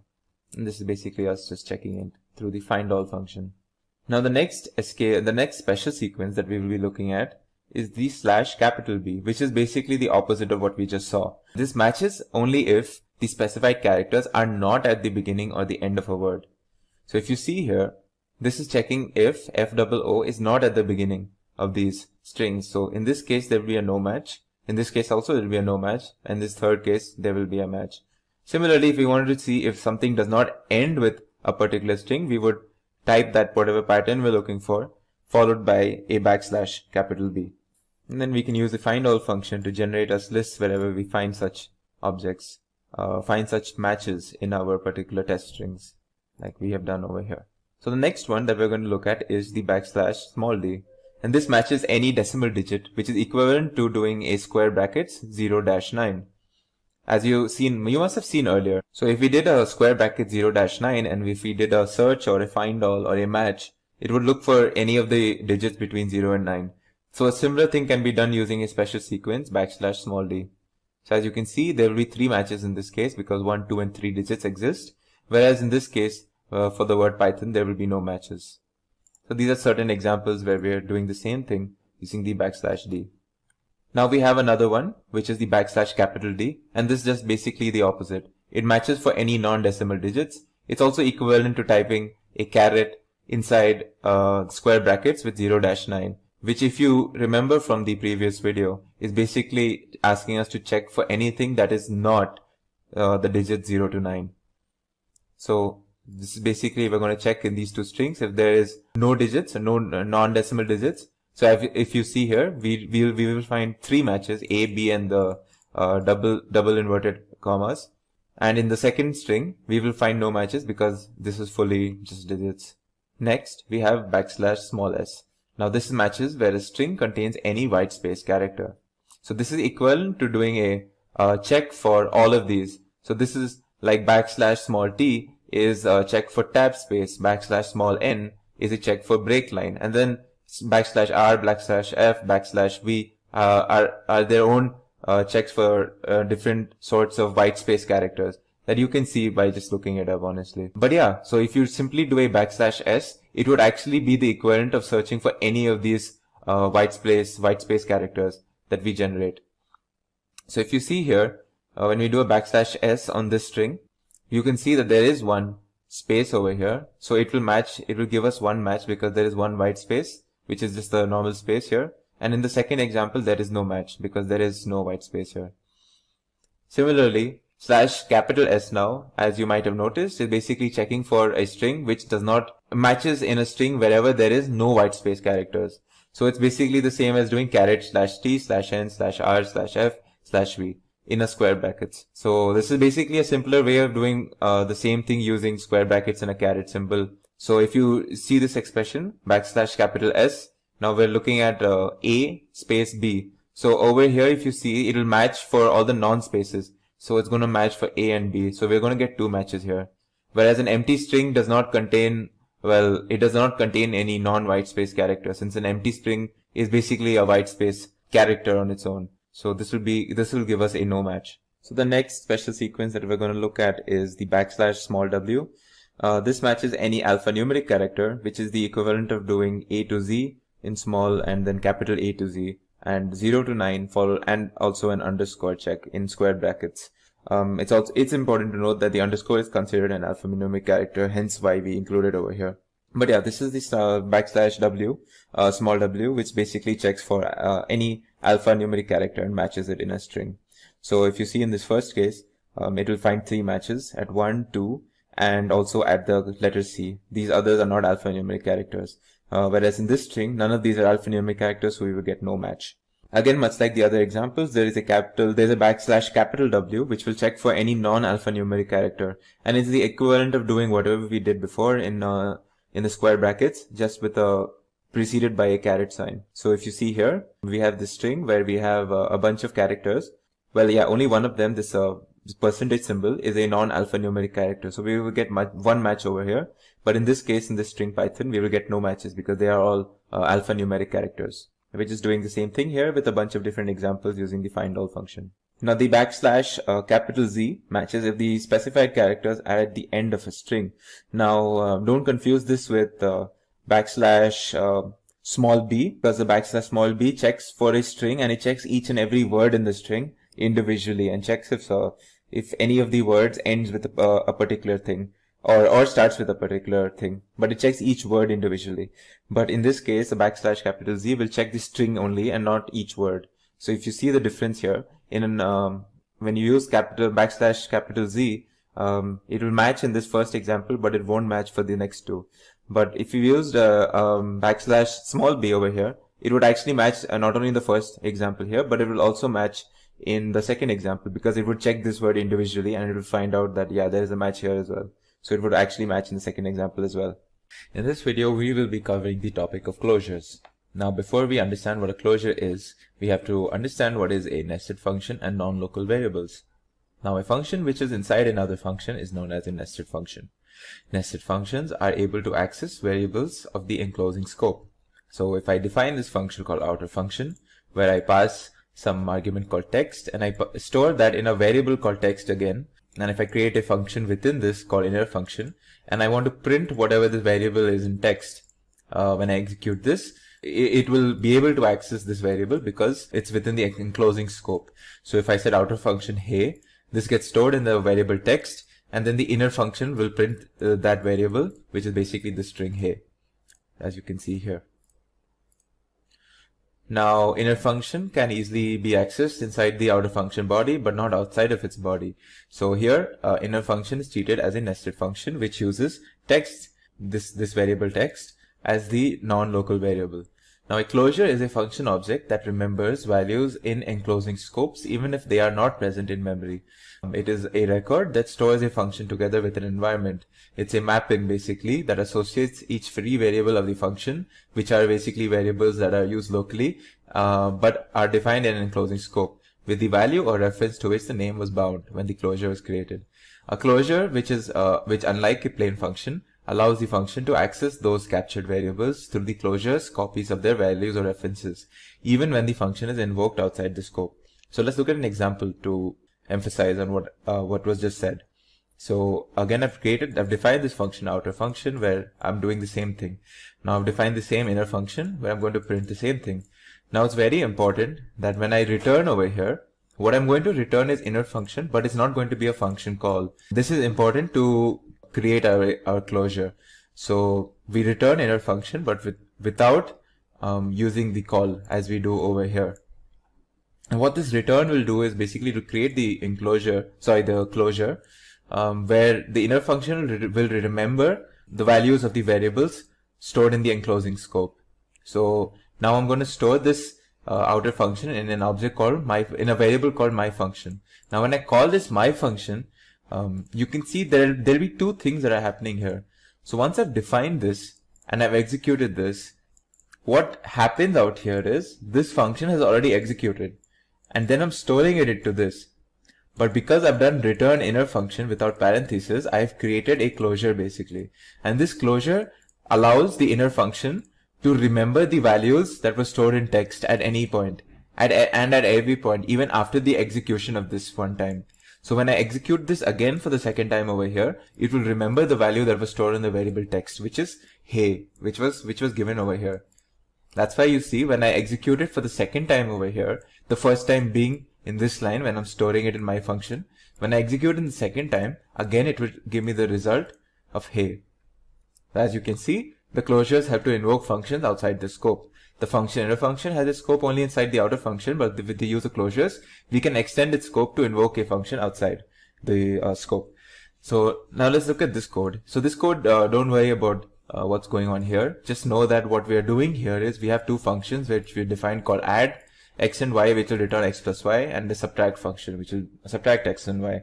So now we're going to execute these. Once we're going to execute the add over here and add logger, and we're going to execute the subtract function, and we're going to store it in sublogger. So technically we have already executed these two functions, but now since I've created an enclosure, basically if you see here, this is the enclosure that I've created. Now what happens is when I access this function from outside its initial scope, which is basically over here, this was the initial scope. When I access it outside, you will see that it still has access to these variables x and y. So if you see here, I first of all I've allowed the enclosing function to accept arguments of any numbers. So I can pass xy, I can pass xyz also. But if you see here, I only have a thing for x and y. So when I want to access any value of x and y, even after the execution of this code initially, I have access to these variables x and y, and that is because I've created a closure out of that. So if you see, if I do add logger 3 and 3 over here, I'm able to get the result 6. If I do add logger 4 and 5, I'm able to get the result 9. Similarly, for subtraction logger 10 and 5, I will get 5 here, and 20 and 10, I'll get 10 here. And I can keep doing this. I can keep saying add logger, and if I say 4 and 7, so if I executed this, and now I'm going to say, let's say for example, add logger, if I said 4 and 7 here, So this still has access to my variables x and y because I've created the closure, and it should give me 11. Similarly, if I did sublogger, say 30 and 15, it should give me 15 because 30 minus 15. So let's say 30 minus 16, right? So it should give me 14 because again, I have created the closure and it has access to these variables already. In this video, we will be learning about the concept of lambda functions. Now, a lambda function in Python is an anonymous function without a name. We usually use lambda functions whenever we want to create a function type object for a short period of time. A lambda function is defined using the lambda keyword. Like a normal function is defined using the def keyword, we define a lambda function using the lambda keyword. Also, the lambda function can take any number of arguments, but it can only accept one expression as a part of it. So think of a lambda function like a sort of a temporary function object that you create whenever you want to perform a particular task or object, but you don't want to give it a name, or you don't want to define a full-blown function and give it a name like that. So over here, I'm going to give you an example of a lambda function.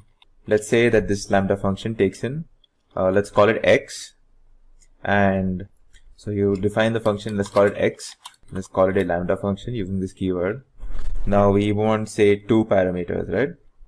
We're saying, say, a and b, or 2 arguments, a and b. So we're going to pass 2 arguments, a and b, whenever we use this function, and we're going to perform some sort of an expression. Now let's write down a simple arithmetic expression for this. Once you've defined your arguments, just use a colon. Now over here we have our expression.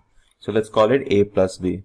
So now we've created a lambda function called x, where we will pass 2 arguments, and the result will be the expression a plus b. A and b being the arguments we pass. So now let's print the result of, let's say we pass 1 and 3. So now we should get the result 4, right? Because a plus b is equal to 4. So we've passed a as 1, b as 3. Now let's execute this. As you can see, the result is 4. Similarly, you can pass any number of arguments. So we want to call some function x, let's say lambda function. Maybe say a, b and c this time, and we want to do the product of these 3 arguments. So now when we check the result, let's say we're doing the product of 2, 4 and 6. So this should be 48, and when you execute this, you get 48, as you can see here. So these are 2 simple examples of a lambda function. Now I could have done this in a different way, where I could have defined some function x, and over here I define that it takes in 3 parameters, and then you can define some, say, return. The function basically returns you a, product b, product c. But many a times you don't need to define a full function called x. You don't want to assign some function with this name. You just want to create a temporary or a short time anonymous function with some name just to perform a simple expression. And in that case, we can use lambda functions. That's an example, by the way. You can use lambda functions in multiple places. So let's move on now. Now, for the sake of this video, what I'm going to do is I'm going to show you how the sorted function works, and we're going to learn how the lambda function uses this sorted function, how they work together. So this will give you a clearer understanding of how we use the lambda function in our code. So to start off, sorted function returns a sorted list from the items in an interval. So you can have a bunch of, for example, numbers, and the sorted function by default will give you, will return you the list of numbers in an ascending order. Of course, you can also, using a parameter called reverse, you can return a list of numbers in the descending order. You can also do this for strings, characters. So if you give it a bunch of characters, say A, E, F, G in the alphabet, it will give you, if you use a sorted function, it will give you the characters. It will return it in an ascending or descending order depending on the parameter you give. So basically this, the sorted function, the syntax is, you use the keyword sorted, then you pass the iterable, which is basically some list or some tuple. Then you give it a key. So this key sometimes we don't need to give by default. If the iterable does not contain multiple items per object, for like if it's not a tuple of multiple objects, if it's not a list of tuples, for example, you don't need to give it a key. If it's a simple list of numbers, you don't necessarily need to give a key if you want to sort it. But yeah, a key is basically the parameter which we use to tell the sorted function that we want to sort based on something, which is going to be the key in this case. Finally, the third parameter is reverse, which basically just tells us that if we want to sort in the default ascending order, or if we say reverse true, then we will sort in the descending order. Now let's look at some examples. So I have this list over here, and I'm going to print this list. So this list is obviously a bunch of vowels, E, A, U, O, I, and this is not in the ascending order of the alphabet, right? Like we know it as A, E, I, O, U. If I print the sorted form of this list, it should give me A, E, I, O, U, a list with A, E, I, O in the ascending order. Sorry, yeah. So now as you can see, it's given me this list as you can see here. Similarly, if I gave it a string as you know is an iterable. It's a collection of characters. So if I use a sorted function on this, interestingly, it will give me a list of these individual characters like P, Y, T, H, O, and N, but in the order that we want it to be in, which is the ascending order, of course. So if I print this, you can see it returns me the list with each character in the order that we wanted it to be in. Now you might notice, why does P come before H? That's because this is in uppercase. So what this does is, first it sorts all the uppercase characters.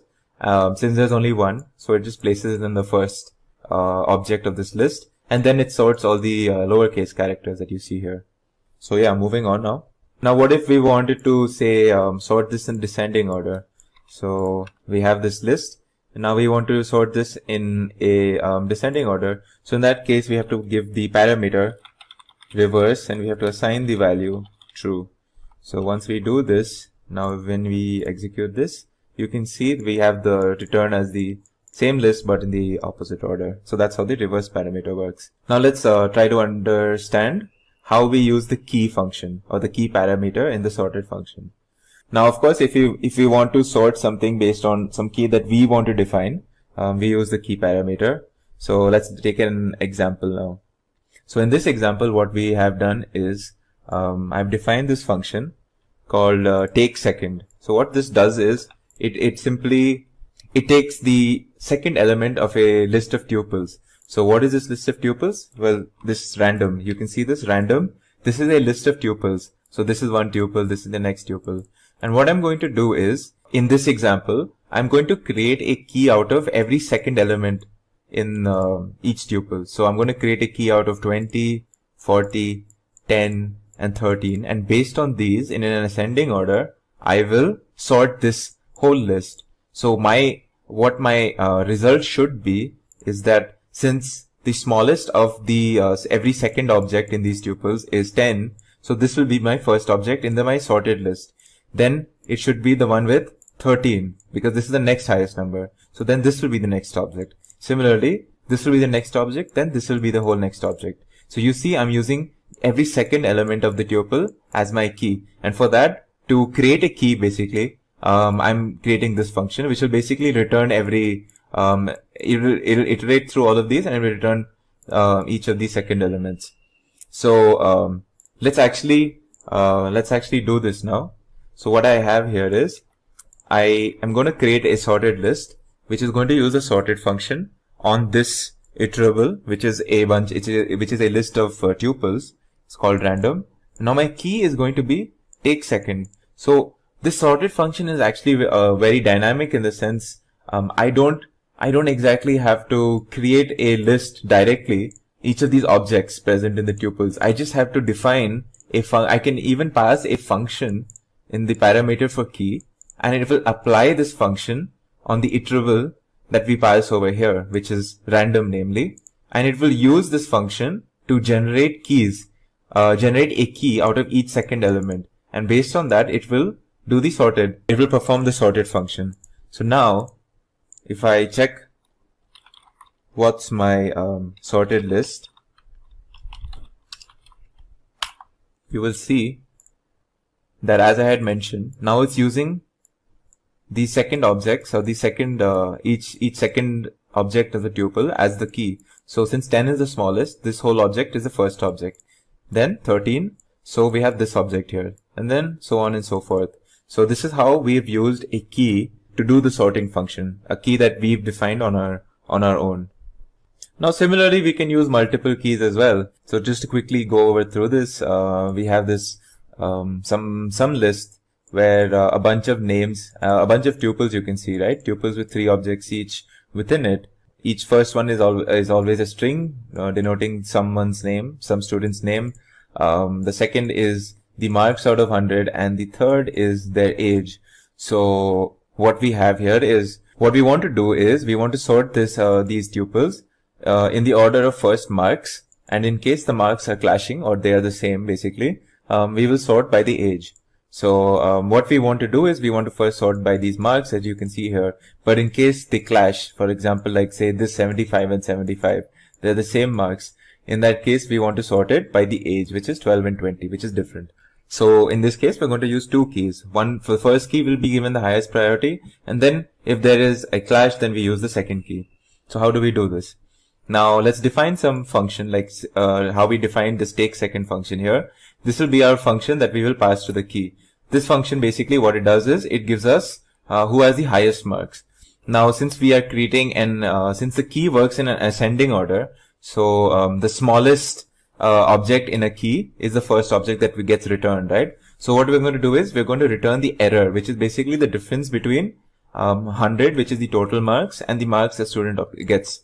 So this is how we obtain a ascending order in our list, which is which basically is what we want, because we want the highest marks to be first.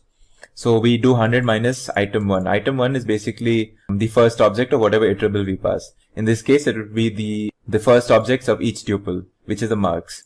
Secondly, we want age. Age is the item 2, which is each second object of each tuple. Now, what we return in this function is like this is going to be our key now. A list of errors and the list of age. Error being the marks error, the difference between 100 and the marks you obtain. So now what it's going to do is it's going to take the marks as the first key and the age as the second key when we pass this to a sorting function. So if you skip this, you don't have to look at this, but if you look at this now, we have the sorted list, which is going to be the result of the sorted function on top of what we pass, which is the participant list. Now we're going to use the key. We're going to use the key as the sorter function. So we're going to use the sorter function as a key, and when we print, if you see, we get, let me just execute all of this.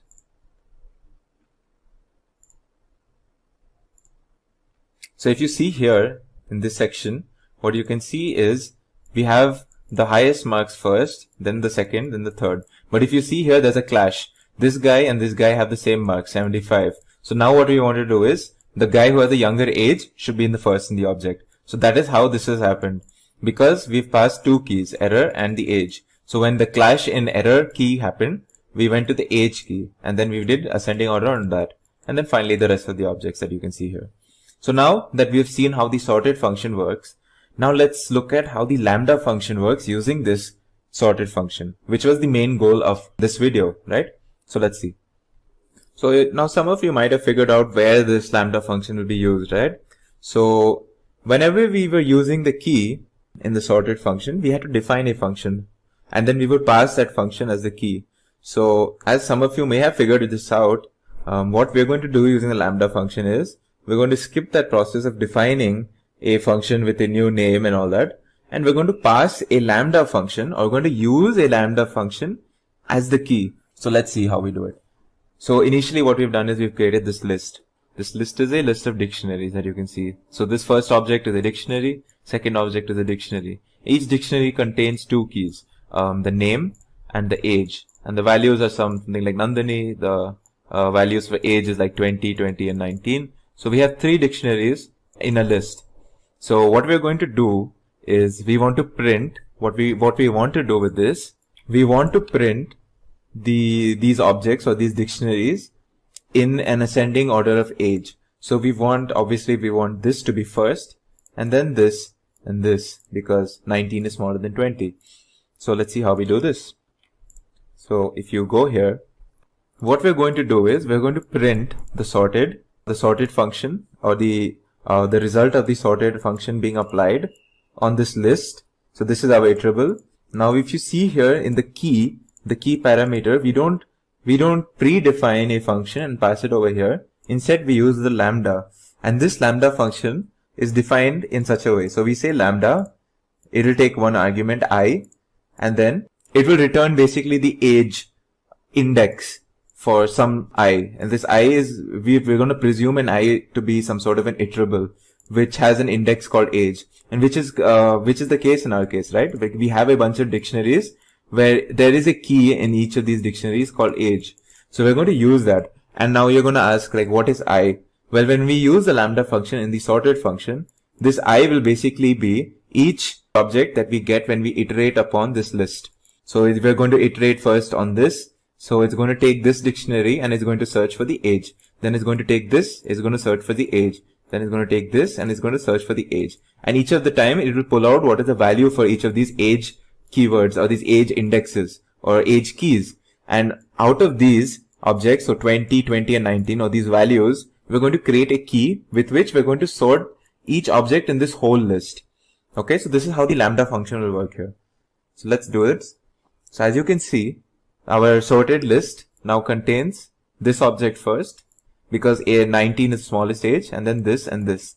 Now you might see that there are two 20s. So how do we control which one comes first? Well, by default, it will just give us the result in the way we passed it in the original list. So since Nandini came before Manjeet, in the result also Nandini will come before Manjeet. But what if we wanted to sort it even more? What if we want to sort it in such a way that first we go by age, and the second key will tell us that if there is a clash in ages, we have to go alphabetically by the name. So in this case, we will create a second key. And how we do that?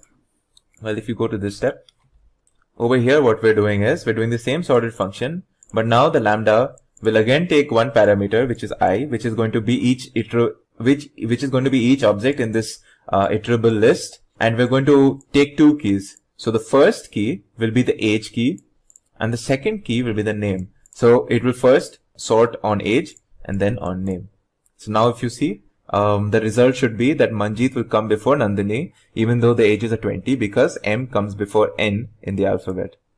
As you can see, this is the result. Now, if we wanted to do the same thing, but in a descending order, all we have to do is after this key parameter, we have to give another parameter called reverse. And we have to give it true. So if we did this, now you see this, or if we do it on this one, to be more clear. Now if I execute this, basically this whole, whatever result we get will be backwards now.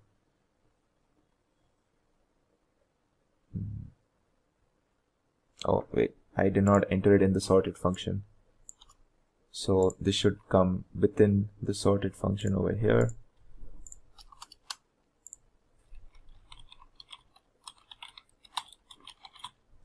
So now if we execute this, you will see Nandini comes first, Manjeet comes second, and then Nikhil comes third. Because we've done the reverse, we use the reverse keyword as true, reverse parameter as true. In this video, we will be covering the topics of map, filter, and reduce functions in Python. Now, Python provides several functions that enable functional approach to programming. And since functional programming is all about expressions, some of these expression-oriented functions of Python are lambda functions, list comprehensions, map, filter, and reduce. Now we've already covered the topic of lambda and list comprehensions. Now let's cover the topics of map, filter, and reduce. So to start off, let's look at the map function. The map function takes in two attributes, a function and a sequence. A function is basically some user-defined function or any function. A sequence is basically an iterable object like a list or a tuple, for example, or a bunch of lists and tuples as well. So let's look at an example. So one of the most common operations that we do with something like a list is doing an operation on each of the elements in the list and then outputting a new list with the values as whatever we have modified to the original items of the list. So what if we did the square of all of these items in this list and we want to create a list based on that? So we can basically iterate through it and we can do a square function and then append those values to a new list called squared. And when we do this, for example, over here, you can see when we print squared, we should get the list of whatever square values we have for the original list. But this is slightly a bit tedious. And what if we had a method that, or what if we had a technique wherein we could basically pass a function that we have, that we want to do, and a sequence on which we want to apply this, and we pass it to a function, and this function basically takes care of applying whatever operations we want to do on each element of a sequence. So this is where the map function comes in use. So let's look at how we use the map function over here.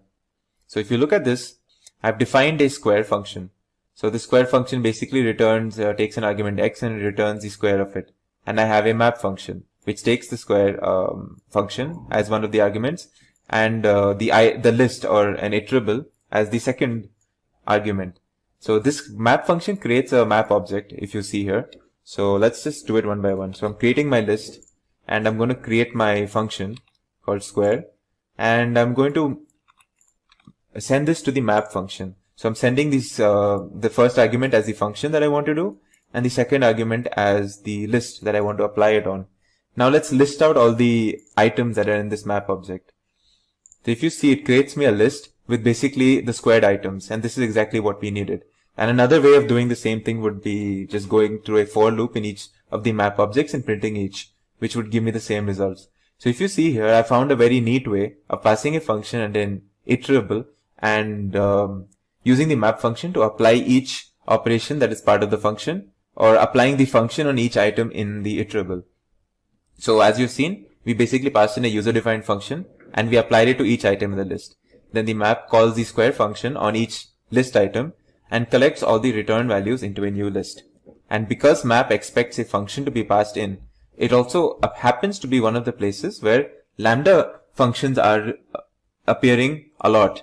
So let's look at an example where we do the same operation using a lambda function. So if you see here, I have a lambda function where I'm passing it as the function argument, and what this lambda function takes is some variable x or some argument x, it does its square and it returns at x. And this x is basically going to come from each element that is present in this list called items. And when we list down these, you will see it basically does the same thing for us. It creates a list with squared items.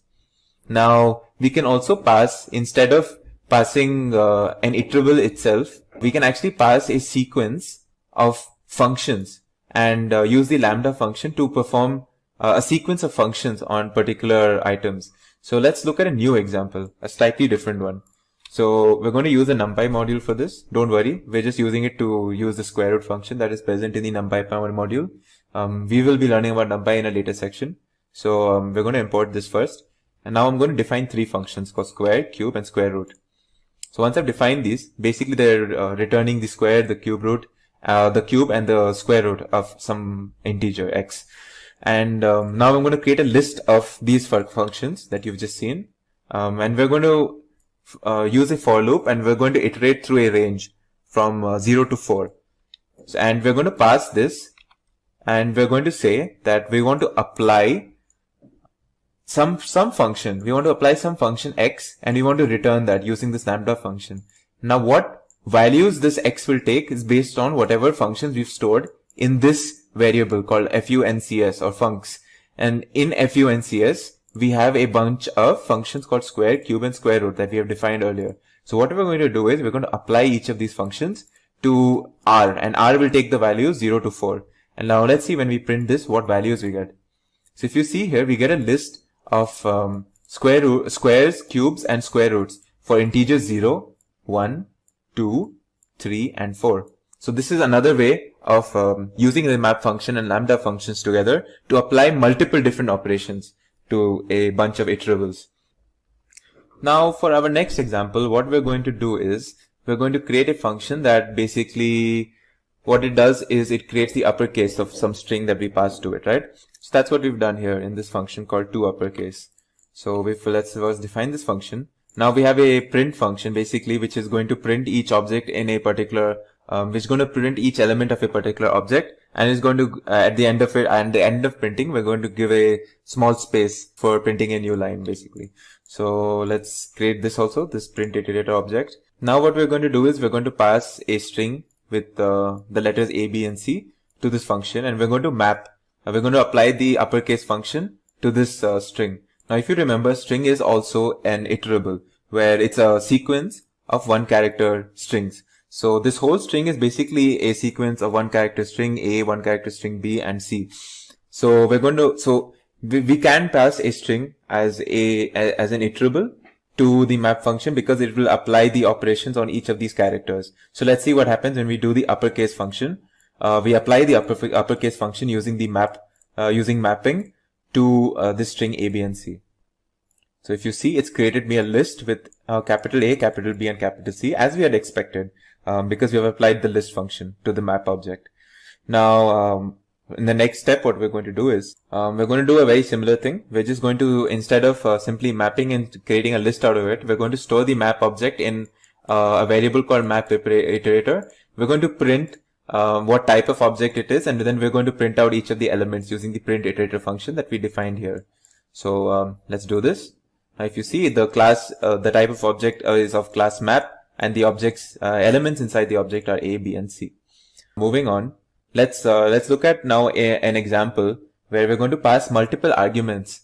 So instead of one iterable, we're going to pass multiple iterables now, and we're going to apply some sort of an operation. So if you see here, what we have done is we've created two sequences. One is a list of some numbers, and another is a tuple of some numbers. So just to show you, let me first copy this here. Yeah. So if you see here, I have a list and a tuple, and I'm passing both of these, if you see, to this map function. And before that, I have defined a lambda function as the operation that I'm going to apply. And what this does is it takes two arguments, x and y, and it returns the product of both of these. Where does it get x and y from? So the x it gets from this sequence, which is a list, and it takes y from this sequence, which is a tuple. So what it's going to do is going to take x as 1 and then y as 5 in the first step, and it's going to return the product as 5. And then the next step is going to take 2 as x and then y as 6, and it's going to return the product of that, and we're going to get 12, and so on. We're going to get 21 and then 32. These values are going to be stored in the map iterator, which is a map type object. And when we use the print iterator function, it's basically going to print out whatever results we got through this mapping. So let's execute this, and as you can see, this is the result we got: 5, 12, 21, and 32, which is what we wanted. So the next function that we're going to discuss is the filter function now. Now a filter function is basically, again, it takes two arguments, a function and a sequence, and a function basically tests if each element of a sequence is true or not. Now so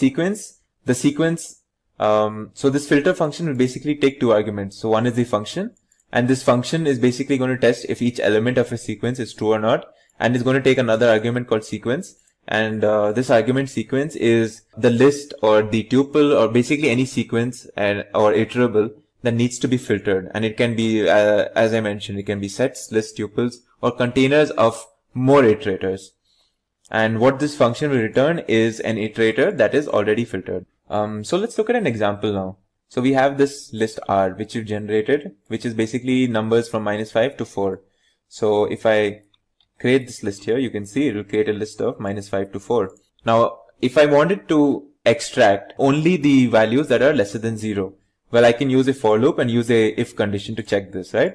So if I did this over here, you can see it returns me some list called result, which contains only the values lesser than 0, which is basically checked through this condition. What if there was a neat or a more convenient or a more organized approach to doing the same thing? Instead of creating a loop ourselves, what if we defined a function where we are going to do the test, or we're going to create the condition, and we're going to pass this to a particular function and then apply that particular operation on every object of some sequence?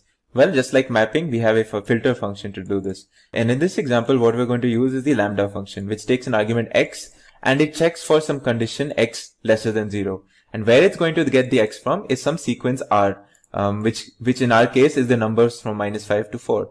And the filter will basically create a filter object type, which contains only the objects from R that meet this condition, that is, x is lesser than 0. And when we use the list operation on top of it, you will see it results in a list with the values that have met my condition. So for a second example, what we're going to do is we're going to create a list which contains a bunch of letters, and we're going to only extract the vowels from these bunch of letters. So let's look at what we have here. We have some letters D, A, T, J, K, O, P, L, and we only want the vowels from this. So we want to filter only the vowels. So we can use that using the filter function by first of all defining a function that returns true if a check is met that one of the letter matches one of these letters in this list called letters. And if it doesn't, it returns false. So this is our condition that we've created. Once we create this condition, this function that checks this, we can pass this function and the sequence into the filter function, and then we can list out whatever we get. So you can see our filtered list contains only A and O, which is basically the only vowels that are present in our original list. Finally, we have the reduce function. This reduce function is basically a functools. It's in the functools module of Python 3.0. And what the reduce function does is it applies a function of 2 arguments cumulatively to the elements of an iterable, and it starts with an initial argument, and it returns a single result. So let's first import this function. And once we've imported it, let's use it in this example that we have here. So in this example, what we're going to do is we have some list called numbers, right?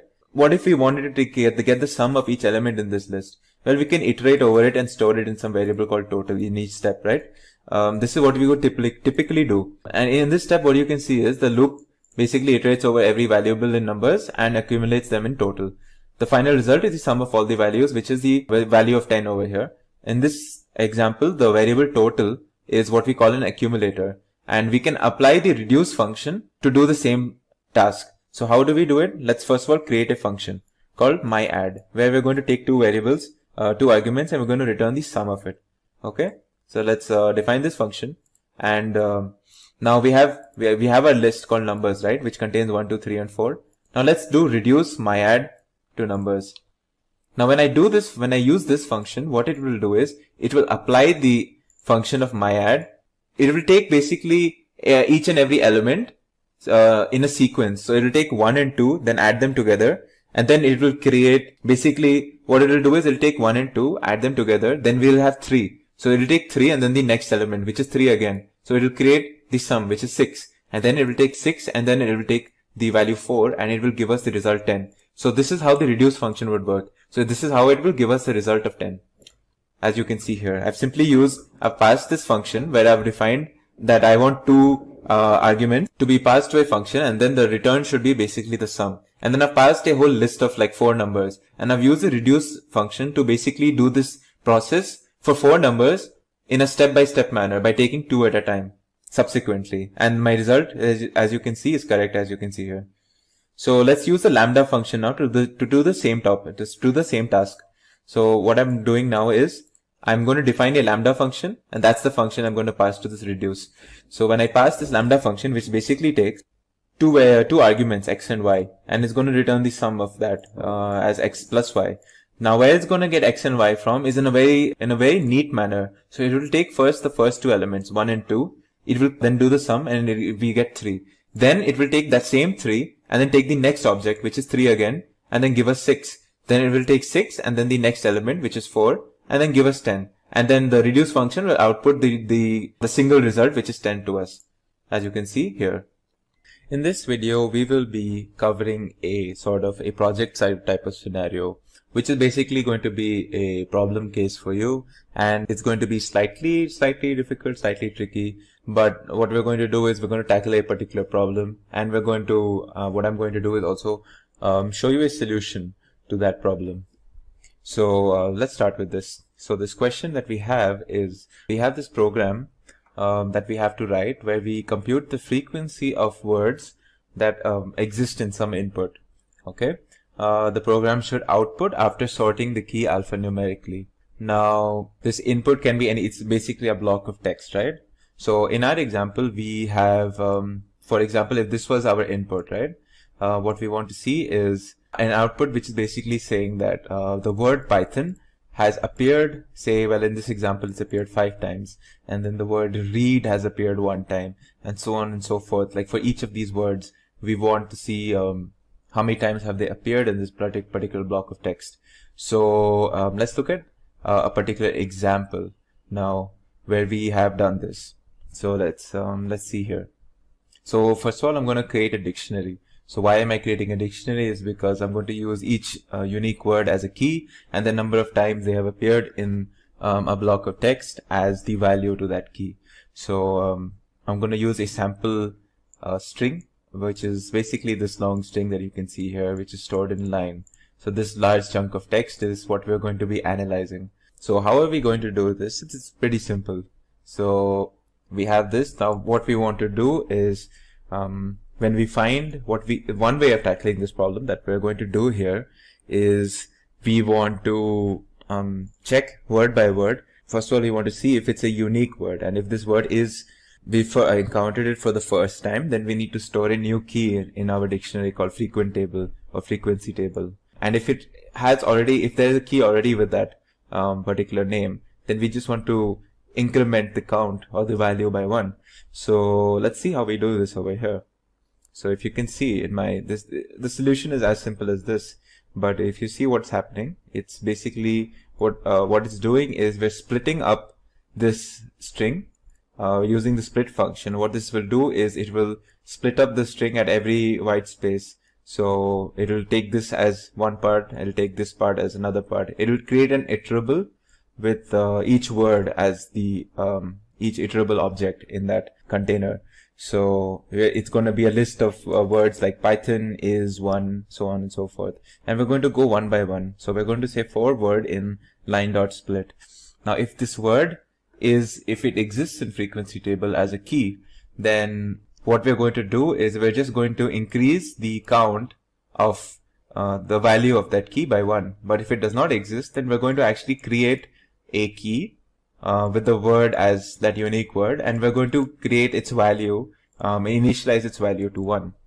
So when we execute this, now if we want to, once we've done this, we can sort it by the count of the words. So what we're going to do is we're going to create another tuple called sorted tuples, where we're going to use the lambda function out here to sort the dictionary in terms of its values. So what we're going to do is we're going to take the key being the lambda item with index 1. Index 1 is basically the value. So a particular key has a value. So the word Python appears so many times. The word, say, scientist appears so many times. So we're going to check which words have the highest number of occurrences, and we're going to sort it in a descending order. So that is basically what the reverse is equal to true does. So when we're going to sort this, when we're going to use the sorted function, when we say reverse true, it tells the sorting function to sort this dictionary frequency table in terms of value by the descending order. So whichever word appears highest, that will be the first word in our sorted tuple. So that's what we do in this line, and once we execute this, we're also going to print. So if you see the result of this activity that we've done, you can see that the word machine appears 6 times, learning appears 6 times, then Python appears 5 times, and so on and so forth. So we've created a sorted tuple where the first object of the tuple, we've created a list of sorted tuples where the first object of each tuple is the unique word. The second one is the number of times that it has appeared in this particular example or this particular string. So yeah, this was the first basic project that we have tackled. In this, you might have seen some examples of how we do list operations and how we use the lambda function in sorting the dictionary by the values of the key. In this video, we will continue with what we started in terms of our project number 1. What we're going to do is we're going to tackle another slightly complicated a question or a situation. We're going to try to arrive at a solution. So in this, what we have is some sort of a robot, a moving robot, which moves on a Cartesian plane, a 2-coordinate plane, is going to move in terms of up, down, left, and right.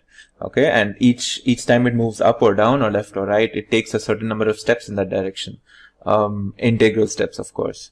So what we need to do is from its starting position, whatever its starting position is, which we're going to take as 0, 0 in this example, we're going to make it move to a particular location with the commands up, down, left, and right, followed by certain steps. And we're going to what we're going to do is we're going to calculate the distance between these 2 points And we're going to calculate different types of distances. So you might be introduced to new concepts, new distance concepts in this video as well. So what we're going to be using for distance calculation is the Minkowski distance. And that is, we're going to take, so the Minkowski distance between two variables is basically the absolute difference between these two variables, so these 2 points, and we take it to the power of something. So if we want to say calculate the Minkowski distance with, in terms the quadratic Minkowski distance with basically P2, so we are going to do xi minus yi, absolute difference to the power 2, and then we're going to take the second root of it after summing each and every point. So when we take p is equal to 2, we say the Minkowski distance behaves like the Euclidean distance, and this is probably one of the most common distances in case you've done basic Cartesian geometry. When you're asked to find the distance between 2 points on a plane, we can also take the absolute distance where we take p is equal to 1. So in this case, we're just basically summing the absolute distances between each point. No roots, no powers, nothing. Basically p is equal to 1, and we call that the Manhattan distance. So we're going to take p is equal to 1, 2 and 3 in each case, and we're going to find the distance between 2 points based on these measures. So this is just a visual representation. This is basically the Euclidean distance, is basically the estimate of the value between these 2 points.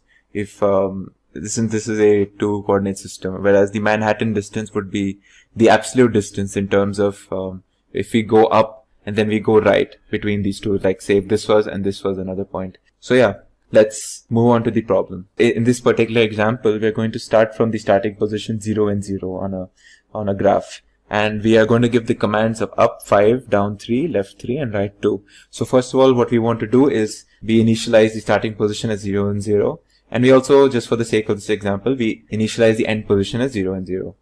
So what we're going to do, first of all, is let's execute this much. Now we have this list of tuples.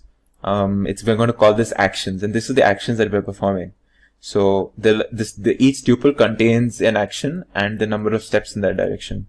So it contains 4 actions: up by 5 steps, down by 3 steps, left by 3 steps, right by 2 steps. So now we're going to iterate over this each tuple, and we're going to get the direction first of all in this line for each step, and we're going to calculate the number of steps it takes. So for each action, it's going to first tell, it's going to check what is the direction which is done by this line, and we're going to find out the number of steps in that direction which is stored in this line. So once you've gotten this, for each action we have to update the end position, right? So what happens is, if you go up by a particular direction, so you are basically changing the y axis, right? The y axis. So we're going to change end position and the first index, which is basically this part of the end position coordinate point. So we're going to say if it's moving by up, then we're going to update by adding the y-axis by the number of steps. So and if the direction was down, we're going to do the same thing for the y-axis, but we're going to decrement it. Similarly, if we move left or right, we're moving the x-axis, right? So we take end position and the first index. So we take the x-axis, and if we're moving left, it's a negative, it's a decrement, and if you're moving right, it's an increment. So if there's any other action, like any other action, for example, that was given here, we say pass. So basically the only valid actions that we can pass is up, down, left and right. Otherwise we just skip that particular action. So this is what this particular loop will do. It will update our final position. So once we've done this, if I execute this, what will get stored in the end position is basically my end position. So now that I have my starting position and my end position, just to show you what the end position will look like right now, let's just do this. So if you see here, after I've moved up by 5 steps, down by 3 steps, left by 3 steps, and then right by 2 steps, my final end position is -1 and 2.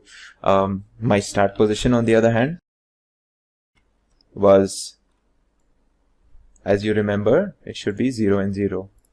It is 0 and 0. So now we're going to find the distance between 0 and 0 and -1 and 2. So we're going to first of all create a function called Minkowski distance, which does a basic function of just calculate the the difference between the the end position x coordinate and the end position y coordinate times or to the power of a root. And we're basically going to do this operation that you saw here. We're going to do this, and we're going to use this root variable to specify to like p is equal to 1, 2 or 3, like what p value we want to take for this Minkowski distance.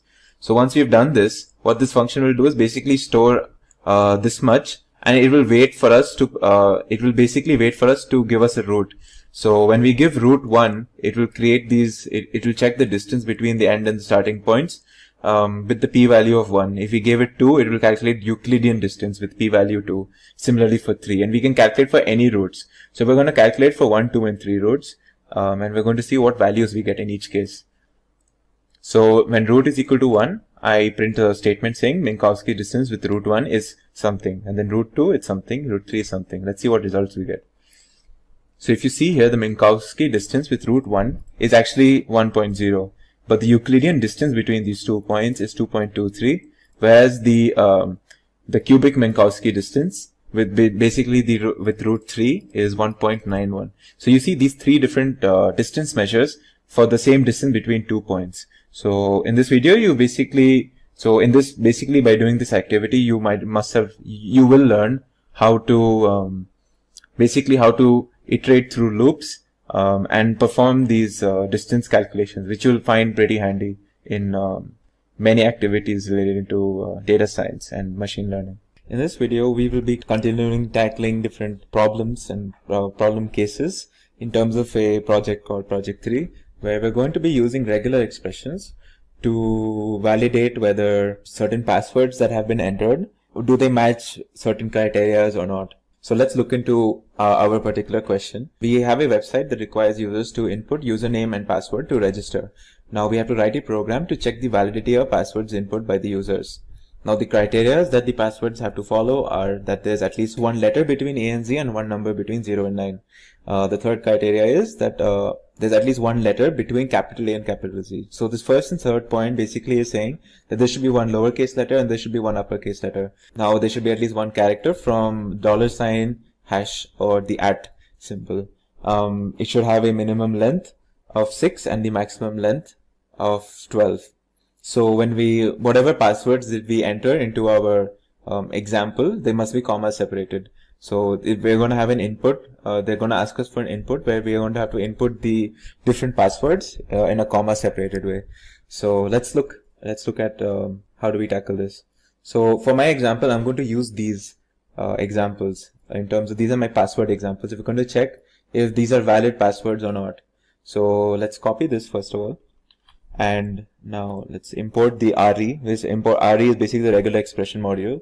Now in this step is going to ask us to input the passwords, as you can see here. So I will just Control V. So since this is comma separated, what it will do is it will split up each of these by the comma, and it will store them in a list. So it will take this as one password, this has another password, this has another password, and this has another password. Once I press enter, now if I want to check what's in list, what's in items, what I can do is just check over here what's in items. It's a list of whatever passwords I had entered.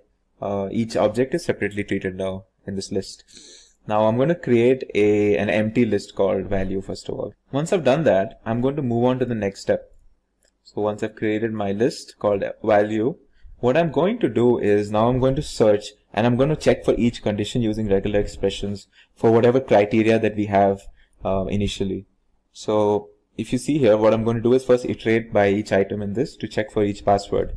Now my first check will be a basic check for the length of the password. If it's lesser than 6 or greater than 12, then our password is illegal. So we can't be using this and we will just continue and we won't check for anything else. But if it is within 6 and 12, the length 6 and 12, then we can continue with our check. So we'll do an else statement for pass, which basically moves on to this next block.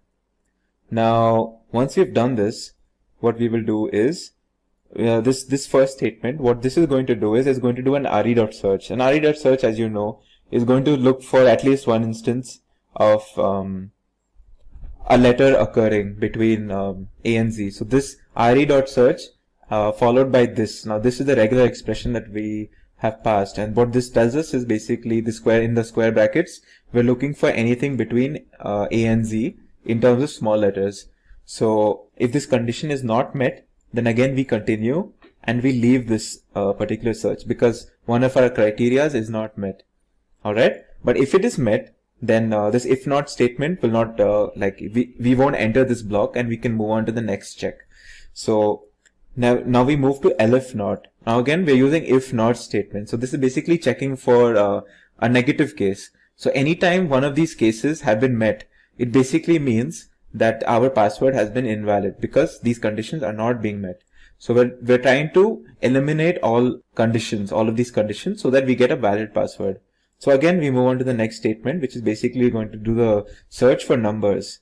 Once again, if we find a case, a password without any numbers, we continue and we don't check this password no more because we already know it's an illegal password. Now next check will be for capital letters A to Z, and the next check again will be for these particular symbols, the dollar, the hash and the @ one of these three symbols. We're going to search for a white space character. So if we actually do find a white space character in our password, that's an illegal password and we're not going to continue checking for those cases. So this is basically all our cases: lowercase letters, numbers, capital letters, one of these three symbols, and the existence of a white space. So once we've done all these checks, if none of these have been passed, we move on to this else statement where we just pass. And what we can do is we append the value p to the list called value. So basically what happens is, just to go through it again, if this condition is not met and this condition is not met, this is not met, this is not met, this is not met, and if this is also not met, then we're fine. So basically, as long as we have small letters, as long as we have a number, as long as we have a capital letter, as long as we have one of these three symbols, and as long as we don't have any white space characters, we can append p to this. Otherwise, it will continue and it will break out of this for loop completely. That's what the continue statement at the end of each of these blocks checks. Anytime this condition is met, this if not condition is met, then we break through this whole for loop and we don't append p to the value. But if we actually get to this stage, then what we can do is simply append p to value. Now finally what we are going to do is we're going to print out all the valid passwords. So just by a quick look, you can see here this is a valid password, right? So let's execute this and let's see what we get. If you see here, we only get one valid password, and let's look at why some of these turn out to be valid. So if you look here, all of the conditions are met. It has a capital letter, it has a small letter, it has at least one number, and it has one of the symbols, either $sign or the hash sign or the @ sign. In this case, we have two white spaces, one over here and one over here. So this is an illegal password.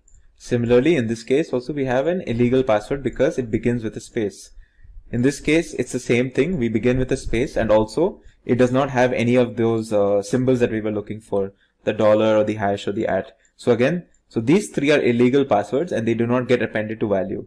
However, this does get appended to value, and that's why we get the result for only one password, which is the only legal password. Since this is data analysis with Python, we got to ask the question, why Python for data analytics? I mean, there's C++, there's Java, there's .NET from Microsoft. Why do people go to Python for it? So the number of reasons. One, it's easy to learn with simple syntax. You don't have a very high typeset like you do in Java and other coding, so it allows you to kind of be a little lazy in your programming. That doesn't mean that it can't be set that way and that you don't have to be careful. It just means you can spin up a code much quicker in Python. The same amount of code to do something in Python a lot of times is 1, 2, or 3 or 4 lines, where when I did the same thing, say in Java, I found myself with 10, 12, 13, 20 lines, depending on what it was. It's very scalable and flexible. So there's our flexibility because you can do a lot with it, and you can easily scale it up. You can go from something on your machine to using PySpark under the Spark environment and spread that across hundreds, if not thousands of servers across terabytes of data or petabytes of data. So it's very scalable. There's a huge collection of libraries. This one's always interesting because Java has a huge collection of libraries. C has a huge collection of libraries. .NET does, and they're always in competition to get those libraries out. Scala for your Spark. All those have huge collections of libraries. This is always changing, but because Python's open source, you almost always have easy to access libraries that anybody can use. You don't have to go check your licensing and have special licensing like you do in some packages. Graphics and visualization, they have a really powerful package for that, so it makes it easy to create nice displays for people to read. And community support. Because Python is open source, it has a huge community that supports it. You can do a quick Google and probably find a solution for almost anything you're working on. Python libraries. Let's bring it together. We have data analytics and we have Python. So when we're talking data analytics, we're talking Python libraries for data analytics. And the big 5 players are NumPy, Pandas, Matplot library, SciPy, which is going to be in the background, so we're not going to talk too much about the scientific formulas in SciPy, and scikit. So NumPy supports n-dimensional arrays, provides numerical computing tools useful for linear algebra and Fourier transform. And you can think of this as just a grid of numbers. And you can even have a grid inside a grid, or data. It's not even numbers, because you can also put words and characters and just about anything into that array. But you can think of a grid, and then you can have a grid inside a grid, and you end up with a nice 3-dimensional array. If you want to talk 3-dimensional array, you can think of images. You have your 3 channels of color, 4 if you have an alpha, and then you have your XY coordinates for the image we're looking at. So you can go X, Y, and then what are the 3 channels to generate that color. And NumPy isn't restricted to 3 dimensions. You could imagine watching a movie. Well, now you have your movie clips, and they each have their X number of frames, and each of those frames have X number of XY coordinates for the pictures in each frame, and then you have your 3 dimensions for the colors. So NumPy is just a great way to work with n-dimensional arrays. Now closely with NumPy is Pandas, useful for handling missing data, perform mathematical operations, provides functions to manipulate data. Pandas is becoming huge because it is basically a data frame. And if you're working with big data and you're working in Spark or any of the other major packages out there, you realize that the data frame is very central to a lot of that. And you can look at it as a Excel spreadsheet. You have your columns, you have your rows or indexes, and you can do all kinds of different manipulations of the data within, including filling in missing data, which is a big thing when you're dealing with large pools or lakes of data where they might be collected differently from different locations. And Matplot library. We did kick over the SciPy, which is a lot of mathematical computations, which usually runs in the background of NumPy and Pandas. Although you do use them, they're useful for a lot of other things in there. But the Matplot library, that's the final part. That's what you want to show people. And this is your plotting library in Python. Several toolkits extend Matplot library functionality. There's like 100 different toolkits to extend Matplot library, which range from how to properly display star constellations from astronomy. There's a very specific one built just for that, all the way to some very generic ones. We'll actually add Seaborn in when we do the labs in a minute. Several toolkits extend Matplot library functionality, and it creates interactive visualization. So there's all kinds of cool things you can do as far as just displaying graphs, and there's even some that you can create interactive graphs. We won't do the interactive graphs, but you'll see, you'll get a pretty good grasp of some of the different things you can do in Matplot library.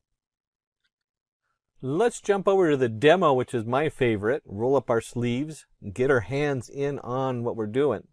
Now, there's a lot of options when we're dealing with Python. You can use PyCharm as a really popular one. And you'll see this all over the place. So it's one of the main ones that's out there, and there's a lot of other ones. I used to use NetBeans, which has kind of lost favor. Don't even have it installed on my new computer. But the most popular one right now for data science. Now, PyCharm's really popular for Python general development. For data science, we usually go to Jupyter Notebook or Anaconda. And we're going to jump into Anaconda because that's my favorite one to go to because it has a lot of external tools for us. We're not going to dig into those, but we will pop in there so you can see what it looks like. So With Anaconda, we have our Jupyter Lab, we have our notebook. These are identical. Jupyter Lab is an upgrade to the notebooks with multiple tabs. That's all it is. And we'll be using the notebook. And you can see that PyCharm is so popular with Python that we even have it highlighted here in Anaconda as part of the setup. Jupyter Notebook can also be a standalone. So we're actually going to be running Jupyter Notebook. And then you have your different environments. We're going to be under main Py36. There's a root one. And I usually label it Py36. The reason is currently as of writing this, TensorFlow only works in 3.6 and not in 3.7 or 3.8 for doing neural networks. But you can actually have multiple environments, which is nice. They separate the kernels, so it helps protect your computer when you're doing development. And this is just a great way to do a display or a demo, especially if you're looking for that job. Pull up your laptop, open it up. Or if you're doing a meeting, get it broadcast up to the big screen so that the CEO can see what you're looking at. And when we launch the notebook, it actually opens up a file browser in whatever web browser you have. This happens to be Chrome. And then you can just go under New. There's a lot of different options depending on what you have installed. Python 3. And this just creates an untitled version of this. And you can see here I'm actually in a Simplilearn folder for other work I've done for Simplilearn. And that's where I save all my stuff, and I can browse through other folders, making it real easy to jump from one project to another. And under here, we'll go ahead and change the name of this, and we'll go ahead and rename it Data Analytics. Data Analytics. Just so I can remember what I was doing. Which is probably about 50 of the folders in here, or files in here right now. So let's go ahead and jump in there and take a look at some of these different tools that we were looking at. And as we go through the demo, let's start with the NumPy. The least visually exciting. And I'm going to zoom in here so you can see what we're doing. And the first thing we want to do is import NumPy. And we'll import it as NP. That is the most common NumPy terminology. And let's go ahead and change the view so we also have the line numbers. I don't know why, we probably won't need them, but I like it for easy reference. And then we'll create a one-dimensional array. We'll just call this array1. And it equals np.array, and you put your array information in here. In this case, we'll spell it out. You can actually do like a range and other ways. There's lots of ways to generate these arrays. But we'll just do 1, 2, 3, so 3 integers. And if we print our array1, we can go ahead and run this. And you can see right here it prints 1, 2, 3. You can see why this is a really nice interface to show other people what you're doing with the Jupyter Notebook. So this is the basic. We've created an array. This is a one-dimensional array, and then the array is 1, 2, 3. One of the nice things about the Jupyter Notebook is whatever ran in this first setup is still running. It's still in the kernel. So it still has the NumPy imported as NP, and it still has our variable ARR1 for array1 equal to NP array of 1, 2, 3. So when we go to the next cell, we can check the type of the array. We're just going to print. We say, hey, what is this setup in here? And we want type. And then we want, what is the type of array1? And let's go ahead and run that. And it says class NumPy ND array. So it's its own class. That's all we're doing is checking to see what that class is. And if you're going to look at the array class, probably the biggest thing you do, I don't know how many times I find myself doing this because I forget what I'm working on, and I forget I'm working with a 3-dimensional or 4-dimensional array. And I have to reformat somehow so it works with whatever other things I have. And so we do the array shape. The array shape is just 3 because it has 3 members and it's a 1-dimensional array. That's all that is. And with the NumPy array, we can easily access, stick with the print statement.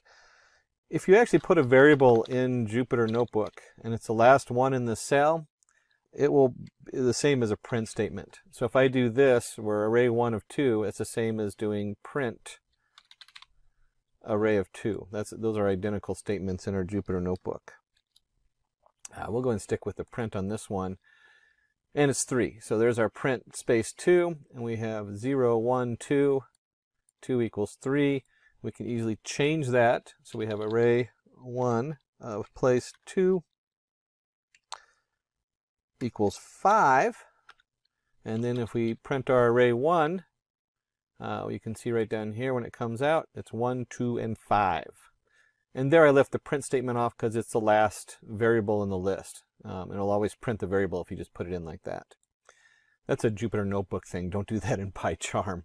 I've forgotten before doing a demo. And we talked about multiple dimensions, so we'll do an array, two-dimensional array. And this is again a NumPy array. And in the NumPy array, we need our first dimension, we'll do 1, 2, 3. And our second dimension, 3, 4, 5. And you can see right here that when we hit the, we'll do this, we'll just do array 2. And we can run that, and there's our array 2, 1, 2, 3, 3, 4, 5. We can also do array 2 of 1. And then we can do, let's do 0. Doesn't really matter which one. Actually, let's do 2. There we go. And if I run this, it'll print out 5. Because here we are. This is 0. 0, 1, 2, 3 is on our 0 row. 3, 4, 5 is on our 1 row. I always start with 0. And then the 2, 0, 1, 2 goes to the 5. And then maybe we forgot what we were working with. So we'll go do array2.shape. And if we do array2 of shape, we'll go and run that. We'll see we have 2 rows, and each row has 3 elements. Two-dimensional array, 2, 3. If you looked up here when we did it before, it just had 3, nothing. When you have a single entity, it always saves it as a tuple with a blank space. But you can see right here we have 2, 3. And if you remember from up here, we just did this array 2 of, let's go, what is it, 1, 2. We run that, we get the 5. You can also count backwards. This is kind of fun. And you'll see I just kind of switched something on you because you can also do 1, 2 to get to the same spot. Now 2 is the last one, 0, 1, 2. It's the last one in there. We can count backwards and do -1. And if we run this, we get the same answer. Whether we count it as, let's go back up here. Whether we count this as 0, 1, 2, or we count backwards as -1, -2, -3. And you can see that if I change this -1 to a -2 and run that, I get 4, which is going backwards, -1, -2. So there's a lot of different ways to reference what we're working on inside the NumPy array. It's really a cool tool. It's got a lot of things you can do with it. And we talked about the fact that it can also hold things that are not values, and we'll call this array ask for strings equals np.array. Put our setup in there, brackets, and let's go China, India, USA, Mexico. It doesn't matter, we can make whatever we want on here. And if we print that out, we run this, you can see that we get our NumPy array, China, India, USA, Mexico. It even gives us our D type of a U6. And a lot of times when you're messing with data, we'll call this array R for range, just to kind of keep it uniform. np.arange. So this is a command inside NumPy to create a range of numbers. And if you're testing data, maybe you want, maybe you have equal time increments that are spaced a certain point apart. But in this case, we're just going to do integers. And we're going to do a setup from 0, 20, skipping every other one. And we'll print it out and see what that looks like. And you can see here we have 0, 2, 4, 6, 8, 10, 12, 14, 16, 18. Like you expected, it skips every one. And just a quick note, there's no 20 on here. Why? Well, this starts at 0 and counts up to 20. So if you're used to another language where it explicitly says less than or less than equal to 20, like for x equals 0, x plus plus, x is less than 20. That's what this is. It just assumes x is less than 20 on here. And if we want to create a very uniform set, 0, 2, 4, 6, what happens if I want to create numbers from 0 to 10, but I need 20 increments in there? We can do that with line space. So we can create an R, we'll call this L, equals, I don't think we'll actually use any of this again, so I don't know why I'm creating unique identifiers for it. But we'll do NP, lin space, and we're going to do 0 to 10, or 0 to 9. Remember, it goes up to 10. And then we want to, let's say we have 20 different increments in there. So we're creating we have a data set, and we know it's over a certain time period, and we need to divide that time period by 20. And it happens to just have 10 pieces in it. And here we go. You can see right here, we have 20, or it has 20 pieces in it, but it's over 10 years. And we got to divide it in the middle. And you can see it goes 0.52. Remember, yeah, there's our 10 on the end, so it goes up to 10. And then we can also do random. There's np.random. If you're doing neural networks, usually you start it by seeding it with random numbers. And we'll just do np.random, and we'll just call this array. We'll stop giving it unique numbers. We'll print that one out and run it. And you can see we have random numbers. They are 0 to 1. So you'll see that all these numbers are under 1. And you can easily alter that by multiplying them out or something like that if you want to do like 0 to 100. You can also round them up if it's integer 0 to 100. There's all kinds of things you can do, but it generates a random float between 0 and 1. And you have a couple options. You could reshape that, or you can just generate them in whatever shape you want. And so we can see here, we did 3 and 4, and so you can see 3 rows by 4 variables. Same thing as doing a reshape of 12 variables to 3 and 4. And if you're going to do that, you might need an empty data set. I have had this come up many times where I need to start off with 0, and I don't know, because I'm going to be adding stuff in there, or it might be 0 and 1, where 1 is, if you're removing the background of an image, you might want the background is 0, and then you figure out where the image is, and you set all those boxes to 1, and you create a mask. So creating masks over images is really big, and doing that with a numpy array of 0. And we can also give it a space. And we'll just do this all in one shot this time. And we'll do the same thing like we did before, zeros. And in this case, we'll do 2, 3. And so when we run this, forgot the asterisks around it. I knew I was forgetting something. There we go. So when we run this, you can see here we have our 10 zeros in a row, and maybe this is a mask for an image, and so it has 2 rows of 3 digits in it. So it's a very small image, little tiny pixel. And maybe you're looking to do something the opposite way. Instead of creating a mask of zeros and filling in with ones, maybe you want to create a mask of ones and fill them in with zeros. And we'll just do, just like we did before, we'll do 3, 4. And when we run this, you'll see it's all ones. And we could even do this even, we'll do it this way. Let's do 10 by 10 icon, and then you have your 3 colors. And you can, so it creates quite a large array there for doing pictures and stuff like that when you add that 3rd dimension in. If we take that off, it's a little bit easier to see. We'll do 10 again. And you can easily see how we have 10 rows of 10 ones. And you can also do something like create an array. And we'll do 0, 1, 2. And then in this array, we actually, we'll print it right out. We want a repeat. And so you can actually do a repeat of the array, and maybe you need this array, let's repeat it 3 times. So there's our repeat of an array, repeat 3 times. And if we run this, you'll see we have 0, 0, 0, 1, 1, 1, 2, 2, 2.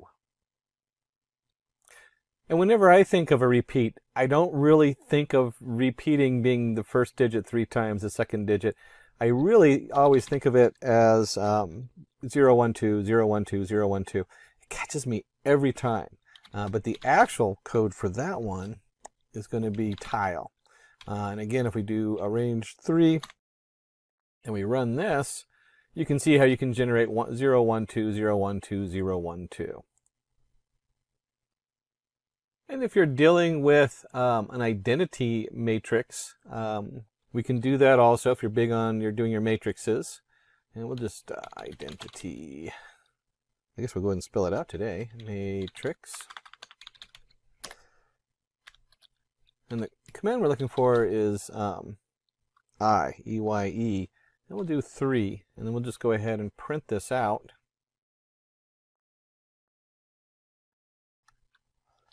There we go. There's our identity matrix. And it comes out by a 3 by 3 array, because there's our matrix. And then it puts the ones down the middle and for doing your different matrix math. And we can manipulate that a little bit too. We talk about matrices. We might not want ones across the middle, in which case we now have the diagonal. So we can do an np.diagonal. And we do a diagonal. Let's put in the diagonal 1, 2, 3, 4, 5. And when we run this, again, this generates a value. And by just putting that value in, there's the same as putting print around it, or putting array equals and then print array. And you can see it generates a diagonal 1, 2, 3, 4, 5, and there's your beginning of your matrix array for working with matrices. And we can actually go in reverse. Let's create an array equals, remember our random random.random, and we'll do a 5 by 5 array. Oops, there we go. 5 by 5. And just so you can see what that looks like. Helps if I don't mistype the numbers, which in this case I just need to take out the brackets. And there you go. You have your 5 by 5 array set up in there. And we can now, because we're working with matrices, we might want to do this in reverse and extract the diagonals, which would be the 0.79, the 0.678, and so on. And we simply type in np.diagonal. We put our array in there. And this will, of course, print it out because it returns it as a variable. And you can see here, here's our diagonal going across from our matrix. And we did talk about shape earlier. If you remember, you can do print the shape out. You can also do the dimensions. So in dimensions, very similar to shape, it comes out and just has 2 dimensions. We can also look at the size. So if we do size on here, we can run that. And you can see it has a size of 25, 2 dimensions, and of course 5 by 5. And that was from the shape from earlier that we looked at. There's our 5 by 5 shape. And if you remember earlier we did random, well, you can also do random. I talked a little bit about manipulating 0 to 1 and how you can get different answers. You can also do straight for the integer part. And we'll do minus 10 to 10, 4. And so we're going to generate random integers between minus 10 to 10. We're going to generate 4 of those. And so when we run that, we have 7, minus 3, minus 6, minus 3. They're all between minus 10 and 10, and there's 4 of them. And now we jump into some of the functionality of arrays, which is really great, because this is where they come in. Here's your array, and you can add 10 to it. And if I run this, there it takes my original array from up here with the integers and adds 10 to all of those values. So now we have, oh, this is the decimal, that's right. This is a random decimal I had stored in an array. But this takes the random numbers I had from 0 to 1 and adds 10 to them. And we can just as easily do minus 10. We could even do times 2. And we could do divide by 2. And it'll take that random number we generated and cut it in half. So now all these numbers are under 0.5. Another way you can change the numbers to what you need on there. And as you dig deeper into NumPy, we can also do exponential. So as an exponential function, which should generate some interesting numbers off of the random. So we're taking them to the power. I don't even remember what the original numbers in the array were, because we did the random numbers up there. Here's our original numbers, and if you build an exponential on there, this is where you get e to the x on this. And just like you can do e to the x, you can also do the log. So if you're doing logarithmic functions, that reinforced learning, you might be doing some kind of log setup on there, and you can see the logarithmic of these different array numbers. And if you're working with log base 2, you can just change it in there, np log 2. You have to look it up, because this is not log 1, 2, 3, 4, 5. It is log and log 2. So just a quick note, that's not a variable going in. That is an actual command. There's a number of them in there, and you'll have to go look and see what the documentation is. But you can also do log 10. So here's log value 10. Some other really cool functions you can do with this is your sine. So we can take a sine value of all of our different values in there. And if you have sine, you of course have cosine. We can run that. So here's the cosine of those. And if you're doing activations in your NumPy array and you're doing a tangent activation, there's your tangent for that. And the tangent activation is actually from neural networks. That's one of the ways you can activate it, because it forms a nice curve between from whether you're generating 1 to -1 with some discrepancy in the middle. Just jumping a little bit in there into neural networks. And then we get into, let me just put the array back out there so that we can see it while we're doing this. As we're getting into this, you can also sum the values. So we have np sum, and you can do a summation of all the values in this array. And you'll see that if you added all these together, they'd equal 12.519, so on. I don't know what the whole setup is in there. But you can see right here the summation of this. One of the things you can also do is by axes. So we could do axes equals 0. And if we run the summation of the axes equals 0, and you can think of that in NumPy as the rows. So that would be, or you can think of that in NumPy as being the columns. We're summing these columns going across. And you can also change this to 1, and now we're summing the rows. And so that is the summation of this row, and so forth going down. And maybe you don't need to know the summation. Maybe what you're looking for is the minimum. So here's our minimal. You're looking for, and this comes up a lot because you have like your errors. We want to find the minimal error inside of this array. And just like the other one, we can do axes equals 0. And you can see here 0.0645 is the smallest number in this first column is 0.0645, and so on. And if you have a minimum, well, you might also want to know the max. Maybe we're looking for the maximum profit. And here we go. You can see maximum 0.79 is the maximum on this first column. And just like we did before, you can change this to a 1 on axes. You can take the axes out of here and just find the max value for the whole array. And the max value in here was 0.8344, so on and so on. And since we're talking data analytics, we want to go ahead and look at the mean. Pretty much the same as the average. This is the mean across the whole thing. And just like we did before, we could also do axes equals 0.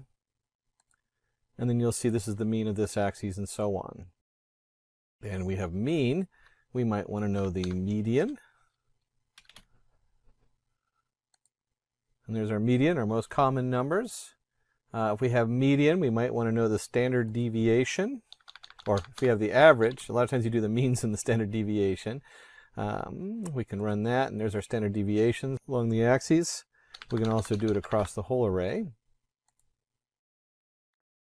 If we're going to do standard deviations, there's also variance, which is your VAR.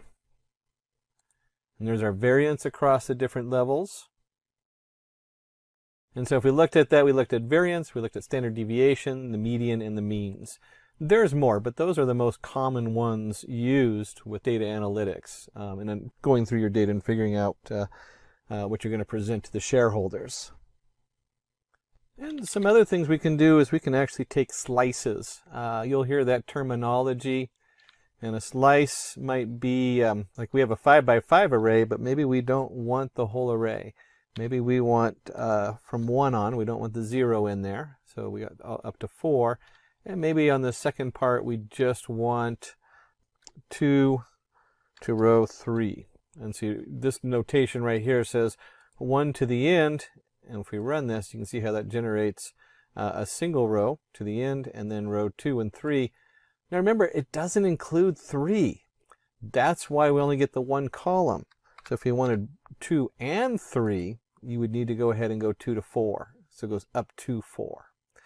We could also do this in reverse. Just like we learned earlier, we can go -1. Whoops.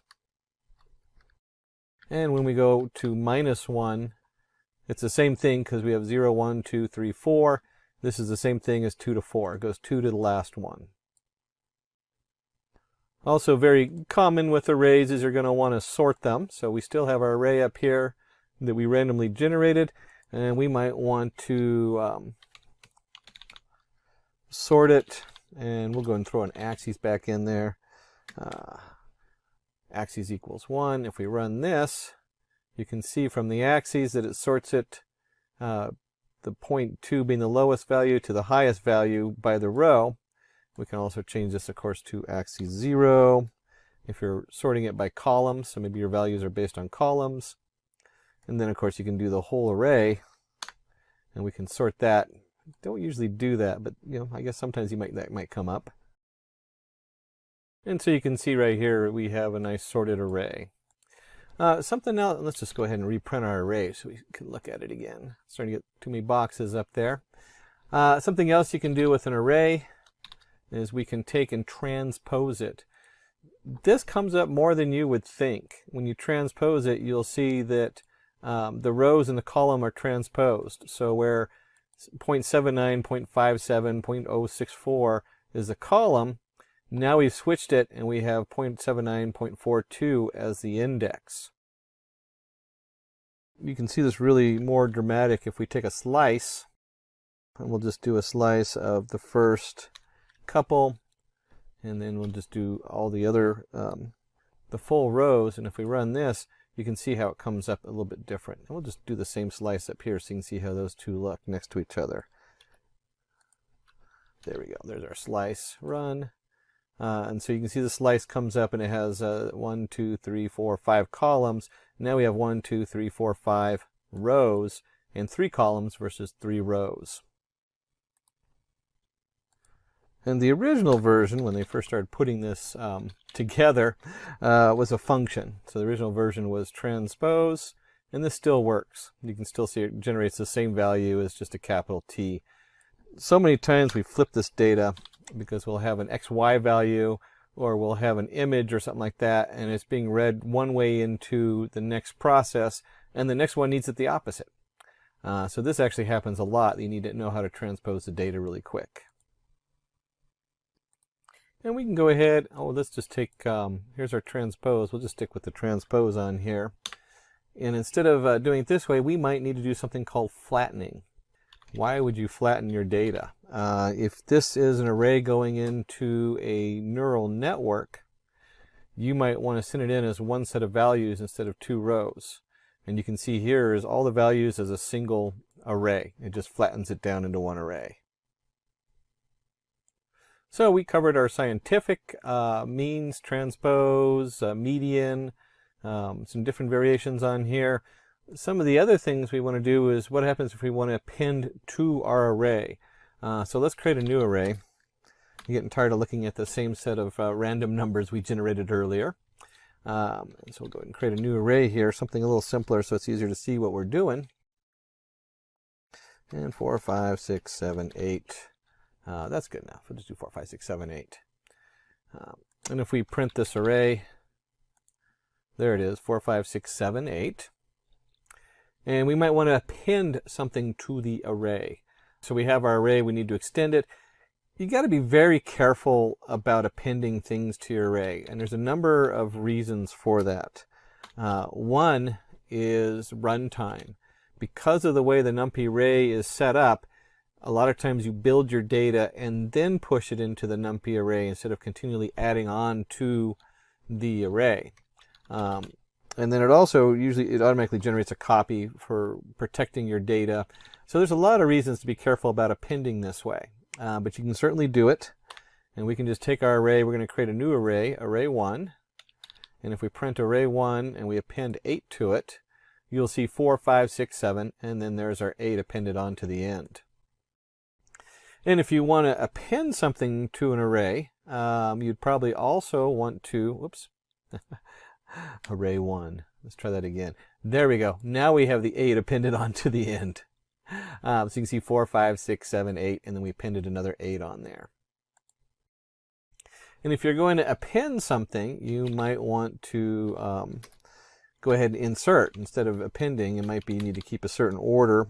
And we can do the same thing. We can do our array, and we're going to append or insert at the beginning. And let's go ahead and insert 1, 2, 3. 1, 2, 3. And we go ahead and print our array 2. And we run it, and you can see 1, 2, 3 is inserted at the beginning. Insert's a lot more powerful in that you can put it anywhere in the array. We can move it to the 1 spot, and there we go, 1, 2, 3. We can do a -1 just for fun, and you'll see it comes up 1, 2, 3, and we're counting backwards by 1. I imagine you can do a -0 and run this, and it turns out that -0 puts it back at the beginning because that's why it registers as 0, just takes a minus sign off. And just like we add numbers on, we might want to delete numbers. And so let's do an np.delete. Well, let's keep it a little bit, make it a little easy here to watch. We'll go ahead and create an array 3, and we'll do np delete. We were just working with array 2, and what we want to do is delete 0 space. So if you look at this, here's our array 2. Array 2 starts with 1. And when we delete the space on here and print that out, we deleted the 1 right out of there. And we can also do something like this, where we can do it as a slice. And we can do, let's do 1, 3. And if we run 1, 3, you'll see we've deleted the 1 space and the 3 space out, which deleted our 2 and 4. Now, keep in mind, when you're messing with adding lines and deleting lines, you have to be really careful because there's a time element involved as far as where the data is coming from, and it's really easy to delete the wrong data and corrupt what you're working on, or to insert stuff where you don't want it. So there's always a warning when we talk about manipulating NumPy arrays. And just like anything else we're doing, we'll create an array C, which equals, we'll just do our NumPy array that we just created, our NumPy array 3, and we can do copy. So you can make a copy of it. Maybe you want to protect your original data, or maybe you're making a mask, and so you copy the array, and then the new array make all these alterations and change it from values to 0 to 1 to mask over the first one. And of course, if we do array C, since it equals a copy of array 3, it's the same thing. 1, 3, 5, 6, 7, 8. And now we're getting into combine and split arrays. I end up doing a lot of this, and I don't know how many times I end up fiddling with this and having a mess. But you do it a lot. You know, you combine your arrays, you split them. You might need one set of data for one thing, another set of data for the other. So let's go ahead and create 2 arrays, array 1, array 2. And I want you to note, and the terminology we're going to look for is concatenate. And what that means is we're going to take, we'll call this array cat. I like array cat. There we go. Our array cat, our concatenated array, we're taking array 1 and 2, and it's very important to really pay attention to your axes and your counts. I can't merge 2 arrays that have, like, if their axes are messed up and I'm merging on axis 0, it's going to give me an error and I'll have to reshape them. So you got to make sure that whatever you're concatenating together works. And what that means, as you can see here, we have 1, 2, 3, 4, 1, 2, 3, 4, and then 5, 6, 7, 8, 5, 6, 7, 8 along the 0 axis. These each are 4 values. So it's a 2 by 4 value. And if we go ahead and switch this to 1, you can see how that flips it a little bit. So now we have 1, 2, 3, 4, 5, 6, 7, 8. It's interesting that we chose that one. If I did something like this, where this is now, there we go, and we concatenate it, run this, and it gives me an answer okay because I have 2 by 2, and I'm using axis 1. But if I switch this to axis 0, where now it's got 3 and 5, it gives me an error. So you got to be really careful on that to make sure that your whatever axes you are putting together, that they match. So like I said, this one, oops, axis 1. Axis 1 has 2 entities, and since we're going on axis 1 or by row, you can see that it lets it merge it right onto the end there. And you could imagine this if this was a XY plot of value, or the X value going in and the predicted Y value coming out, and then you have another prediction and you want to combine them. This works really easy for that. And we'll go back and let's just put this back to where we had it. Oops, I forgot how many changes I made. There we go. We'll just put it, whoops, I messed up in my concatenation order here.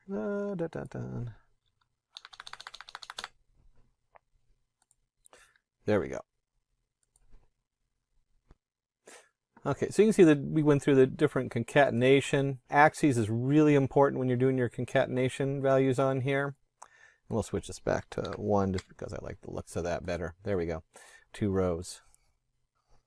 Now, there are other commands in here. So we can do cat v equals np v stack.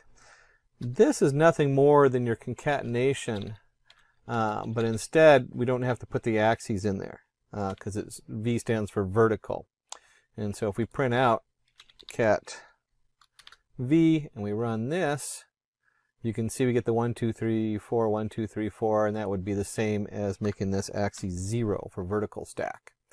And if you're going to have a vertical stack, you can also have an H stack. So if we change this from V stack to, oops, here we go, H stack, and we'll just change this from cat to cat, and I run this, it's the same as doing axis 0. The process is identical in the background. This is like a legacy setup, your V stack and your H stack. Most people just use concatenate and then put the axes in there because it's has a lot more clarity and is more commonly used nowadays. The last section in NumPy we're going to cover is kind of data exploration, and that'll make a little bit more sense in just a moment. Sometimes they call them set operations. But let's say we have an array, 1, 2, 3, 4, 5, 6, 3, whatever it is. You can see we generate a nice little array here. And what I want to go ahead and do is find the unique values in that array. So maybe I'm generating what they call a one-hot encoder. And so these values then all become, I need to know how long my bit array is going to be. So each word, each word is represented by a number, and then I want to know just how many of those words are in there. If we're doing word count, very popular thing to do. And you can see here when we do unique, we have 1, 2, 3, 4, 5, 6. Those are our unique values. Some of the things we can do with the unique values is we can also, instead of doing just unique, we can do uniques, our unique values, and counts of each unique value. And this is very similar to what we just did up here, where we're doing np unique, but we're going to add a little bit more into there. And it's just part of the arguments in this. And we want to do return counts equals true. So instead of just returning the unique values, we want to know how many of those unique values are in each one. And we'll go ahead and print our uniques and print our counts. When we run that, you can see here we have our unique value 1, 2, 3, 4, 5, 6, just like we had before. And then there's two of the first of 2 1s, 2 2s, 2 3s, 2 4s, 1 5, 2 6s, and so on. And you can go through and actually look at that if you want to count them. But a quick way to find out your distribution of different values. So you might want to know how often the word the is used versus the word and. if each word is represented as a unique number. And along the set variables, we might want to know, let me just put a note up here. We're going to start looking at intersection, and we might want to also know differentiation, and neither. So when we're, neither. So when we're looking at now is we want to know, hey, where do these two arrays intersect? And we have 1, 2, 3, 4, 5, 3, 4, 5, 6, 7. We might want to know what is common between the two arrays. And so when we do that, we have NP intersect, and it's a 1D array, one-dimensional array. And then we need to go ahead and put array 1, array 2. And if we run this, we can see they intersect at 3, 4, 5. That's what they have common. And because we're going to go ahead and go through these and look at a couple different options, let's change this from intersect 1D. And we'll do the same thing. We'll go ahead and print this. So we might want to know the intersection where they have commonalities. Another unique word is union of 1D. So instead of intersect, we want to know all the values that are in both of them. So here's our union of 1D. When we run that, you can see we have 1, 2, 3, 4, 5, 6, 7. So it's all the different values in there. And the last, one of the last words, we have 2 more to go, is we want to know what the set difference is. And so that's where you'll see that, if you remember set, we talked about that being what they call these things. So the set difference of a 1D array, when we run that, you can see that 1 is only in one array and 2 is only in one array. And if we want to know what's in array 1 but not in array 2, we might want to know what is in array 1 but not 2 and what's in 2 but not 1. And this would be the set XOR 1D on here. So we have the 4 different options here where we can do an intersection. What do they both have in common? We can do a union. What are all the unique values in both arrays? We can see the difference, what's in array 1 but not array 2, so set diff 1D. And then set XOR, what is not in 1 but is in 2, and what is not in 2 but in 1.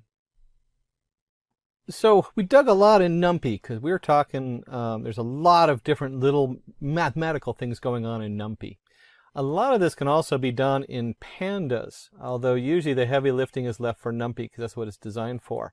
Let's go ahead and open up another Python 3 setup in here. And so we want to explore what happens when you want to display this. This is where it starts getting, in my opinion, a little fun because you're actually playing with it and you have something to show people. And we'll go ahead and rename this. We're going to call this Pandas and PyPlot. So Pandas PyPlot, just so we can remember for next time. And we want to go ahead and import the necessary libraries. We're going to import Pandas as PD.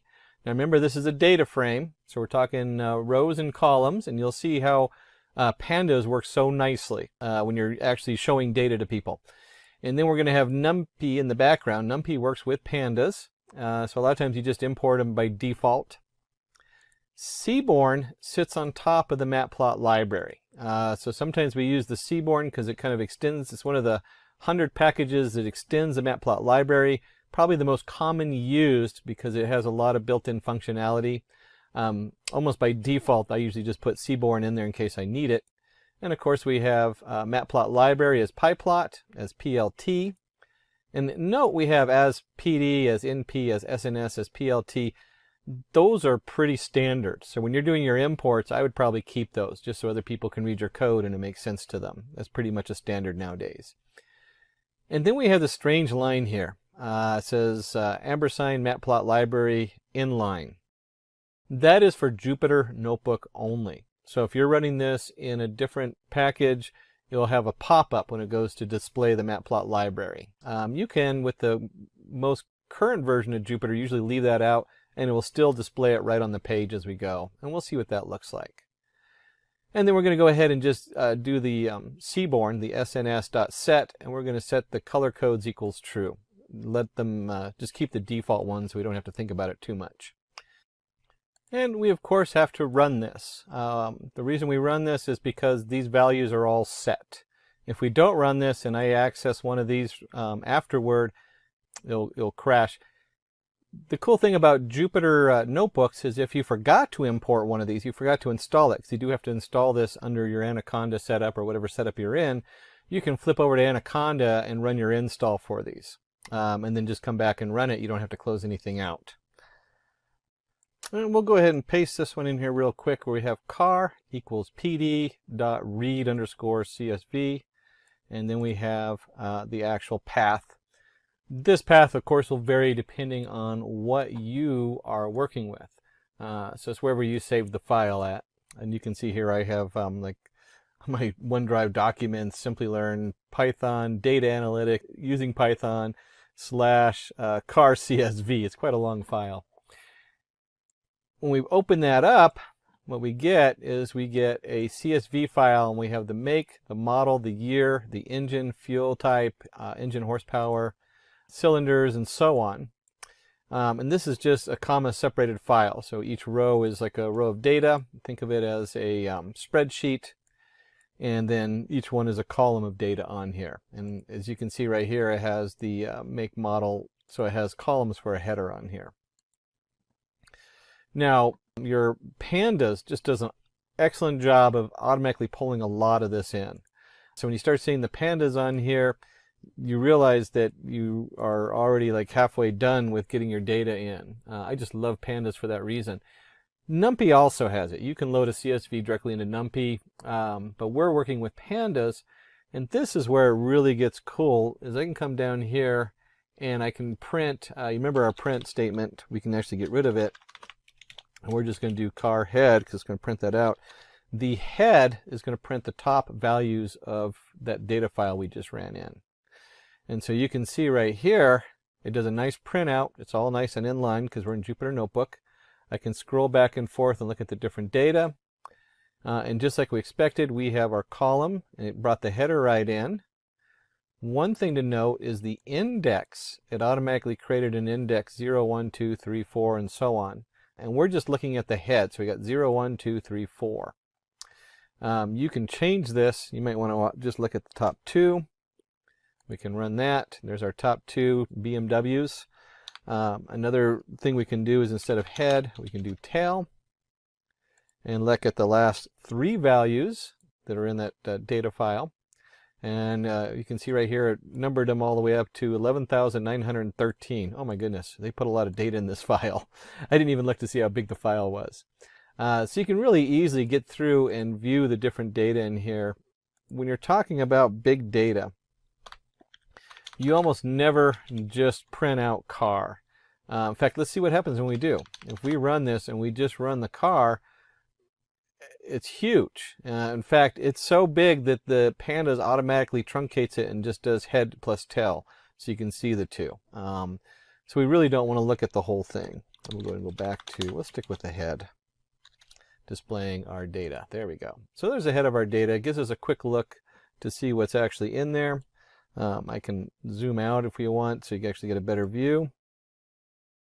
Although we'll keep it zoomed in so you can see the code I'm working on. And then from the data standpoint, we of course want to look at data types. What's going on with our data? What does it look like? Now this, you show when you're talking to your shareholders, they like to see these nice, easy to read charts. They look like a spreadsheet. So it's a nice way of displaying pieces of the chart. When we talk about the data types, now we're getting into the data science side of it. What are we working with? Well, we have make, model, we have an integer 64 for the year. Engine fuel type is an object. If we go up here, you can see that most of them are it's a set manual, rear wheel drive. So they might be very limited number of types in there. And so forth. And it's either going to be a float 64, an integer, or an object is the way it's going to read it on here. And the next thing you're going to know is like your columns. And since it loaded the columns automatically, we have here the make, the model, the year, the engine, the size, all the way up to the MSRP. And just out of something you'll see come up a lot is whenever you're in Pandas and you type in .values, it converts it from a Pandas list to a NumPy array. And that's true of any of these. So then you end up in a NumPy array. So you'll see a little switch in there in the way that the data is actually stored. And that's true of any of these. In this case, we want car.columns. You have a total list of your car columns. And like any good data scientist, we want to start looking at analytical summary of the data set. What's going on with our data? So we can start trying to piecemeal it together. So we can do car, describe, and then what we'll do include equals all. So a nice Panda command is to describe your data. If you're working with R, this should start looking familiar. And we come down here and you can see count. There's make, the model, the year, how many of each one, how many unique values of each one, the top value of each one, what's most common, the frequency, the mean. Clearly on some of these it's an object, so it really can't tell you what the average is. You know, it'd just be the top one's the average, I guess. The year, what's the average year on there? All this stuff comes down here. Your standard deviation, your minimum value, your maximum value, what's in the lower quarter, 50% mark, where's that line at, and what's in the upper 75%, the top 25% going into the max. Now, this next part is just cool. This is what we always wanted computers to be back like in the 90s, instead of 5,000 lines of code to do this. Maybe not 5,000. All right, I built my own plot library back in 95, and the amount of code for doing a simple plot was, I don't know, probably about 100 lines of code. This is being done in one line of code. We have our car, which is our pandas. We generated that. It's our data frame. And we have .hist for histogram. That is the power of Seaborn. Now, it's still going to generate a NumPy graph, but Seaborn sits on top, and then we can do the figure size. This is just so it fits nicely on the paper on here. And we do something simple like this, and you can see here where it comes up, and it does say matplot library and does subplots and everything. But we're looking at a histogram of all the different pieces in our database. And we have our engine cylinders. That's always a good one because you can see like they have some that they had a null on there, so they came out as 0. Maybe one of them had a 2-cylinder engine way back when. 4 is a common, 6 a little less common, and then you see the 8-cylinder, 12-cylinder engines. Boy, that's got to be a speedster or something. But you can see right here, it just breaks it down. So now you have how many cars with how many, whatever it is, cylinders, horsepower, and so on. And it does a nice job displaying it. You can see if you're working with your, you're going into your demo, it's really nice just to be able to type that in and boom, there it is. They can see it all the way across. And we might want to zero in and use like a box plot. And this time we'll go ahead and call the Seaborn, SNS, box plot. And we're going to go ahead and do vehicle size versus engine horsepower XY plot. And the data comes from the car. So if we run this, we end up with a nice box plot. You see our mid-size, compact, and large. You can see the variation. There's our outlier showing up there on the compact. That must be a high-end sports car. Large car might have a couple engines, and again we have all these outliers and then your deviation on them. Very powerful and quick way to zero in on one small piece of data and display it for people who need to have it reduced to something they can see and look at and understand. And that's our Seaborn box plot, or sns.boxplot. And then if we're going to back out and we want a quick look at what they call pair plotting, we can run that, and you can see with the Seaborn it just does all the work for you. It takes it just a moment for it to pull the data in and compile it. And once it does, it creates a nice grid. And this grid, if you look at this one space here, which is, you might not be able to see the small numbers, says engine horsepower. This is engine horsepower to the year it was built, and it's just flipped. So everything to the right of the middle diagonal is just the rotation of what's on the left. And as you expect, the engine horsepower gets bigger and bigger and bigger as time goes on. So the year it was built, the further up in the year, the more likely you are to have a heavy horsepower engine. And you can quickly look at trends with our pair plot coming up. And look how fast that was. It took it a moment to process. But right away, I get a nice view of all these different information, which I can look at visually and kind of see how things group and look. Now, if I was doing a meeting, I probably wouldn't show all the data. One of the things I've learned over the years is people, myself included, love to show all our work. You know, we were taught in school, show all your work, prove what you know. The CEO doesn't want to see a huge grid of graphs, I guarantee it. So what we want to do is we want to go ahead and drop the stuff that might not be interested in. And I'm not really a car person. Our guy in the back is, obviously. So you have your engine fuel type. We're going to drop that. We're going to drop market category, vehicle style, popularity, number of doors, vehicle size. And we have the axes in here. If you remember from NumPy, we have to include that axes to make it clear what we're working on. That's also true with Pandas. And then we'll look at just what it looks like from the head. And you can see that we dropped out those categories, and now we have the make, model, year, and so forth. And we took out the engine fuel type, market category, etc. And this should look familiar to you now. When you start working with Pandas, I just love Pandas for this reason. Look how easy it is. It just displays it as a nice spreadsheet for you. You can just look at it and view it very easily. It's also the same kind of view you're going to get if you're working in Spark or PySpark, which is Python for Spark across big data. This is the kind of thing that they come up with, and this is why Pandas is so powerful. And we may look at this and decide we don't like these columns. And so you can go in here and we can actually rename the columns. Simple command, car equals car, rename. Columns equals engine horsepower equals horsepower. This is just your standard Python dictionary. So it just maps them out. And instead of having like the lengthy, here we had engine horsepower, we just want horsepower. We don't need to know it's the engine horsepower. Engine cylinders, we don't need to know that it's for the engine, because there's only one thing we're describing if we're talking about cars, and that's cylinders. And we'll go ahead and just run this. And again, here's our car head, and you can see how that changed. We have model year and horsepower versus model year, engine horsepower, engine cylinders, and just cylinders. Again, we want to keep reducing this so it's more and more readable. The more readable you get it, the better. And of course, we can also adjust the size a little bit, so that when it prints out, instead of splitting it on two lines, we get like a single line. We can do that also. That's just your control mouse up or plus sign you use in Chrome. That's a Chrome command. And if you remember from NumPy, we had shape. Well, Pandas works the same way. We can look at the shape of the data. So we now have 11,914 rows and 10 columns. So you see some similarities because Pandas is built on NumPy.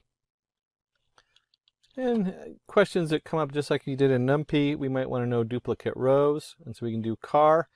And look at this switch here. We're doing a selection. This is a Pandas selection with the brackets. But we want to select it based on car.duplicated. So how many duplicates on there. So it's starting to look a little bit different as far as how we access some of the data on here. This can be a logical statement. And we get the number of duplicate rows. We have 989 rows by 10 columns again. And this is one of those troubleshooting things that we end up doing a lot, more than we really feel like we should. We might go ahead and do like a car count just to see how many rows we're dealing with. And then right after that, we might want to go ahead and say, hey, let's drop duplicates. So remember we did all the duplicates on there. So car equals car.drop duplicates. And then we can print the head again. We'll just do car head here. And you can see the data on there looks the same as before. And just note that we did car equals car.duplicates. There are commands in here where you can do, where it changes the actual value. And it works on some of them and not on others, depending on what you're doing. But by default, it always returns a copy. So when we do this, we're reassigning it to car. And you can see it's the same header, but we want to go ahead and do count and see how the count changes. Let's go ahead and run this. And you can see here, instead of 11,914, we have 10,925. So we've removed about 100 cars that were duplicated, just slightly under 100 there. And then as we're prepping our data, we might want to know car is null. So it's going to count the values of null, and then we want to sum that up. And when we do that, we do the car is null function dot sum. We end up with HP, the horsepower is 69 have null values, and 30 have cylinders have null values. Now, if you don't put the sum at the end, it's just going to return a mask with the true false of is it null or is it not, by 0 and 1. So you're summing up the ones underneath each column. And this, of course, then you have to decide what you're going to do with the null values. There's a lot of different options. It might be that you need to put in the average or means. Maybe you want to put in the median value. There's a lot of different ways to fill it. Usually when you first start out with the data, a lot of them you just drop your null values. And you can see here car.drop NA, which is equal to all. And then we're going to go ahead and count it. And you can see that we've dropped almost another 100 values. So from 10,925 to 10,827, maybe 75 or so values.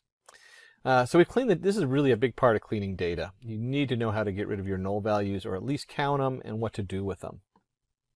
And of course, if we go back to counting our null values, we should now have null values. There we go. And you'll see there's 0 null values. I don't know how many times I've been running a model that doesn't take null values and it crashes, and I just sit there and look at it trying to get, why did that crash? It should have worked. It's because I forgot to remove the null values. So we've been jumping around a lot. We're going to go back to finding outliers, and let's go ahead and bring that back into our Seaborn. And if you remember, we did a box plot earlier. This time we're going to do a box plot just on the price. And you can see here our price value, and we have the deviation with the 2 thinner bars on each side of the main value. And then as we get up here, we have all these outliers. In fact, we have one way out here that's probably a really expensive high-end car is what we're looking at. If you were doing fraud analysis, you would be jumping on all over these outliers. Why are these deviation from the standard? What are these people doing? Again, this is probably, like I said, a really high-end expensive car out here. That's what we're looking at. And we can also look at the box plot for the horsepower. And we'll put that in down here and run that. And you can see again, here's our horsepower, and it just jumps. And there's these really odd, huge muscle cars out here that are outliers. And we're going to jump into making this a little bit more, as you start displaying your data or your information to your shareholders. We're going to look at plotting a histogram for the number of cars per brand. And the first thing we want to go ahead and do is we have with our car, go back over here, here we go. We have our make value counts, largest plot, and we want to do a kind equals bar, fig size 10.5. And right off the bat, we jump up here and we see Chevrolet, it's going against, what was it? It's configuration, the value counts, and we want the largest value. So here's our value counts and compared to what the different cars are. Chevrolet puts out a lot of different kinds of cars. I didn't realize that they made that many cars or different types. And then for readability, let's go ahead and add a title, number of cars by make, number of cars, and make. If you had looked at this the first time, you would have been like, well, what the heck am I looking at? Well, we're looking at the number of cars by make. And then you can see here, now we're talking about the type of cars and the different ones were put out. Lotus, I guess, only had a few different kinds of cars over there. Very high-end cars. And then as doing data analytics and as a data scientist, one of the things I am most interested in is the relationship between the variables. So this is always a place to start. We want to know what's going on with our variables and how they connect with each other. So the first thing we're going to do is we're going to go ahead and set a figure size because we want to make sure it fits our graph. We'll just go ahead and set this one plot figure set to figure size 2010. If you never used the matplot library, which is sitting behind Seaborn, whatever is in the PLT, this is what's loaded. It's like a canvas you're painting on. So the second you load that PyPlot as PLT, anything you do to that is affecting everything on it. And then we want to go ahead, since we're using Seaborn, we'll go ahead and create a variable C for relationships or correspondence, and car.corr.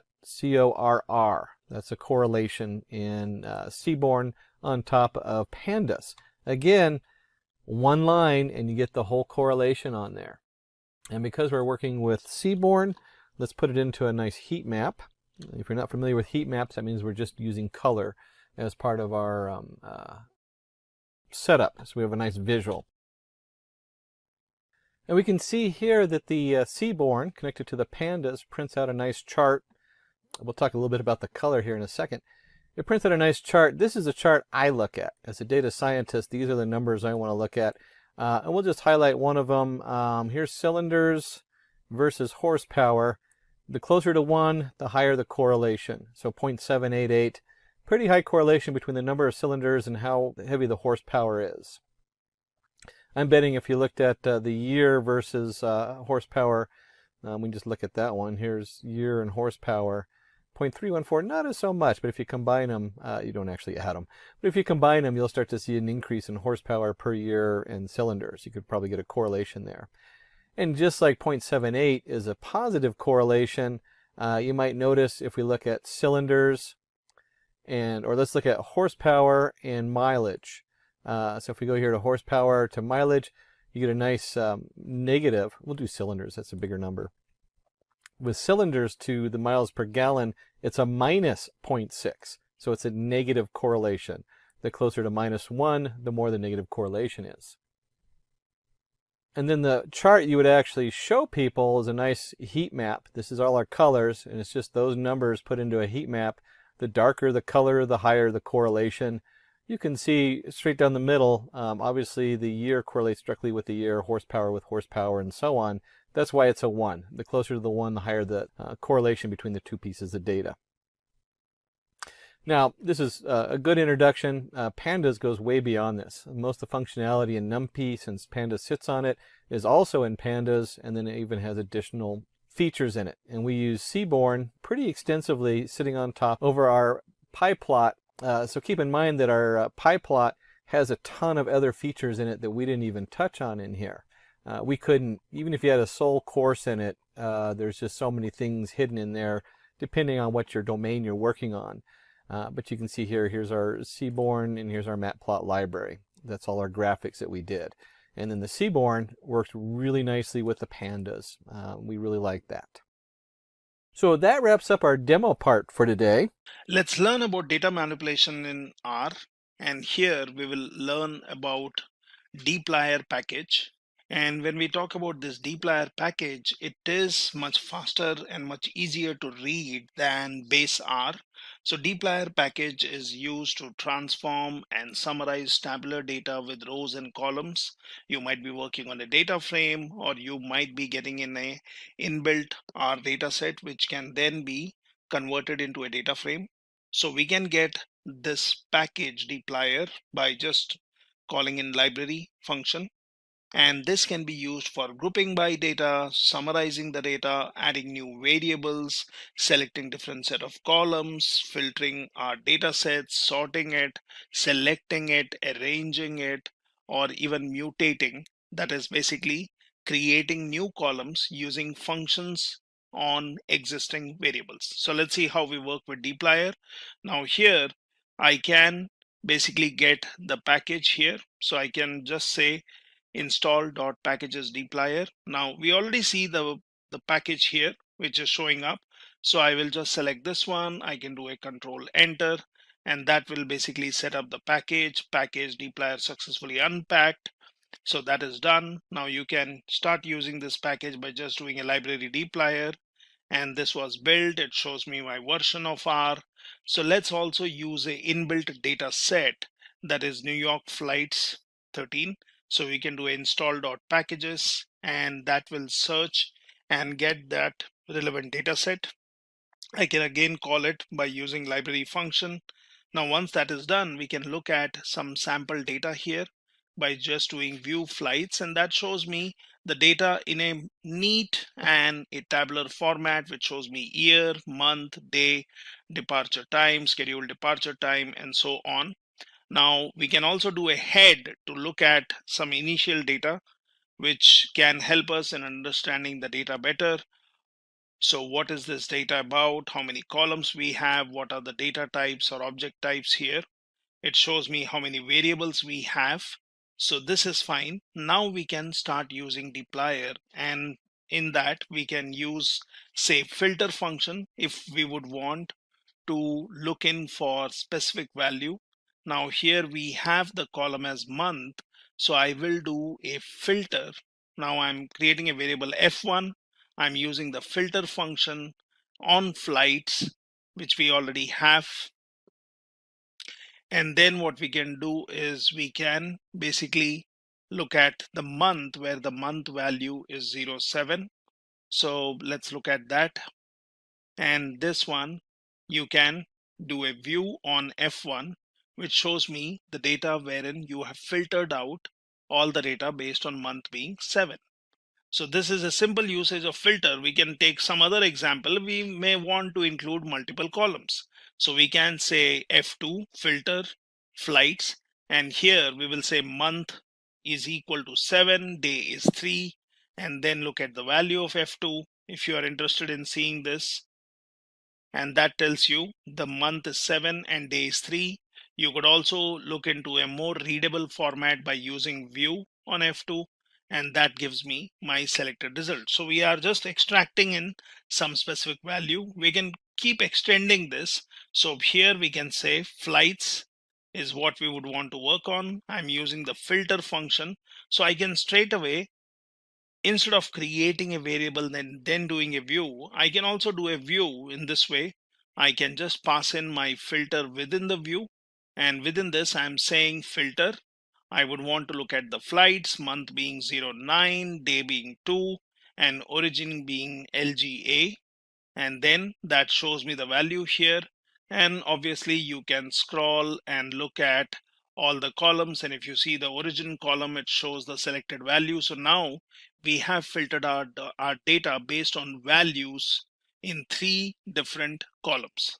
Now what we can also do is we can use and, or we can use or operators. So I could have done this in a little different way. So I could have said head, which shows me initial result. I will do a flights. So within my head function, I'm passing in this. And what does that contain? So you are saying flights, and in this flights data set, you would want to pick up the month being the column. So we use the dollar symbol here. We give in a value, and I'll say and I'll again say flights, wherein I will select the day being 2 and remember, when you talk about and, it is going to check if all the values are met true. So then you say flights origin LGA, and you look at the value. So in this way, I can filter out specifically multiple values by specifying columns. Now we could have done it in this way. We could have created a view, or we could have assigned this to a variable and then done a view on that, where we could have selected month being day and origin. Or you can be more specific in specifying all the columns. It makes the code more readable. So let's look at the values, and here you are looking at head, which shows me based on month, day, and then you can look for further columns for other variables, that is origin being LGA. Now what we can also do is we can do some slicing here to select rows by particular position. So I can say slice, and I would want to look at rows 1 to 5, and I can do this. So you can always assign or look at the view of this. I can just do here. So when I did a slice 1:5, it shows me my entries for 1 to 5. Now similarly, we can do a slice 5 to 10, and now you're looking at 5 to 10 values. So you can always look at the complete data and then you can slice out particular data.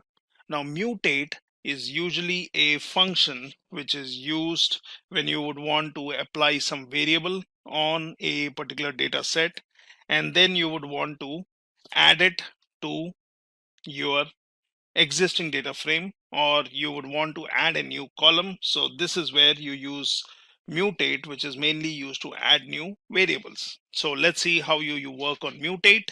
So it's pretty simple. So you create a variable over delay. Now I would want to do a mutate so that it adds a new column. So I'm selecting my data, which is flights.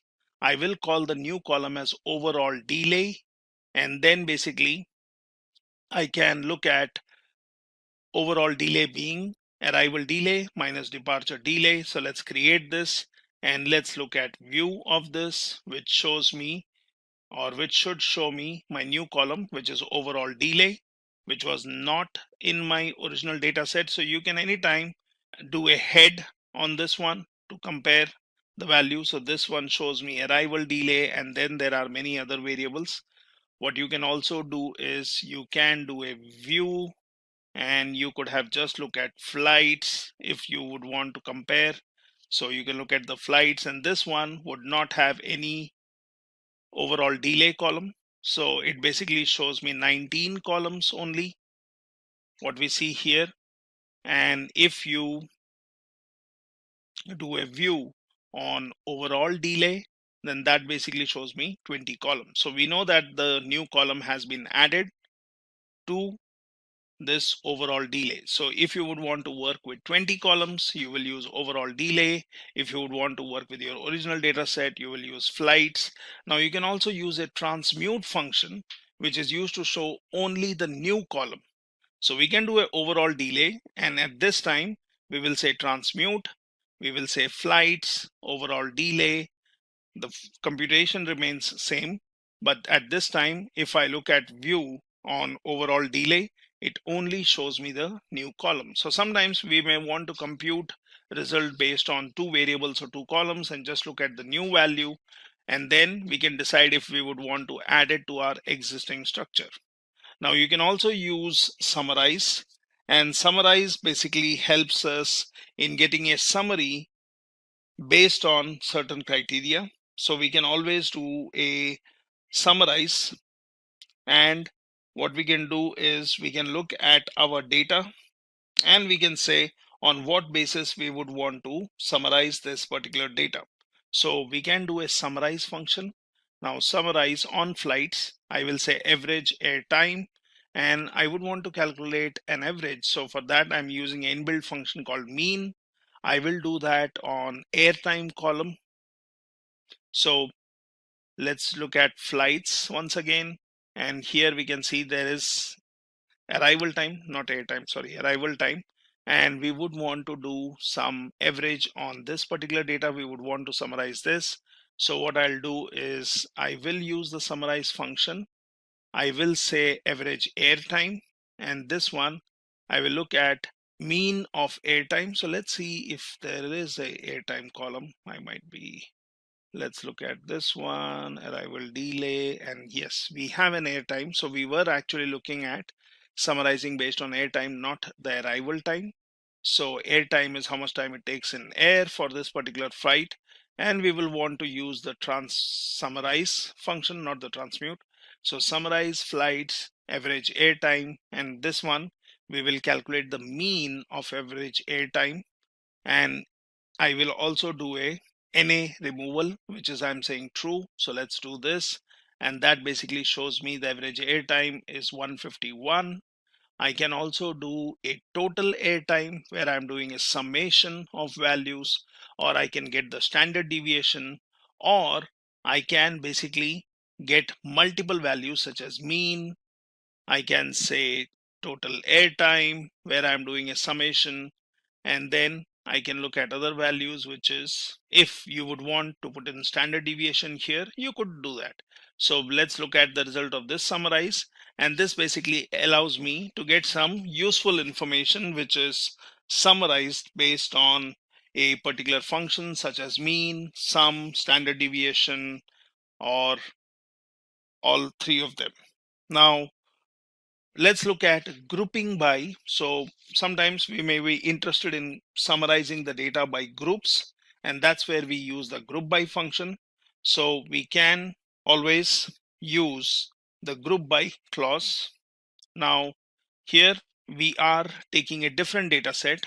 So we will say, for example, let's look at head of empty cars, and that is basically my data set on empty cars. Now that shows me the model of the car, it shows me mileage, cylinder and your horsepower and various other characteristics or variables in this particular data set. So here we can say let's do a grouping by gear. So there is a column called gear, so I will call it by gear. I will look at my data set, and then what I'm using here, which you see with these percentage and greater symbol, is called piping. So that basically feeds your previous data frame into next one. So this is sometimes useful, and you can get this by just saying Control Shift and M, and you can then use this. So we are going to have piping. So I'm saying empty cars. Now this is my original data set where I did a head, or I could have done a view on this one if you would want to see it in a more readable format, and that basically shows me the data. So we are using a different data set, so I want to group it by the gear column. So I'm going to call it by gear, and this one takes my data that is empty cars. I'm using the piping, and then I'm saying group the data based on gear column. That's done. Now let's look at the value of by gear, or you can always do a view. So remember, whenever you're doing a group by, it is giving you a internal object where your data is grouped based on a particular column. So we can look at the values here. You can do a view that shows you your data grouped based on a particular column. Now I can again use the summarize function where I would want to now work on the new one where it was grouped based on gear. So I'm doing a summarize, and here I'm going to say gear 1, which will be having the value of summation on the gear column. And then I'm saying gear 2, which is mean. Well, you could give some meaningful names to this. And let's look at the value of this one, where we are basically now looking at the values, which is sum and mean values based on the gear. Similarly, we can look at different example. So we can say by gear, and I'm again using piping. But earlier we had taken gear, we had grouped the data, and we called it by gear. So we took our original data set empty cars, but now within this particular data, which was grouped by gear, I will take this data set, I will use the piping, and I will summarize it where I am saying within this particular data set, I would want to get the sum, or I would want to get the mean, and then you can look at the values. So what you're doing is you are either looking at your original data set, or you're looking at the data which was already grouped, and then you can look at the values. Now here what we can do is we can group by cylinder. Say might be you are interested in looking at data which is summarized based on the cylinder column. You can do that. And then for this by cylinder, I'm doing a piping where I'm using the summarize function, and summarizing will then be done based on the mean values of the gear column or the horsepower. So let's do this, and then you can basically look at the value. At any point you may want to look at the data set again, so just do a head, and you can look at what does the value contain, and by cylinder or by gear, and do a head, and it gives you the value. So you can always do some summarizing or grouping in these ways. Now here we are going to use sample underscore n function and sample underscore fraction for creating samples. So for this, let's take the flights data set again, and we would want to get 15 random values. Now that is done. and it shows me 15 rows with some random values from the data. What you can also do is you can do a portion of data by using sample underscore fraction, and here I'll say flights, I'll say 0.4, which will return 40% of the total data. So this can be useful when you are building your machine learning, where you would want to split your data into training and test. Might be you are interested in some portion of the data, so you can do this, which is very useful function, and then you can look at the value of that. Now what we can also do is we can use a range function. So like we were doing a grouping by, or we were trying to pull out a particular column. So in the same way, we can use a range, which is a convenient way of sorting than your base R sorting. So for a range function, let's do a view based on a range. So we will work on the flights data set which we have, and here what we would want to do is we would want to arrange the flights data set which is based on year and departure time, and we are doing a view out of it.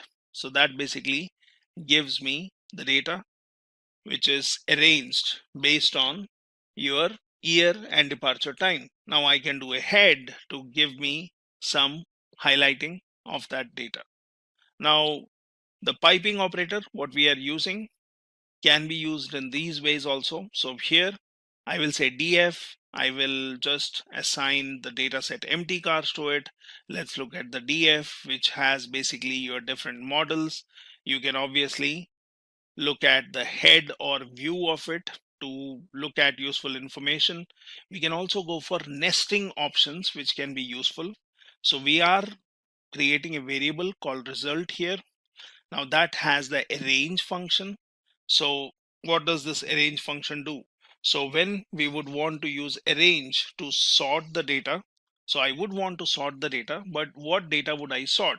So I will use sample n, which will give me some portion of the data or some sample data. Now what is that sample data? So here we are using nesting. That is, earlier when we did a sample, we just said data and how many random samples we want. But instead of giving that, what we are going to do is we are going to use filter here. Now this filter will work on df. So filtering will happen based on the mileage, which is greater than 20. I will say size is 5, and I would want to basically arrange this in a descending order. So I'm using the des on this particular mileage column. By default, it is always ascending. So let's get the result out of this, which will basically show me the mileage details in a descending order. So this is my data frame, and now we can look at the result, what we have created. So just do a view or do a head and look at the view. So here you see mileage, where the highest value is on the top, and we were only interested in 5 values in our random sample. So that's why when you did a view, it shows your 5 values, and it shows in a descending order based on mileage. So we have not only used an inbuilt function, we have not only arranged the data, that is, we have sorted the data, but we have sorted the data based on a descending order on a particular column. We have said the value should be greater than 20, and we have also said we just need 5 random samples. Now let's look at some other examples. So you can always do a multi-assignment. So I can say filter, wherein I'm going to use df, which was assigned empty cars.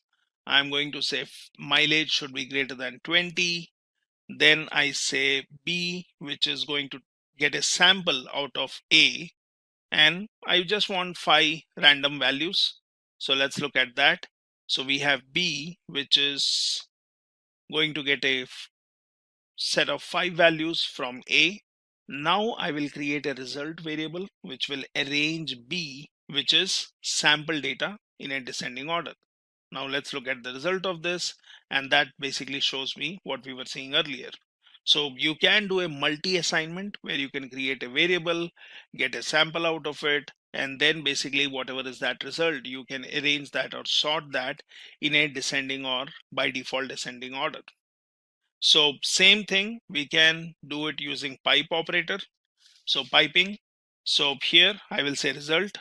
I'm passing in my DF, that's the data set. I'm using piping, and which basically tells what you need to do on this particular data set. So I'm going to filter out the data based on mileage 20. Then I'm going to push that or forward it to get the random sample, and whatever is this random sample is going to be pushed. So you are arranging this in a descending order. So this is one more way of doing it, and then basically you can look at the result. So these are some simple examples where you can use your dplyr with multiple assignments, or using your nesting to filter out the data. You can also do a range, which is to sort the data. You can get some random samples out of it. You can summarize the data. You can also summarize the data based on one or two or multiple columns. And you can use some inbuilt functions to summarize the data based on some functions which are applied on the variables or on the columns. You can transmute it, where you would be interested in only looking at one column. You can mutate it, where you want to add a new column. You can slice it, and you can give the conditions where you can say and or to filter out the data. So what we can also do is, on this particular data set which we have, say for example DF, where I have my data, let's look at this one. And if I just do a DF at this point, it shows me my data set. And if you would be interested only in particular column, then your dplyr also allows you to, either we can do a filter or we can simply do a select.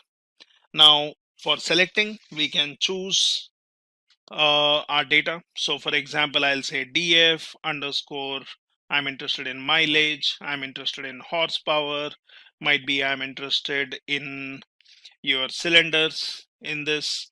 And for this one, what I can do is, when I would want to do a select, I can basically say selected df, let's call it some name.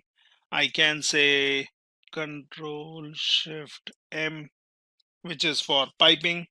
And then basically what you can do is you can do a select, and you can choose your columns. So I was interested in mileage, I was interested in horsepower, I was interested in cylinder. And here what I'm doing is I'm using a select, where I can look at the new data frame.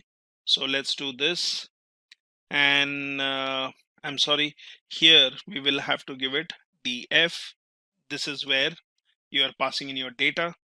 Yeah, now this one is done, and we can look at the value of this one by just doing a df or head on df underscore mileage horsepower cylinder, and look at the selected result. So you can be looking at selective columns. I could have done this filter, but filter will always look for a condition. Say your mileage is greater than 20, or might be your cylinders are more than 4, or something else. But when you do a select, you are selecting specific columns. So view always gives you all the columns, head gives you highlight, but then select can be useful when we are interested in looking at only specific data. So this is how you can use dplyr for manipulation, for your data transformation, for basically filtering out the data by selecting particular data and then working on it. So as you can see, I'm using Jupyter Notebook for the Python. Okay, so here what I will do, I will go to new, and this Python 3. Okay, so here first I will rename it to Pandas for data analysis. Okay, then rename it. Okay, so already everyone know Pandas is a Python library that provides extensive means for data analysis, right? Data scientists often work with data sorted in the table formats like .csv, .tsv, or xlx. Okay, so Pandas makes it very convenient to load, process, and analyze such tabular data using SQL-like queries. Okay, so in conjunction with Matplotlib and Seaborn, Pandas provide a wide range of opportunities for the visual analysis. Okay, for the you can make charts and all, right? So the main data structure in Pandas are implemented with series and data frame classes. So now let me import numpy first, okay, as np. Then I will write import pandas as pd. Why I'm writing as np and as pd? Because I don't want to write pandas and numpy again and again and again. So I gave the short form, you can say. Okay.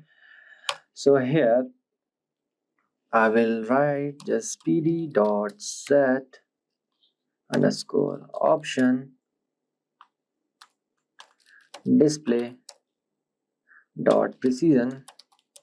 Okay, then I will write comma 2. Okay, where are it? Okay, fine. So we have imported pandas and this numpy library. So now what I will do, I will demonstrate the main method in action by analyzing a data set on the churn rate of telecom operator. I have like one data set named telecom churn, okay, operator clients data set. So now let's first import it. Okay, so I will write here df equals to, df means data frame, you can give any name. Okay, df pd, as you can see here, pd means pandas dot read underscore csv, then telecom churn dot csv. So you can find this data set from the description box, okay, in the description box below, right? Then I will write here df dot head. What does this do, df dot head? It will show you, the first 5 lines using the head method of the data set. It will show you first 5 lines of the data set head. And if you will use tail instead of head, you can see the last 5 rows of data set. Okay, if I will write here df dot tail, you can see the last 5 rows of the data set. Fine. Yeah, so on our data set we have state, account length, area code, international plan, voicemail, this. Okay, and the churn rate is false. Fine. So now what I will do, I will recall that each row correspond to one client and instance, and the columns are the features of the instance. So now let's have a look at the data dimensionally, features, names, and the feature types.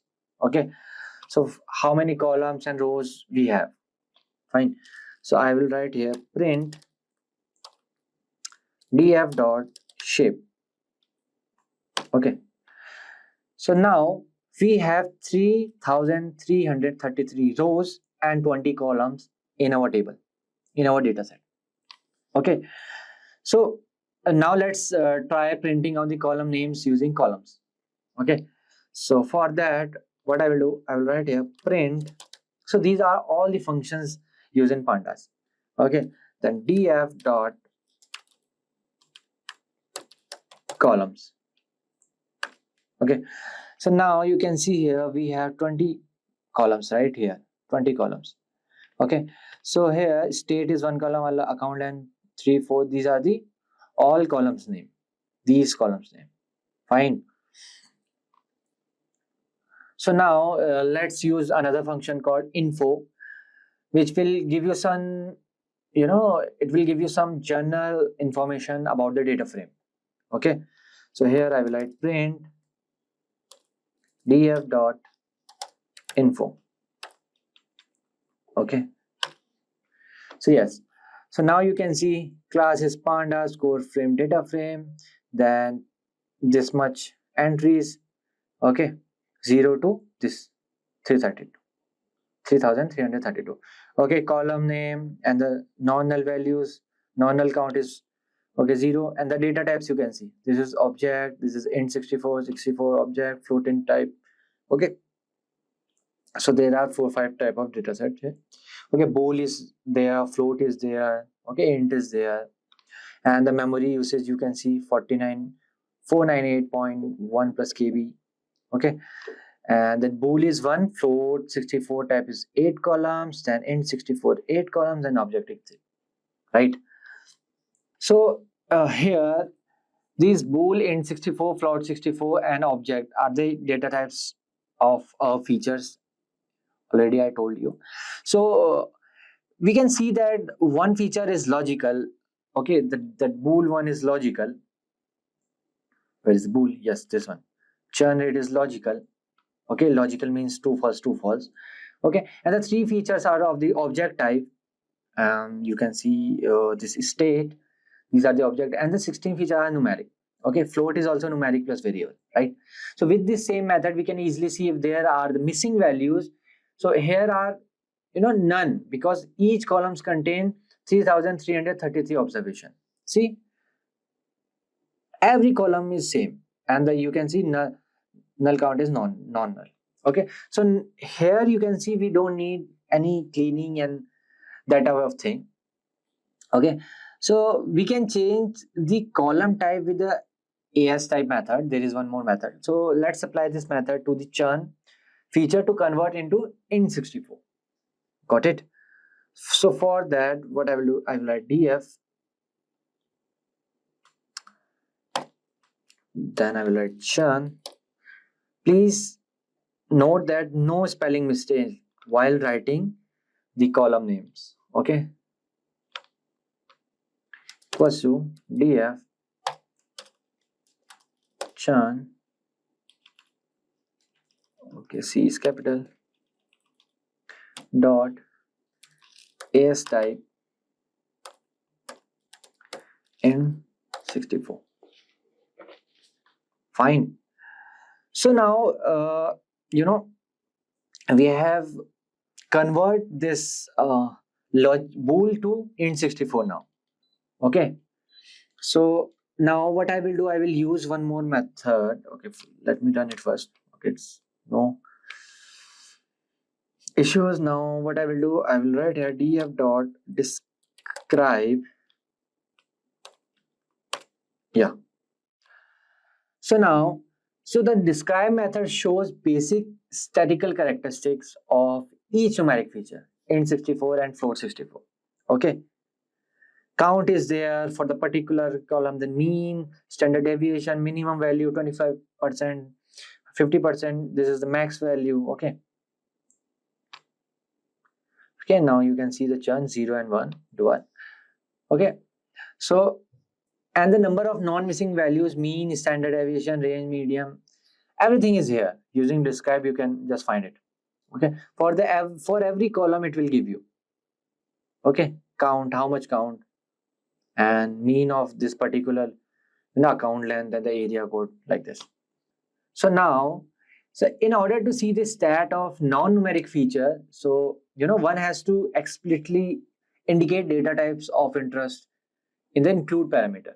Okay, I will use the include parameter. So at first I will write df dot describe include equals to object comma bool. Okay, so now you can see the count is 333 and unique values are the 51, and the top is this and the frequency is this. Okay, so I am here seeing the stat of non-numeric features. Okay, like state, international plan, and the voice plan, like this.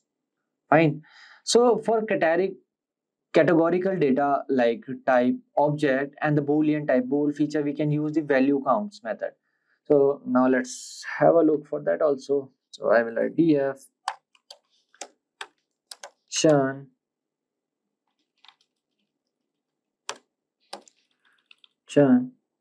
dot value counts. Okay, so this is some data, right? So now what I will do, so there are, okay, fine. So now what I will do here, I will normalize it.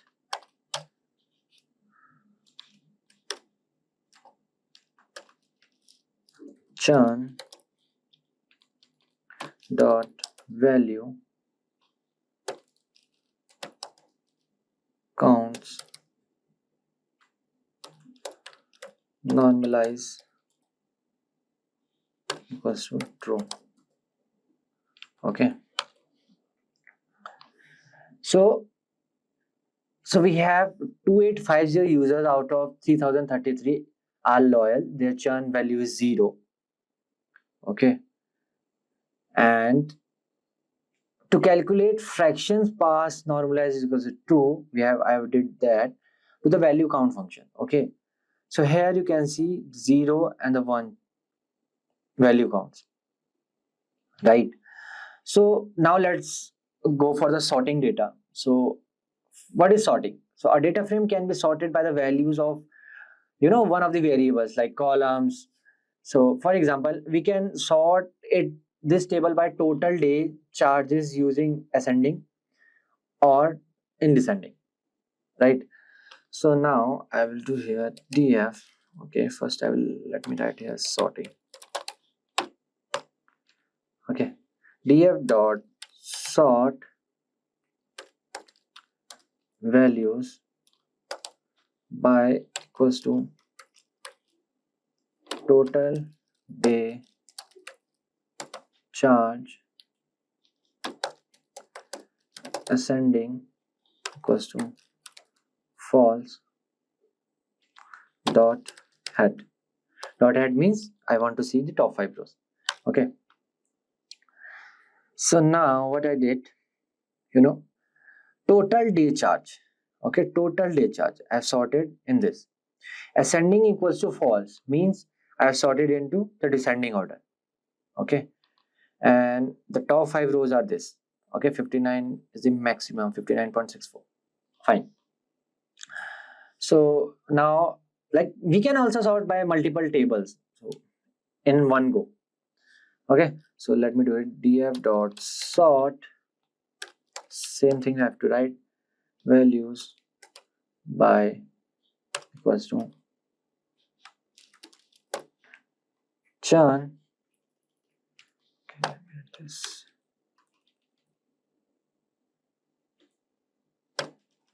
Yeah, churn, comma, then again total day charge, comma, ascending equals to true, comma, false.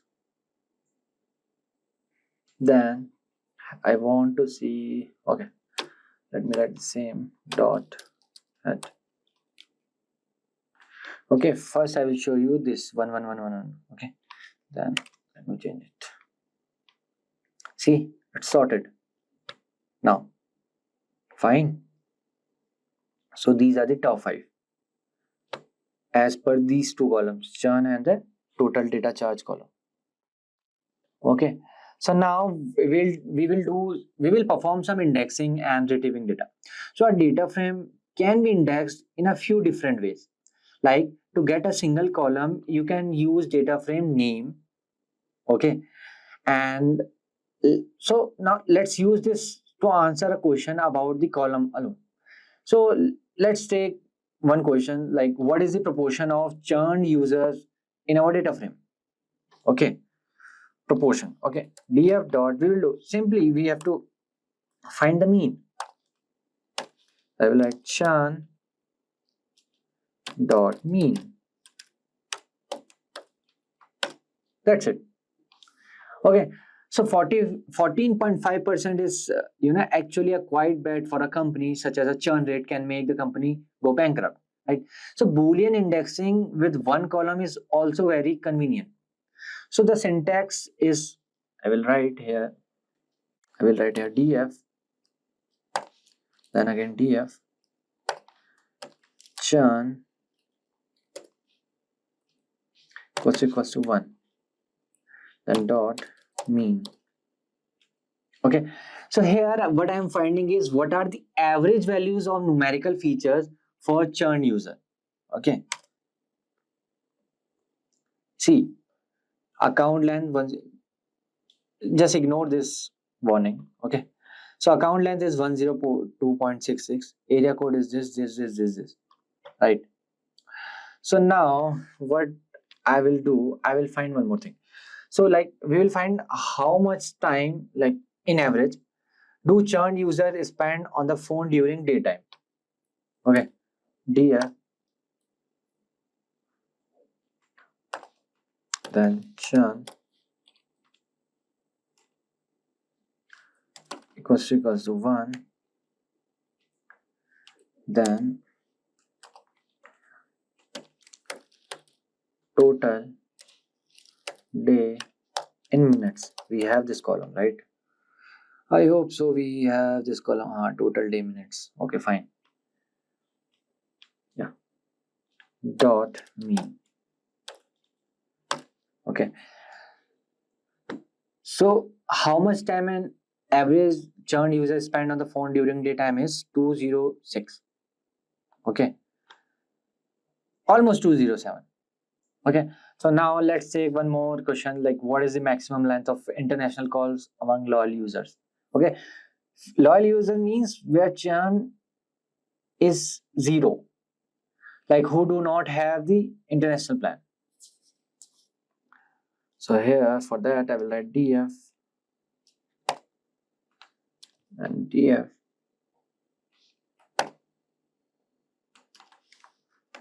churn equals to 0. Here I will write and df, okay, I will, okay, international plan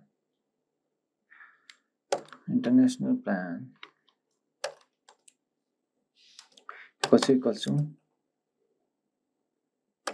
no, because there is, see, you can see the international plan, no, yes, no, yes, no. Okay, no, then total international minutes. Okay, this, okay, for the confirmation let me copy it and paste. Okay, no issues. Dot maximum value. Yeah, so 18.9. Okay, so 18.9 is the maximum length of international calls among loyal user, whereas churn is 0, who do not have the international plan. Okay, so indexing, data frame can be indexed by column name, I told you already, or the row name, or by the serial number, you can say, of a row. So there is one method, loc. Okay, method is used for the indexing by name, while iloc is another method for indexing by the number. Okay, first I will show you df dot, here I will write indexing, df dot loc comma state, then area code. Okay, so in this first case, we can say I gave the values of the rows with the index from 0 to 5, like inclusive, and the column labeled from the state to area code inclusive. Okay, so this is how you can perform indexing, okay, using by name. Okay, if you want indexing by the numbers, you have to use iloc instead of this loc. Iloc means location. Okay, don't get confused. 5 comma 0 to 3. Okay, see, you got the same almost, right? Yeah, this is 0 to 5. Okay, and this is 0 to 3. 0 to 5 means 1 2 3 4 5, and 0 to 3, 1, 2, 3. Fine. Yeah. So what if we need the first or the last line of the data frame? So we can also do that. So here simply you have to write simple thing, df -1. Okay, that's it. See, this is the last line, -1, last line. Fine. So if you want to, apply something to all the columns, so there is one more function which is apply. So how to do is df dot apply np dot max. Okay, right? It gave me all the maximum values of the particular table. Sorry, particular column, not table. Okay, so this is how you can do this. So this apply method can also be used to apply a function to each row. I already told you. So to do this, you have to just specify the axis or the lambda function are the very convenient in such scenarios. Like for example, let me give you one example. Df, then df state. Let's use the state. Okay, then dot apply lambda state and state 0 equals to w, which is starting from w. Okay, then dot, I need only 5 rows, dot it. Okay, so the state is starting from w, here it is. Okay, top 5, right? So yes, so there is one more function, map method, which is used to replace the values in a column by passing a dictionary or the form, right? So map function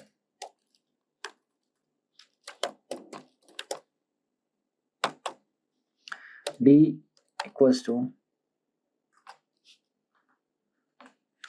no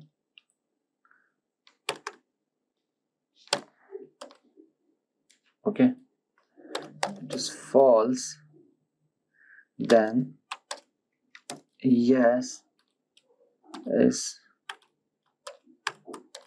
true, right? Then df international plan equals to df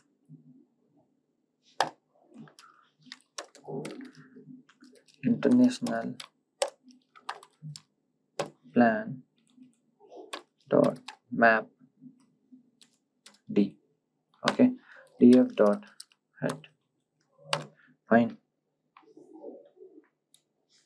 Okay, there is some international plan. Okay, p is small, that is why I was saying please write it carefully. Yeah. Okay, so this is the map function. Okay, so wherever there is no or yes, okay, so I have mapped it to the true false, right? Okay, see here you can see international plan, yes no yes no yes no. I have marked yes to false. And okay, why different? Because the series is different. Okay, here I have performed different thing. The numbers, just check the number. Okay, 0 1 2 3 4, right? Df dot head, let me write this. So now let's compare. Okay, why it's coming? Because I have already performed that thing. So we'll go to here, see no no no no yes yes. Now you can see here false false false true true. So for no I gave false, and for the true, for the yes I gave true. Fine, this is the mapping. This is how you can do the mapping. Okay, so now let's do df equals to, same thing can be done using replace as well. There is one more function. Okay, let me give you the name, stack replace.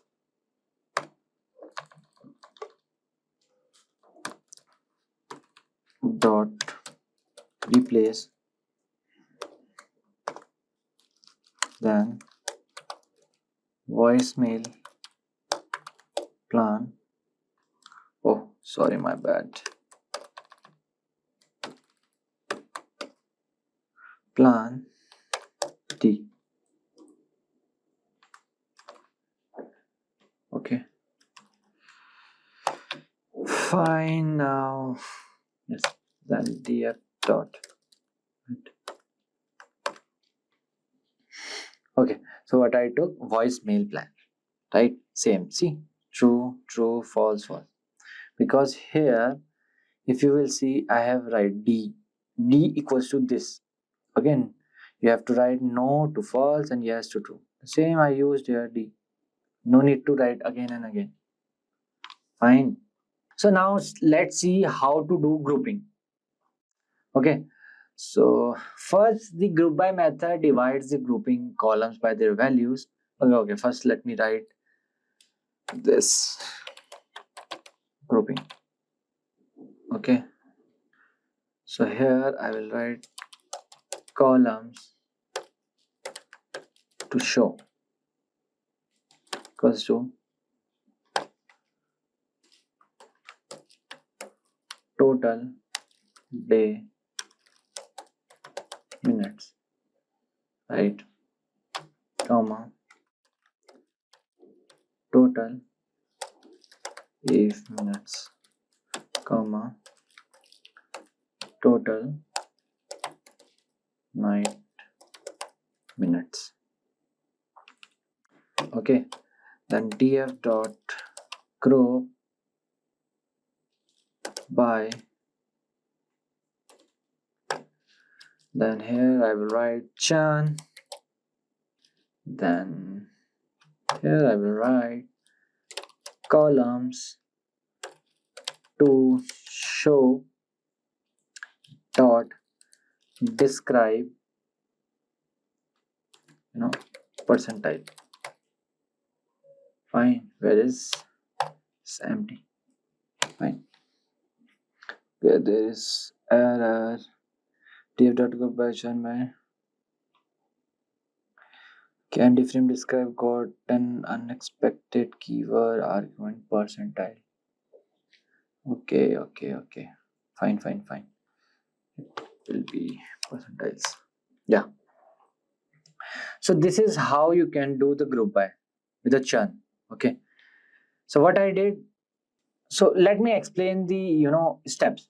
So first, the group by method divides the grouping columns by their value. Okay. Then they become a new index in the resulting data frame. Then column of interest are selected, column to show, this column to show. Okay, so if column to show is not included, all the non-group by classes will be included. Finally, one or several functions are applied to obtain the groups for selected columns. So here what I did, we group the data according to their values of the churn variable and display stat of 3 columns in each group. Right, these 3 columns in each group. Same, count means standard deviation minimum 50%, max count means this. Okay, so this is how you can do grouping. Fine.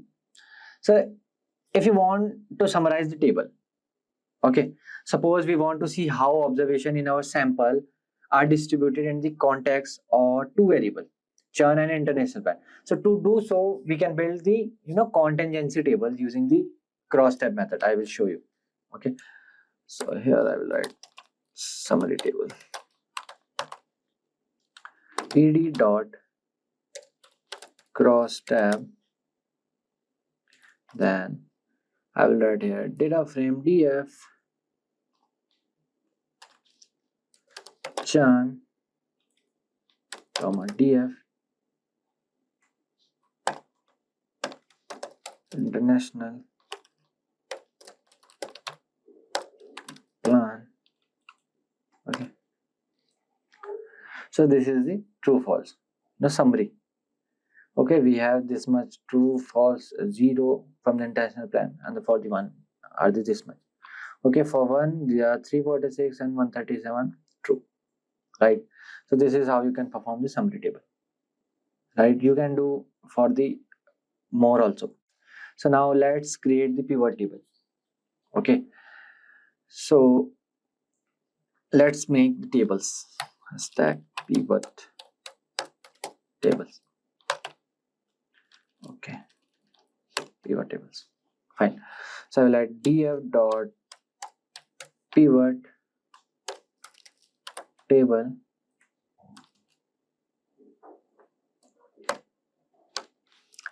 Okay, then I will write here.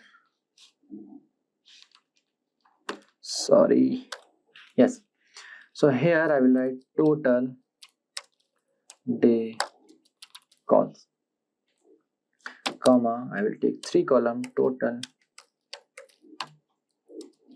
eve calls, comma, then total night calls, comma, then area code. Okay, comma, then aggregate function equals to mean. Okay, I'm using mean. Fine.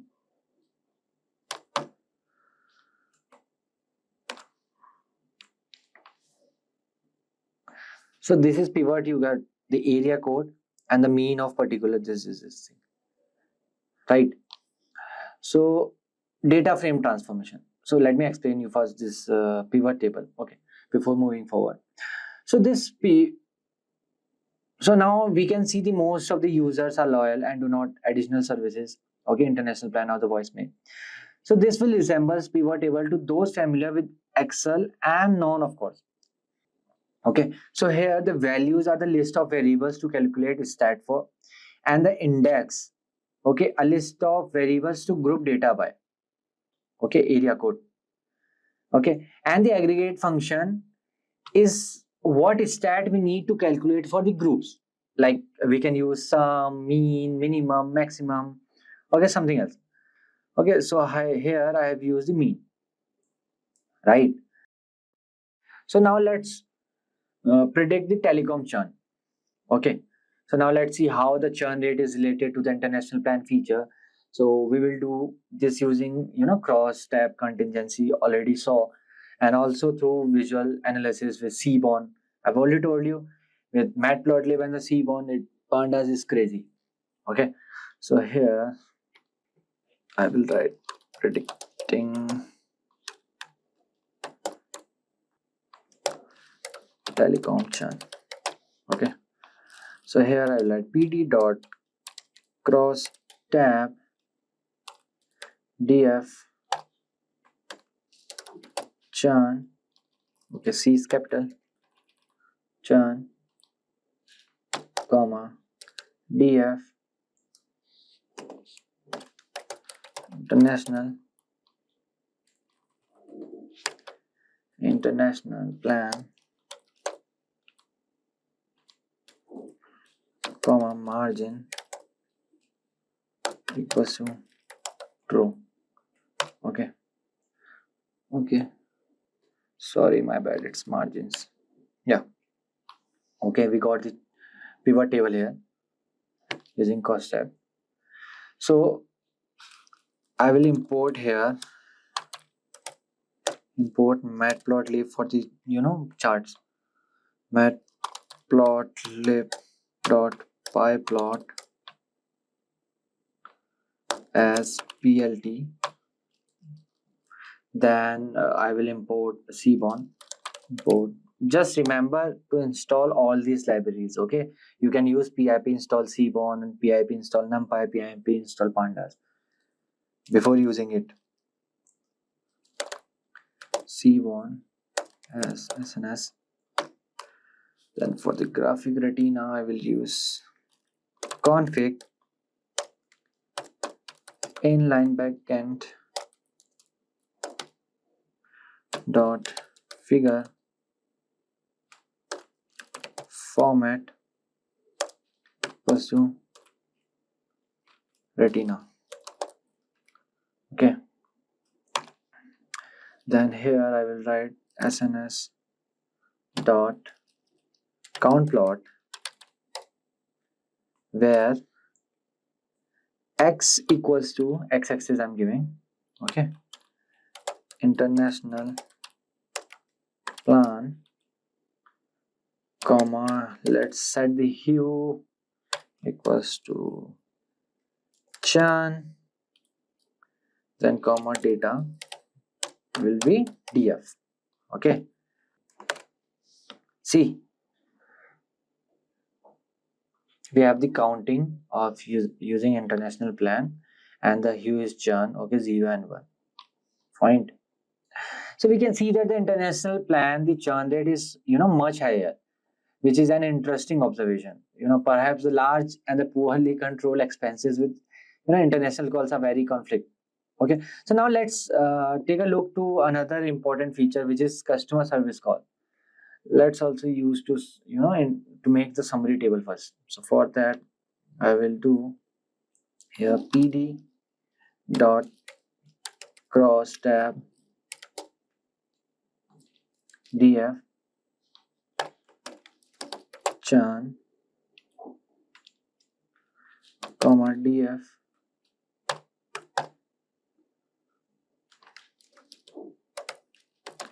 customer service calls comma margins equals to true. Okay, yes, so again I have made the summary table for the customer service calls. So now what I will create SNS dot count plot x equals to customer service calls, where hue is chan, then data equals to df chan. Yes, okay, so this is how you can create the charts using pandas and the c1. Fine. So therefore, predicting that the customer is not loyal, churn equals to 1 in the case of when the number of calls to the service center is greater than 3 and the international plan is added. Okay, so this is how you can do data analysis using pandas. Okay, so hello guys, welcome to this demo part of this video. So here what I will do, I will go to new, then Python 3 file, then here I will give it the name called exploratory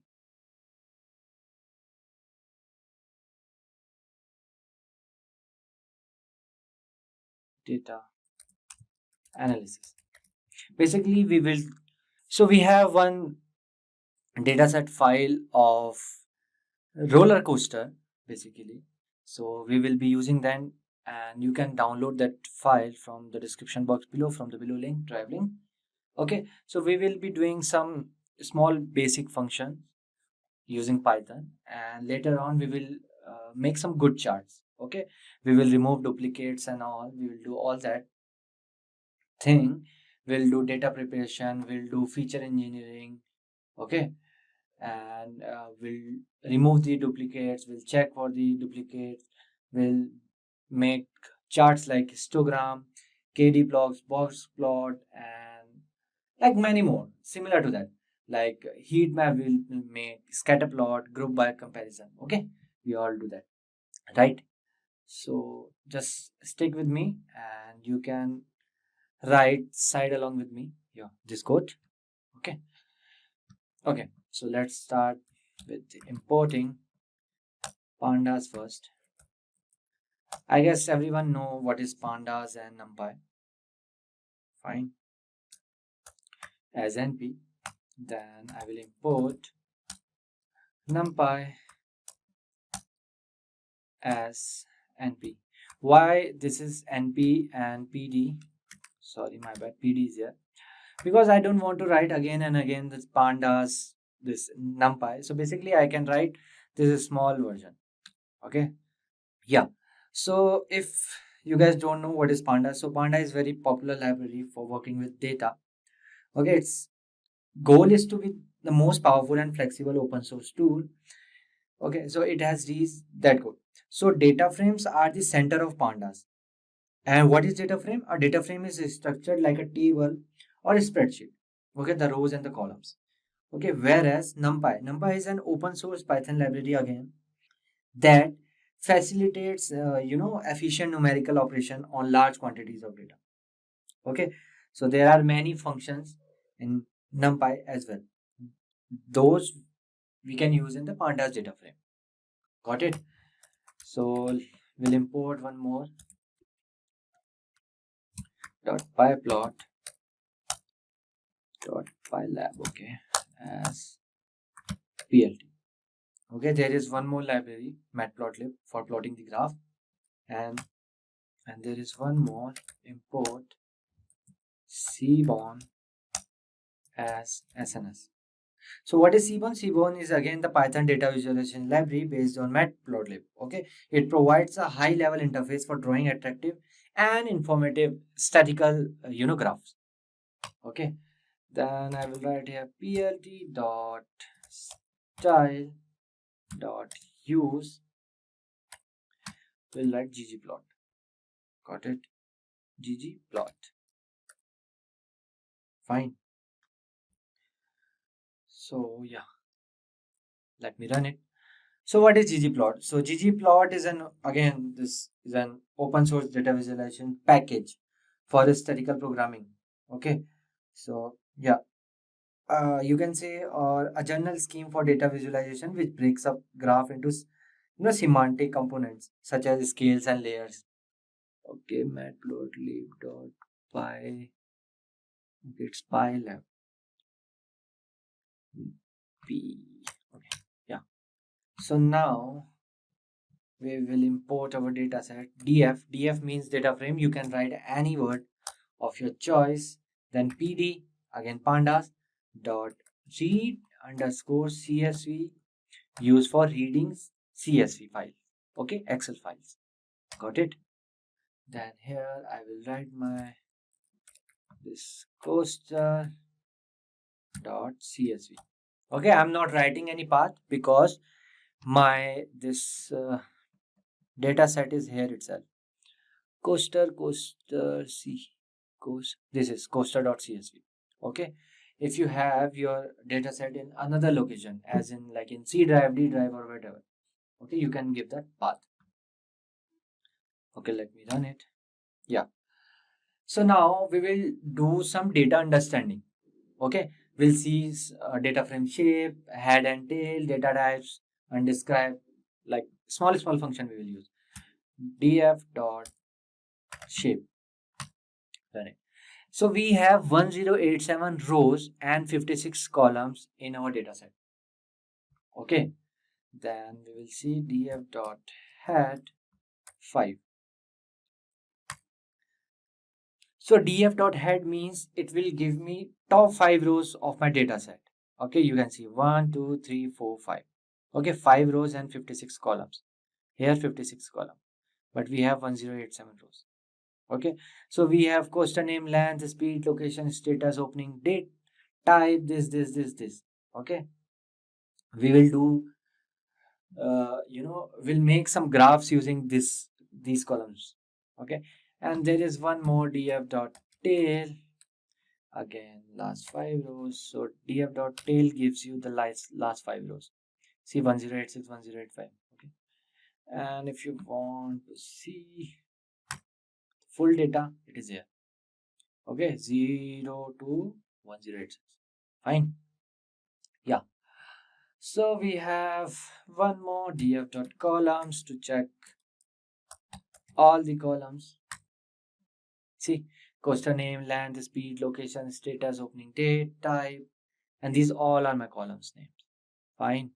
So we have one more, data types. Actually, we have like many data types, but let me show you some important ones, or you can say some of the basics ones. Okay, so df dot d types. D types means data types. Question name is object type, length object, and inversion is float. Okay, we'll check inversion. Where's inversion? Yeah, float type. Okay, then everything is object, and year introduces int, numeric one, and latitude float. Okay, so basically we have three types: float, int, and object. Okay, then what we will do? Let's just quickly check this. Describe. Okay, so what is the count of this inversion? 932. Okay, it won't include any, what is it, empty cells. Okay, it won't count empty cells, right? Mean of this particular table, then standard deviation, then mean, minimum value 25%, 70%, 75%, and max. It will describe you all this. Okay, and there is one more, df.info to get the info. See, question name 1087 value non-null object, then length 953 non-null. Okay, like this. Yeah, so now moving forward, what we will do? We will do data preparation. Okay, what comes in data preparation? Like dropping irrelevant columns and rows which we don't want. Okay, then second thing is identifying duplicates columns, then third is renaming columns, then we will do some feature creations, right? So if you want to drop a column, okay, how you can drop? So you have to write just df dot drop. First I will give here hashtag data preparation. Okay, yeah. So how you can drop a column? Okay, df dot drop. Then here I will write opening date comma axis equals to 1. Okay, opening, okay, axis spelling is wrong. Instead of this, okay, maybe what is the opening date? Okay, O is capital here. Instead of this, you can use double equals to. Okay, axis is not defined. My bad. So what you have to do, you have to give this here and you have to put it here. Yeah.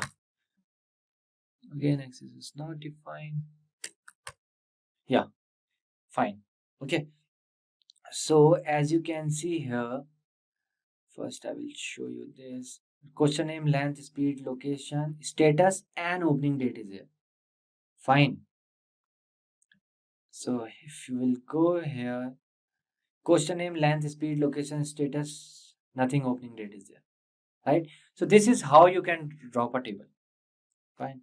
For a while I'm making it as a comment. Maybe in future upcoming, making graph, I need this. Okay, so yeah, so I will write here df equals to df question name comma location, then comma status, then here I will write manufacturer. Fine. Then again comma, then I will give here year introduced, then comma latitude. Wait, I will tell you why I'm doing this. Then longitude, latitude, longitude. Then I will give you type main.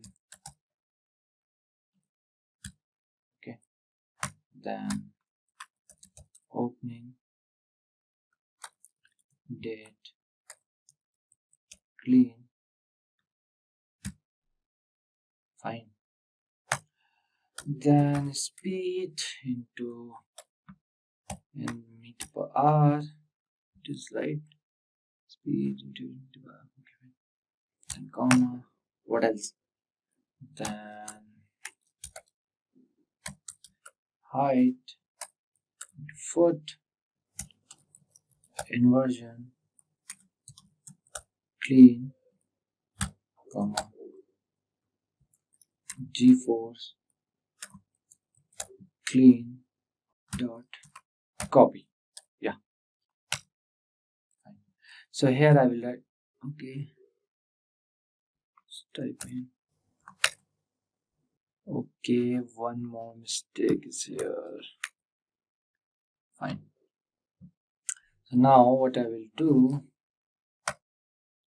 I will write here opening date clean equals to pd2 dot date time df opening date clean. Fine. What happened? So what does this pd dot to date time do? Okay, so it converts argument to date time. Okay, so this function, you can say converts a scalar, array like, or series or data frame, dictionary like, to a pandas date time object. Okay, so now let's rename the columns.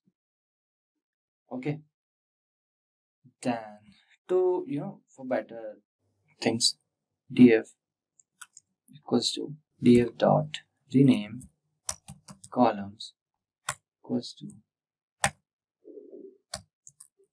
coaster name, then poster name, comma, year introduced, then year introduced. Okay, opening date clean to opening date. Okay, then I will write as speed immutable r, then I will write caps speed underscore immutable r. Got it? Then height into foot, I will write it as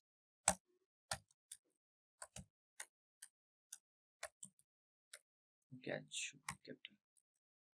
So why I'm writing this? Because this is a very good practice as a professional way, as a data analyst or as a business analyst, whatever you are working on machine learning projects or whatever the thing.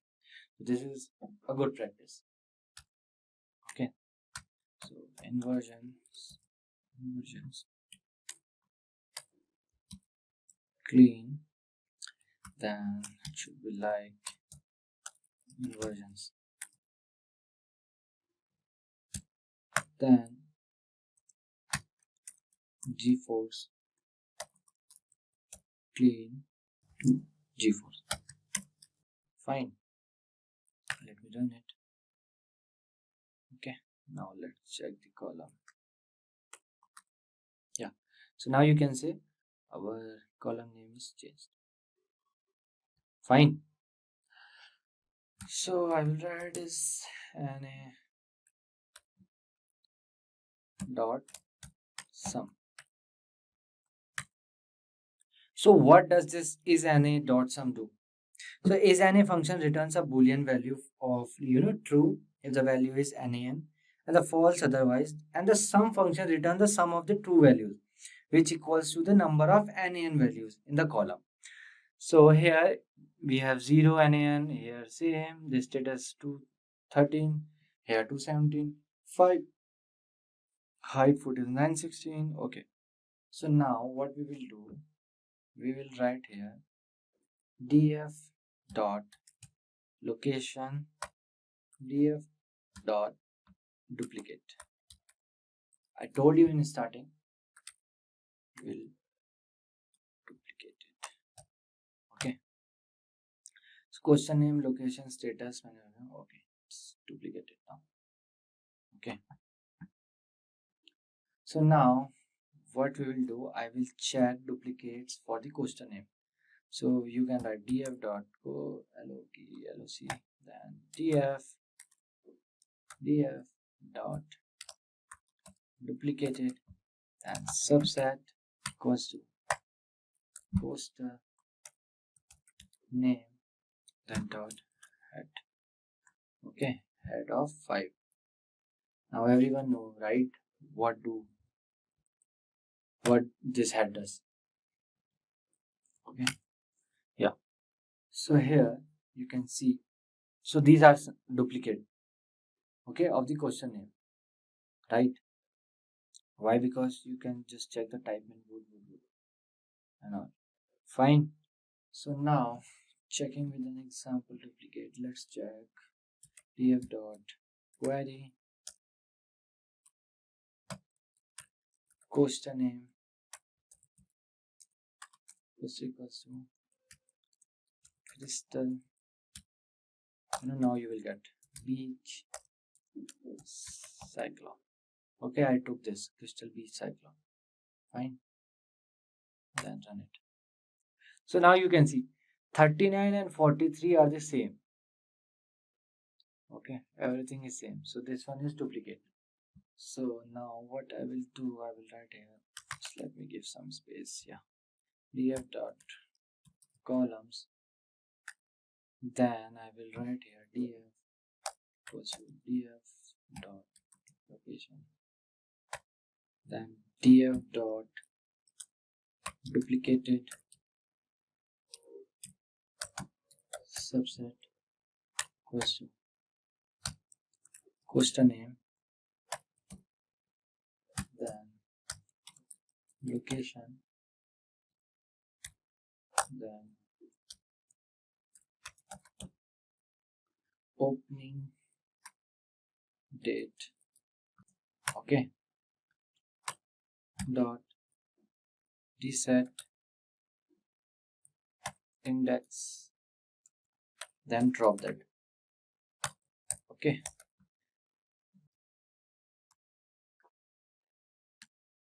so now what we will do some feature understanding. Okay, so now we will do some feature understanding.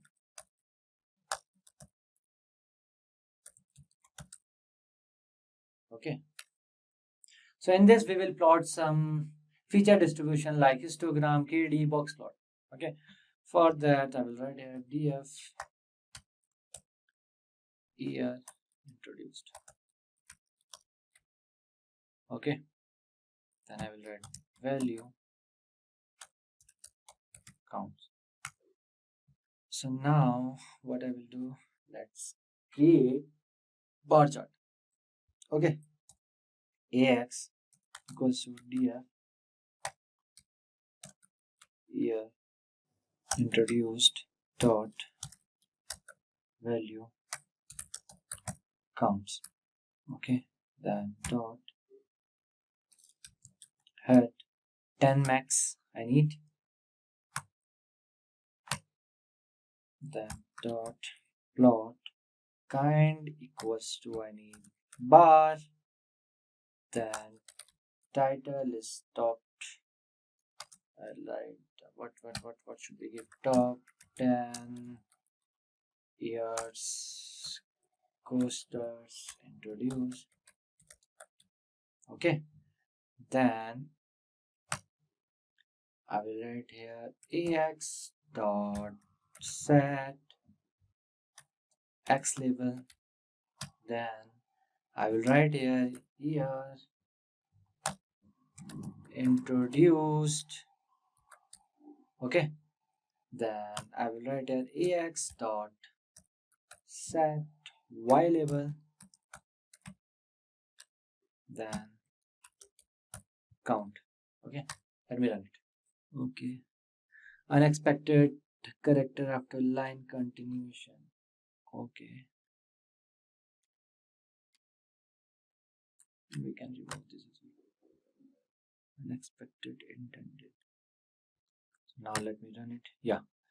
So this is our bar plot. Okay. So this is how you can create bar plot using your data. Okay. So a bar plot is, one of the most common types of graphics in this data visualization or EDA. It shows the relationship between a numerical and the categorical variable. Okay. So each entity of this categoric variable is represented as a bar. Got it? So now let's do some more. So what let's make a histogram class.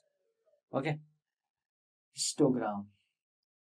So for that I will write AX equals to DF speed per R, then plot kind equals to histogram, then comma, I will write bins here. Okay, bins equals to 20, then title equals to coaster speed, okay, in meter per hour, then AX dot set X level is speed meter per hour. Okay, forgot to give this. Okay, yeah. So a histogram displays numerical data by grouping data into bins of equal width. So here each bin is plotted as a bar whose height corresponds to how many data points are in that bin. So bins, you can say, are also sometimes called the intervals or classes or buckets. Basically, it's the same. So here for this much is the bin. For this much is the bin. So this is like that. Okay. So now let's create KD plot. So for that, it's very simple. AX equals to DF. Then I can write as speed in meter per hour. Then plot kind equals to KD, comma, then title. I can write anything, coaster, speed, then AX dot set X level speed, okay, meter per hour. Yeah. So KD, what does KD means? A kernel density estimate. This plot is a method of visualizing the distribution of observation in a dataset, analogs to a histogram. So KD represent the data using a continuous probability density curve in one or more dimension. Okay, in one or more dimension, that curve. Fine. So now let's do some feature relationship. So in this we will make scatter plot, heat map correlation, and pair plot. Okay, or we can also do some group by comparison. Fine. So now let's first make scatter plot. Okay. So df dot plot kind equals to scatter, comma, x equals to speed meter per hour, comma, y equals to height in foot. Fine. Then comma, let's give the title equals to coaster speed versus height. Fine. Then plt dot show. Okay, some error is there. Speed meter per hour. Okay. Okay, S should be capital and H should be capital. Yeah. So this is scatter plot. Speed versus height. This is speed versus height. Okay. If the I can see here height is directly proportional to speed somewhat, because if you can see the 350 is the speed is, then 120 kilometer per hour. No, it's not like that. Okay, fine. So scatter plot identifies the possible relationship between change observed in two different sets of variables. Here the variables are height and the speed. Okay, it provides a visual and the statistical means to test the strength of relationship between two variables. Fine. Now let's make one more to give you better idea. Okay, with legend. Now I will show you with SNS dot scatter plot, then x equals to speed meter per hour, comma y equals to height into foot, feet, whatever you can say. Then hue will be there, then year introduced. Okay, then data equals to df, then ax equals to set title, then coaster speed versus height, then plt dot show. Yeah, so now you can see, so this color, the light color, let me zoom it. Okay, so this color we have some here which are introduced in 90s. Okay, and this color which are introduced in 1925, and these colors which are introduced in 2000. Okay, so you can see like this as well. So now let's make pair plot. Okay, it's look amazing. So let me write SNS dot pair plot, then df comma variables equals to, I need year introduce, then speed meter per hour, comma, that should be capital, height, foot. Just remember the spelling. Okay, it's case sensitive. Inversions,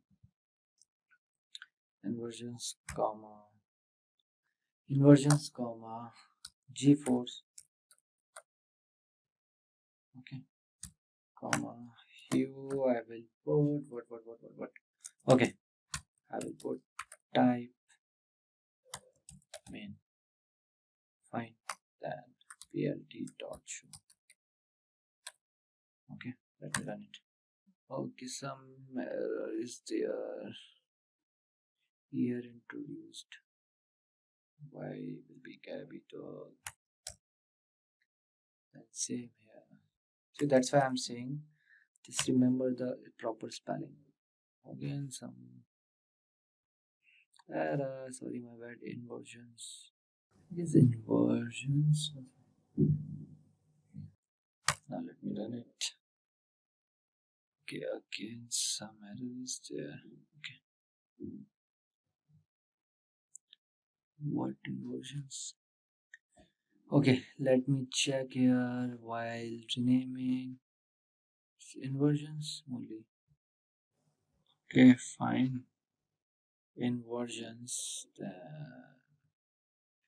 Let me paste here, but nothing changes. Let me check again. Okay, some error is there. Wait. So yeah, you can see it's running fine. So after this, what I will do. So what is the pair plot? So pair plot function allows the user to create, then an axis grid via which each numerical variable is stored in the data is shared across the x and the y, okay, in the structured column.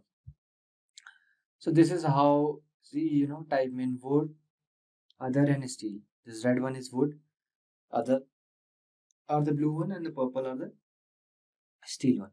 Okay, the different format. Okay, now let's create the last graph, which is heat map. Okay, So let me write df correlation equals to df here introduced comma speed meter per hour comma height into foot, again it will be the same, comma inversions comma g-force, then drop NA, then correlation, okay, df minus correlation.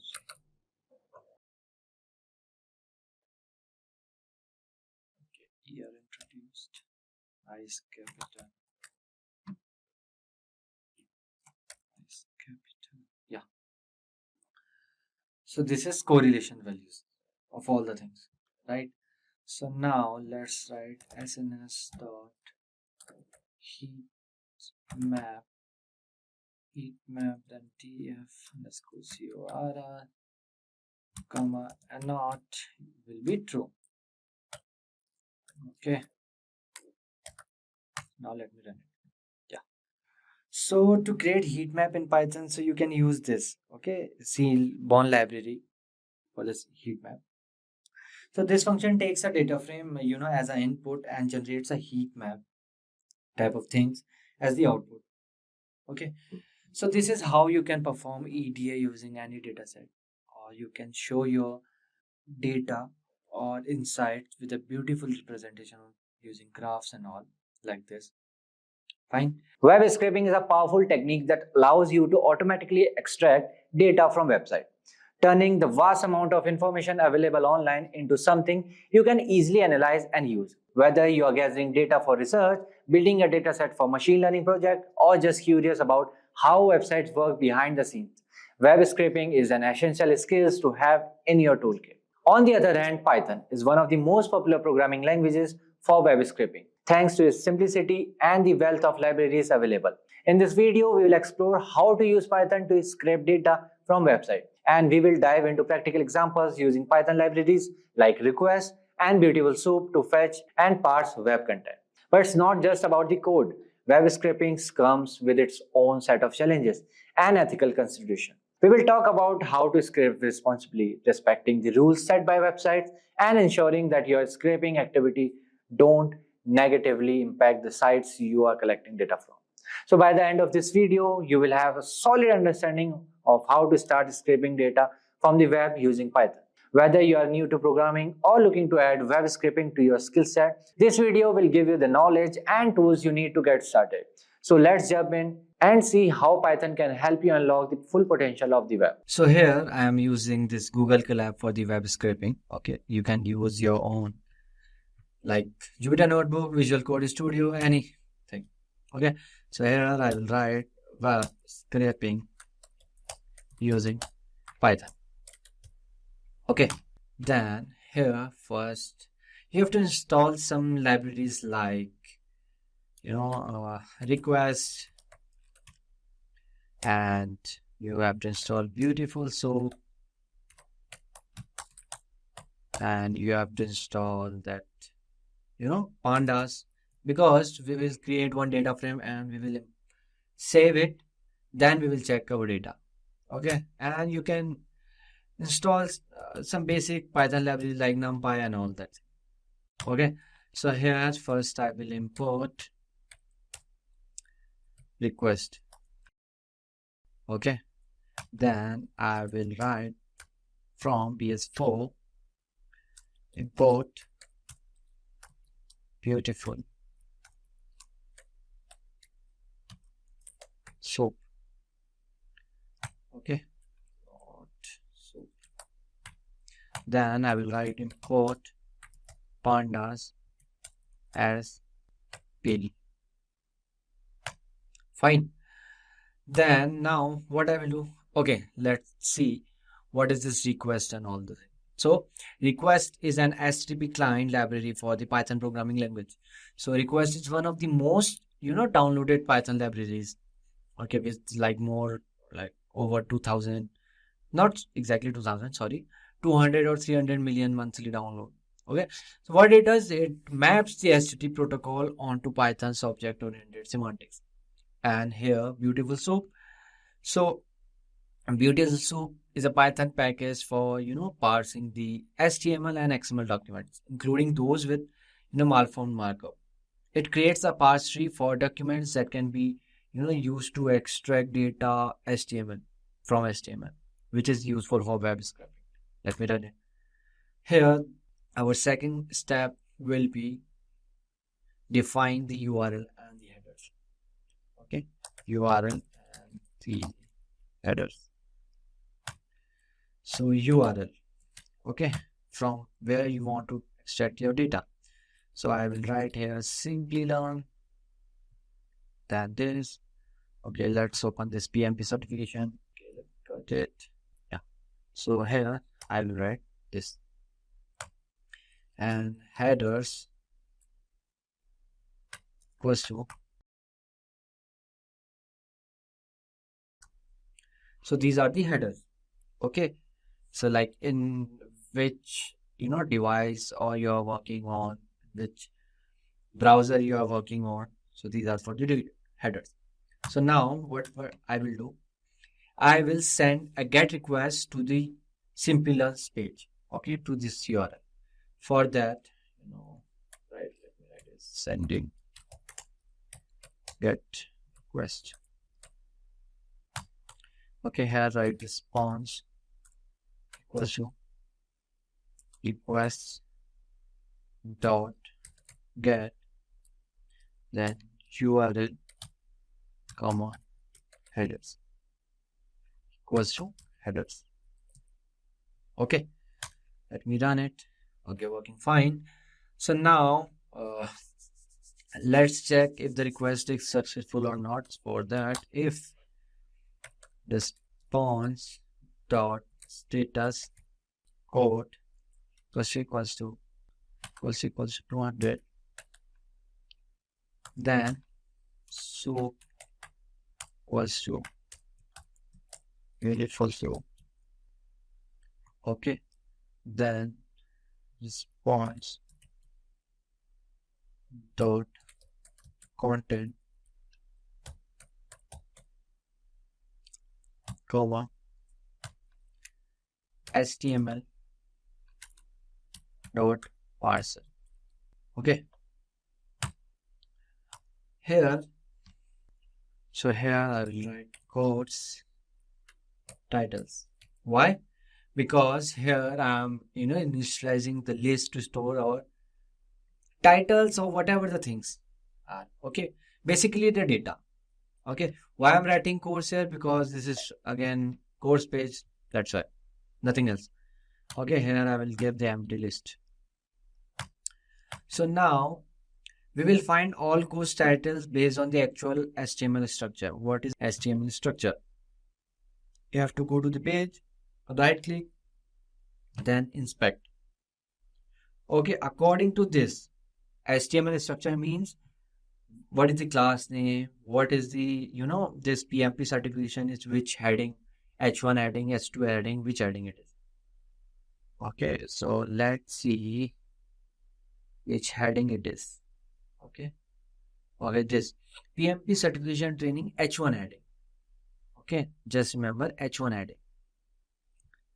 So here I will write for course in soup dot find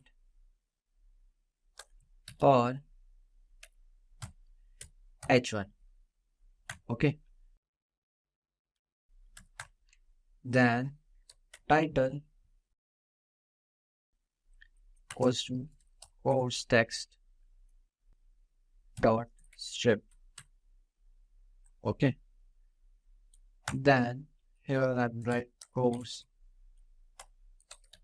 titles dot append title. Okay, now what I will do, I will check if any data was extracted before it not. Okay, I will write if course titles. Here I will create a data frame. df equals to pd dot data frame. In this I will write course title. It will be our that column name. So I will write it course data. Okay, then course titles. Okay, then here I will write df dot to csv, then just create Simplilearn dot csv. Okay, so our data will be saved in this Simplilearn dot csv. Okay, csv. Fine. Here what I will do, I will write index equals to false. Print data, and data is saved in csv, Simplilearn dot csv. Fine. So here I will write else print web page. Okay, write field to retrieve the web page. Okay, that's it. Let me run it. Okay, if response or status group, response object has no attribute, status code. Okay,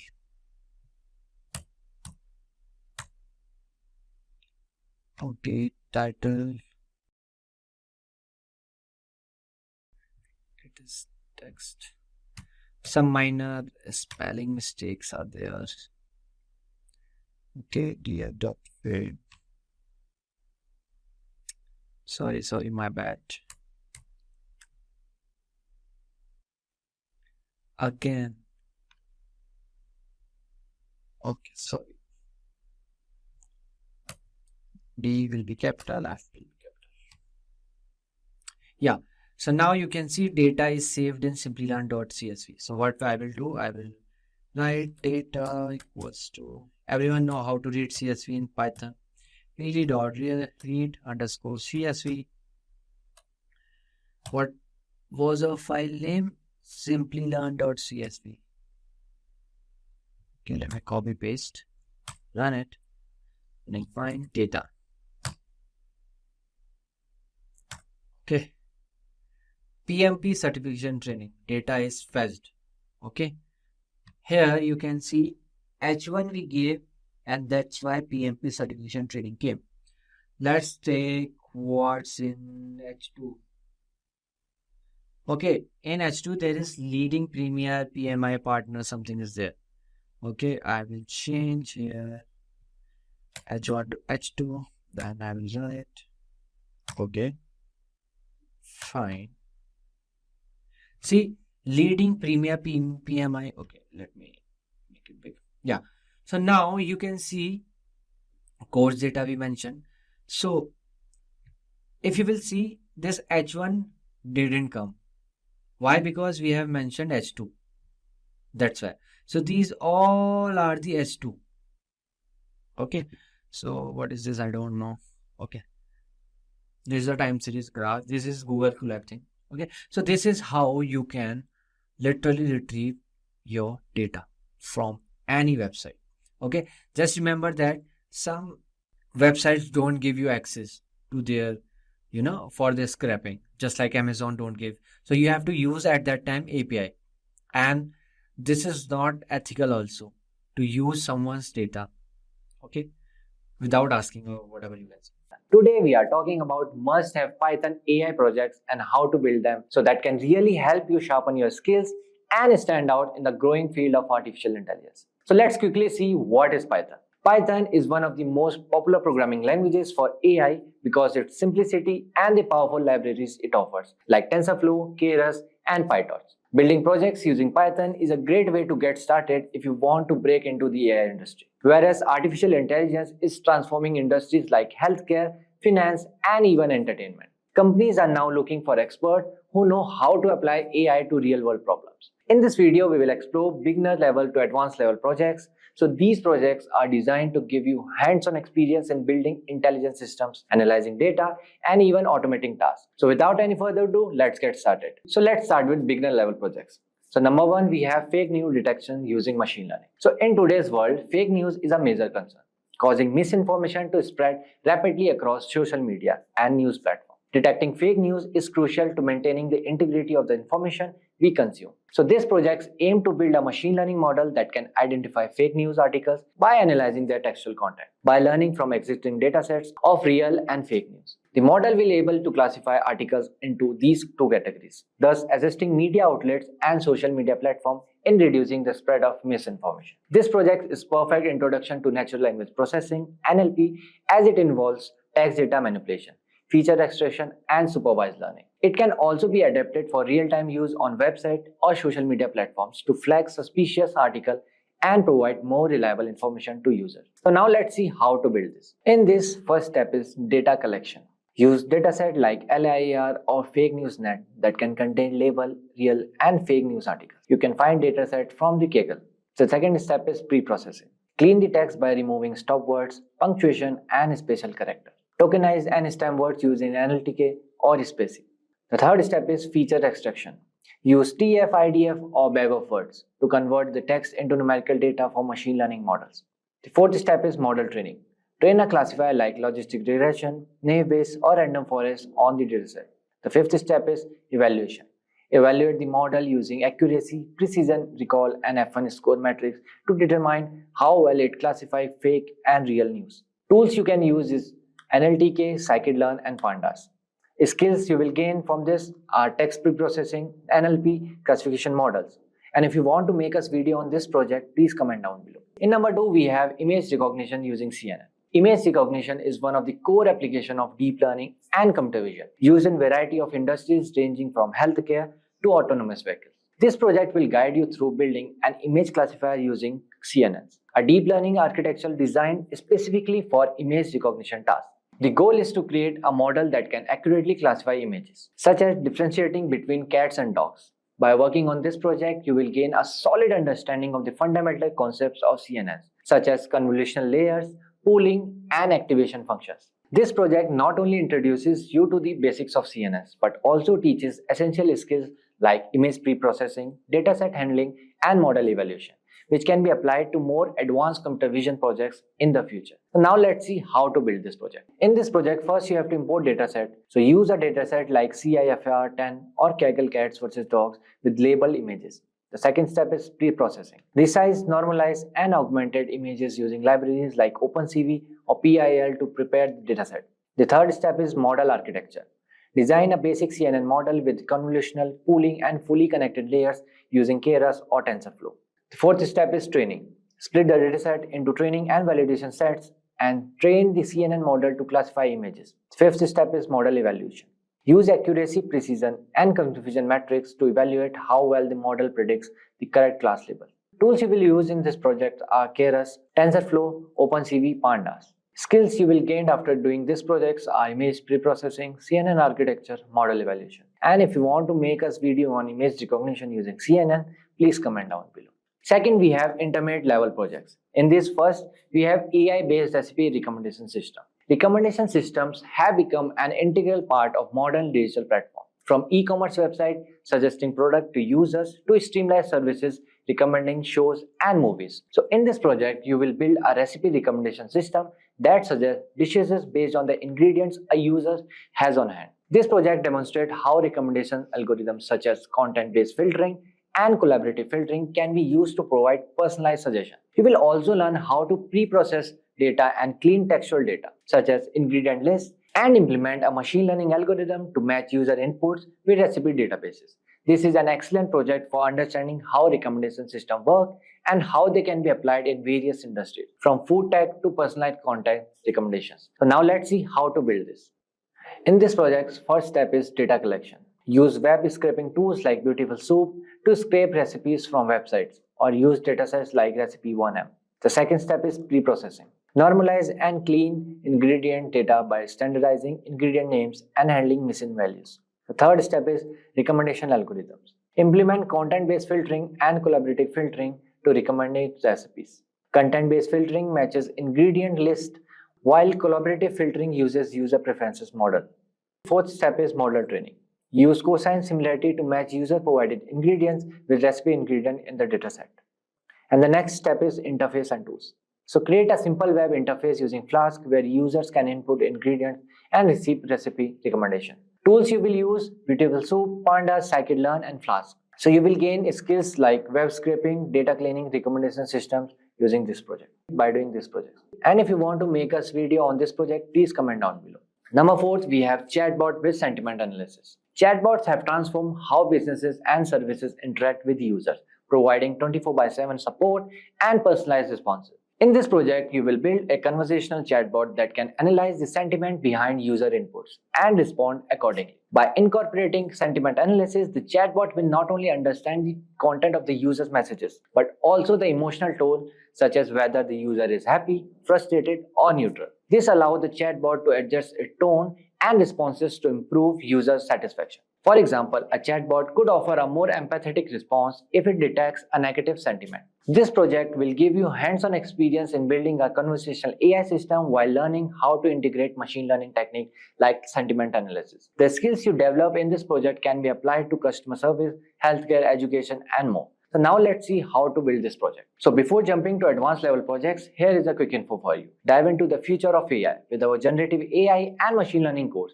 in collaboration with and ICT Academy, IIT Guwahati. Learn tools like ChatGPT, OpenAI, Hugging Face, Python, and more. Join masterclass led by IITG faculty, engage in hands-on projects, and earn executive alumni status. This generative AI and machine learning course enriches your career journey with comprehensive coverage of machine learning, deep learning, NLP, generative AI, reinforcement learning, computer vision, and more. Combining theory with hands-on practice, it offers live virtual sessions, projects with integrated labs, and masterclasses by IIT Guwahati faculty. So find the course link from the description box below and the pinned comment. In this project, the first step is chatbot framework. Use tools like Dialogflow or Rasa to build a conversational chatbot capable of handling various user intents. The second step is sentiment analysis. Integrate a sentiment analysis model using pre-trained models like Veda or BERT. The third step is conversational flow. Adjust the chatbot's responses based on the sentiment, positive, negative, or neutral, detected in the user's input. The fourth step is integration and deployment. So build an interface, website, or messaging platform where users can interact with the chatbot in real time, and deploy the chatbot on a website or app, allowing user to engage with it and receive sentiment-aware responses. So you will use tools in this are Dialogflow, Rasa, Vader, Transformers, Flask, and you will gain skills like sentiment analysis, chatbot deployment, conversational AI. And if you want to make us video on this project, please comment down below. So now let's see some advanced level projects. In this we have AI-powered image colorization. Image colorization is a fascinating application of deep learning that transforms black and white images into color by predicting and applying realistic colors to grayscale images. This project explores how CNN and GANs can be used to learn mapping between grayscale and colored images. You will gather dataset of colored images, convert them into grayscale, and train the model generate color version. This project is especially useful in areas such as film restoration, photography, and artistic creation, where colorization can breathe new life into old black and white images. Moreover, it highlights the power of deep learning in understanding and generating complex visual data, giving you insight into how these models work for tasks like image generation, video prediction, and beyond. The skills you learn in this project will also be useful for other creative AI applications like style transfer and image synthesis. So now let's see how to build this project. So in this project, first step is data collection. Use dataset of colored image, convert them into grayscale, and use the grayscale images as inputs while training the model to output colorized version. The second step is pre-processing. Normalize images pixel values and resize them for training. The third step is model architecture. Implement a unit model or generative adversarial network (GANs) which are well suited for image generation tasks like colorization. Fourth step is training and evaluation. Train the model on grayscale images as input and colored images as output using mean squared error method for guidance. Evaluate with visual inspection and peak signal to noise ratio. The last step is deployment. So create a web interface where user can upload black and white images and get them colorized. So you will use tools like TensorFlow, Keras, OpenCV, and Flask. So we'll gain skills like deep learning, CNNs, JNs, and image preprocessing. And if you want to make a video on AI-powered image colorization project, so please comment down below. And the last we have object detection using YOLO. You only look once. Object detection is one of the most popular computer vision applications, allowing machine to recognize and locate multiple objects within an image or video stream in real time. YOLO is a state-of-the-art object detection algorithm known for its speed and accuracy. This project involves building a real-time object detection system capable of identifying multiple objects in images or videos feeds by drawing bounding boxes around them. Object detection has widespread use in fields such as security surveillance, autonomous driving, and augmented reality, where systems need to understand and interact with their surroundings in real time. By working on this project, you will learn how to pre-process image data, format bounding box labels, and train a YOLO model using a dataset like Coco or Pascal. You will also gain a valuable experience in deploying object detection systems that process video streams, giving you the skills to build application in dynamic environment, from traffic monitoring to industrial robotics. So now let's see how to build this project. So in this project, we will first import dataset. So use a dataset like Coco or Pascal VOC, which contains label objects in images with bounding boxes. The second step is pre-processing. Resize image and normalize pixel values, ensuring bounding box labels are appropriately formatted. The third step is model architecture. Use the YOLO, you only look once architecture, which splits images into a grid and predicts bounding boxes and class probabilities for each object. The fourth step is training and evaluation. Train the YOLO model on labeled data using a framework like DarkNet. Evaluate the model using metrics like intersection over union and mean average precision. The last step is deployment. Develop a system that can process video streams in real time, detecting objects and drawing bounding boxes around them. Tool you will use OpenCV, TensorFlow, and DarkNet. You will gain skills like object detection, YOLO architecture, real-time video processing. And if you want to make videos on this project, please comment down below. So in conclusion, these Python AI projects not only help you build hands-on skills, but also provide a solid foundation for advancing your career in artificial intelligence. Whether you are working on fake news detection, image recognition, or developing advanced tools like chatbots and object detection systems, these projects offer real-world applications that companies are looking for. Start small, keep learning, and as you complete each project, you will get better prepared to take on the challenges in the growing AI field. Do you know, friends, that the average salary of Python developer in India is around 7,08,083 rupees, according to the Indeed.com. And in today's market scenario, there are 30 plus thousand jobs available right now as per to the job portals like Indeed, LinkedIn, and Monster.com. Choosing a career in Python can be a smart move for many reasons, because Python's high demand for data science, its versatility in software development, ease of learning, high salaries, and a strong job growth has made it an attractive choice for switching career in this domain. With that keeping in mind, I have curated top 15 Python interview questions. Now before we move on, just a quick info for you.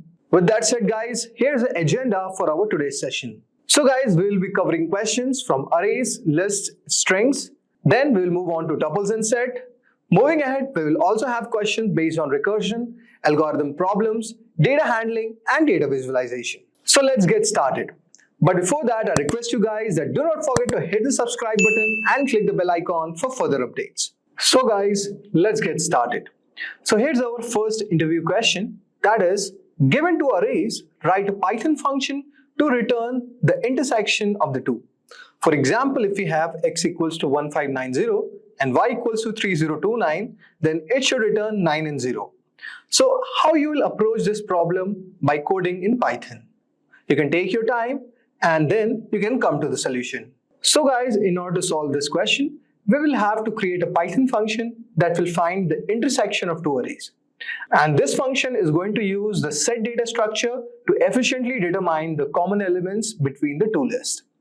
So guys, first what we are going to do, let us create a function first. So we are going to say the name def intersect, and you can just call it as arrays. Okay, and then let us give the two argument AR1 and ARR2. Pretty fine till here. Now after that, convert both of the list and sets to remove the duplicates and allow for intersection. So what we are going to do, we are going to create set1, okay, and this is going to be set of array1, okay. Then next what we are going to do, we are going to create a set of 2, okay, and this is going to be assigned to set of array2. Pretty fine. Now what we have to do, guys, we have to find the intersection of both of the sets. So guys, we can give a variable name sets intersection. So sets, okay, and this is going to equal to set1, okay, dot intersection of set2. Very easy, guys. And then we have to convert the intersection set back to a list before returning this list. So what we can do, finally, we can just return. So return list, and here we can give the intersection of the same. So now we have done that. Let us take an example of the same. So for example, we can take, say, x equals to 1509 and y equals to, say, 3029. And finally, we are going to call this as result. So res equals to, and finally, we can just call our function. So our function was intersect arrays. So we can just copy this and we can give the arrays name that it will be x, comma, y. Fine. And then we can finally ask to print the result. So in this way, we are going to find the intersection. Let us run our notebook. So we can see there are some errors coming up. So, okay.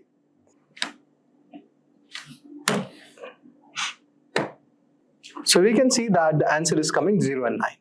Pretty fine right now. So we have completed our first question. Now let us move to the next question.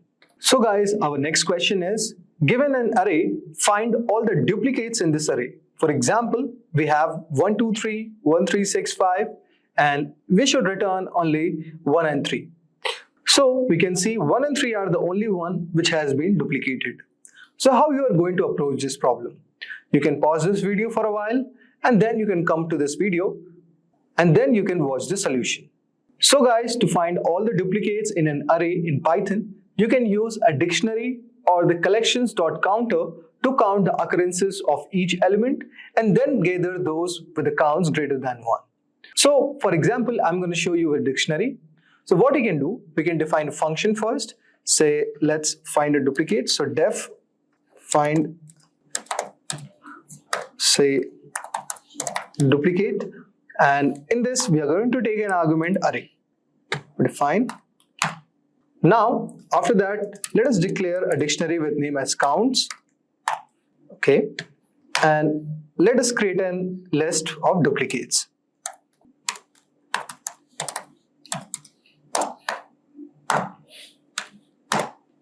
After that, what we are going to do, we are going to count each element in the array. So let us go to the for loop. So for num in array, okay, then if num in counts, okay, then what I'm going to do, I'm going to put this, that count num,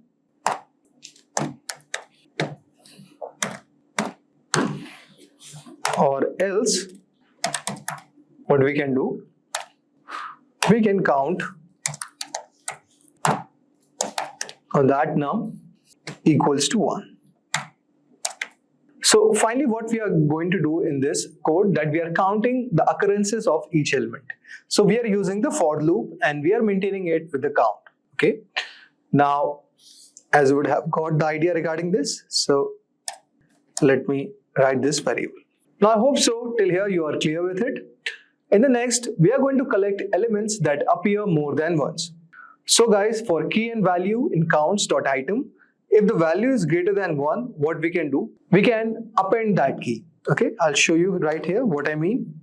So here we can apply the for loop. So for key, comma value in counts in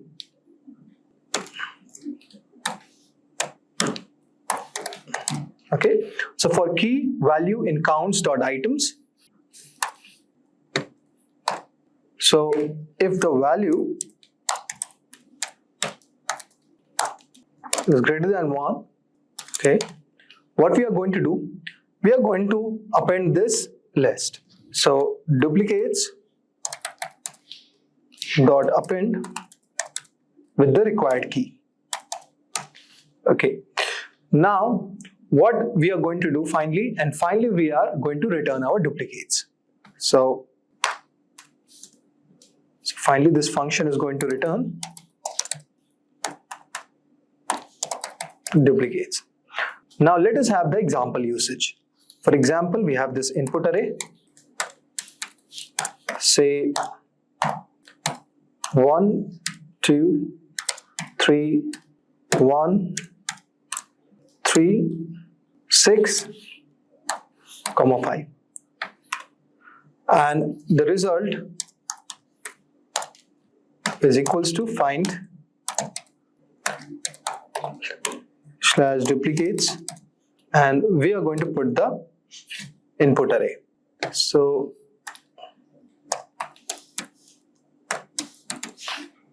now let us cross check the functions we have. So it is find duplicate. This is, we're going to exclude this. Now let us run this code. So it says there is an error. Okay. Now let us see what's the error in this. So it says for key and value in counts.item. Okay, so it says unindent does not match the outer end. So there is an indentation problem. Okay. So guys, as you can see all over here, we have given our duplicates 1, 2, 3, 1, 3, 6, 5. And we are finding the duplicates in this input array. And our result is 1 and 3. Very easy. So go through this question.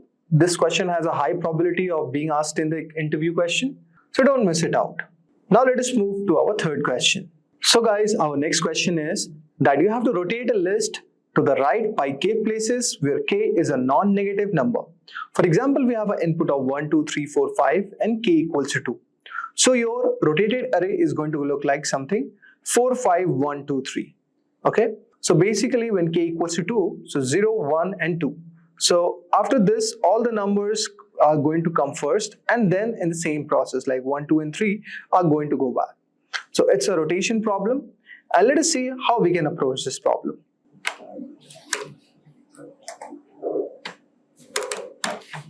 So guys, in order to solve this problem of rotating a list right by key places where k is a non-negative, you can use a straightforward approach.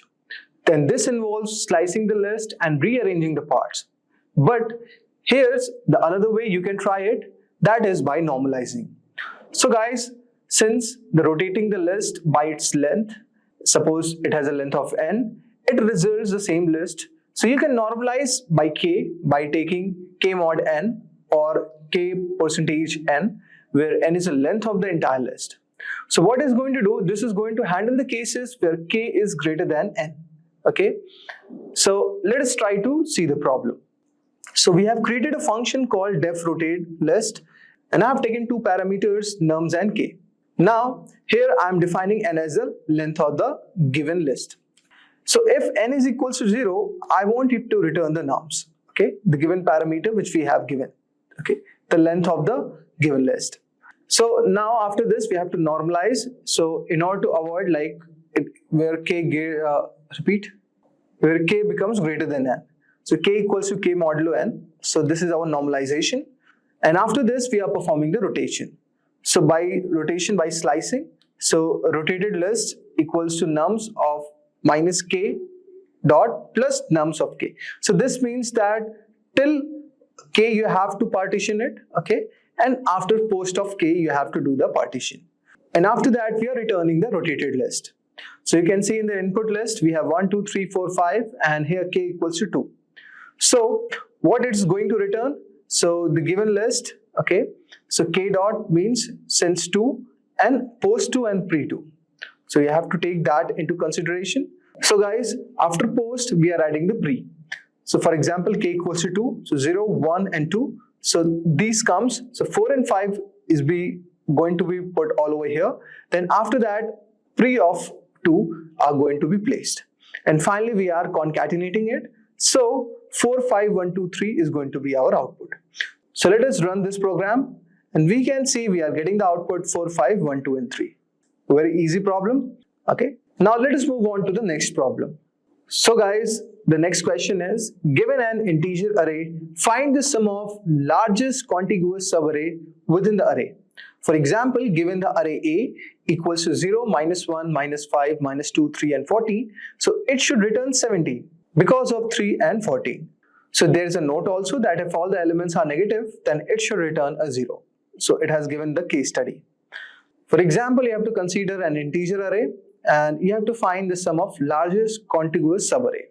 So this is a subarray problem. Let us try to approach this. So for example, we have the input list 0, minus 1, minus 5, minus 2, 3 and 14. So we have to take a case on this and it should return 70.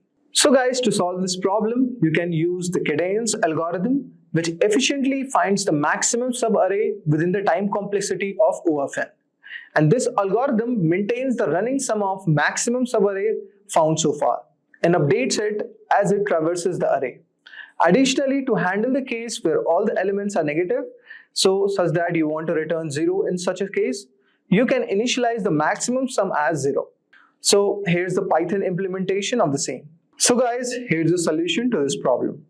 Let us define the function diff max subarray, and which is going to take nums as the parameter. Now we are going to initialize variables to track the current sum and the best sum found. So current sum equals to 0 and maximum sum is also equals to 0. Then we have to traverse through the array and update the current sum and max sum accordingly. So for example, for num in nums, okay, then we have to update the current sum and reset it to 0 if it becomes negative. So if current sum is less than 0, then you have to put the current sum equals to 0 and then update it with maximum sum equals to max of, you can take a max function, then take max sum and the current sum. And finally, we are returning the max sum. So this is very easy. So basically what we are doing, so we are taking two variables, current sum and max sum. And we are traversing through this nums array and we are finding that if our current sum is equals to 0, okay, then we are updating our current sum such that current sum equals plus now, okay. So we are adding the current sum with the given number, like the iterator number basically we are using. For example, if it is 1, so current sum will be equal to 0, so 0 plus 1 will be there. And then if it goes negative, so if current sum is less than 0, then we are putting it to 0. Very easy. Suppose if you have negative numbers in your array. So that covers this situation. Now I hope so you have got the idea regarding the same. And finally, we are taking the maximum of max sum and the current sum. Okay. So in this way, we are going to print the maximum part of it, which is 70. Now let us take this and let us try to run our application. So you can see we have printed 70. So this clearly covers the idea regarding this question. Now let us move to our next question. So guys, our next question is define tuples and list in Python and what are the major differences between them. So guys, this is one of the very basic question. So in Python, list and tuples both are sequence data types that can store collection of items. They are used to store multiple items in a single variable and have several similarities. but there are significant differences that affect how and when you should use each. For example, if we take a list. So a list in Python is a mutable or changeable ordered sequence of elements. Each element inside a list can be accessed, added, edited, or removed. And lists are defined by having values between a square bracket. For example, if we define a list, say list L, so which is equals to say 1, 2, 3, and also we can put hello. Pretty fine. And also we can add a boolean value, so let's add true. Now let us talk about the tuples. So a tuple in Python is an immutable or unchangeable ordered sequence of elements. This is very important, and once a tuple is created, you cannot change, add, or remove its elements. Tuples are defined by having values between parentheses, and this way we cover the definition of tuples. So for example, if we define a tuple, so it is going to look something like this. So t equals to, say, we take the parentheses and suppose we add 1, 2, and 3. So this forms our tuple. Now, if we talk about the major differences, we know that in lists are mutable, okay, and tuples are immutable. So that's a basic difference. Next, you can talk about their syntax. So like if we talk about list, they use square brackets, whereas tuples uses parentheses. If we talk about performance, guys, then tuples are faster than list because of their immutable nature of tuples. Now, list being mutable, they are slightly slower as compared to tuple. Okay, and they also require additional operations for memory. So in this way, you can differentiate between tuples and list. Now let us move on to our next question. So guys, our next problem is on anagram. So it says, given an array of strings, group anagrams together. Okay, suppose we have strings like eat, tea, tan, ate, nat, bat. So our output should look like something like this. It should be ate, eat, tea, nat, tan, and bat. Okay. Now, to solve the problem of grouping anagrams together, forming a given array of strings, you can utilize a dictionary to help organize words by their signature. So guys, what's a signature? A signature can be formed by sorting the characters in each string, which ensures that all anagrams will have the same signatures. So for example, what we are going to do, we are going to create a dictionary. So you can use a dictionary to map each sorted version of a string such that the strings to a list of strings can be added, and when it is sorted, you can match that signature. Then you can use the sort each string. For each string in the list, you can sort the strings to generate its signature and add the original string to the corresponding list. And then finally, you can collect the results. So basically, here's a Python implementation of the same. So guys, as you can see all over here, we have defined the function named group anagrams, and we have taken arguments words. So here's our dictionary, anagram dict. Then we are taking the for loop, and finally we are sorting it, okay, with the empty string using the join function, okay, and we are using the sorted function. Then if sorted word not in anagram dictionary, then what we are doing basically, we are putting it into this anagram dictionary with the category of the sorted word which we have created. So this is the required variable, okay. Now this will be equals to and word dictionary. Now finally, if this does not happen, then else you can put anagram dictionary in the sorted words and you can append that in the word. So these are the certain things where word is our iterator, okay. So this is equals to a number which we are basically storing. So now finally we are extracting the list. So we are presenting these groups into a list, okay. So finally the dictionary is converted into the list. So list anagram dict values, and finally we are returning our result. So here is our input words, and finally we are calling our function with this word as the parameter. So let us run this and let us see whether our output is coming or not. And we can see we are getting the output of the anagram words. So eat, tea, ate, tan, nat, and bat. So we had this as the anagrams are certain things, like suppose eat is there, so t is ending with t, so it is next word is starting with t. you can see the next word is ending with A, and here the next word is starting.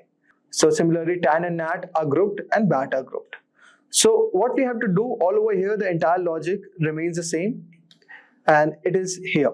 So you have to create a variable all over here, sorted word, and let's say be empty, and you have to join it with the word. Word means in the given dictionary, whatever the word, like suppose eat, tea, tan. So initially we are putting it in empty words. Now, if this word, okay, if this sorted word is not in anagram dictionary, means it is not present in our dictionary, so we can just do what? We can put this in our dictionary. So we can take this parameter as sorted word, okay, and put that word in this. So similarly, like we are grouping in this case like eat and tea, okay. Now else, if it is not present in our dictionary, so anagram sorted dictionary is appending that word, okay. So here the assignment is happening, and here we are appending it. So finally, what results are eat, tea, ate, tan, nate, and bat. Very tricky question, has a higher probability to be asked in the exam. Now let us move on to our next question. So guys, our next question is, given an integer n and integer k, output a list of all combinations of k numbers chosen from 1 to n. For example, if n equals to 3 and k equals to 2, you have to return 1, 2, 1, 3 and 2, 3. So how is this going to happen? So guys, this is going to happen by generating all the possible combinations of k numbers from set of numbers ranging from 1 to n. You can use this. So there is a Python's itertools.combination function, and this function is designed to generate the combination without repetition based on the specified length. So how you can do this? So for example, you can import itertool, okay, from combinations, and then you can generate the given combinations. So let me show you. So guys, as you can see all over here, I am importing itertools from combinations. Then I am creating a function dev generate combinations, nk is a given parameter, okay, where I'm creating a range from 1 to n. So range function I'm using, and I'm putting this from 1 to n plus 1. And I'm storing this into the variable or assigning it into a variable called numbers. Then I'm using itertools.combinations to generate all the combination of the length k. And finally, we are converting it into a list and storing it in the result. So in this function, basically what we are doing, so we can see there is a range 1 plus n plus 1. So this is basically generating the numbers from 1 up to n. And the combinations of number comma k, you can see. So in this line, so what this is basically doing, this is producing the combination of numbers in numbers, okay, taken k at a time. So each combination is returned as a tuple, and all the combinations are stored in a list. So this output of tuples in the list represents the combination of numbers chosen. So if you need them in specific format like list of list instead of list of tuples, you can convert them accordingly. Now let us run our code, and we can see we are getting it in the format as 1, 2, 1, 3 and 2, 3. So this is generating the same, and so we are getting an output of list of all the combination of k numbers chosen from 1 to n. So in this scenario, I have put n equals to 3 and k equals to 2. Very amazing question, has a higher probability to be asked in the exam. Now let us discuss the next question. So guys, our next question is pretty interesting, and it says write a function to generate n samples from a normal distribution and plot them on the histogram. So guys, in order to solve this question, you need to know about normal distribution. So to generate the samples from a normal distribution, you can plot them on the histogram. So you can use Python's library called as NumPy for the generation of samples and matplotlib for plotting the histogram. So here's the implementation. So guys, as you can see all over here, we are importing NumPy as NP, and we are importing the matplotlib, okay. Then finally we are defining a function plot normal distribution samples, and here we have to take the 3 parameters. The first one is n, second one is mean, and the third one is standard deviation. We have initialized mean equals to 0 and standard deviation equals to 1. Then we are generating n samples from a normal distribution with specified mean, standard deviation, and with that we are going to plot the histogram. So it's more of a mathematical problem, but if you have a little bit idea regarding normal distribution, you can achieve this.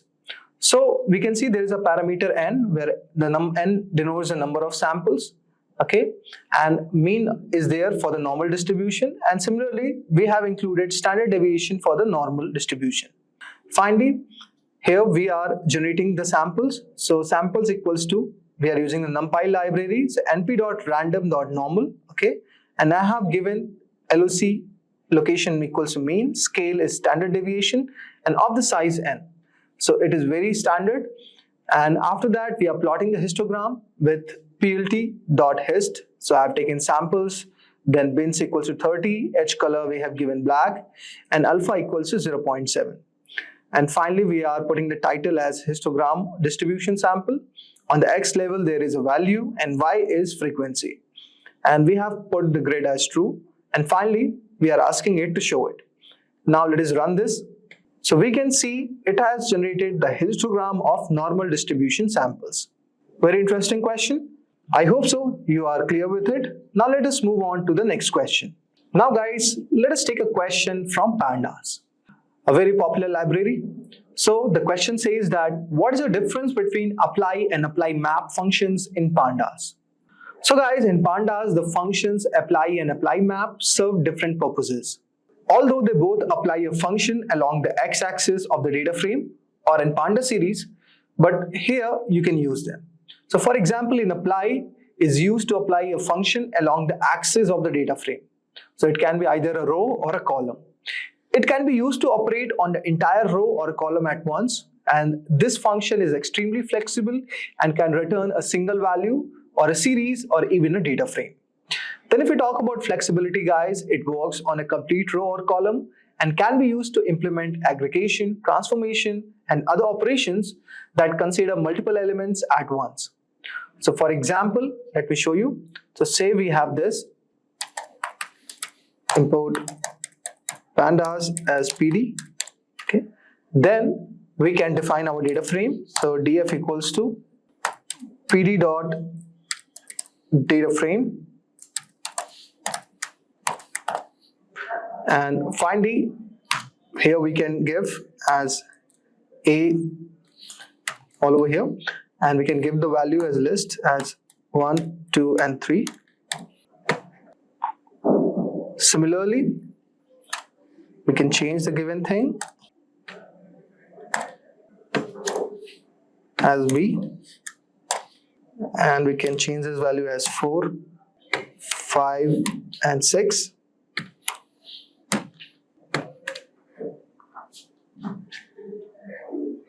And finally, we have closing this.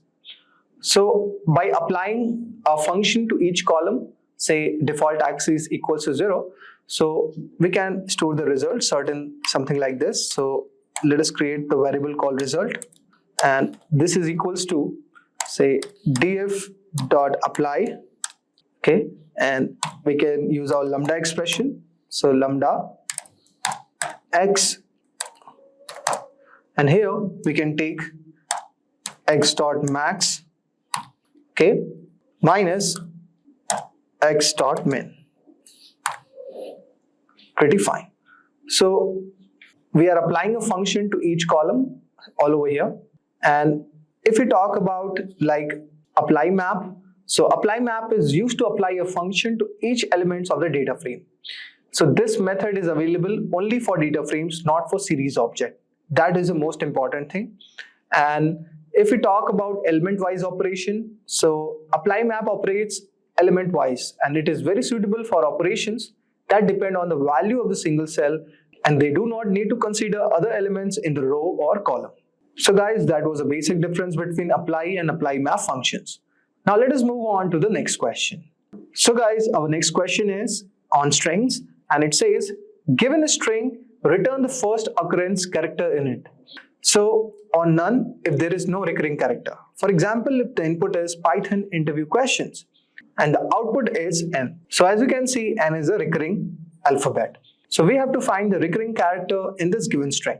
So guys, to find the first recurring character in a string, you can use a Python function that tracks the character you have seen, as you iterate through the string.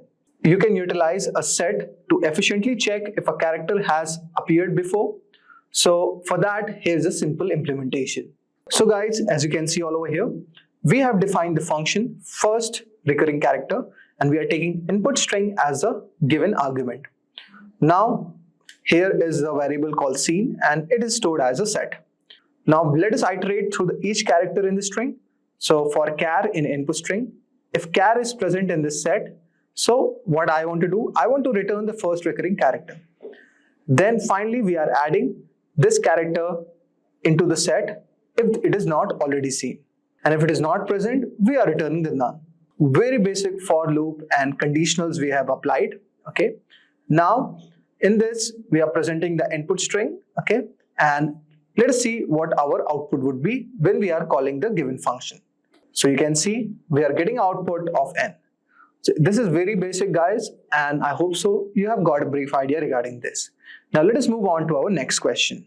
So guys, as you can see, our next question is, given a positive integer x, return an integer that is a factorial of x. If a negative integer is provided, it should return -1 and implement the solution using recursive function. So guys, we have got a problem on recursion, and it is mostly asked in TCS or Accenture's interview question.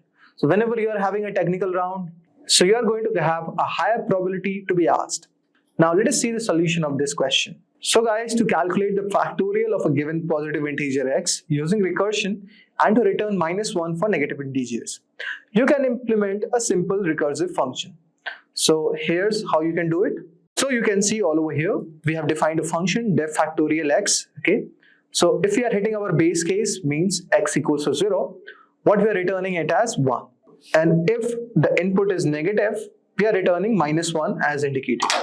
And finally, we can see a recursive case. So if it is not hitting both of the cases, then we are basically returning x into x factorial x minus 1. So basically what it is doing, guys, so say if we put x equals to 0, so we know that we are getting its factorial as 1. Now we are getting factorial of 1.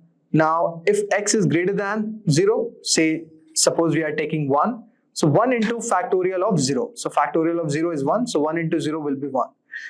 Similarly, next if x equals to 2, so 2 into factorial of 1, so it becomes 2. So you can see we are going to get a series of multiplication. So in that way we can find this solution using recursion. So let us try to print the output. So we can see we are getting output as 120, -1 and 1. So we have finally completed this problem using recursion. Definitely try this problem, guys. One of the most frequent asked questions in the interview. Now let us move on to our next question. So guys, our next question is, given an m by n matrix with positive integers, determine the length of longest path of increasing within the matrix. For example, let us see. So guys, in order to find the longest increasing path in an m times n matrix of positive integers, you can use a technique called depth first search approach and combined with memoization. This problem is going to involve exploring all the possible paths from each cell and caching the result to avoid redundant computation. Now, so in this approach, we are using DFS with memoization. For each cell in the matrix, use DFS to explore possible increasing path starting from the cell. Then cache the length of the longest path starting from the each cell to avoid the recomputation. Then also go on the edge conditions, like you will only move to the adjacent cells that contain a higher value to ensure that the path is increasing.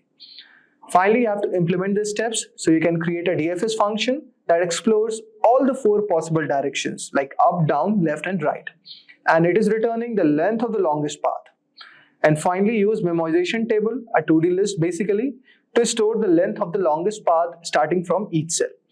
Iterate over each cell in the matrix and you can initiate a DFS if the cell hasn't been explored. So here is the implementation of the same. So guys, as you can see all over here, we have created a function called def longest increasing path, and we have taken an argument called matrix.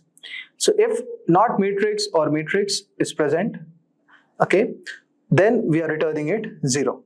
And finally, we are defining our DFS function with ing as the 2 given variable.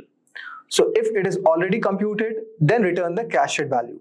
So if memo of I and j is not equal to 0, we are returning the given memo. Then we are exploring all the possible 4 directions like 0, 1, 1, 0, 0 minus and minus 1, 0. So it is denoting the up, left, right and bottom. And say we have initialized our maximum length as 1. Okay. So in order to find the di and dj, means the distance, what we are taking the two variables as ni and nj. Okay. And we are incrementing it with I and j. And then finally, we are using if ni is greater than 0, it is less than m, and nj is greater than or equal to 0 and less than n. So finally, at the matrix is also we are seeing, in this matrix, we are seeing that ni and nj should be greater than the matrix of I and j. Then finally, we are printing the maximum length. So using the max function, we are finding the maximum length and we are returning this DFS. And finally, we are storing the memo of I and j equals to maximum length. So which is basically our cached length. And finally, we are returning the maximum length. So you can see later on what we are doing, we have taken m and n and we are multiplying the length of the matrix into length of the matrix 0. So later on, we have created the variable called memo all over here. And in this, we are multiplying it with n, okay, for element at 0th index and in the range of m. And we have initialized our result equals to 0. Then we can start DFS from each cell for I in range of m, for j in the range of n. We can result equals to maximum result of DFS I and j. So here we can see the matrix of 9, 9, 4, 6, 6, 8, 2, 1, 1. So let us see what is our longest increasing path. So this was the basic idea regarding the code. The code can seem a little bit more exhaustive, but if you try to do it with the concept, it will be solvable. Now we can see the longest path it's showing is 4. So this is the output of our given problem. So let us go again with this problem. So here basically in this, what we are doing is we are traveling from 1 to 2, 2 to 6 and 9. So that has become the 4. Okay. So this is our longest increasing path. So 1 to 2, okay, then 2 to 6, then 6 to 9. So this is our maximum path we can follow. So 4 is the given output. Now let me go through this problem once again. For example, here we have taken a DFS function. Okay, so this DFS function is called recursively to explore each direction. It checks whether a move is valid, stays within the bound, or moves a higher value. Then you can see we have taken the use of memoization. So memo of I and j stores the length of the longest increasing path from cell I and j. So guys, this reduces the time complexity by avoiding the recalculating paths of the same cell. Then we are doing the result calculation. So we are iterating through each cell, starting a DFS if the longest path from that cell has not been computed. Then we are printing the maximum value obtained from all the DFL calls, and that is our result.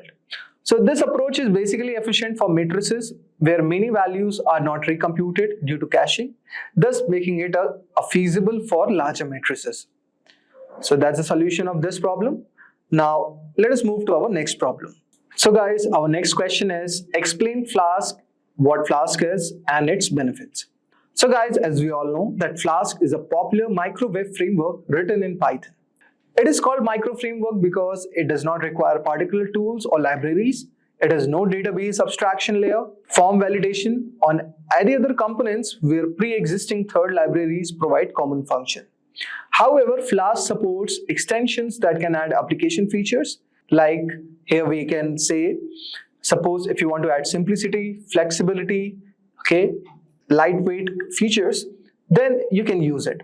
Flask is also extensible, that it can be extended with extensions available to additional functionality like object relational mappers, form validation, upload handling, and various open authentication technologies and several common frameworks related to it. Then you can also say it has a built-in developer server and debugger. So Flask also includes a built-in server and debugger, which makes it easy to develop and test your applications locally. So this is Flask and these are some of its benefits. Now let us move on to the next question. So guys, our next question is, what is the difference between list, arrays and sets in Python? And when you should use each of them? Very basic question, guys. So guys, in Python, list, arrays and sets are all container data types that store collection of items. Each type serves a different purposes and used in specific scenarios depending on the needs of the program. So for example, lists are one of the most versatile data structures in Python. They are ordered, mutable, and can hold a heterogeneous assortment of objects. Then if I talk about characteristics, lists are ordered, meaning that the items have been defined in order and that order will not change until and unless you change it. So guys, as you can see all over here, that lists are mutable, meaning you can change their content without changing their identity. You can also have a duplicate element in a list. So it is always advisable to use list when you need an ordered collections that can change and might include the duplicate entries. Suitable for the cases where you need to perform frequent read and write operations. Now if I talk about arrays in context of Python arrays module or the NumPy arrays are specifically optimized for numerical data and offer more storage efficiency and operations which are tailored to numerical processing. Like you can use NumPy's arrays in a situation when an extensive set of operations are for mathematical and logical based. Arrays are also mutable and ordered. So you can use arrays when you need to store large amount of numerical data for scientific computing or other operations that require efficient and compact storage with vectorized operations, like for data analysis, machine learning, or any task that requires efficient array computation. The next one is sets. So guys, sets are unordered collection of unique elements. They are like mutable and provide operations to perform common sets of operations like unions, intersections, differences, and symmetric differences. Sets are like unordered, so they do not record element in position or order of insertion. You can use sets whenever you need to ensure that an element appears only once in a collection. So ideal for membership testing, removing duplicates from sequence, performing mathematical set operations like union, intersection, symmetric, etc. So this was all about this question. Now let us move on to our next question. So guys, let us move to our final question. That is, what are some of the common ways to handle missing data in Python and which method do you prefer and why? So guys, as we all know that handling missing data is a crucial aspect of data preprocessing, especially in real-world scenarios where data incompleteness can skew or invalidate analysis. Python, particularly with libraries like Pandas and NumPy, provides robust methods for dealing with missing data. So here are some of the common strategies. The first one that is removing data. Okay, so like dropping rows or columns with missing values using dropna function. Okay, so you can use when this data set is too large or when the missing data is not significant and it is not likely to introduce bias. So in that scenarios, you can use it. There are certain drawbacks to it, like you can use valuable data also that could be critical for analysis. The second technique that comes up to my mind is imputation. So guys, when you're filling missing values with either a test statistic like mean, median, mode, okay, for numerical data or a frequent category for categorical data. This can be done using fillna or a simple imputer from sklearn.impute. So you can use it when the integrity is crucial and you cannot afford to lose data points. A drawback of this is that potentially it is introducing bias or affecting the distribution of the data. So using algorithms is a third part.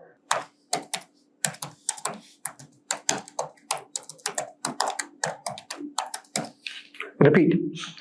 So the third one is predicting the missing values. Using algorithms to predict missing values based on other data in a data sets.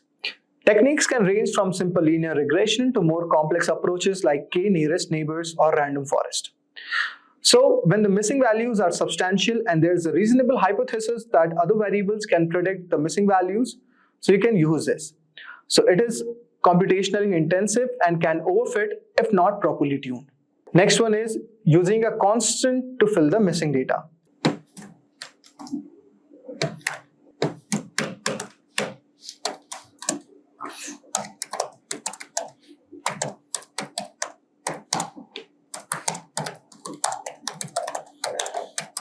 So guys, filling missing data with a constant is not present in the data, like -999 for instance, like to differentiate the real data from the filled ones. So often used in modeling competitions or specific algorithms that can handle peculiar values and interpret them appropriately. The drawback of this is that it can skew the analysis if not handled correctly. So guys, these were some of the common ways to handle the missing data in the Python. Now, for me, I would like to prefer the imputation, because imputation combined with indicator variables, especially for data sets where missing values are informative. So guys, in this way, it can yield a better result. So that's a wrap on a full course. If you have any doubts or questions, you can ask them in the comment section below. Our team of experts will reply you as soon as possible. Thank you and keep learning with Simplilearn. Staying ahead in your career requires continuous learning and upskilling. Whether you're a student aiming to learn today's top skills or a working professional looking to advance your career, we've got you covered. Explore our impressive catalog of certification programs in cutting-edge domains, including data science, cloud computing, cybersecurity, AI, machine learning, or digital marketing. Designed in collaboration with leading universities and top corporations, and delivered by industry experts, choose any of our programs and set yourself on the path to career success. Click the link in the description to know more.